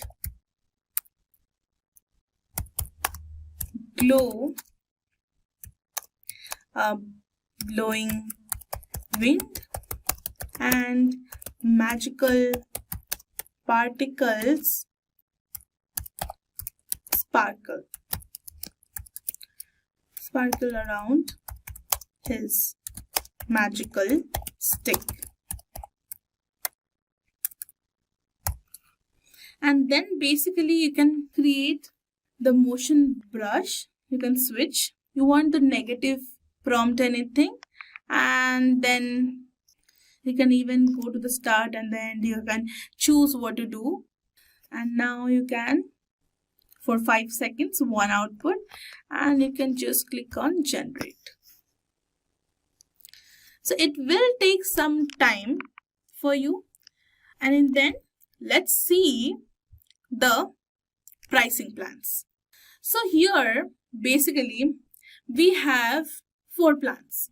The first one is a basic that is free forever and it gets credits monthly by logging in. Try member only features monthly by logging in. And then you can have standard that is $79.2 per year. So then you can actually cancel it anytime, and 660 credits per month, that is a lot. Fast track generation. Professional mode for videos, watermark removal. So watermark won't be removed for the free plan, but it will remove for the standard plan. Then master shot and video extension, image upscaling, and so much more. And then we have pro that is for $293 per year, and this we have 3000 credits per month. So basically for the creators who are actually using Kling AI to the power of infinity. Then we have fast track generation, professional mode for the videos, again same watermark removal, master shot, image upscaling, and then we have priority access to new features. So the new features, we have a priority to use them. And this is the best offer by Kling AI, and this is Premier, that is $728.64 per year. And you can subscribe Premier yearly, 8000 credits per month. So fast track generation, everything here is the same. So let's now go back and see if it has generated the video. So yeah, it has generated the video. So let's see this. And you can see that it has all the particles falling from the sky, and you can see this is glowing. So this is really nice. This is all I actually wanted in the Harry Potter, because he is actually famous for his Nimbus 2000 and his stick. And this is really nice. It has inspired me a lot. So now you can see I have generated this video previously, and you can see this is the angry monkey over here, and you can see he is getting angry, his actions, and you can see this is a very great quality video. And I have generated this image to video only because actually that creates a lot of great image quality.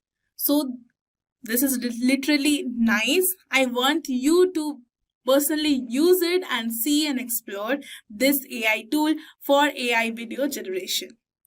So let's now move on to the next tool. So before moving on, you can actually see this is have a sound generation as well. So you can even write the sound prompt. Please enter your prompt. The system will prioritize it for sound generation. You can campfire crack or car splash, anything you can do, or you can generate sound for the video and so much more. AI virtual try-on, lip sync. So basically this is a great editor over here. So you can actually see for the free plan, we have a limited credits of 150 only, as I have created 2 videos, this monkey, and you can actually see I have provided a prompt in the same way where what I have did just for with the ChatGPT, and then this also I have created in front of you. So let's now move on to the next AI tool. So hello guys, welcome back. Before we jump into the demo, let me quickly share my next AI tool. I'm not using ChatGPT for AI video generation, but yeah, I am definitely using Sora AI as my next tool for the AI video generation. So let me quickly share why Sora AI is worth your attention. So from ChatGPT only, you can have Sora AI. So it's incredibly easy to use and design to help you create high quality videos in no time. So if you don't have a background in video editing, so whether you are a content creator, marketer, or just someone looking to make your ideas come to life, Sora AI is for you. Sora AI makes the process seamless. So with this intuitive interface and powerful features, you get the creative control you need without any hassle. It's perfect for anyone looking to make great videos quickly and effortlessly. So without further ado, let's get started with Sora AI. So for that, you have just go to Sora AI in your browser and choose Sora AI under OpenAI. Or you can directly go to ChatGPT and find Sora AI. So here, basically here, you have certain backgrounds. Here, basically in the left hand side, you can see explore, images, videos, top, likes. So you can even go to images and actually view the images over here. It may take some time to show you. You can see how high quality the image is. So then we have this video. That is what we are going to use. And then for this, we want the prompts and we are good to go. And for the prompts, as usual, we'll go to ChatGPT. So write me a prompt to create a video in Sora AI where a woman, let's specify it by a business woman driving a sports car in the scorching heat of the city, and make the prompt classy and in details. So let's give this. So it has again started to create the image. So let's now write I want the prompt only. So this is what the disturbing fact about AI is. A slightest inconvenience and it can't find out. So let's now copy this prompt and paste it over here. Then if you just look down, you can actually change the aspect ratio from here 6:9, or you can do it line is to 16, anything like. I'll go for. So basically, let me explain. 3:2 is basically meant for the YouTube videos.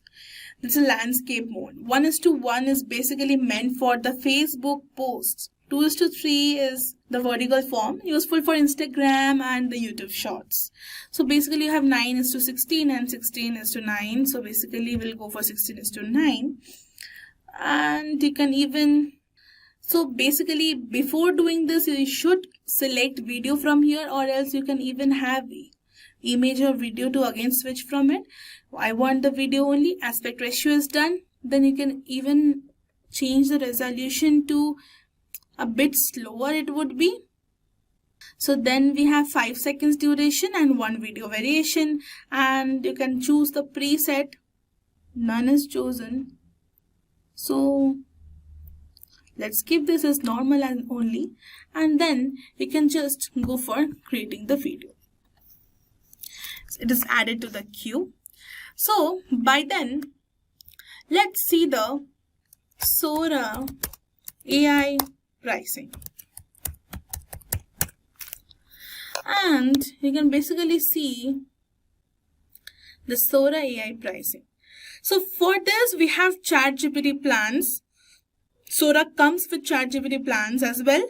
So ChatGPT Plus included the ability to explore your creativity through image and video. So up to 720 pixel resolution and 10 seconds duration videos, more everything you get with the ChatGPT Plus. And if you go for ChatGPT Pro, it would be enhanced to 1080 pixel resolution, and that is nice. I mean, the greatest HD quality, and the 20 seconds duration videos, up to 5 concurrent generations, download videos without watermark, and so on.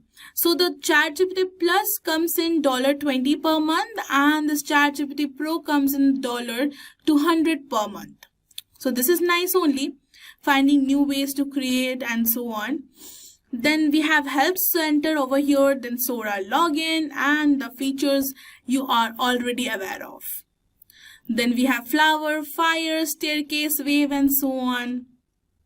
So let's now move on to this and see it has created. So let's now view this. And if you can see, it is so nice.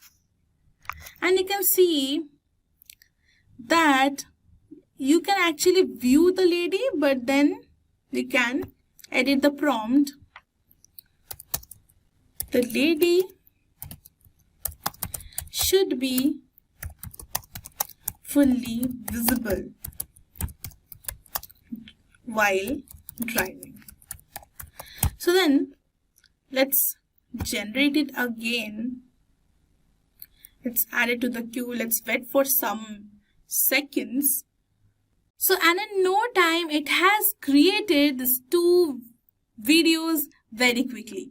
So let's see this, and you can see this car driving in the city, and this is the business lady.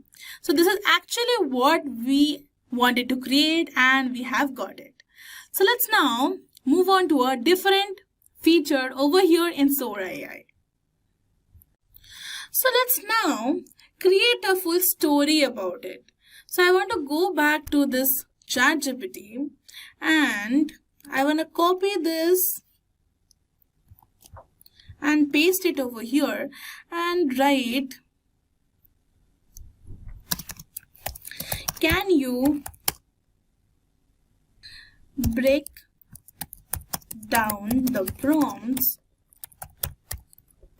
in such a way that it becomes a story type. And add proper scenes and no merging in the prompts, and give this. And you can actually see that it has actually created so many visuals. And so let's go here, and if you go to Sora AI, you can see this storyboard. So if you just click on this, you will get a full video out of it. So I'll just put this, copy this, and I will paste it over here. Then after this, I will go back here and I will copy this and come back to Sora and then paste the prompt over here. And then I'll come here and get it over here. Then I'll come back and copy this. And I will come it over here, and then again I will copy this, come back to Sora and paste this. So you can see I have created different scenes, 1, 2, 3, 4, 5 scenes, and I will just click on create, and it will take some time for sure because it will create a video out of it. But then if you just see a sleek luxurious sports car glides smoothly onto a busy city street inside, a confident businesswoman grips the steering wheel and her face a picture of determination, the car's polished exterior shines, and so on. And you can see it has even given you the timestamps. You can go and expand the caption. You can delete it as well. So let's see what it creates. And in no time, it has actually created it. And you can see, as I have already said, that the determination is there and it is so nice. So within no time, Sora AI has actually created this, and it has even given a title of City Drive Elegance over here if you see. And it is 720 pixels and it is so nice. You can actually go and change this, recut, remix or blend it, or you want it on a loop, or you can just edit the story. So you can go ahead with anything and anyone. I liked it really, and I just have explained it. And this is a great time for you to actually stop the video or pause the video and just go ahead and try the Sora AI's awesome feature. Hello guys, welcome to this next chapter, and the next AI tool I would be talking about today is Agentic AI. So, I have been using Agent lately and it's honestly amazing. It's one of the top AI video generation tools out there. So what makes it stand out is how easy it is to create realistic videos. So first off, you can just type your script, even choose your avatar or upload your own, and Agent will create the video with the mouth syncing and everything. It feels super lifelike, like watching a real person speak. So it's not just for talking head videos either. It offers so much. It offers the AI avatars, pick from a variety of avatars here available. And then you can even have this text to video option. Just paste your text and it generates the whole video. No filming needed. 40 plus languages, just imagine. It supports a ton of languages so it can reach a global audience easily. Then the script assistant, if you're not sure how to word something, it helps with writing even. And you can even help in cloning, that is, you can clone your own voice and face. So it's super personalized. Then you can even have a team collaboration over here. That is great for businesses or creators who work with a team. Honestly, it's like magic for anyone anyone who wants to make content without the hassle of shooting and editing. And it saves so much time. It's been a real game changer for me in creating marketing videos and even training materials. So just go to your browser and type Agentic AI. So just click on sign in, and with your Gmail account, you just have to sign in. Then after you have got sign in, they will ask for something like what are your professions, what suits you best, and certain personalized questions. And after answering this, then you are good to go. And then you will basically land over this page over here. So let's now see the overview. So again, you can see that it is divided into two parts, the left hand side and the right hand side. The left hand side basically contains your profile, then your create a video or your upgradation plan, home, projects and templates. Then we have assets like avatars, AI voice, brand, uploads, integrations, labs, and so on. So then you can even just come to the right hand side and see that create something new, photo to video with avatar 4, then launch AI studio, translating a video, create your avatar, interactive avatar, PPT or PDF to video, and so on. It has so much to offer. So then let's create an avatar. So if I go to avatars, you can see there are certain avatars already available over here. This is the expressive one, this is Amelia, Georgia, and so on. So let's now see this so we can actually have an idea. Okay, so we actually need a script over here. So let's now create new avatar. Custom photo avatar or generate. So click on generate. You can even have a name, for example, Lily. I'll give age, young adult, gender, woman, ethnicity, it's white. Then try a sample. Yeah. Portrait, style, keep it as cyberpunk, and you can click on generate preview. So this may take 15 to 30 seconds. So please do not leave this page. It is requesting you to actually stay it out over here and wait for 30 seconds. And yeah, I am impressed to actually see what type of avatar I am gonna get. So yeah, for this free plan, you will have certain limitations, but yeah, so we'll get only one avatar free for it. So then after actually exploring this, we will see the pricing plans. Now you can see the photo of the avatar. So let's now pick this. Then you can choose a voice for me.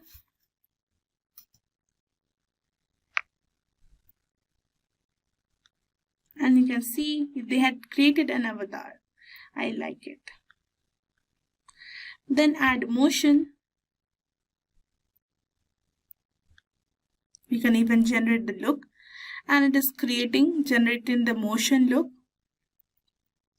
So let's now see what all actually you can create from this. So you can basically create a lot. You can just even create your own avatar over here. So I would just make you see. You can go to this AI voice and actually use this over here, like this is adds natural, middle-aged, and these are the AI voices available over here. Then you can go to this templates and basically see the Hagen library over here. People have created, and it's so nice. So creating templates would actually cost you so much. So let's now see the plan. So basically this is the for one person there is a creator plan, and this is $24 per month. Unlimited videos up to 30 minutes. And I repeat, 1080 pixel video export, fast video processing, 5 minutes of avatar, 4 videos per month. Features, 1 custom video avatar, 1 custom interactive avatar, and so on. And then you have a team plan that is $30, that is maximum 2 seats, maximum 2 people can use it, and $720 billed yearly. Videos up to 30 minutes, 4K video export, and so many things. 2 seats included, 2 custom video avatars. Everything is just double. And then we have this enterprise. There is Let's Talk. You have to actually, this is a custom plan. Basically, your company is actually working on it, so you can use it and talk to them. Full comparison over here. So let's now move on. Projects. And so it is again training 5-minute processing time it will take. So let's now wait for some time and see it. So by the time it is actually creating that video, let's now explore this hyper realistic avatar. So let's now see this. So this is not, he is not basically the CEO, but the animatic version of the CEO. So let's get started. Then we have next. Basically, you have to upload your footage. This is for optimal, most realistic results. We recommend uploading a 2-minute video recorded with a high resolution camera. So basically, you need to upload over here. Then basically, or you can record via the webcam, or you can record via phone, drag and drop video, or click to upload. You can just click here and browse your files and upload the video if you have already.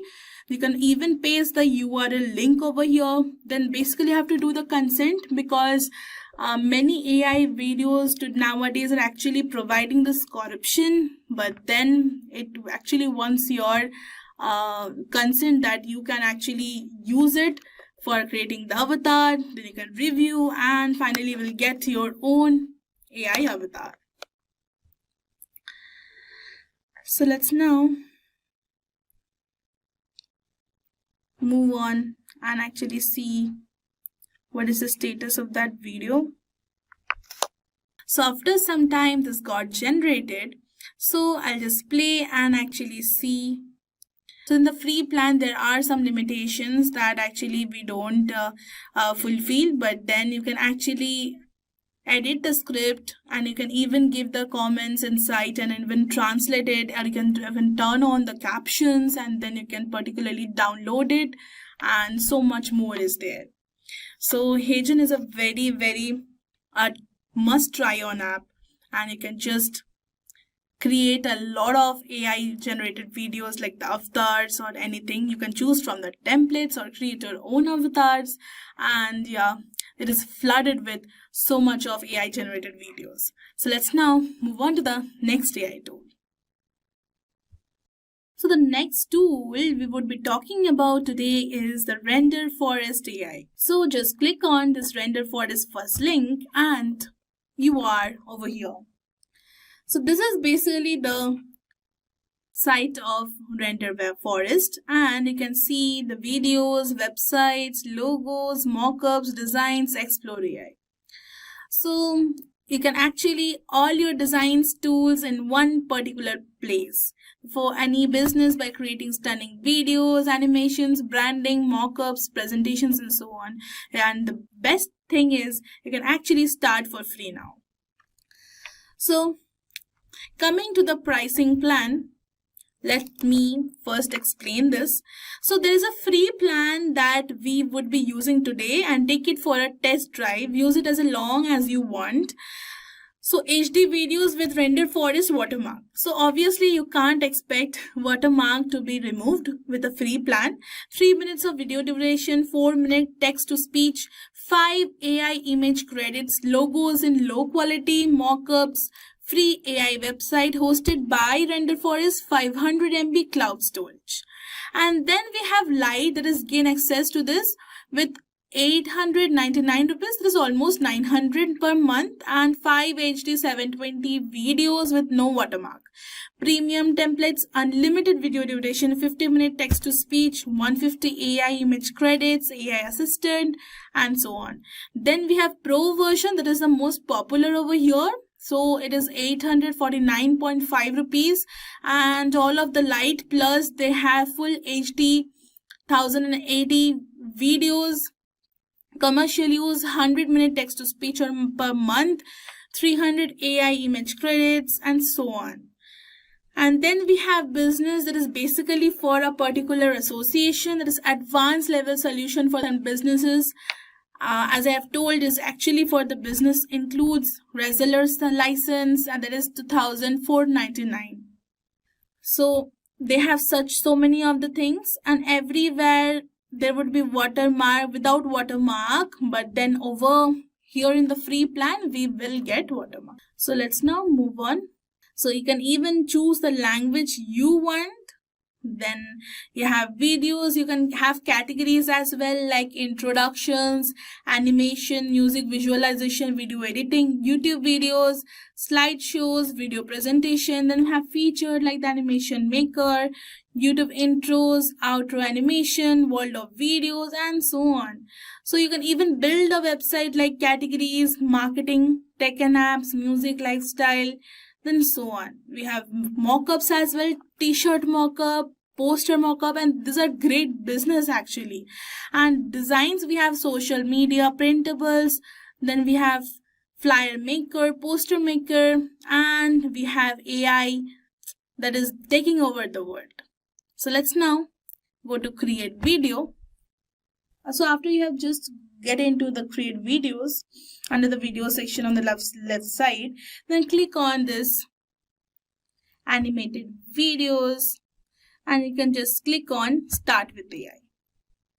So basically here you're gonna write a prompt that will actually enhance it, or actually see this. So if I start writing, it will enhance the script. So let's now write something.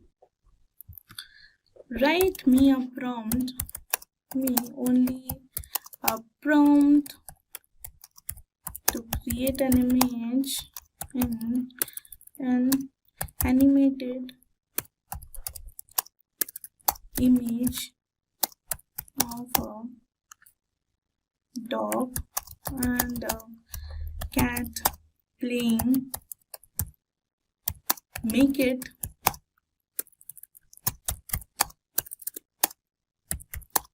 in HD quality and create zoom in and zoom out with the inside a green forest. And again it has started making the prompt, the image. Write the prompt only. And I want to copy this and paste it over here. And then I'll click on next. And then it will ask me for the animated one or the realistic one. So I'll go for the realistic one.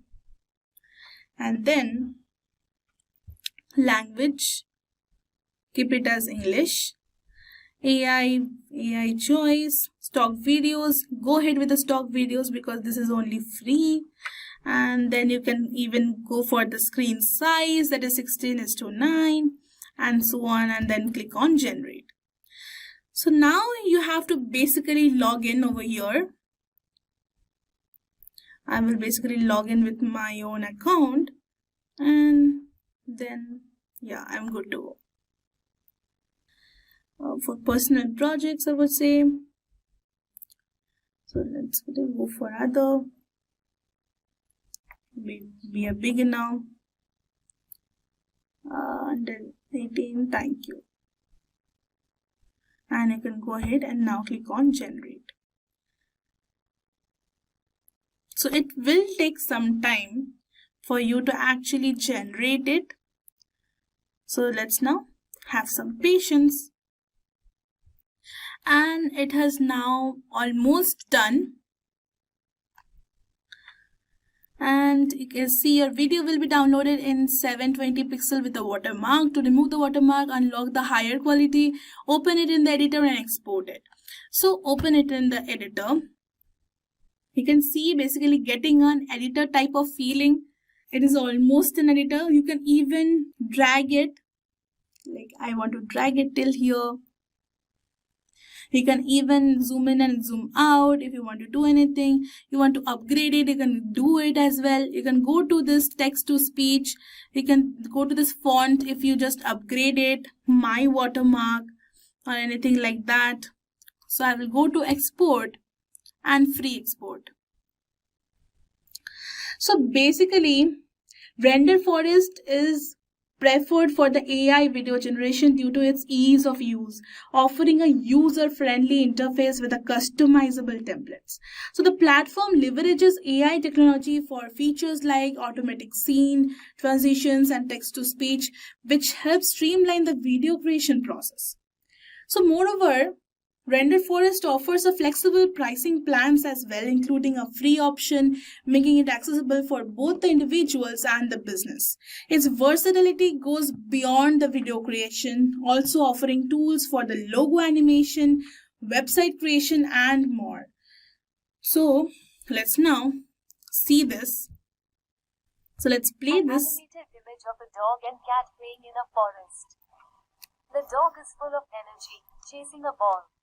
The cat, agile and playful, jumps to catch it. Beams of sunlight filter through the leaves, illuminating the scene.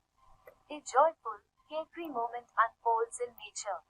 This animated adventure brings together the best of nature and animal play. And you can see it is a great thing. And getting so much of thing in just free is really awesome. So it is a must-try tool for you, and it is a great time to pause the video and actually try your own thing. You can actually download it with a HD 720 pixel with it, and this is really awesome with so much of templates, so much of AI, and it's really awesome for the video publications. So that's it. Congratulations on completing your journey into the AI video generation. You now have a clear understanding of what AI video generation is, why it is so important, and how it's being used in the various industries. You have explored the exciting possibilities of this technology and how it can revolutionize the content creation. So along the way, you have learned about the powerful AI tools like Kling AI, Sora AI, Hagen, and Render Forest, which are helping creators, marketers, and businesses bring their ideas to life more efficiently. So as you move forward, use this knowledge to experiment, innovate, and create videos that stand out in the AI-driven world. Your journey in AI video generation has just begun. Keep exploring and let your creativity flow. Google introduced its new video generation AI model, Veo, capable of creating stunning cinematic shots in various visual styles from simple text prompts. So this model aims to compete with OpenAI's Sora, launched earlier this year. So here is a summary of what Google Veo can do and when it will be available. So Google highlighted that Veo gives creators unprecedented creative control over their projects. The AI model generates high-quality 1080p videos in a wide range of cinematic styles, accurately capturing the tone and details of the user text prompts. We understand cinematic terms like time-lapse and aerial shots of a landscape, creating realistic and coherent footage where people, animals, and objects move naturally. So here are some glimpses of Google Veo.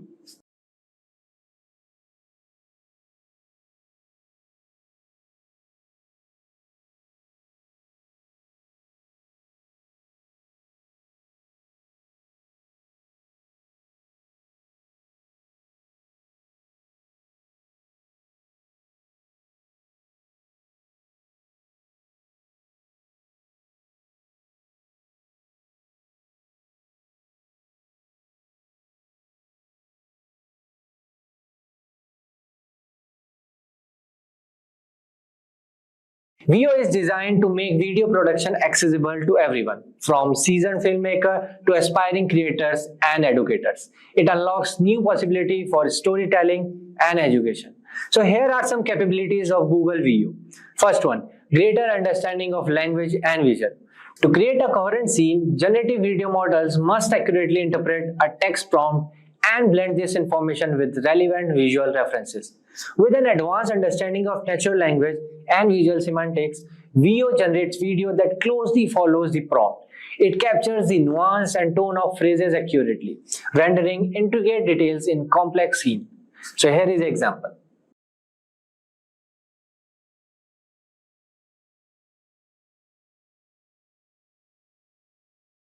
The second one, controls for filmmaking. When provided with an input video and an editing command such as adding kayaks on an aerial shot of a coastline, Veo can apply this command to the original video and produce a new edited version. So here is an example.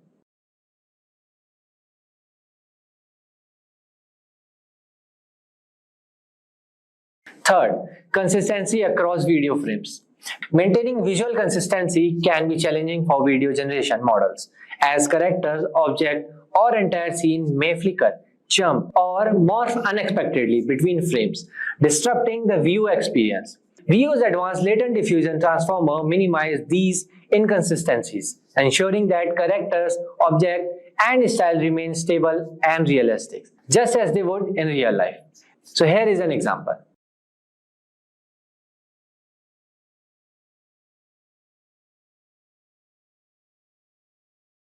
The fourth one, long form content. The model also creates video clips that extend to 60 seconds and beyond. It achieves this either from a single prompt or by using a sequence of prompts to tell a cohesive story. So here is an example.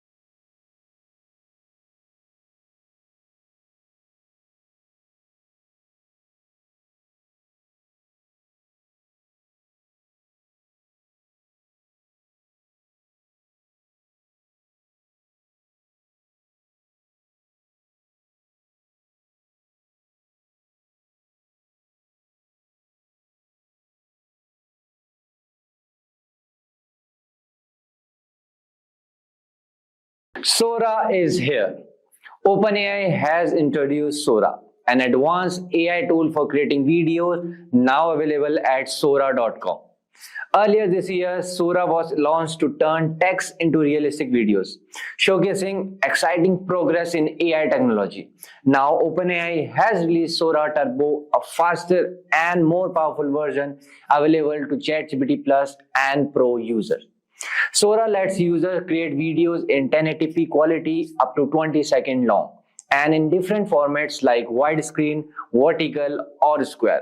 It includes tools like a storyboard for precise control and options to remix or create videos from scratch. There is also a community section with featured and recent videos to spark ideas.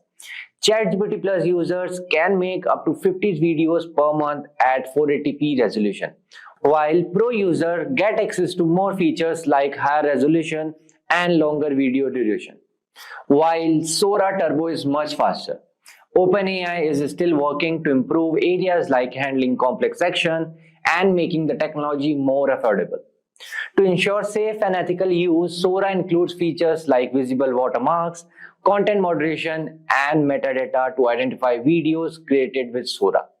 Sora makes it easier for people to create and share stories through video. OpenAI is excited to see how user will explore new creative possibilities with the powerful tool. So welcome to the demo part of the Sora. So this is the landing page when you will log in Sora. So let me tell you, I have the ChatGPT Plus version, not the Pro version. So I have some 721 credits left. Okay, later on I will tell you what are the credits. Okay, so let's explore something here. So these are some recent videos which I have created or tested, you can say, and this featured version is all the users of Sora which are creating videos. So it's coming under featured, so we can learn or we can generate some new ideas like this. Okay, like this palette and all. Like this is very cool for learning, and these are some of the saved version, and these are all videos and uploads like this. So let's come into the credit parts. Okay, so you can see I have 721 credit left. So if you will go this help.openai.com page, and this page you can see what are the credits. So credits are used to generate videos with Sora. Okay, so if you will create 480p square 5-second video, it will take only 20 credits. Okay, for 10 it will take 40, then this. Okay, for 480p this much credit, 25 credit, 50 credit, like this. 720 is different, 1080p different. Okay, so here it is written, please note that requesting multiple variation at once will be charged at the same rate as running two separate generation requests. Okay, so here this plus icon you can see. So here you can upload the image or video. Okay, so you can also do like this, you can upload the image and you can create that video from that image. Okay, and this is choose from library, your personal library, this library, right? And this option is for the variation. Okay, like these are basically presets like balloon world, stop motion, archive world, film noir, or cardboard art, and the paper. Okay, so this is the resolution. Okay, 480p, this is the fastest in video generation. Okay, 720p will take like 4x slower, and 1080p 8x slower. I guess 1080p is only available in ChatGPT's Pro version. Got it? Okay, so we are just doing. I'm just showing you demo, so I will choose this fastest version only. Okay, so this is the time duration, how long you want, like 5 seconds, 10 seconds, 15 and 20 seconds is available in Pro version. Okay, of ChatGPT, and this is how much versions you want to take. I will select only 2. Okay, because it will again charge more credits to you. Okay, and these credits are monthly basis, I guess. Okay, these credits are monthly basis. Okay, see again, recut, remix, blend, loop to create content. This will take again more credits. Okay, see here, ChatGPT Plus, up to 50 priority videos, 1000 credits. Okay, per month, I guess. Yeah, per month. Up to 720p resolution and the 5-second duration. And ChatGPT Pro, up to 500 priority videos, 10,000 credits. Unlimited relax videos, up to 1080p resolution, 20-second duration. Download without watermark. Here you can download with watermark, I guess. I don't know. Yeah, we'll see. About everything, okay, but ChatGPT Pro is $200 per month, so yeah, it's expensive, right? So yes, let's do something creative. So okay, I will write here. Okay, polar bear enjoying on the Sahara desert. Okay, Sahara desert. Yeah.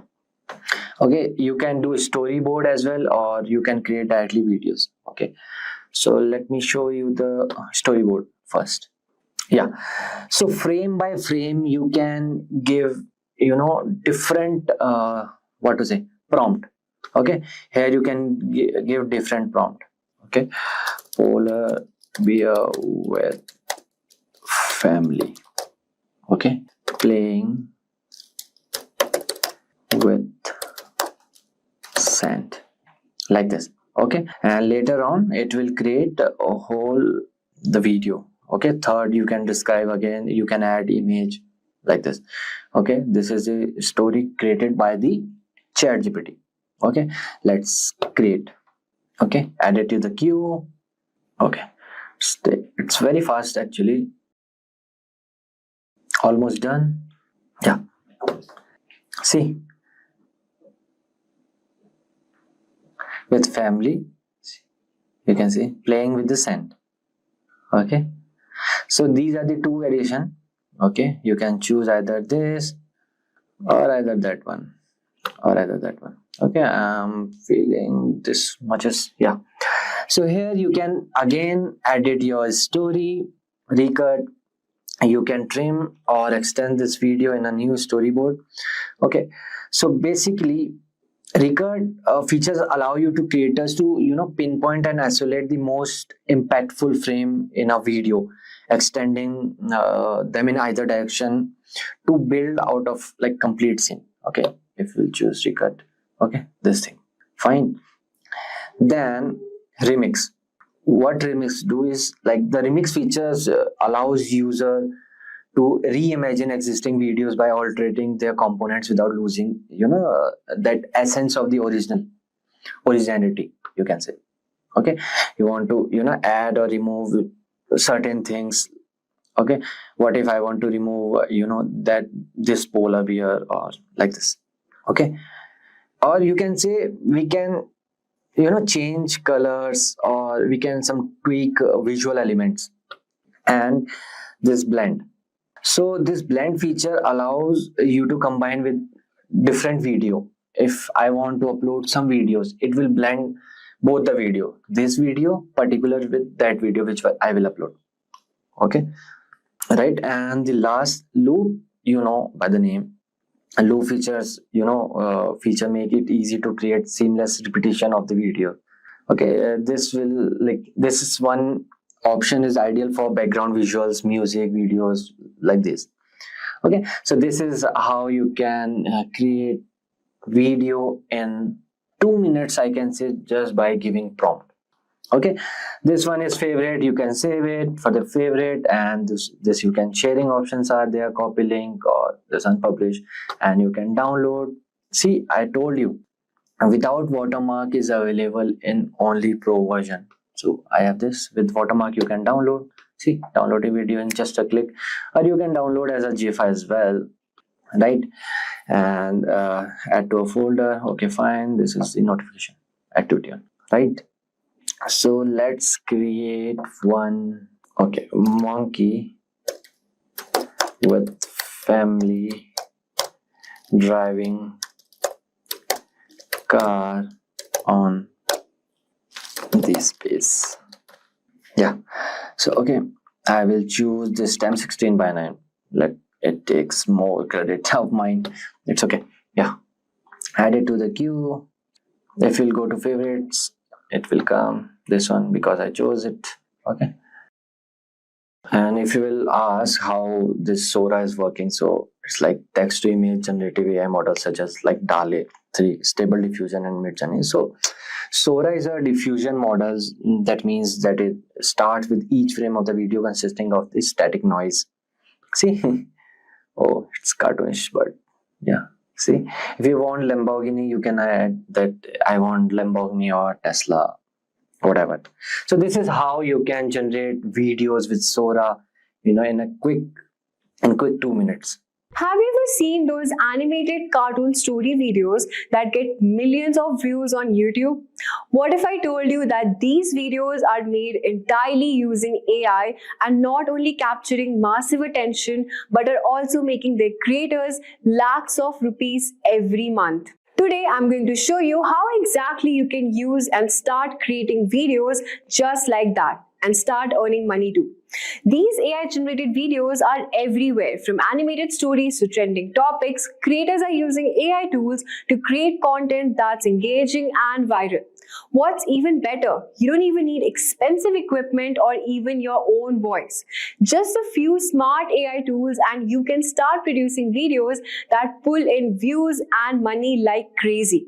Now, you're probably wondering, how can I do this too? Well, I'm about to show you step by step how these creators are making viral videos that brings in huge millions of views and how you can start doing the same. all in a matter of minutes. And trust me, it's much more simpler than you can think. With powerful AI tools, you can quickly create professional animated videos, storylines, and voiceovers all with ease. These tools will help your ideas turn into engaging content that people love to watch. And the best part is, it's fast, simple, and scalable. No need for animation skills or equipment, just a few clicks and you're good to go. So let's get started and turn these ideas into a viral success. So your first step is you need to head over to ChatGPT, and from there you can just brainstorm any ideas, any animated story. So you just need to provide to ChatGPT that I wanted to provide me scene planning, prompt creation to create a 3D animated video. So first I need an idea so that I can create characters of the video using AI. So I have told him to provide me 5 scenes, and then I'll be using tools like Kriya to create images, and then I'll be using the prompts to create the video as well. So after you have given the prompt, it will give you some video idea like this and some scene by scene plan with the prompt ideas as well. So you can see the prompt from here. It's very simple. So let's suppose I like this story of mine, which is the brave little tiger finding its roar. So you have the prompt here to generate images for your video. So now the next step is you need to go to the Kriya, and then you have to just give the prompt a young tiger cub sitting quietly in a dense jungle, and then it will create images like this. And just look at the quality. It's really good. Make sure you have 4K resolution selected, and you can just select the style from here as well, and the aspect ratio. So I want to keep it 2:3, and these are the 4 variations it has given to us. So from here I'll just simply download this image. And after I've downloaded this image, I'll just go to my next AI tool, which is runway.ai. So after I've been to runway.ai, I'll just drop my image from here and just click on the image which you have selected. And then it will create a video like this. We'll just look at the video. Yeah, so it has created a video, and I've given the prompt as well for this video, and just look, it's really good, right? And now that your video is ready, now our next step is generating voiceover for this video. Now you can ask ChatGPT for the prompts for the voiceovers. And so here you can see this is the voiceover script for my prompt, and I'll just copy this voiceover from here. And the next tool I'll be using here is 11 Labs. So I'll just head over to 11 Labs. And I'll just select on text to speech from here. So now that I've selected text to speech, I'll just copy paste my voiceover script, and then I'll just click on generate speech, and you can just select the voice, whichever voice you want. A young tiger cub feels unsure, wondering if it will ever find its roar. And so we'll just download this voice from here. And then what we will do is we'll just go to Canva, and from there we'll just click on edit a video. And then we can just upload our files from here, the videos which we have already created. So this was our first video, and I'll just attach this video here. And the voiceover, just look at this video quality. It's really good. And to select the voice, you can just again click on uploads from audio, and then you can select this voice. In the heart of the jungle, a young tiger cub feels unsure. And we'll just select this and just look. In the heart of the jungle, a young tiger cub feels unsure, wondering if it will ever find its roar. So like this, you have to just generate scene by scene images using Kriya to generate your pictures, and then we can use Runway for generating our videos. So now that I have generated all my videos and my pictures using these AI tools from here, as you can see, these are the videos which I have generated. So now what I'll do is I'll just attach each scenes here, and I'll just give the voiceover of that particular video as well from the 11 Labs. So you can just simply download from there. Now let's have a look at what we have created. So I have actually merged all the scene by scene pictures and animations here. So let's have a look now. In the heart of the jungle, a young tiger cub feels unsure, wondering if it will ever find its roar. But wisdom walks softly. A gentle elephant shares words of strength and patience. With encouragement from friends, the cub begins to believe in its own power. On a sturdy rock, the cub takes a deep breath and lets out its very first roar, filled with... So as you can see, the quality of the video, it's really good. The only one thing is there, which is the watermark. I mean, you can remove it using the paid version, but then Just using the AI tools, I have created this whole animated story. You just do not need any voiceover or any video editing. Just simply use AI and create such stunning animated videos, and then you can upload these on YouTube channel or your Instagram, and then you'll get millions of views and you can earn money through that. Today we are diving deep into an exciting AI showdown. Claude 4 versus Gemini 2.5 Pro. I've spent hours testing both the models head to head, and the results are absolutely mind-blowing. In this video, we are going beyond the usual articles and benchmarks to see how these models truly perform with real-world applications. We will compare coding abilities, handling real production tasks, features, and pricing. And trust me, you will be surprised by some of the findings. So stick around as we test these two AIs in real projects and tasks. So let's get started. Before we dive into the comparison, let's talk about the real-world testing. While many articles test AI models with just a few selected questions, we will test Claude 4 and Gemini 2.5 Pro with actual production tasks. We are talking about building games, debugging code, and creating features like you would do in a real project. And after all, the true test of an AI model is how well it performs in real-world applications. So at first, we'll start by testing Claude Sonnet 4 and Gemini 2.5 Pro against each other on the SWE benchmark. So you can see right over here, in terms of agentic coding, the SWE bench verified is given 79.4 for Claude Opus 4, and for Sonnet 4 it's around 80.2. And if we compare it with Gemini 2.5 Pro, then obviously it lags a bit behind because it's given 63.2%. Since it's in the preview mode, we can't be expecting much. But then now let's talk about the agentic terminal coding. So again, it has got around 43.2 to around 50%, and Sonnet 4 has got around 35.5 to 41.3%. And again, Gemini 2.5 Pro has got 25.3%. Now, the next we're going to talk about is the graduate level reasoning. I mean, the reasoning questions. So again, you can see here, Opus 4 has a good percentage benchmark, which is around 83.3%, and Sonnet 4 has the same, and I think the Opus 4 has a bit higher, which is 79.6. And now Gemini 2.5 Pro doesn't lag behind in this. It's really good at reasoning. So it has been given 83% again, which is almost the similar. Then we have agentic tool use, and again for Opus it's around 81.4%, and there is no such SWA bench verified percentage for Gemini 2.5 Pro. Then we have multilingual QA, it's not given anything, it's not there, it's blank. And for visual reasoning, we have it actually competes better than the Opus and the Sonnet, the Gemini 2.5, because it stands around at 79.6%, and Claude Opus 4 and Claude Sonnet 4 has around 76.5 and 74.4. Just it lags behind by few numbers, but here I can see that Gemini 2.5 Pro outperforms. And then we have high school math competition. Here we have 75% to 90%, and the Sonnet has 85%, 70% to 85%. Again, this Gemini 2.5 Pro has around 83%, which is quite higher than the Opus 4. And yeah, so in terms of visual reasoning and high school math and graduate level reasoning, I think Gemini 2.5 Pro actually outperforms. So we will be taking this in action, and we'll be testing with some coding prompts and tools and see how it really performs. So here we have Gemini 2.5 Pro, and it is available in the free version. So you just have to try it in the Google AI Studio from here.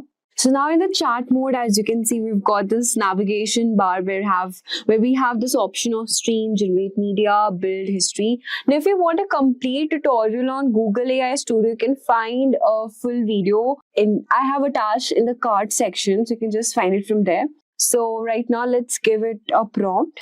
So I've given a prompt to generate a simple HTML and JavaScript game where a character runs endlessly and checks for collisions. So I'll just run from here. Also, you've got this run settings option where you have this thinking mode, set thinking budget, tools, code execution. So yeah, it has a lot of features. So here we have Claude 4. So we'll just compare it parallelly. We'll be running the prompts and commands and see which one actually performs better. So here we have Sonnet 4 and Opus 4 as well. But then the Opus is in the Pro version. For this, you have to pay, which is around yearly $200 and monthly $20 plus tax. So this will be your plan, your Pro plan if you purchase the Opus Pro. So I'll just continue with the Sonnet 4 and check. So here is my prompt given to create a basic HTML and JavaScript game that includes a character running endlessly with a collision detection feature. Alright, so from here you can search with the tools also, web search and all of that. You have this feature. So yeah, we will just hit on this enter plan. So we are using the free plan now, remember. So as you can see, it is creating the code for the game as here. And yeah, it's really fast as compared to Gemini. So here, as you can see, meanwhile, this Gemini 2.5 is also giving us the code faster. So it's written here that you can just copy this code and you can save it as game.html and then you can open it in your web browser to play this. So we'll just open this and this is the game which it has generated for us. So you can see from here, press the space bar or click on the jump. And I think it's pretty basic. It doesn't include much. And now you can see Claude has also given us the game and you can just press the space bar. You can click on jump to check this. And just look at the UI, guys. I think this is much more better because if we compare it with the Gemini 2.5, then it has given us a simple basic game. Maybe we have to make some changes out there. We'll also check it soon. But then just look at this, the UI and everything, the code it has generated, the control buttons, everything is just so good. So you have the score and high score option as well, and you can just press the space bar, you can click on jump. So I'm really impressed by Claude 4 Sonnet, and I think it really outperforms. So I would rate it 4 out of 5, and if I compare it with the Gemini, it doesn't really perform that well. So I would rate it around maybe 2 out of 5 or 1 because this is pretty simple basic. So now again, I'll be giving a second prompt, which is to create a 3D car simulation game using JavaScript and WebGL. Allow basic car controls like forward, backward, and tuning. You can also modify your prompt, like make the UI really attractive. And so I've given more of the modified prompt here, and I'll just again hit run. So it will take a bit of time to generate. Now in the meanwhile, I'll just head over to Claude from here and again, I'll just give a prompt to create a 3D car simulation game using JavaScript and WebGL. Allow basic car controls like forward, backward, and touring. So you can see it's much more faster compared to the Gemini. And here the Gemini has also created. The code is being given to us with all the stylings and everything. So now from here, so I'll just download it. So here we have the 3D car simulation of the Gemini 2.5 Pro. And here you have the game option to enable the shadows, camera view is follow. You have top down also. So if you do the top down, it will appear something like this. And yeah, you have plenty. I think this one is pretty good if we compare it with, let's see how actually Claude does this now. But this 3D version is better than the before, the prompt and the game it had generated for us. And for the controls, you have this forward, backward, left and right. Now let's see what Claude has given, and just see guys, the UI again outperforms here and it's really amazing. It's really amazing. Just look at the UI features and the game controls as if you're actually, you know, running a game and you're just playing a game in this thing. And yeah, you have plenty of options here. So you have also this car controls features added.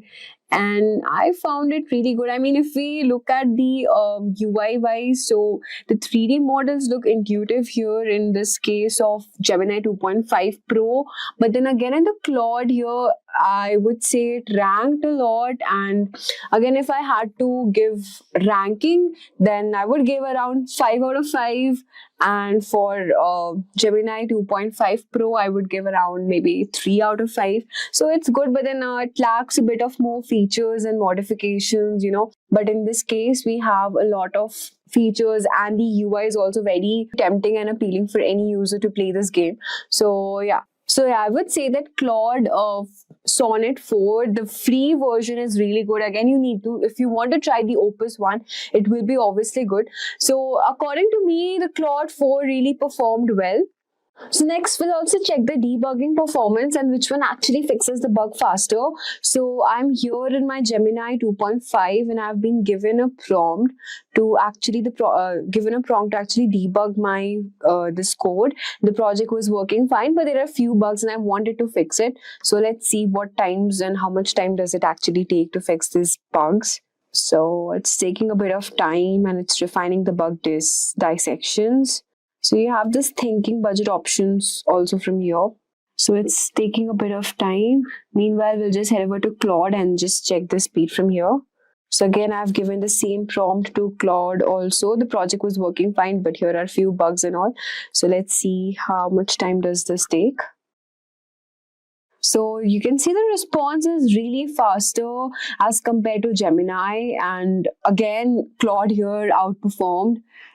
Yeah, it takes a bit of time. I mean, comparatively, just a bit slower and lags a bit behind of Claude 4. So yeah, it takes a bit of time now. Talking about the unique features, AI agents and the browser controls. One of the coolest features Claude 4 Sonnet offers is the ability to control your browser and even your laptop using the AI agents. You can ask it to research news, navigate websites, and complete the task. Just from here, you have this option of the search tool. You can use the style also, normal, concise, explanatory. So you can see you have this plenty of unique options here. So I've tested and according to the pricing wise, however, if you want a cheaper, solid option, you can still handle general tasks like debugging, adding features and understanding the code, and you're not doing hardcore coding tasks, then I think Gemini 2.5 Pro is your best bet. But then if you want some bit of, heavy lifting of coding, then I think Claude 4 actually stands out. But then if you really want some basic features and basic coding and everything, then this Gemini 2.5 is better. But then personally, I liked Claude 4.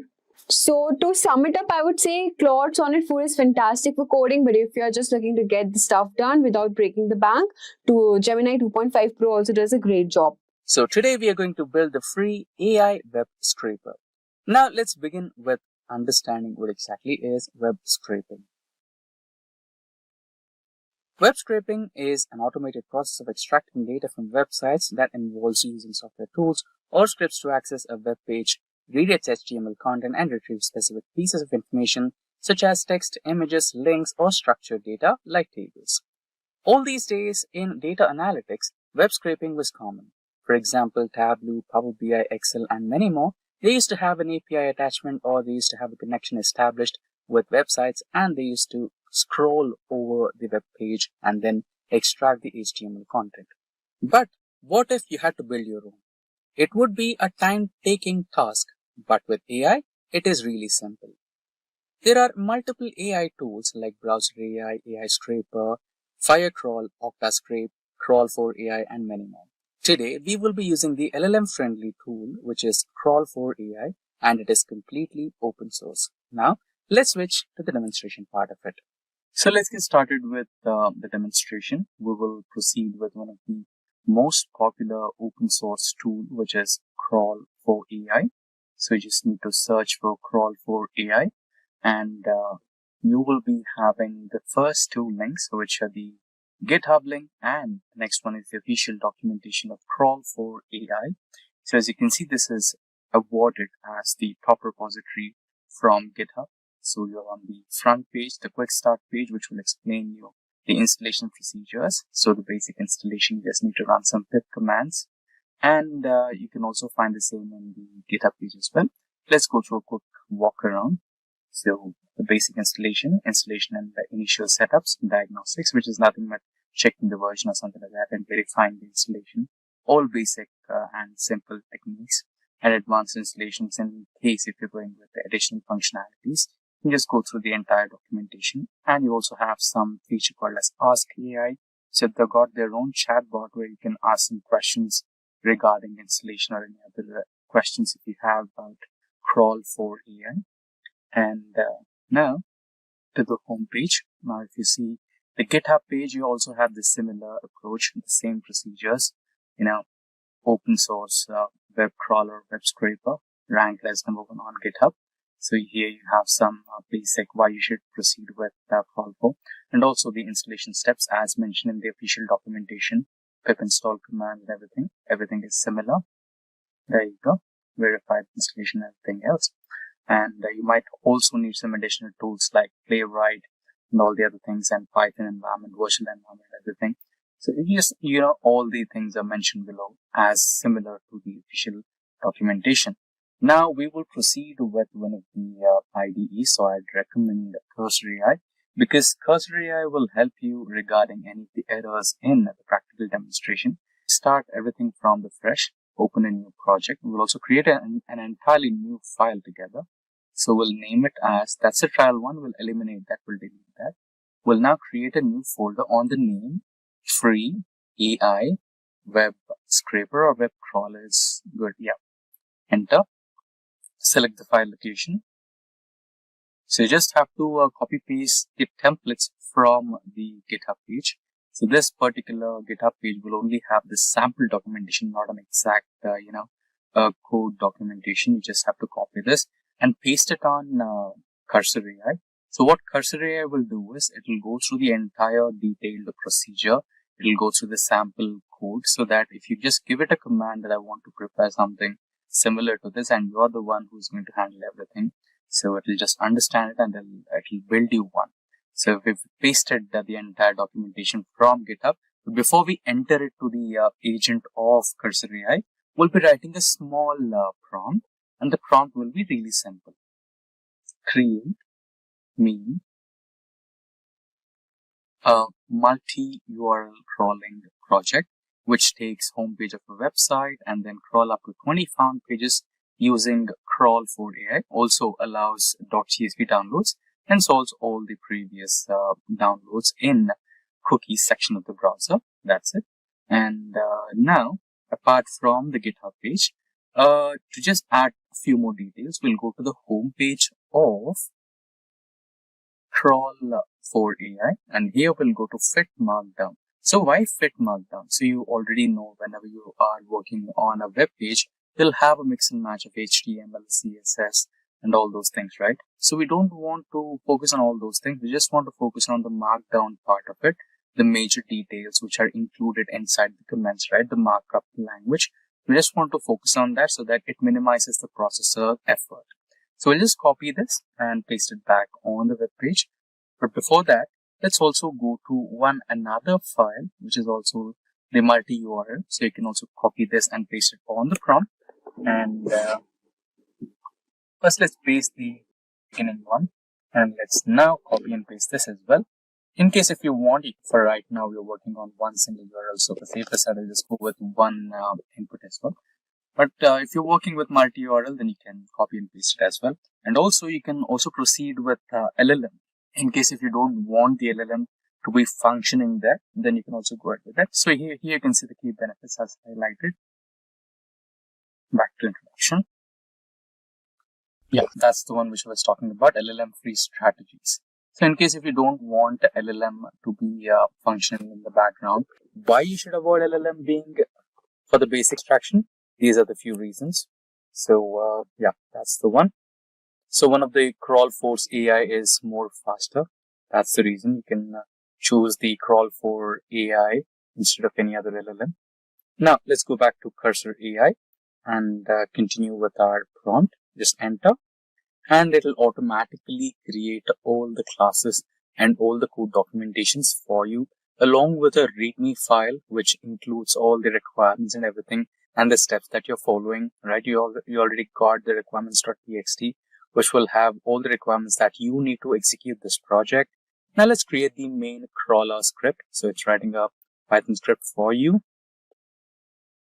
In the meantime, it will also give you some recommendations to follow. Here you can see that it wants to uninstall the existing Python, and it wants to reinstall a new one and restart cursor all by its own. You can see it is also generating the HTML template. There you go. You have the crawler.py ready and requirements.txt ready. You can see it also created a README file. That's the one. And now it's writing a few more codes that are responsible in or play a key role in execution of this project. So that's your main code, crawler.py. It has the main functionalities that this particular project should go ahead with. The post, get, and other functions that you regularly have on the web page. And this is your README file. And here you have the requirements. So you'll be needing crawl for AI and other requirements. So this is your HTML file. I can just proceed and run. And obviously you will face errors because this was just a templatized code that Cursor AI has created for you based on the documentation that you gave to it. But worry not. Whenever you run the code, it will give you the requirements which are needed to execute, and it will automatically install those for you using the pip commands. And by the end, it will automatically fix everything for you. Now it's running, and you can see it already has set up a user interface on the local host. Just click on the link, open. Yeah, so your first error, the web page or the local host is not responding, or maybe that's an internet connectivity issue. You can just copy this particular error or try to refresh.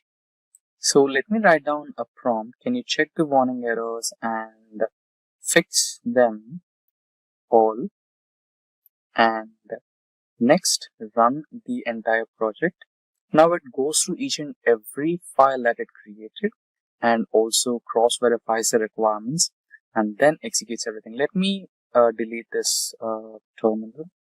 Yeah, so it found it needs a couple of templates. Okay, the templates directory exists, but we need to ensure it's properly set up. There you go. It's trying to relate every single file and fulfill the requirements that we need to execute this project. And the following changes are applied. You need to accept the file, accept the modified file, and then now it is installing the requirements. Python pip install our requirements.txt. So if there are any requirements, it will do and it will automatically install. Yep, there you go, the playwright, right? So we did not manually install it. It identified the blank space there and it identifies it as an important prerequisite. So it is installing it. And it is also asking for an interpreter path. So we'll be going with Python 64-bit version 3. And is also installing Chromium.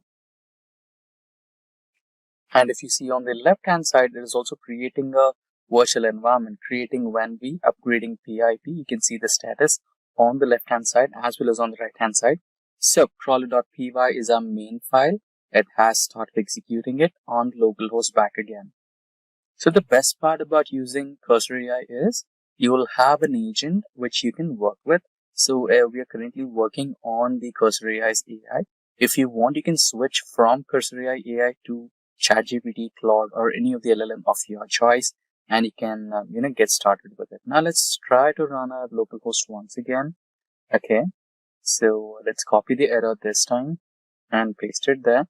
Now what this does is Cursor AI's agent will try to analyze what could be the problem and tries to decode or debug the entire problem and improvise the code and fix it for you.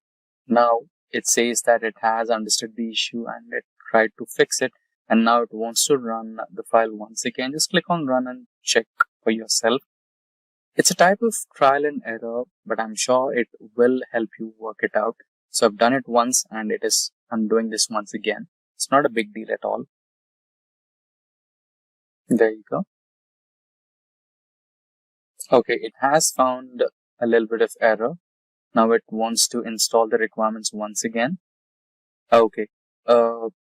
Ginger. So I think we missed out on Ginger. So Ginger is like a pre-version of Crawler for AI, and you can consider Crawler for AI as an advanced version or evolution of Ginger 2.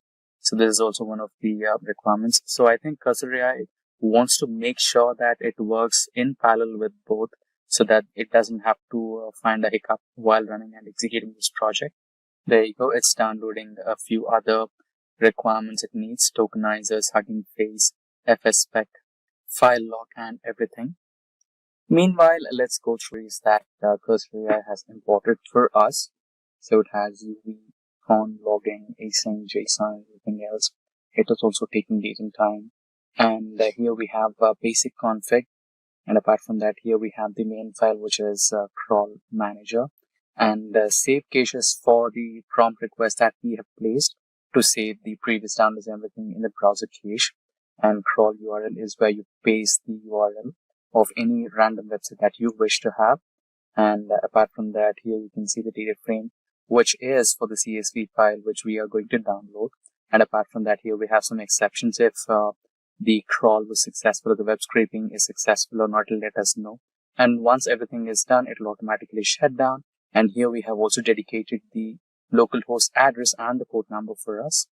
So here you can see the files are getting downloaded. We are at 50 out of 68. Might take a little while, not to worry. There you go. I think we're at 66. A little more time and we are done. I think 67 and one last file. We are done. So it's also installing the Chromium, which is required for us, the browser, or the browser interface at least. I think now we are ready to run our main file, crawler.py. There you go, the event already got started, and you might want to refresh our local host. Let's check the status. Just click on the link, and we should be redirected to the link. Or you can also copy paste the address, localhost 8000, which is the port number. I think it's not working, or there might be a little connectivity issue. This is common, but don't worry about it. If it's not executing, you can manually write down the address as well. So earlier we had copied the error, right? You can just paste the same error and just remove all the stuff and keep the URL. Or let's try once again. Click some loading error, not a big deal to worry about.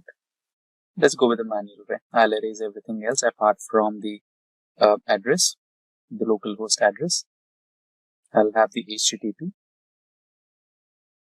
So we have the page here.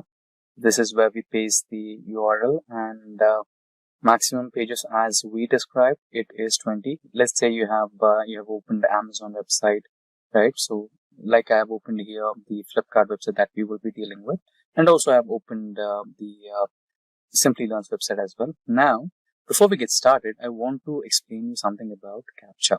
Now, this is a straightforward web crawler that we have designed. But in case if you want to crawl through some web pages, like if you log in to incognito mode without logging into your account, let's say Amazon.in, then in that scenario, what happens is it will not have the user address or anything. It'll just go to the login page and it'll ask you to log in with a CAPTCHA. So here you can see the CAPTCHA code, right?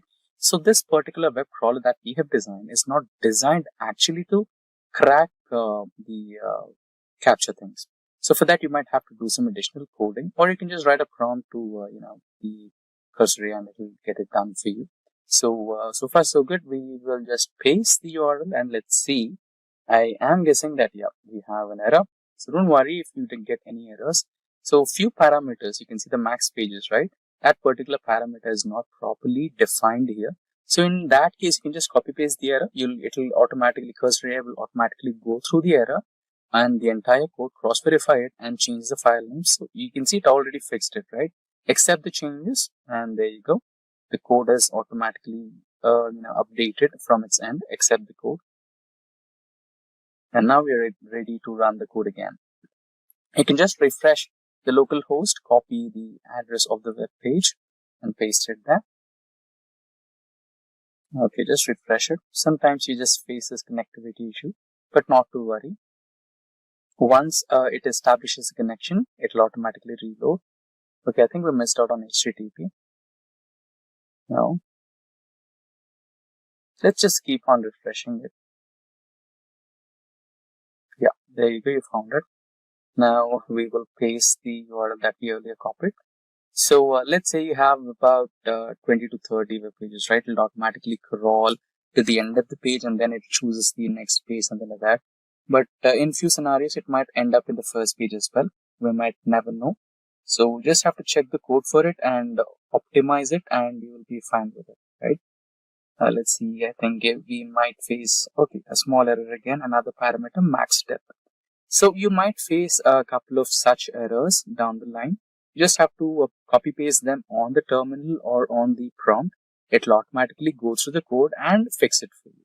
Just a couple of more. The max pages has been fixed, as you can see here on the left hand side of the code file. Now we are dealing with the max step. It'll also help you fix that, right? It's still going on a search mode to fetch a solution this online, and also after that it'll implement the solution code. Yeah, it found the solution. It's already started to build the solution. Let me apply this fix for you. Accept the suggestion. Done. The code is fixed. You can restart, or you can just click on the localhost browser. Run. Or let me just click on the link, right? It'll automatically redirect me there. There you go, multi-URL crawler. Let's give it another trial. Small errors. Even in the first trial, I went through such errors. It was not a big deal. It'll take like 4 to 5 iterations, so max to max 6 to 7 iterations to fix all the errors in your code. That because this particular code was created by AI, right? So it'll take a little time to understand and go through the process and fix itself, and then you'll have a fully functional project. Okay, the code has already corrected now. Restart the server. I think it's asking, okay, in a few scenarios, if you're constantly facing such issues, don't worry much about it. It might be related to, some settings which might have some configurations which might have been requiring a restart of the application altogether. So if you even do that, it'll fix it. Okay, now we are back on the web page. So I think make sure there are no references to max step. Okay. So I think it's a better option to try a restart of the application altogether. So I'll just close it. Now let's go to Windows and type down cursor here. That's the app. So the app got restarted once again. Okay, it's now asking for a confirmation. Would you like to make this edit for me? Okay. Let us write down, yes, please confirm. Yes, confirm. Let's see if it gets done. So I have my web pages that I want to scroll or scrape. Let's run the code once again. Python crawl.py is getting executed. That was my first website, a Flipkart website and Simplilearn website. It's taking some issue again. It's not able to reload. Okay. We'll copy paste the same website. Okay, now deep crawl was the error. Okay, it's again downloading some requirements. I see some new crawl results on the left hand side. I think these were the results from the previous executions. Starting all crawls. Let's check the crawl results. Okay, complete. Data status success. Okay, we have successfully scraped the websites and the data has also already been downloaded. So here you can see on the left hand side of the editor, you can see some scroll or crawl results. So let me write down a prompt. Open in a local browser. If it can load the local host or web user interface to see the results on the web page with a proper user interface, that would be better. But we can practically see the results on the left hand side, and it already shown us the execution report on the terminal. Give me the link to user interface UI. So we tried to install the requirements again. Okay, let me close this shell or terminal. Let's check the requirements once again. Yeah, let it download the requirements. What I was thinking is, let's check the crawled results. So here you can see the first website, which was Simplilearn website. So it has downloaded some data. It is in the format which an LLM can read. But turned out you can see the Flipkart website as well. Every bit of data, the phone details, name of the phone, the display size, camera size, everything has been successfully scraped, and it also has been downloaded. So you can see an actual replica. The iPhones that we have filtered out, it has successfully downloaded, and even the link to each and every particular product from the website. So these are the scroll results, or the scraped results. Crawl or scrape, you can call it both. And this is the previous one. So this is the first one which it scraped out for us. The Simplilearn's official website of Generative AI courses and few other websites as well. There you go. This was the Simplilearn's data. Let's open this in the form of CSV, which it is supposed to do actually, right? Once the data has been downloaded, it should be supposed to be represented in the form of a CSV or tabular format in Excel. So do you want to install the recommendation for Rainbow CSV? Yes, install. I think we can have a look at the downloaded data in CSV format in downloads. So here we are on the download section. So these are the CSV files that we just scraped or crawled. Results 1 and results 2. So let's open this file. So here we have the data from Flipkart. I think it scrolled through just one web page. Not a problem. So this was the web page that we were talking about. So I think it started off from the first entry and went all the way up to the last entry of this particular web page. I think it took a snapshot of this particular web page starting to the end, and then tried to scrape the data and enter it into the form of a CSV file. Not bad. Let's go back to this. There you go. And now let's go back to downloads and check the data for Simplilearn.com for generative AI courses. Yes, I think some missing data. Okay. So it missed out on a few date and times of cohort dates.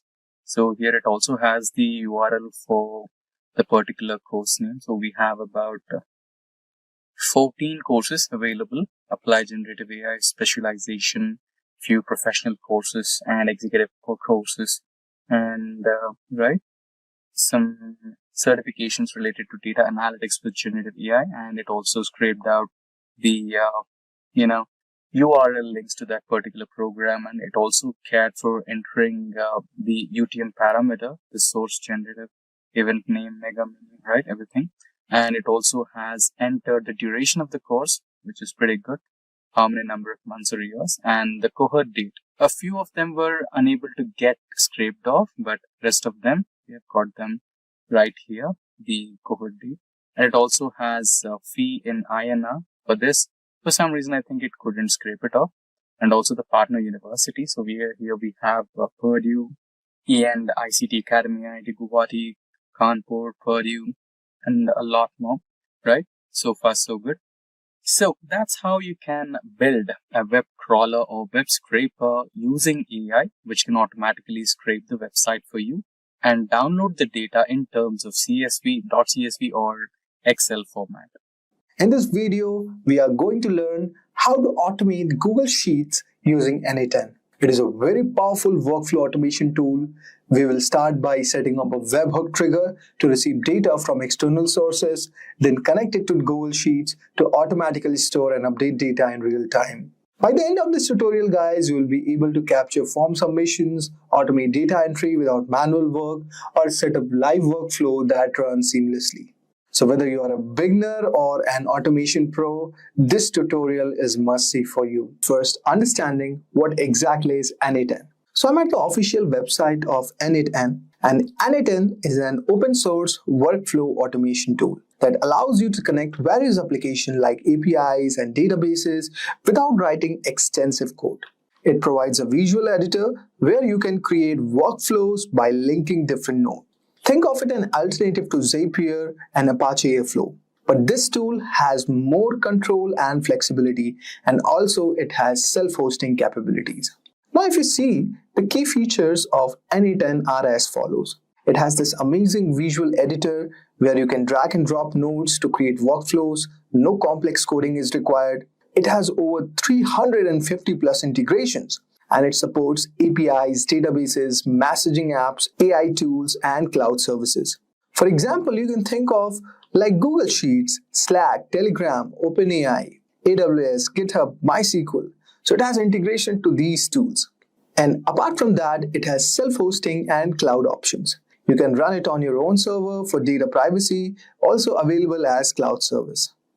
It has also conditional logic and data transformation. It supports if condition, loops, branching. You could also modify API responses, filter data, and perform calculations. And guys, this feature is very amazing. For real-time automation, it has webhooks. So N8N can receive data from webhooks to trigger instant actions. For example, when a form is submitted in Typeform and send an email via Gmail. So it can automate in real time. Now you'll be wondering, how does N8N works? Now let us try to understand how N8N works exactly. So you can think of N8N as a digital assistant that automates your task without requiring you to write complex codes. It basically works by connecting different applications, services, and database into a sequence of steps called workflow. So if you go and log in to the creators.n8n.io.dashboard, if you register for this N8N, you're going to get a workflow template. Okay, you can go all over here. And you can share your template with the template name and give a description about it. And this could be your template code, whether it is free or paid. You can just click on this. And after that, I have reviewed my submission guidelines of N8N terms and services. And then you can click this workflow. Now, let us try to understand what exactly is a workflow. But before that, let us try to understand nodes. Okay, so nodes are tiny workers that do specific tasks. You can consider this something like that. And workflows are a sequence of nodes working together to complete a job. Like for example, let us say we are sending an email when you get a new form submission. Imagine you have a Google form where people can contact you. So every time someone builds the form, you want to automatically send them an email.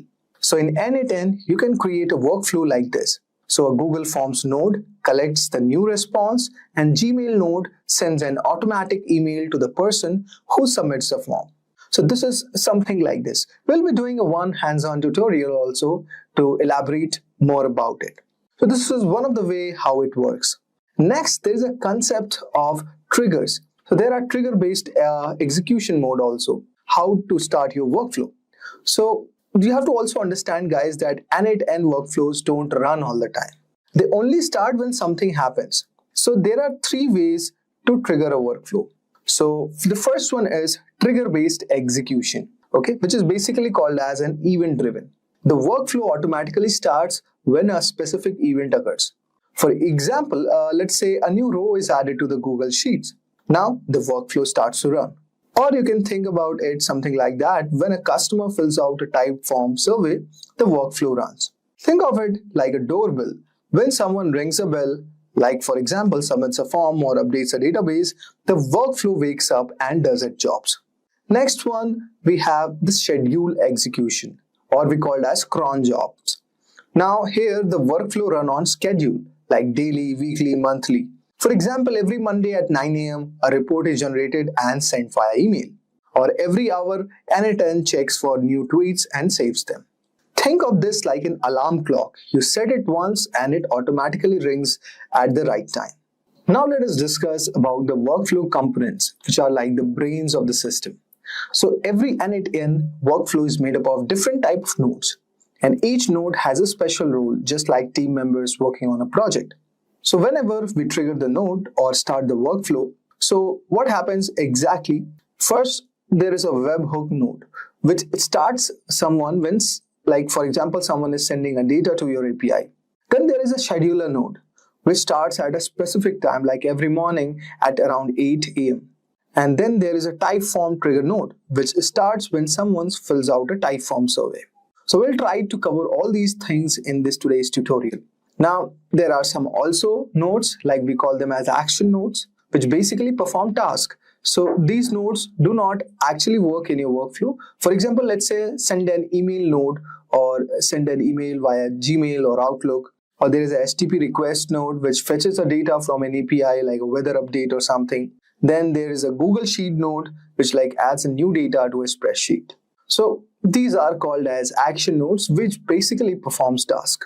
Then you could also understand a bit about, let's say, logic nodes, which adds intelligence. So these nodes allow you to add conditions and decision in your workflow. For example, let's say if node checks a condition is met, like for example is an email from a VIP customer, you can imagine something like this. Then there is a switch node which routes the workflow based on different cases. Like for example, the payment example is the best one. Like if the payment is failed, send a reminder. Otherwise, if it's successful, send a confirmation. And then you could also find out the loop node, which repeats an action multiple times, like sending a follow-up email every 3 days. So guys, these were some of the logics nodes which basically adds intelligence.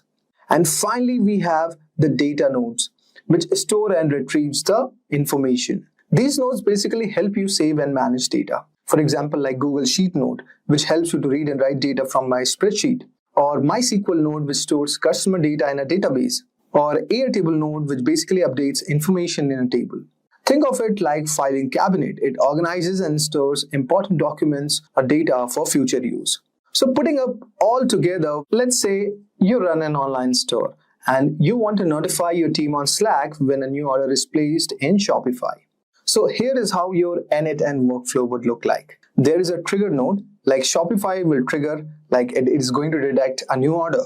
Then the action node is going to come up, which is going to fetch order details from Shopify. Then there is a logic node. If the order is above $1,000, it marks it as a high priority. An action node which basically sends a Slack message to your sales team. So this is like the entire process which runs automatically, saving your time and effort. Now guys, you would be wondering, why should you use n8n? See guys, there is no need for coding skills. You can just drag and drop nodes. It saves a lot of time by automating repetitive tasks. And it works with hundreds of apps and APIs like Google, Slack, Shopify, ChatGPT, etc. It also has self-hosting option which ensures privacy and full control. And finally, it is free and open source, unlike some other tools which have some strict limits. Now we are going to move forward and do a small hands-on to make you more understand about this platform. So guys, now let us create an automation using n8n. So first click on the first step. And let's say we want to use a trigger, let's say on a webhook call. So basically when we will be sending any HTTP request like get, post, put or delete, it is going to trigger our webhook on n8n. So just click on this and you could see our method is, let's say, post, and we want to post a data on using this post request. And after selecting this, guys, just click for listen for test event. Let's test our webhook API. Copy this and then you can go to this online tool which is called as Recubin. Okay, and it is just a very simple tool where you could just do one thing. You could paste the same URL which you have copied it from here. Okay, now after going all from here, what are you going to do? Just click on the send request. Now you could see we have got a successful message that the workflow has started. But how to be sure of that this thing is working? Because in the output section, you will be seeing these kind of output. Okay, so our webhook API is working very much fine. Now, what next thing you could do? So the next thing, let us add a node all over here. So for example, let's add a Google Sheet. Okay. And let us trigger an API. Okay, let us say, append a row in a sheet, or we want to update a row. So now you could see all over here, we have this option called append or update a row from this list. And let's say we have this document called monthly expense, and you could also choose it, let's say, from expense, and we want to add these properties, what values to send. Suppose name, we could say the name as Neil, and all over here, that's one thing. Okay, then what we could do, we could add another option, like what would be the cell format, and we could add the next property, let's say as email, let's say .com. Okay, now we could test these steps. Okay, now you could also say, let's add a column, okay, to name. Okay, and let's say we could add just one value, then we could add another column, let's say email. Okay, let's okay, we could write the name of another column. Okay, so we had only two columns that I have actually created all over here, name and email. So that's why our workflow is showing the same. And also, guys, there is one point to note. You have to also connect to your given applications. Okay, so I'll just show you how you could do it. But first, let us try to test this step. Okay, so okay, fine. We can choose it, match each column manually. And let's test the given step. Let's wait for the output. And if I open my Google Sheet, you could see, we can see, the name, email, and it's already mentioned here. So this is like how you are basically creating your workflow. So if you go back to your canvas, you could see our workflow has been created using the webhook call. Similarly, you can trigger a lot of, in a very different ways. Suppose you could add a next node, like you could add AI and all those things, and you can create this automation using n8n. Guys, this is a very amazing tool, and this automation tool is definitely going to save a lot of time for you. Something big is happening in the world of AI, and it's shaking up the industry. No, it's not another ChatGPT update or a new release from OpenAI. This time, it's a brand new player on the scene. DeepSeek R1, an AI model that's already outperforming the best known models in ways that have experts seriously been talking. But why is this causing such a stir? Well, it's because DeepSeek R1 doesn't just answer questions like other AIs. It thinks. And I mean really thinks. It breaks down complex problems step by step, showing you exactly how it arrives at the solution. You just don't get an answer, you get the entire process from start to finish. That too in real time. This is the kind of AI that doesn't just solve problems, it solves the way we do. Now, here's the twist. DeepSeek R1 isn't from one of the usual AI giants like OpenAI or Anthropic. It was developed by High Flyer Capital Management, a hedge fund that's quietly been making waves in the AI world. In fact, their new DeepSeek R1 Lite preview is already making headlines for its stunning performance on tasks like mathematical reasoning, logical inference, and real-time decision-making. Areas where even the best of the OpenAI's models often fall short. But why is this model such a game changer? It's because in 2024, the world is demanding AIs that can think logically and reason through problems. DeepSeek's ability to show its work is what sets it apart. While other AIs give you answers, DeepSeek lets you watch its thought process unfold. Think of it as the AI that doesn't just solve problems, but teaches you how to think like it does. And if you think that's all just a hype, let me tell you, Forbes isn't the only one buzzing about it. Even experts across the industry are pointing out that DeepSeek is outperforming models from heavyweights like OpenAI and Anthropic on tests that measures complex reasoning. It's already winning in some and it's only going to get better. So why is DeepSeek R1 such a big deal right now? And what does it mean for the future of AI in 2024 and beyond? Well, in this video, we will explore DeepSeek R1 starting with its unique capabilities and how it stands out from the other AI model. We'll also test its math reasoning and problem-solving skills, comparing it with models like OpenAI. Then we will examine the real-world application in fields like finance and tech. So let's dive in and see how it's shaping the future of AI. So at first, let us understand what is exactly DeepSeek R1 Live Preview. As you can see this tweet post, so DeepSeek R1 Live Preview is an AI tool which is similar to ChatGPT and is created by a Chinese company which is known as DeepSeek. The company announced this new model on X on November 20 and shared a few details. So I'll show you the documentation page over here.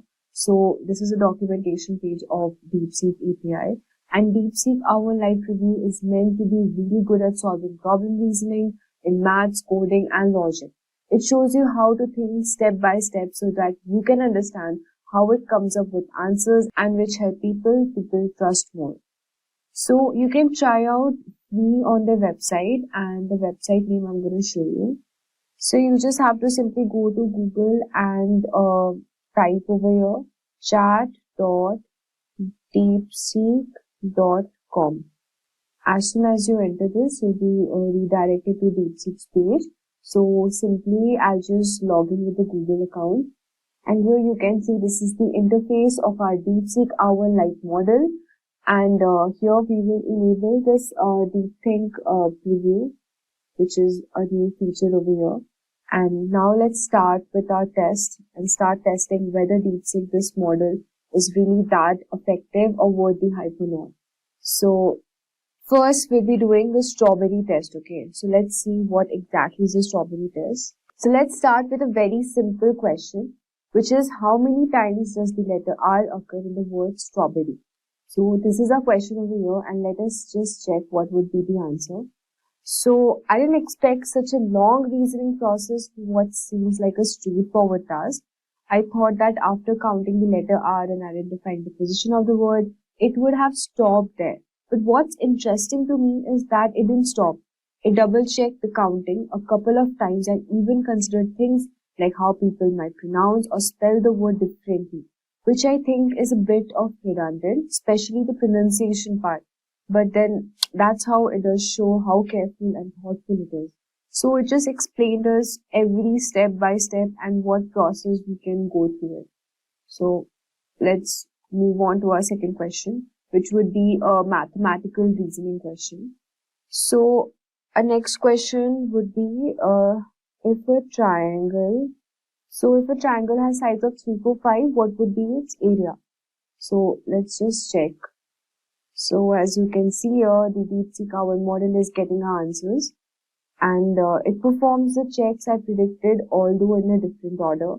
But then it's using all the steps and all the formulas and what would be the best to go with this question. So both the explanation and the output are particularly clear and easy to follow, which makes me think that this would be a fantastic model to embed in math students' assistant. For example, this is a particular use case. Maybe the thought process could be shown first and the student could interact with acknowledging whether they understood it or not. So that's a pretty fast answer. Let's move on to our third question.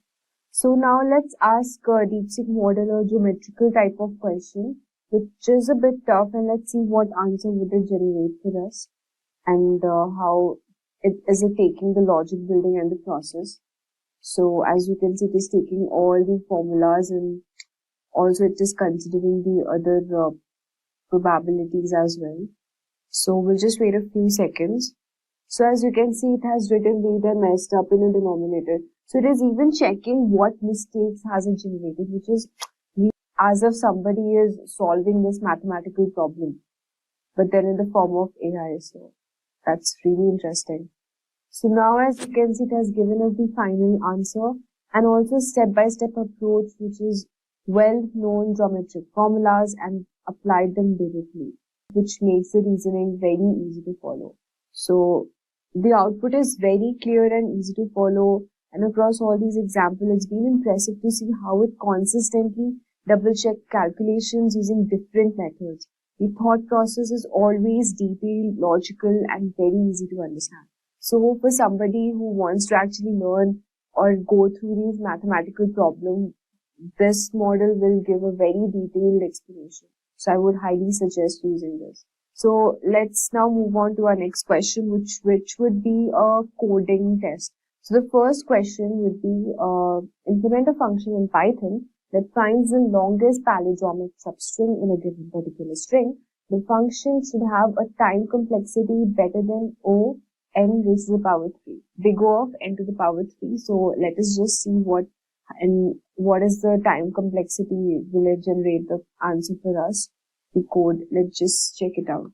So as you can see, it has given us the solution code here and also the explanation part, and whatever the function it is using, it has briefly mentioned the explanation. And I think that the model did a very great job solving the problem and finding the longest palindromic substring. The approach was smart, efficient, and clearly explained. So instead of just brute force method, every possible substring which would be slow, it used a very clever expand around centers technique. And this method handled both odd length palindromes and even length palindromes as well, which was really clear and effective. So that was for the coding part. So now let's move on to a logical reasoning type of question, and let's see what answer does it generate. And we will also compare it with the OpenAI model here as well. So let's quickly check it out. A question here is, a man has to cross a river with a wolf, a goat, and a cabbage. His boat can only carry himself and one other thing. If left alone, the wolf would eat the goat and the goat would eat the cabbage. How can he get everything across safely? So let's quickly check out the answer. So as you can see, it's thinking of the end and reading the answer for us. Also, for the DeepSeek messages, you can use 50 messages free per day. So we have already used 5 texts and we have 45 messages left for today. So as you can see, it has given a clear, detailed explanation and it solved the problem really very well. I think it carefully went through the rules and checked different possibilities. It understands that some pairs like the wolf and the goat or the goat, the cabbage can't be left alone. It also reviewed the constraints at the starting. It also reviews the constraints at the start. Starting from this, it looks at what would happen if the man takes each item across the river first and works out if it creates any problem.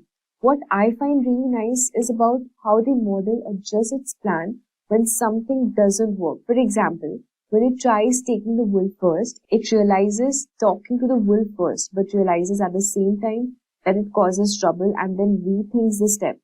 This trial and error method feels very similar to how we as humans might solve the puzzle ourselves.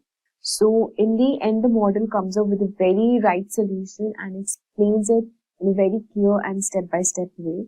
So as you can see, I've given ChatGPT this question and this is the answer it has generated, but then it wasn't that detailed as compared to DeepSeek model. So here I would rate DeepSeek model more because it gave me a very clear explanation with all the details set. You can clearly see the difference out here.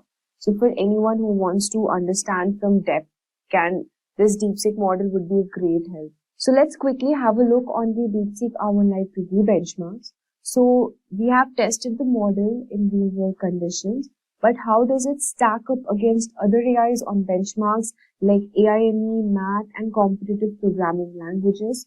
So you have this on the screen. We have compared it with AIME, math, GPQA Diamond, Codeforces, Live Code Bench, and also Zebra Logic.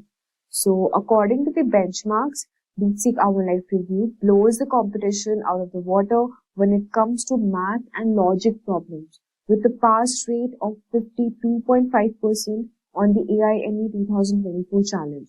It is really ahead of OpenAI's O1 preview and far surpasses models like GPT-4 on complex math tasks. So with this, we have come to the last part of the section, and here we will be comparing that who really wins. At first, you have seen that we have compared with the OpenAI model.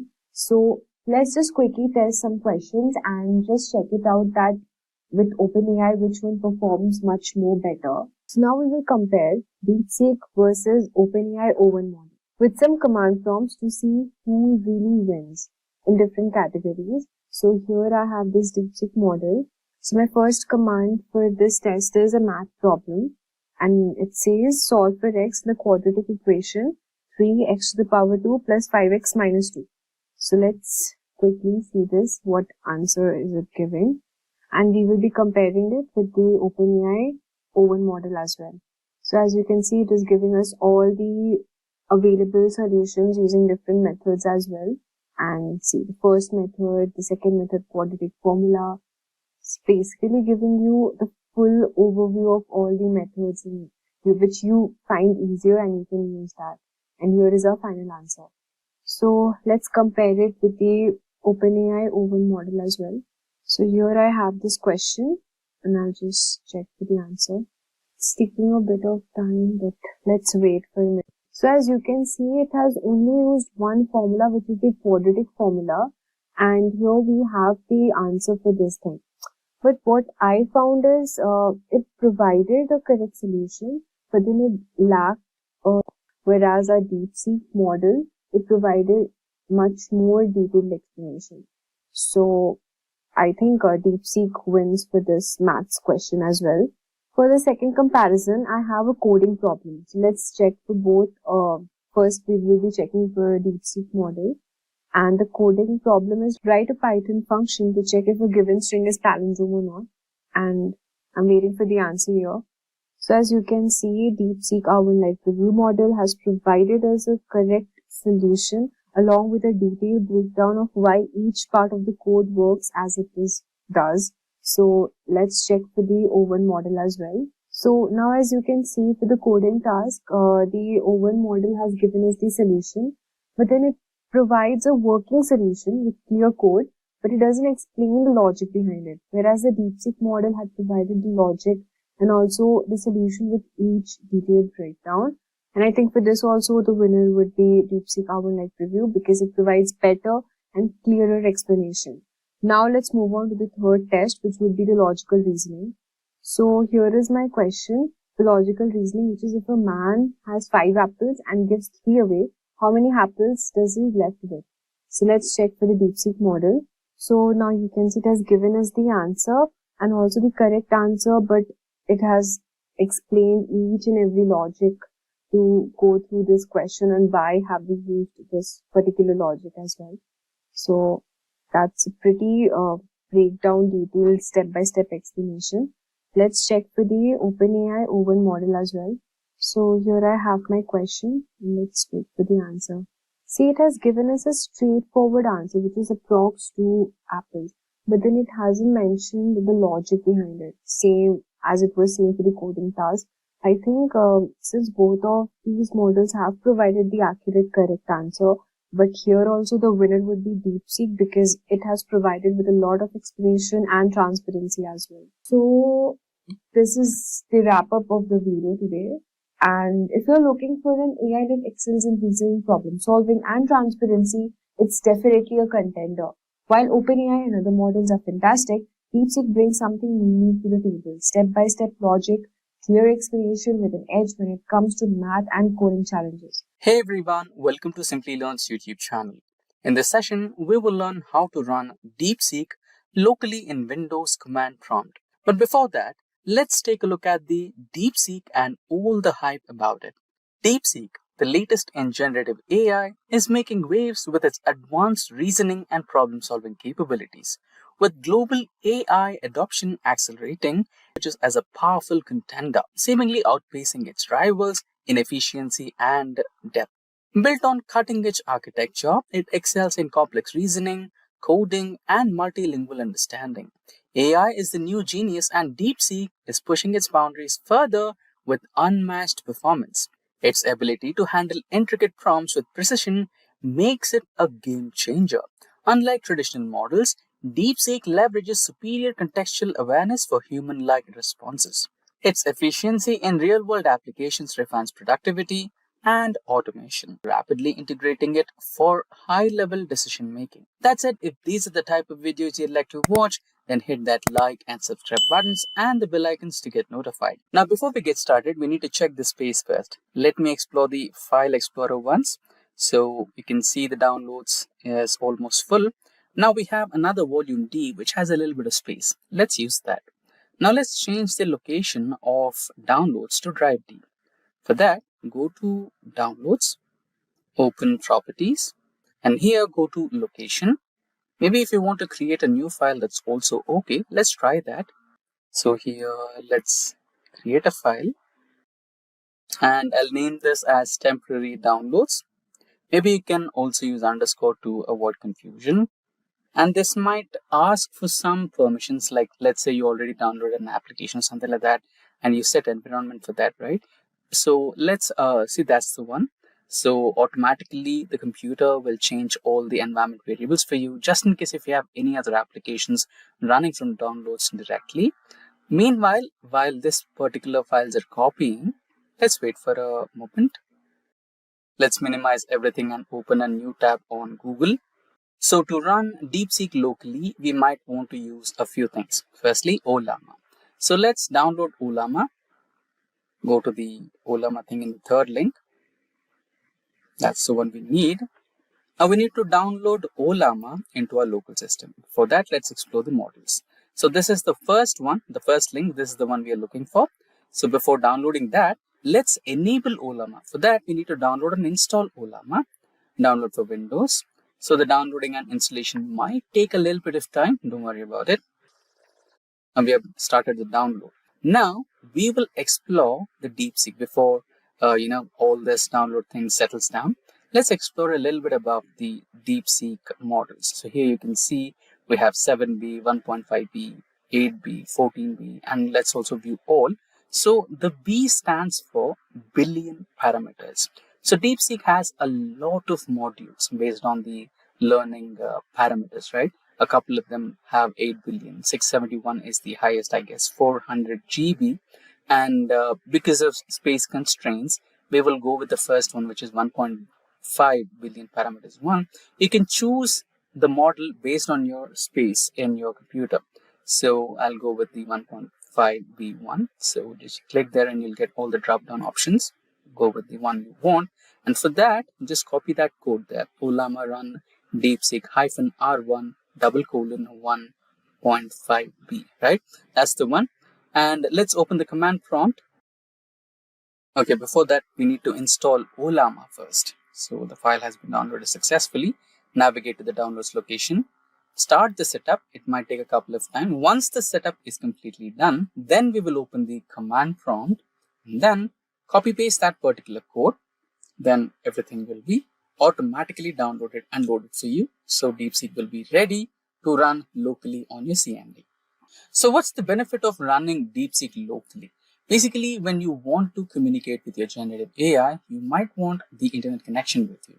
If you are able to download and set the generative AI, in our case, DeepSeek, in your computer, then it is beneficial for you so that it can run without the internet connection. It might take a little time, don't worry. Once the setup is done, look at the bottom right corner. You'll get a slight notification, a smaller notification which says Llama is set up and running. Similar to that, you can just get Llama is running now, something like that. Just a couple of moments while the final settings are done. There you go, the setup is done. Close it. Now check the tray there. Should be having an Llama logo present right there. There you go. That's the notification we were looking for. Llama is running. Now to check, you can also check the logs of Llama which are presently in your computer just for cross verification. Also, make sure that to copy that Llama run DeepSeek R1 code there to run it on your command prompt. Just press Windows icon with R to have the run command. And you can type CMD to execute the command prompt. There you go. Now make sure to copy that code. Once the Windows command prompt is active, you just have to paste it and hit enter. Command prompt is loading. It might take a little glitch. Let's wait until it shows up. Let's try again. CMD, hit OK. Let's wait for a moment while the command prompt pops in. Let's check if there are any other activities. There you go. We have multiple prompts. Let's close all the other ones which we don't need. I think it's still loading. Let's close this as well. Let's give it a retry. CMD, okay, and let's wait. So here is the log file which we were looking at earlier. Let's close the log file which we don't need it. Yeah, the command prompt is active. Paste, enter. Now you should be getting something called manifesting. So that means the package is getting downloading, pulling manifest. There you go.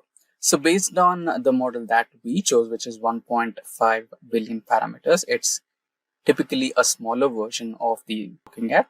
The biggest one was 675 billion parameters, which is close to 400 GB. If you have enough space in your PC, then you can go with the highest version. So due to space constraints, I'm going with the smaller one. The procedure is same. You just have to paste the code and run. So at the last where you have 1.5B, right? In place of that, you'll be having 675B. That's the only difference. It might take a little bit of time to download based on the package you're using. If you're going with the higher package, a bigger package, then the download time might even end up more than 24 hours. And if you don't have enough space, it might collapse in between. So I'd recommend select the one which suits with your memory space.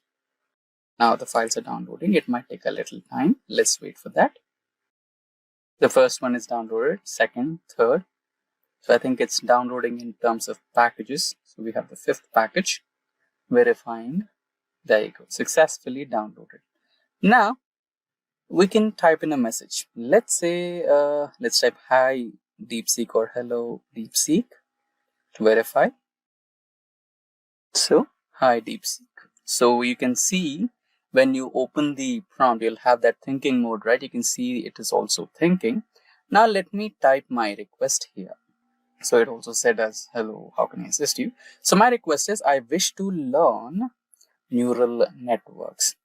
So you can see that when you open DeepSeek on Windows browser or Google browser, Firefox, any of the browsers, it'll show you the thinking process, right? Here also you can see that thinking process, start of think and end of think. The only thing is unable to display the thought process over here. But fine. Now let's continue with the command prompt, which is I wish to learn neural networks, and hit enter. Now let's say it will help you to learn neural networks in a stage-by-stage process in the learning order. What exactly is neural networks? What are the key components of neural networks, neurons, activation, weights and biases and everything, right? Similar to ChatGPT or even other competitors in terms of generative AI. And it is also giving you procedures and sample codes here, right? If you wanted to execute these codes on Jupyter Notebook, then you can just import NumPy as NP from TensorFlow, etc. And also you have some sample codes for generating a model, how to execute that, everything. So I guess that's the end of the line for the prompt. Now, this was the trial run on how to run DeepSeek locally on your Windows command prompt. Now, you can also develop a completely new user interface and experience for your DeepSeek to run on locally. So far, so good. For the sample purpose, this is good. Now, let's type in buy and see how it responds to the text. There you go. It might be confused, but it might give you an alternate approach. Yeah.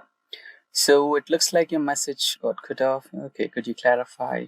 Today we are going to talk about Meta's new AI development called Llama 3.2, a new family of AI models designed for various tasks. And we will also see how to install Llama 3.2 and run it privately. The smaller models with 1B and 3B parameters are optimized for the mobile devices, handling tasks like text summarization and translation without draining your battery. The larger models, the 11B and 90B vision models, can process both text and image simultaneously, making them ideal for complex data analysis and industries like medical imaging. Llama 3.2 is multilingual out of the box, supporting 8 languages, including English, Spanish, and Hindi. Meta rigorously tested these models across 150 benchmarks and is releasing them as an open source, allowing developers to customize them to their needs, much like how Linux operates. In addition to AI models, Meta is advancing in augmented reality with its upcoming Orion glasses, aiming to overlay digital images onto the real world. While these are expected around 2027, their Ray-Ban Meta smart glasses are already popular, indicating a strong interest in wearable AI gadgets. Overall, Meta is pushing the boundaries of AI, AR, and VR technologies, making them more accessible and customizable for everyone. It's an exciting time for tech enthusiasts as these innovations shape our digital future. So welcome to this demo part of how to install Llama 3.2 privately on your system locally. So first you will okay, I will give you this Llama link. All this the link I will give to you on in the description. You can check. So first you have to install this Llama. Okay, you have to install Llama. So please select your this OS. So my OS is Windows. I have already installed it, but again I'm telling you the steps. Okay, you can download it. Once this setup you install, I have already installed, so I'm pausing it. So once this setup install, after that you come into this website. Okay, this is the step 2. Here you can see there are many Llama models, or you can see LLM models. Mistral is there, okay, and Code AMI is there, Command R is there, Llama 3.1 is there. The latest one is Llama 3.2, okay, with 1B and 3B models. Okay, these are the basics ones. So just click on this. So you will get this command, Llama run Llama 3.2. Just copy it, open your command prompt or PowerShell. I'm using PowerShell, just paste it. So this thing I have already installed. Okay, press enter. It will take some times. Okay, it will of like 2 GB or 4 GB something. So it will install. So I have already installed, so it will send a message. Okay, so I can write here, how are you? It will respond me. I'm just a language model, feeling our emotions like human do, these things and all. Okay, I will write exit, or I will write quit. Okay, so leave this.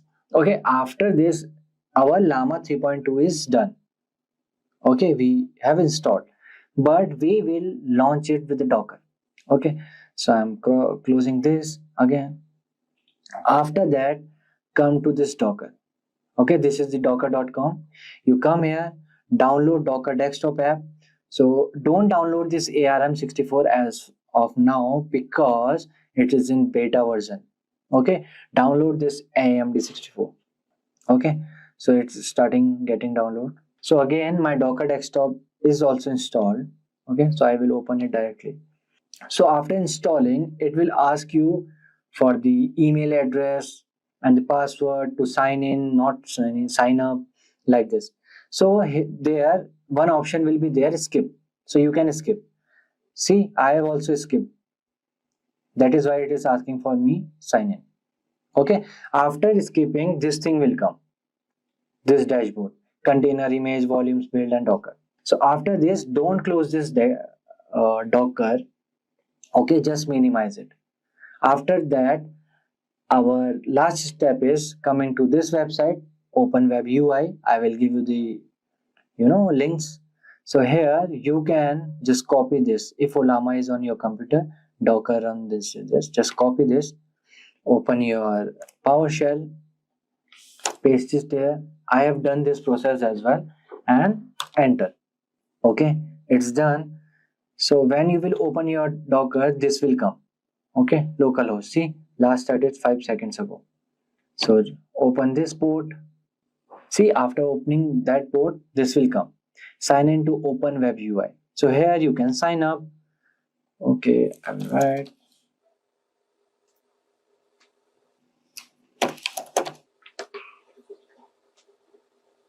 See, after signing up, so this came.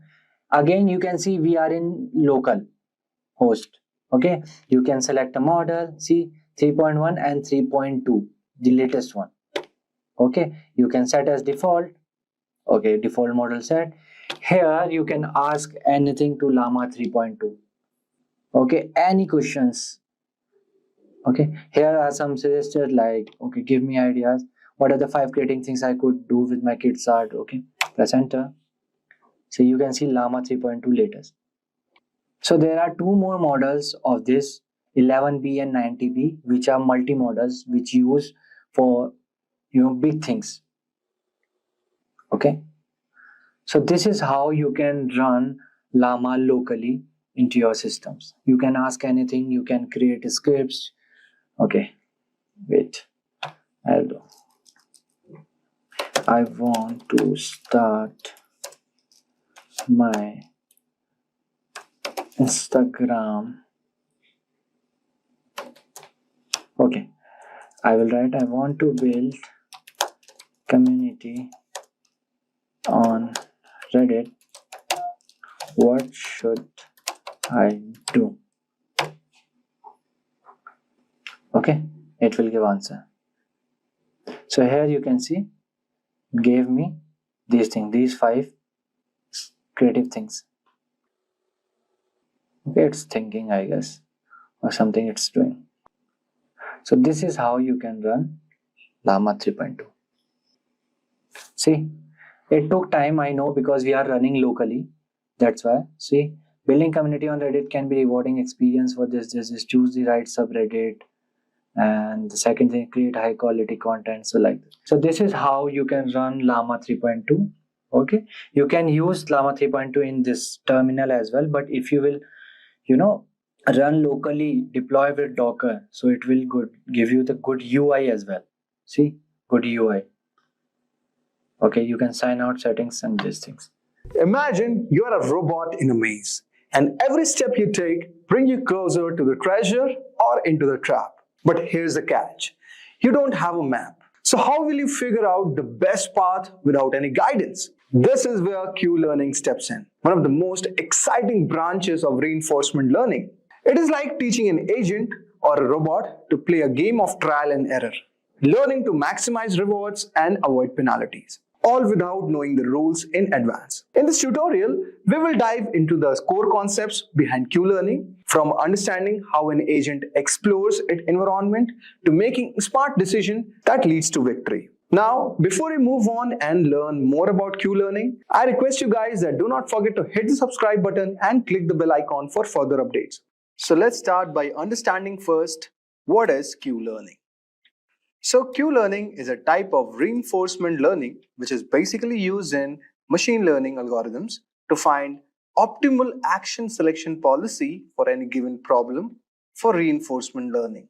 Now you'll be wondering what this type of technical jargon means. So let me tell you in easy words what reinforcement learning exactly means and how Q-learning is a part of it.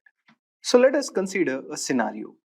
Imagine there is a robot whose task is basically to clean the room, a kind of vacuum cleaner robot.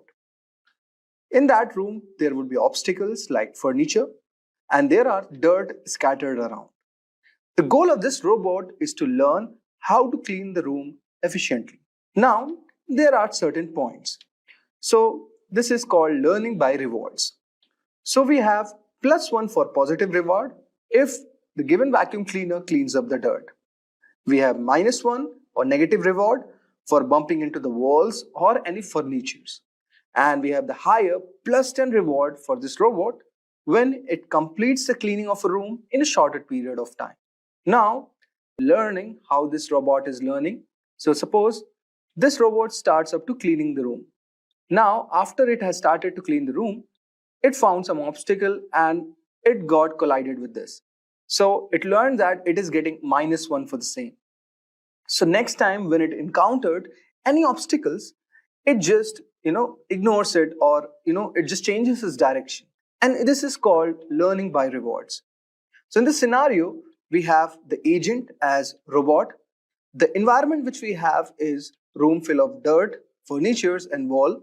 Now if I talk about actions, then we can say the robot can move left, right, backward or forward. So this is a scenario that we have set up for our robot. So by trial and error, the robot learns a strategy or a policy that maximizes its reward by avoiding obstacles, prioritizing areas with more dirt, and move efficiently to cover the entire room. Eventually, after enough learning episodes, the robot vacuum develops an optimal cleaning strategy navigating the room without getting stuck and cleaning it in the shortest time possible. But this is the scenario for the reinforcement learning. And under this comes the Q learning. So, in the simpler words, if I have to say, then Q learning is basically a machine learning approach that enables a model to iteratively learn and improve over time by taking the correct action, which means the optimal action selection policy. So as we have seen in the example, how this robot has maximized its total reward by avoiding obstacles, prioritizing areas with more dirt, and moving efficiently to cover the entire room. So this is one of the examples of reinforcement learning. So this is basically a Q learning approach. Okay, so this is a part of machine learning. Now let us move ahead and try to understand the components of Q learning. Now if I talk about Q learning, guys, so now discover the key components of Q learning. The first one that we have all over here is state, action, and rewards. So basically Q learning revolves around it. Now let us dive deep into it and understand more of the key components. So if we talk in depth about the key components, so we have the Q values or the action values we have. So if I talk about Q values, guys, Q values are basically defined for states and action. So it is written as QS of A, which is an estimation of how good is it to take an action at a given state S. And this estimation of Q of S of A will be iteratively computed using the TD update rule, or we can say temporal difference update rule, which we are going to see in our given example. So if I talk about rewards and episodes, so we can see all over here that an agent, like throughout its lifetime, starts from a start state and makes several transitions from its current state to the next state based on its choice of action and also the environment the agent is interacting in. So at every step of transition, the agent from state takes an action, observes the reward from the environment, and also then do the transition to the another state. So for example, if at any point of time, the agent ends up in one of the terminating states, okay, that means like there are no further transitions possible. So this is meaning that it is completed one episode. So this is rewards and episodes for the same. The next that we have all over here is temporal difference. So the temporal difference update rule. Now if we talk about temporal difference, it could be written something like this. So you can see an equation all over here. So this shows the temporal difference equation, where we have Q of S of A, and this is being redirected all over here to Q of S of A plus an alpha R plus gamma Q of new values of SNA and minus Q of SNA. So what is this basically? So if we talk all over here, this is basically an update rule. Okay, I'll write all over here. Now, this update rule basically what it does, guys, that it is applied at every time at the step of agent's interaction with the environment. Now, you would be wondering what S and A are. So S, if I talk about S is, so if I talk about S means the current state of the agent. And if I talk about A, it is according to the current action picked according to the policy.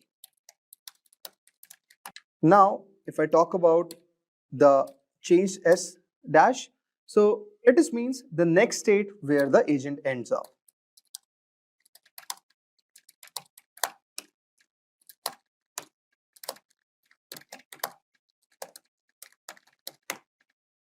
And if I talk about A dash all over here, so it means that next best action, okay, to be picked using the current Q value. So these are the certain definitions all over here. And if I talk about certain other variables all over here, so we have also seen in this equation, we have R, alpha and gamma. Let us discuss about R, alpha and gamma. Okay.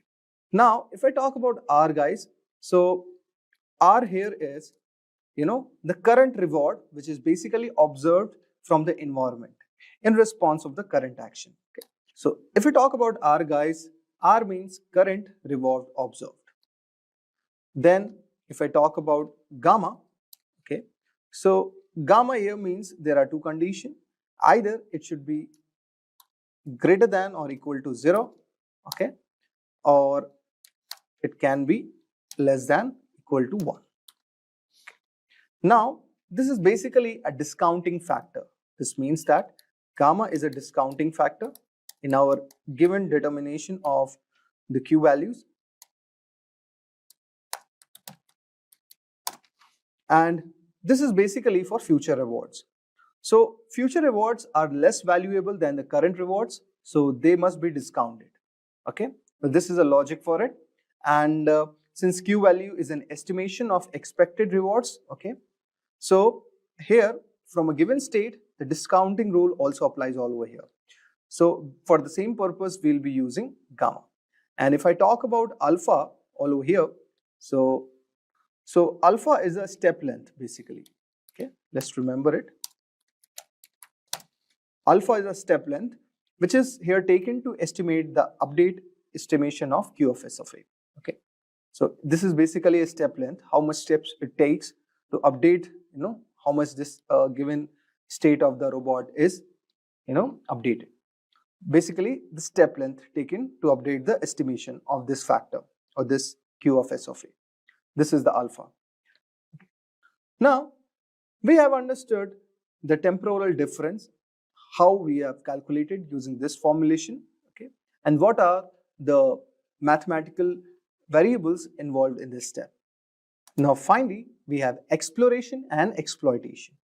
So basically, exploration and exploitation comes under selecting the course of action with a greedy policy, which is basically a simple method for selecting an action to take based on the current estimates of the Q value. So here the greedy policy applies. Now if I talk about exploitation all over here, it means the superior Q value. So we have the probability all over here that there will be certain probability and the factor epsilon all over here, it should be less than that. Now exploitation means all over here that to use its current knowledge, and explore means try new things. So here the E-greedy policy helps the agent to decide what to do, whether to exploit means to use its current knowledge or to explore, try new things. So let me tell you the mathematical formulation for the same. So if I talk about exploitation, so here most of the time there is a probability of 1 minus E, okay, so it is basically epsilon, and here the agent will pick the action that has currently the highest quick value. So if I talk about exploitation, guys, it means that it is using the current knowledge and most of the time with a probability of 1 minus E or 1 minus epsilon. So here the agent will pick the action that currently has the highest Q value, and this is called exploitation because the agent is using its current knowledge to choose what it thinks is the best for the action. If I talk about exploration all over here, it means trying new things. So here we have the small probability E, okay, the same E that we are using all over here. Now the agent will take up a random action instead of the best known action, and this is called as exploration because the agent is trying to discover if there are better options available or not. So by balancing the exploitation and exploration, the agent can learn better over time. If it only exploits, it might miss discovering the better strategies that are available. And also, if it explores too much, it might waste a time on bad actions. So the E-greedy policy, okay, which helps us to decide what agent should do, basically combine both exploitation and exploration. So this is a method which helps the agent to find the right balance between doing what it knows is best and trying new things to improve its knowledge. Now if I talk about determining Q value, then here we have the two techniques. But what is Q value exactly? Q value is the metrics that is used to evaluate actions at a specific stage. So as we have discussed in the given example of the robot, so there can be a various state for a robot. So we have to calculate the metrics which will be helping us to evaluate what action should be taken at this specific states.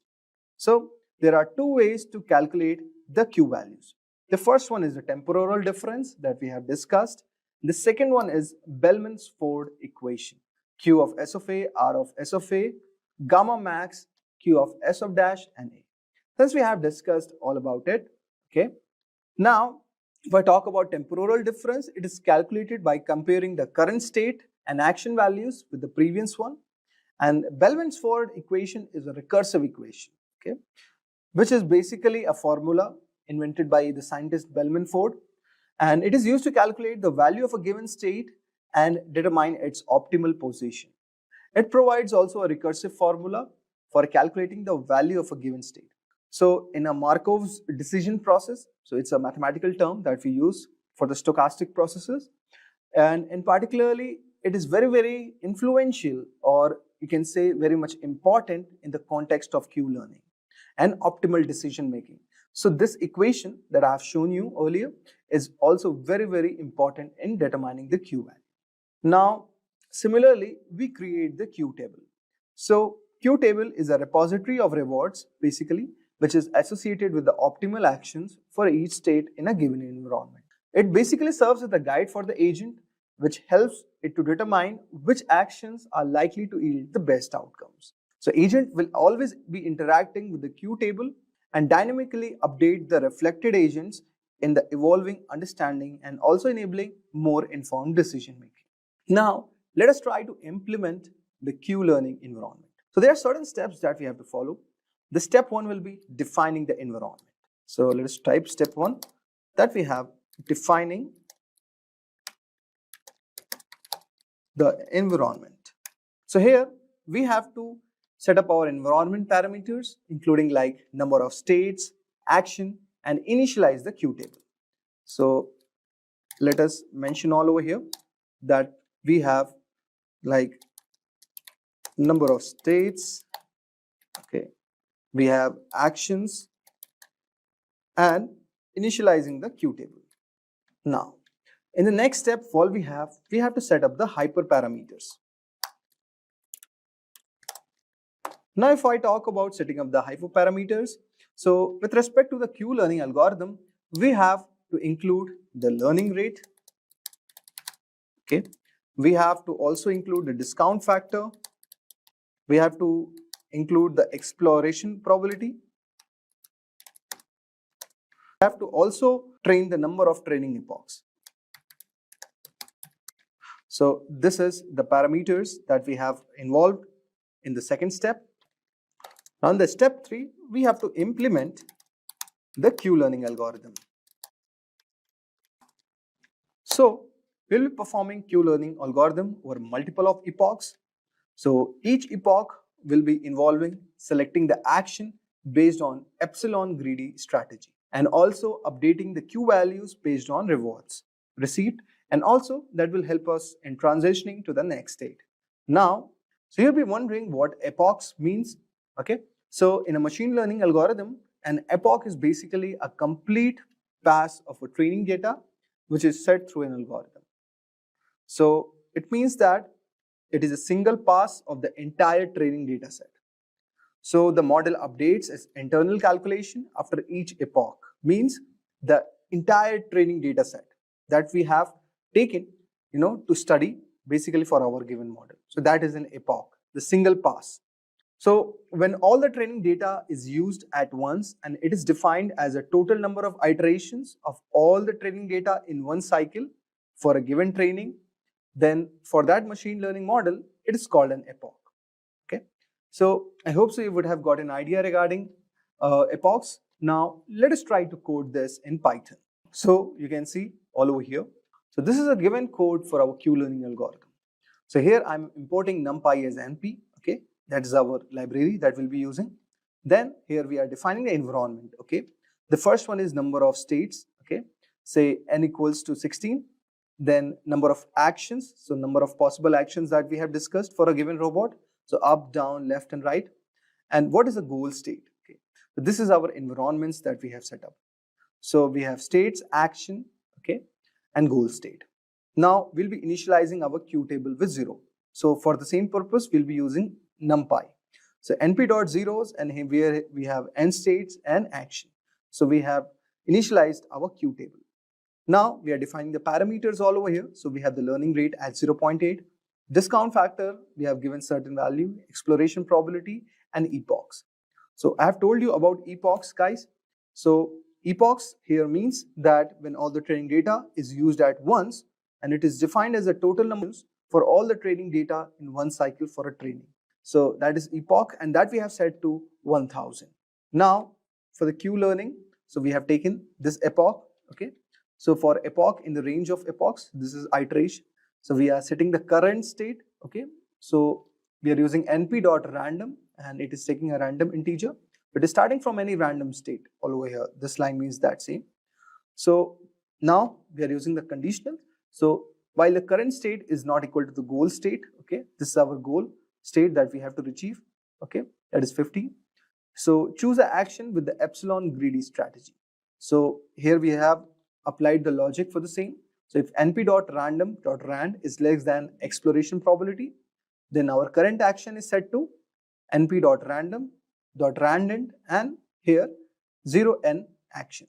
So if I talk about n action, means number of possible actions that can go up, which can be up, down, left, and right. So it is choosing the best action with the epsilon greedy strategy, or else we are putting the action as np argmax, and now we are updating the Q table with respect to the current state. This is the exploitation. So based on your Q table, choose the next state. So this is like selecting, what should an agent do? It should explore or exploit. So for exploitation, it is using the Q table that we have initialized earlier, and for exploration, it is using the np_random.randend, and it is choosing the action up, down, left, and right. So based on the probability of epsilon, the exploration action is also going to happen. Simulate the environment or move to the next state. So here the next state is set to current state plus 1 modulo n states. Now you can see we have initialized the n states at 16. So number of states available total, okay, consider it as a grid. So based on that, now here what we have done, defining a simple reward function, okay. So here if the goal state is reached, so you will be given 1 point, otherwise the probability will be 0. So reward is 1 if the next state goal equals a goal state, otherwise put it up as 0. Now we have to update the Q value. So all over here we have updated the Q value. So Q current state and action plus learning rate multiplied by reward plus discount factor multiplied NP max, and in parentheses we have Q table and the next state minus Q table current state and action. So this is basically the formulation which I have told you how the updating Q value happens with the help of Bellman-Ford's equation. Okay. Now I'll write all over here. Now finally you are moving the current state to the next state, and after training you are printing the learned Q values. Now let us try to run this. Make sure that your server is connected. So you can see we have got the learned Q table. So we have all the possible values all over here, okay, and in this way the agent is going to select from this Q table, okay, which action should take.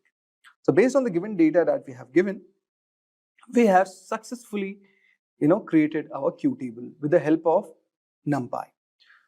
So this was a very simple example to showcase you how the robots in our present scenario, like which are learned robots, which can tackle the obstacles and also learn which step to take next. So this is one type of the reinforcement learning, and I hope so you would have got a brief idea regarding this algorithm. So we will be discussing about Langchain, LangGraph, LangFlow, and LangSmith, and where can we use them and what makes them different from others. So this is the major agenda for today's session. Let's begin with Langchain. So what exactly is Langchain? Langchain is an open source framework designed to help developers build applications powered by large language models by providing tools and abstractions to simplify the process of integrating LLMs with external data sources and workflows. Now, imagine you're building an AI application where an LLM model like GPT-4 is needed to generate an initial response to your query. Llama 3 or other versions to refine that response. A custom-built AI agent to decide whether it can answer the query without a hiccup or if it has to fetch external sources to generate a response. Most importantly, a solid memory to store all previous user interactions. Without LangChain, managing all these components manually would require extensive coding. You need to write a custom code snippet to handle API calls to your LLM like GPT, Llama, create and maintain a dedicated memory space, and most importantly, a fully customized decision-making capable AI agent. Yet in scenarios where you can see an opportunity to scale it up, the possibilities are questionable. This approach leads to a lot of boilerplate code and makes the system complex. LangChain simplifies this by providing an open source framework that helps developers build applications powered by large language models. It enables training prompts, interacting with external data, and adding memory for contextual understanding.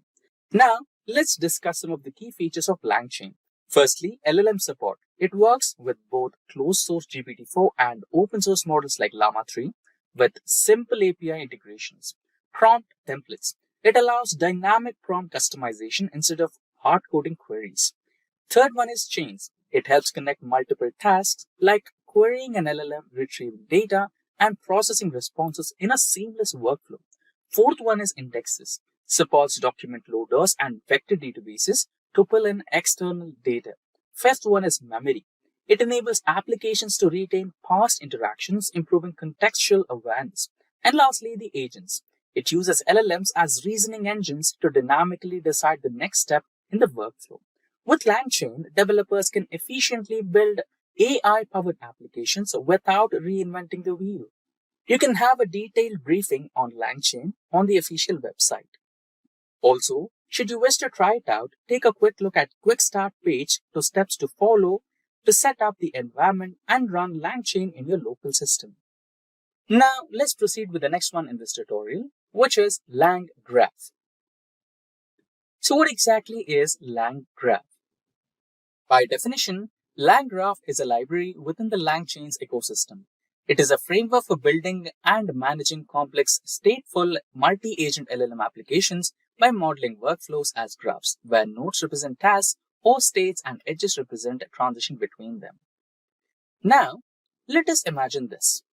You are in a situation where you need to work with not one, but multiple agents in parallel. But LangChain can just assist you with one. You need much more enhanced platform for this. That's where LangGraph comes into the picture. LangGraph is built upon the existing LangChain and designed for managing agents and multi-agent workflows. While LangChain is excellent for chaining prompts, LangGraph excels at handling structured interactions between multiple agents. If you are building a system where multiple agents collaborate, such as a research assistant or an automation workflow, LangGraph is a great choice. So let's discuss these core components of LangGraph. First one, state. A state is a shared data structure that stores user inputs, agent outcomes, and workflows history. Now, the next one is nodes. You can have one node or also multiple nodes. These nodes are individual components or actions that execute LLM calls, run functions, or interact with external tools. Now, let's go to the part which is edges. Edges are nothing but connections between nodes that define execution flow. Unlike traditional directed graphs, nodes in LangGraph can dynamically decide which node to call next. That means the control flow can go in both ways. LangGraph is ideal when you need agents to interact in cyclical workflows or collaborate on complex tasks. You can have a detailed briefing on LangGraph on the official website. Also, should you wish to try it out, take a quick look at the quick start. Using LangGraph is straightforward. You just need to install the package, import it onto your project, and then using the provided classes, you can straightly access LangGraph. Now, let's proceed to the next one, which is LangFlow. Now, what is LangFlow? LangFlow is a visual, low-code framework built upon top of LangChain, enabling developers to easily design and test AI applications, especially those involving multi-agent systems and retrieval augmented generation or RAG. Now, imagine building AI-powered applications like chatbots or data processing tools without writing any code. LangFlow makes this possible with the drag-and-drop interface. LangFlow is built upon top of Langchain and provides a visual interface for designing Langchain workflows. It is perfect for prototyping LLM applications, allowing users to quickly design workflows, chains, and agents and test them. However, it is not intended for production use, but it is excellent for MVPs, which is minimum viable products. LangFlow is designed to simplify AI-powered app development by providing a drag-and-drop interface. It enables developers to visually design, experiment with, and test Langchain-based workflows. Now, what makes LangFlow different from Langchain and LangGraph? Why use LangFlow? So, major reasons. Firstly, no coding required. Perfect for prototyping AI applications without having to write any code. Second one, visual workflow builder. You can easily design chains, agents, and integrations. Thirdly, quick prototyping. Best suited for MVPs, experimentation, and non-production use cases. So there are two main ways to use LangFlow. First one, via DataStax, a paid cloud-hosted option. Second one, self-hosted. Install locally or on your own cloud server. So once deployed, LangFlow provides a UI where you can drag and connect various components, enabling you to build and test AI workflows seamlessly. You can have a detailed briefing on LangFlow on the official website. Also, should you wish to try it out, take a quick look at Quick Start to work on setting up LangFlow in your local environment. You just need to install the package, import it onto your project, and start using the provided classes. Now, let's move on to the last one, which is LangSmith. So what exactly is LangSmith? So LangSmith is a platform developed by Langchain, designed to streamline the development, testing, debugging, and monitoring of LLM applications, offering tools for observability, evaluation, and prompt engineering. The LLM, Gen AI, AI agents, all the hype was a huge hit. Everybody is interested in developing a custom AI agent to automate and optimize all the redundant CRM tasks and much more. But building an LLM-based application or AI agent is just the beginning. Monitoring, testing, and optimizing are equally crucial. LangSmith is designed to help developers at every stage of an AI application's lifecycle, from prototyping to production.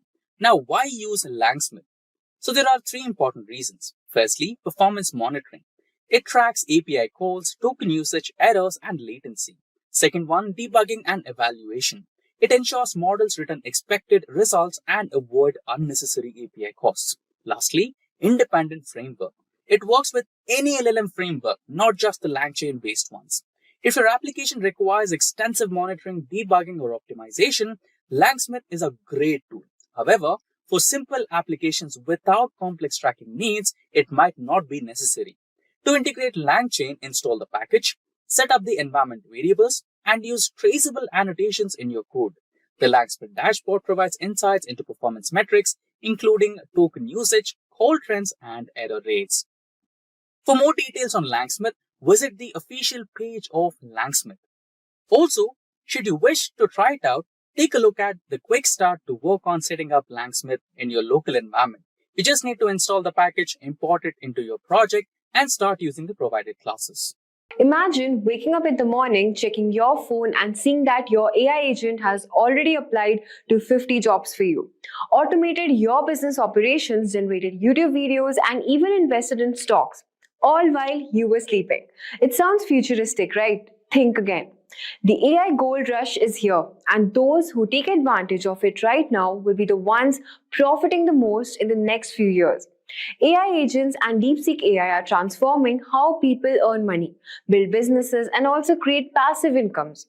And the best part is, you don't need to be a tech genius to take advantage of this opportunity. So whether you're a freelancer, entrepreneur, or content creator, or even investor, or someone looking for passive income, this guide will walk you through step by step on how to make money using AI agents and DeepSeek AI. Even if you So in today's video, we are diving deep into AI agents, what they are and why they are the future. how they work in real-world scenarios. You learn how to spot profitable AI agent opportunities before they go mainstream, and also explore multiple ways to make money with skills or not. Will break down 6 proven methods to earn using DeepSeek AI and discuss smart investment strategies to help you back AI projects while avoiding scams. I'll walk you through building an AI-powered passive income business and creating AI video avatars to monetize YouTube using DeepSeek AI. Finally, we will cover the strategies to scale your AI business and maximize your profits in this growing industry. Make sure to watch till the end. These live demos could be your game changer. You need to start earning with AI today. So let's get started. Before we talk about how to make money using AI, let's first understand what AI agents are and why they are such a game changing. So if you have used ChatGPT, Google Assistant or Siri, you already know that AI can generate text, answer questions and assist with tasks. But AI agents can take it a step further. They don't need to just provide answers, they take real-world actions on your behalf. AI models are the brain versus AI agents are the brain plus body. To break it down, here's the difference. AI model, which acts as the brain, these include ChatGPT, Claude, and DeepSeek AI. They generate text, answer questions, and provide insights but do not take real-world actions. AI agents are the brain plus body. AI agents go beyond just thinking. They click, type, automate workflows, and make decisions. They act just like a human assistant would, but 100x faster and more efficiently. So let's get started. Okay, so now let's look at a real-world example of an AI agent at work. Let's say you're looking for a job, but you don't have the time to apply to multiple positions manually. Here's what an AI agent could do for you. It will automatically log into your job portals like LinkedIn, Indeed, ZipRecruiter, and it will find the job listing matching your skills and experience, and then it will automatically apply to all the related jobs. So let's look at one such tool over here, which is auto apply. Let's see how it does it. Alright, so here as you can just simply write your description over here, whatever job description you want to, and then you can just select on this click resume. So it will create a resume in such a way that you can apply in different job posting, autofill application, submit them automatically. So, okay. So this is how autoapply.com works actually. Let's look at the another tool on our list, which is aiapply.com. Okay, so this is another tool known as AI Apply Dashboard. From here, you can just simply upload your resume. So as you can see, I have just uploaded my resume here, and it will actually analyze my resume and it will create a base template. And then you can just simply provide all the essential information you want to. And see, here we are redirected to this page over here, and you can also create your customized cover letters for each job posting. You can also track responses from recruiters and notify them for interviews. See, here is an option known as auto apply. So it will also maintain a track. Okay, for this you have to actually pay by subscription. So we're looking for the free tool over here. So I haven't saved anything, and you can also save your job. We have another option as Interview Buddy, which is a Chrome extension which will help you answer questions confidently. So this is why AI agents are the future. They save time, effort, and money, making them a powerful tool for earning income. So now let's talk about how to spot the next big AI agent opportunities before everyone else. So now that you understood what AI agents are, the next step is to find profitable AI agent opportunities before they go mainstream. Many people miss out on early stage opportunities simply because they don't know where to look. So basically, you can just go on Google Trends, and from there, you can actually search for terms such as, let's suppose you're searching for AI agents from here.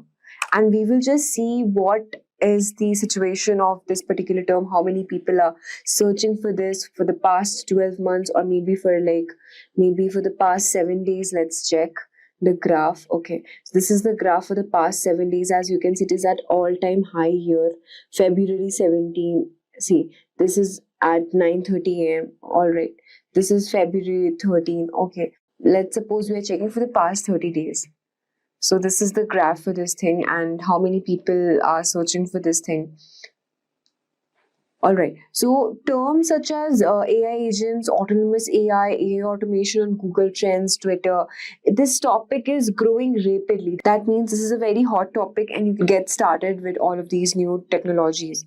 Second of all, we're talking about is using AI agent tracking platforms. You can use tools such as Waifu, Cookie.fun, Sentiment Market to see which AI agent projects are gaining traction. So let's suppose we have one website which is Cookie.fun. So let's see what this web page will do. So basically it has all the new AI agents listed on this page over here. See, as you can see, the agents listed, top AI agents by mindshare for the last 24 hours. And these are the top AI agents we have today. So basically you can use this to create AI agent projects. You know how many people are investing in this thing. You can just get a track of all these particular AI agents.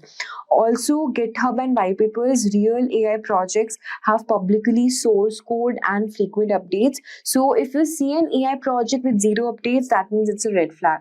Alright, so you can just simply check for a particular project if you want to. Let's suppose you're searching on Google on AI agents project. So let's suppose this is our AI agent project, and we'll just copy paste it from here. And then you can just simply ask ChatGPT whether this project is really running or not, whether this is true or fake or just uploaded in the internet. So just check, is this project really working? And then ChatGPT will just check if this project have the actual public source code or not, or frequent update. So let's see. That curates a comprehensive list of AI autonomous agents and agent building framework. So it means that, yeah, this code is really working, so we can get along with this thing. So once you find a promising AI agent project, the next step is to turn into a money-making business. So now let's look into how with AI agents. So now we have come to the most exciting part, which is how you can turn AI agents into a money-making machine. There are multiple ways to make money with AI agents, and I'm going to break down the best strategies step by step. So the first strategy is build and sell AI agents as a SaaS business, which is software as a service business, which is your passive income model. So one of the most profitable ways of making money is by creating an AI-powered automation tool and selling it on subscription model. How it works is basically it will identify a problem business face. Example, let's suppose a customer support or lead generation or resume application. So it will identify this particular business problem, and then it will build an AI agent that automates this particular task. And then it will access the AI agent as a monthly subscription. For example, imagine a company that receives 500 customer emails daily. So instead of hiring a customer support team, they can use your AI agent to reply instantly. For this, you can charge them for like around $100 a month per user. So if 50 businesses sign up, you can make around $5,000 per month passively. So building an AI agent that can automate customer support is a good way to go. So the best platforms where you can build AI agents would be Crew AI, Agency Form, or OpenAI API. Also, we have one more video on this, how you can leverage ChatGPT for customer support, how we are creating an agent to that. So we have a separate video for that. It's mentioned in the link there. So you can just check it. All right. So let's talk about the second strategy, which is you can tokenize your AI agent and then you can monetize it. That is the crypto model. So this is another innovative way to profit by attaching a cryptocurrency token to your AI agent. So how it works is basically you can create an AI-powered platform. Users will pay with crypto tokens to access your AI services, and then you can earn a percentage of every transaction. For example, an AI-powered trading bot that buys and sells stocks or crypto based on market trends. So users pay in tokens for AI-powered trades. You can also earn a percentage of every particular trade. So as we have already discussed, see, these are the top AI agents: Virtual Protocol, Chain, Humans.ai, and I think we have gone through this Cookie.fun. So basically, Cookie.fun, as I have already told you before, is a platform which will track and rank AI agents using metrics like market capitalization, social engagement, token holder growth, and also impressions.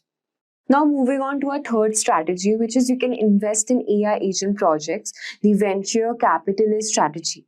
So just like a venture capitalist, how they invest in early stage startup, you can also invest in an AI agent project before they go mainstream. So what are the steps how you can invest in AI agent tokens? The first step would be you have to find early stage AI agent projects. The second step would be you have to research their legitimacy. You have to check GitHub, white papers, social activity. And then the third step would be investing before they gain mainstream transaction. And the fourth step would be sell when demand and price will increase. So the best platform for such AI agent investments would be the first one on the list is Dex Screener. So just simply click on this link, Dex Screener, and here it will, it's a website that will track trending AI agent coins. As you can see, these are the trending Grok 3 AI, the agent coins. And, these are the volume makers, how many people are making money by investing on these coins. So basically, Dex Screener is a popular analytical tool, once again, just like Cookie.fun, for decentralized exchanges. And it will help users to track trending AI-related cryptocurrencies, including AI agent coins, and it will also provide real-time data on price movements, trading volume, and liquidity across various blockchain networks. So basically, this platform is especially useful for investors and developers looking to identify emerging AI agent tokens in the crypto space. Okay, so next on the list, we also have Sentient Market, which will measure the AI agent projects over here. See, we have the agents. And so this is a platform that will analyze the engagement and adoption levels of AI agent projects. And it will evaluate user activity, interactions, real world usage to determine how well these AI systems perform. So by tracking engagement metrics, Sentient Market help investors, researchers, and also enthusiasts gauge the potential and credibility of AI-driven projects. So now let's understand whether you have to be really a tech coder to make money for AI agents or not. So even if you're not from a technical background, you still can earn money by making AI agents. You don't need to be a coder to profit from AI agents. So first of all, you can also sell AI automation services. So instead of just building AI agents, you can sell AI automation solution to businesses. For example, you can automate social media marketing, customer service, or email responses for small businesses. So as you can see, you can use AI in customer service automation also, machine learning for customer experience, multilingual queries. We have so many options from here. The second step is you can start an AI consulting business. So businesses need guidance on how to integrate AI. You can charge for AI strategy sessions and consulting services. You can also create AI content and monetize it. This is very important because content creators are making thousands of rupees per month just by educating people about AI agents. You can start a YouTube channel, review AI tools, you can sell AI tutorials and courses, you can monetize AI content with sponsorships and also affiliate marketing. Now let's look how DeepSeek can help to make money. DeepSeek AI is another powerful tool for making money online. Here's how you can earn profit. First of all, you can create AI-generated video avatars for YouTube. So you can use DeepSeek to generate video scripts, use platforms like Agent to create AI avatars that present your content. You can also monetize videos through YouTube ads and affiliate marketing. So here we have this DeepSeek model and we'll just see how whether it is good for content creation or not. So we'll just simply write me a video script on topic generative, let's suppose generative AI in 2025. And let's see what type of content does DeepSeek actually generates for us, since it is very efficient in creating content, building and monetizing websites also as well. So as you can see, the script is designed to be engaging, informative, and visually dynamic. So I've just given one prompt and then here it has already, given me all the script. It knows how to make a script that I don't have to again write, make it engaging or informative. So I think it's really cool. Second is you can also build and monetize AI-generated websites using DeepSeek. So DeepSeek AI can generate SEO-optimized content, monetize your site using Google AdSense and affiliate marketing as well. Websites created with AI have earned around $21,000 plus in passive income. So you can proceed doing these things. Third is leveraging social media for AI generated content. You can create AI generated Instagram Reels, TikTok, Twitter threads. You can also monetize social media accounts through brand deals and sponsorships. Fourth one is you can also sell AI generated services on Fiverr as well as on Upwork. This offers AI powered copywriting, marketing, or business automation services. AI freelancers can charge around $500,000 plus for per project. It can offer AI automation for small businesses. You can also help business automate content creation, customer support, and email marketing. You can charge monthly retainers for AI automation. The sixth one on combine SEO with AI generated video content. You can rank both on YouTube and Google by using DeepSeek for blog content plus AI video scripts. Double traffic will give you double income. So as you can see how AI agents and DeepSeek are the future. AI agents and DeepSeek are changing the way people make money online. So whether you want to build and sell AI agents, invest in AI agent projects, use AI to automate and scale your income, or leverage DeepSeek for content and marketing, this is now your time to start. So let's talk about the very first top AI tool, which is Skillora.ai. This AI tool aims to provide the best AI-driven mock interview experience. You can take mock interviews for any job roles and subject, receiving instant constructive feedback. Skillora's AI interviewer listens to your responses and asks dynamic flow-up questions to test your depth of knowledge. With the Essential plan, you gain access to 6 AI mock interviews per month. You'll receive instant feedback, ideal answers, and performance reports, helping you upgrade your skills for just $8 per month. The premium plan allows you to enjoy 15 AI mock interviews per month. You'll get the same instant feedback, ideal answers, and performance reports along with priority support, maximizing your learning for only $15 per month. Next up, we have Visco's. Visco's advanced AI coach is designed to elevate your job interview skills, harnessing insights from over 10,000 companies. It offers tailored sessions that simulate real interviews, providing personalized feedback and performance analytics. It transcribes your performance and delivers a conversational experience akin to an actual interview. It also offers customized feedback and performance analytics, helping you refine both your answers and communication skill. During practice session, you can craft questions specific to your desired role and industry, ensuring relevance and depth in your preparation. Supporting various interview styles. The price for AVA services are available for free. Next up, we have Interviewing.io. Interviewing.io is an AI-powered platform that provides candidates with simulated technical interviews. The platform uses machine learning algorithms to assess your coding skills, problem-solving abilities, and communication style. You can get 4 simulated technical interviews for $225. Next up, we have MockMate. MockMate is an AI-powered tool that allows you to practice answering common interview questions. This tool provides feedback on your answers and gives tips on how to improve your performance. The service is available for $29 per month. Moving on to ChatGPT. ChatGPT is an AI chatbot that can be used to practice answering interview questions in a conversational setting. The chatbot can be customized to simulate the style of an actual interview, and it provides feedback on your answers. The free plan allows you to get started with writing assistant, problem solving, and many more. You will have limited access to ChatGPT 4o mini, including data analysis, file uploads, vision, web browsing, and custom GPTs. All of this is available at no cost. Then we have the Plus plan, which is for $20 per month. The Plus plan amplifies your productivity by offering early access to new features, access to ChatGPT 4, 4o, and GPT 4o's mini, up to 5x more messages for ChatGPT 4o. You can access to data analysis, upload files, vision web browsing, and DALL-E image generation. You can also create and use custom GPTs. Then we have My Interview Practice. My Interview Practice is an AI tool that allows you to practice interviews in a simulated environment. The platform uses AI to generate interview questions based on your chosen field and provides instant feedback on your responses. This tool is particularly useful for those who want to practice their interview skills in low-pressure environment. The Plus plan is for $49 per month. You get 1 month of access.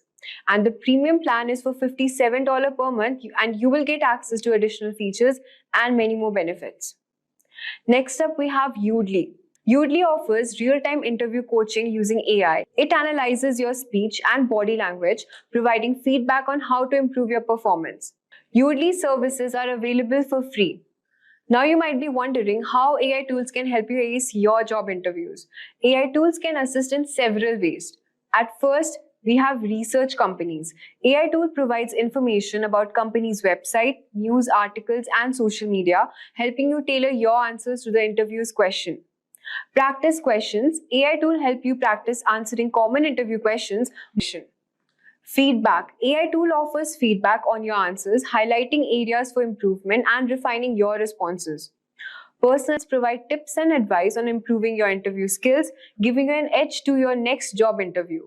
Choose the right AI tool and select an AI tool that fits your needs and preferences. Use the tool consistently, starting a few weeks before your interview to maximize its benefits. After practicing with the AI tool, get feedback from others to identify areas for further improvement. Dress professionally and be punctual for your interview to make a positive first impression. Show enthusiasm and confidence during the interview to leave a lasting impression on the interviewer. AI tools can significantly aid in interviewing preparation. By using them effectively, you can enhance your chances of success in your next job interview. So guys, we have come to the end of our full course. If you have any doubts or questions, ask them in the comment section below. Our team of experts will reply you as soon as possible. Thank you and keep learning with Simplilearn. Hi there, if you like this video, subscribe to Simplilearn YouTube channel and click here to watch similar videos. To nerd up and get certified, you can check the description box below.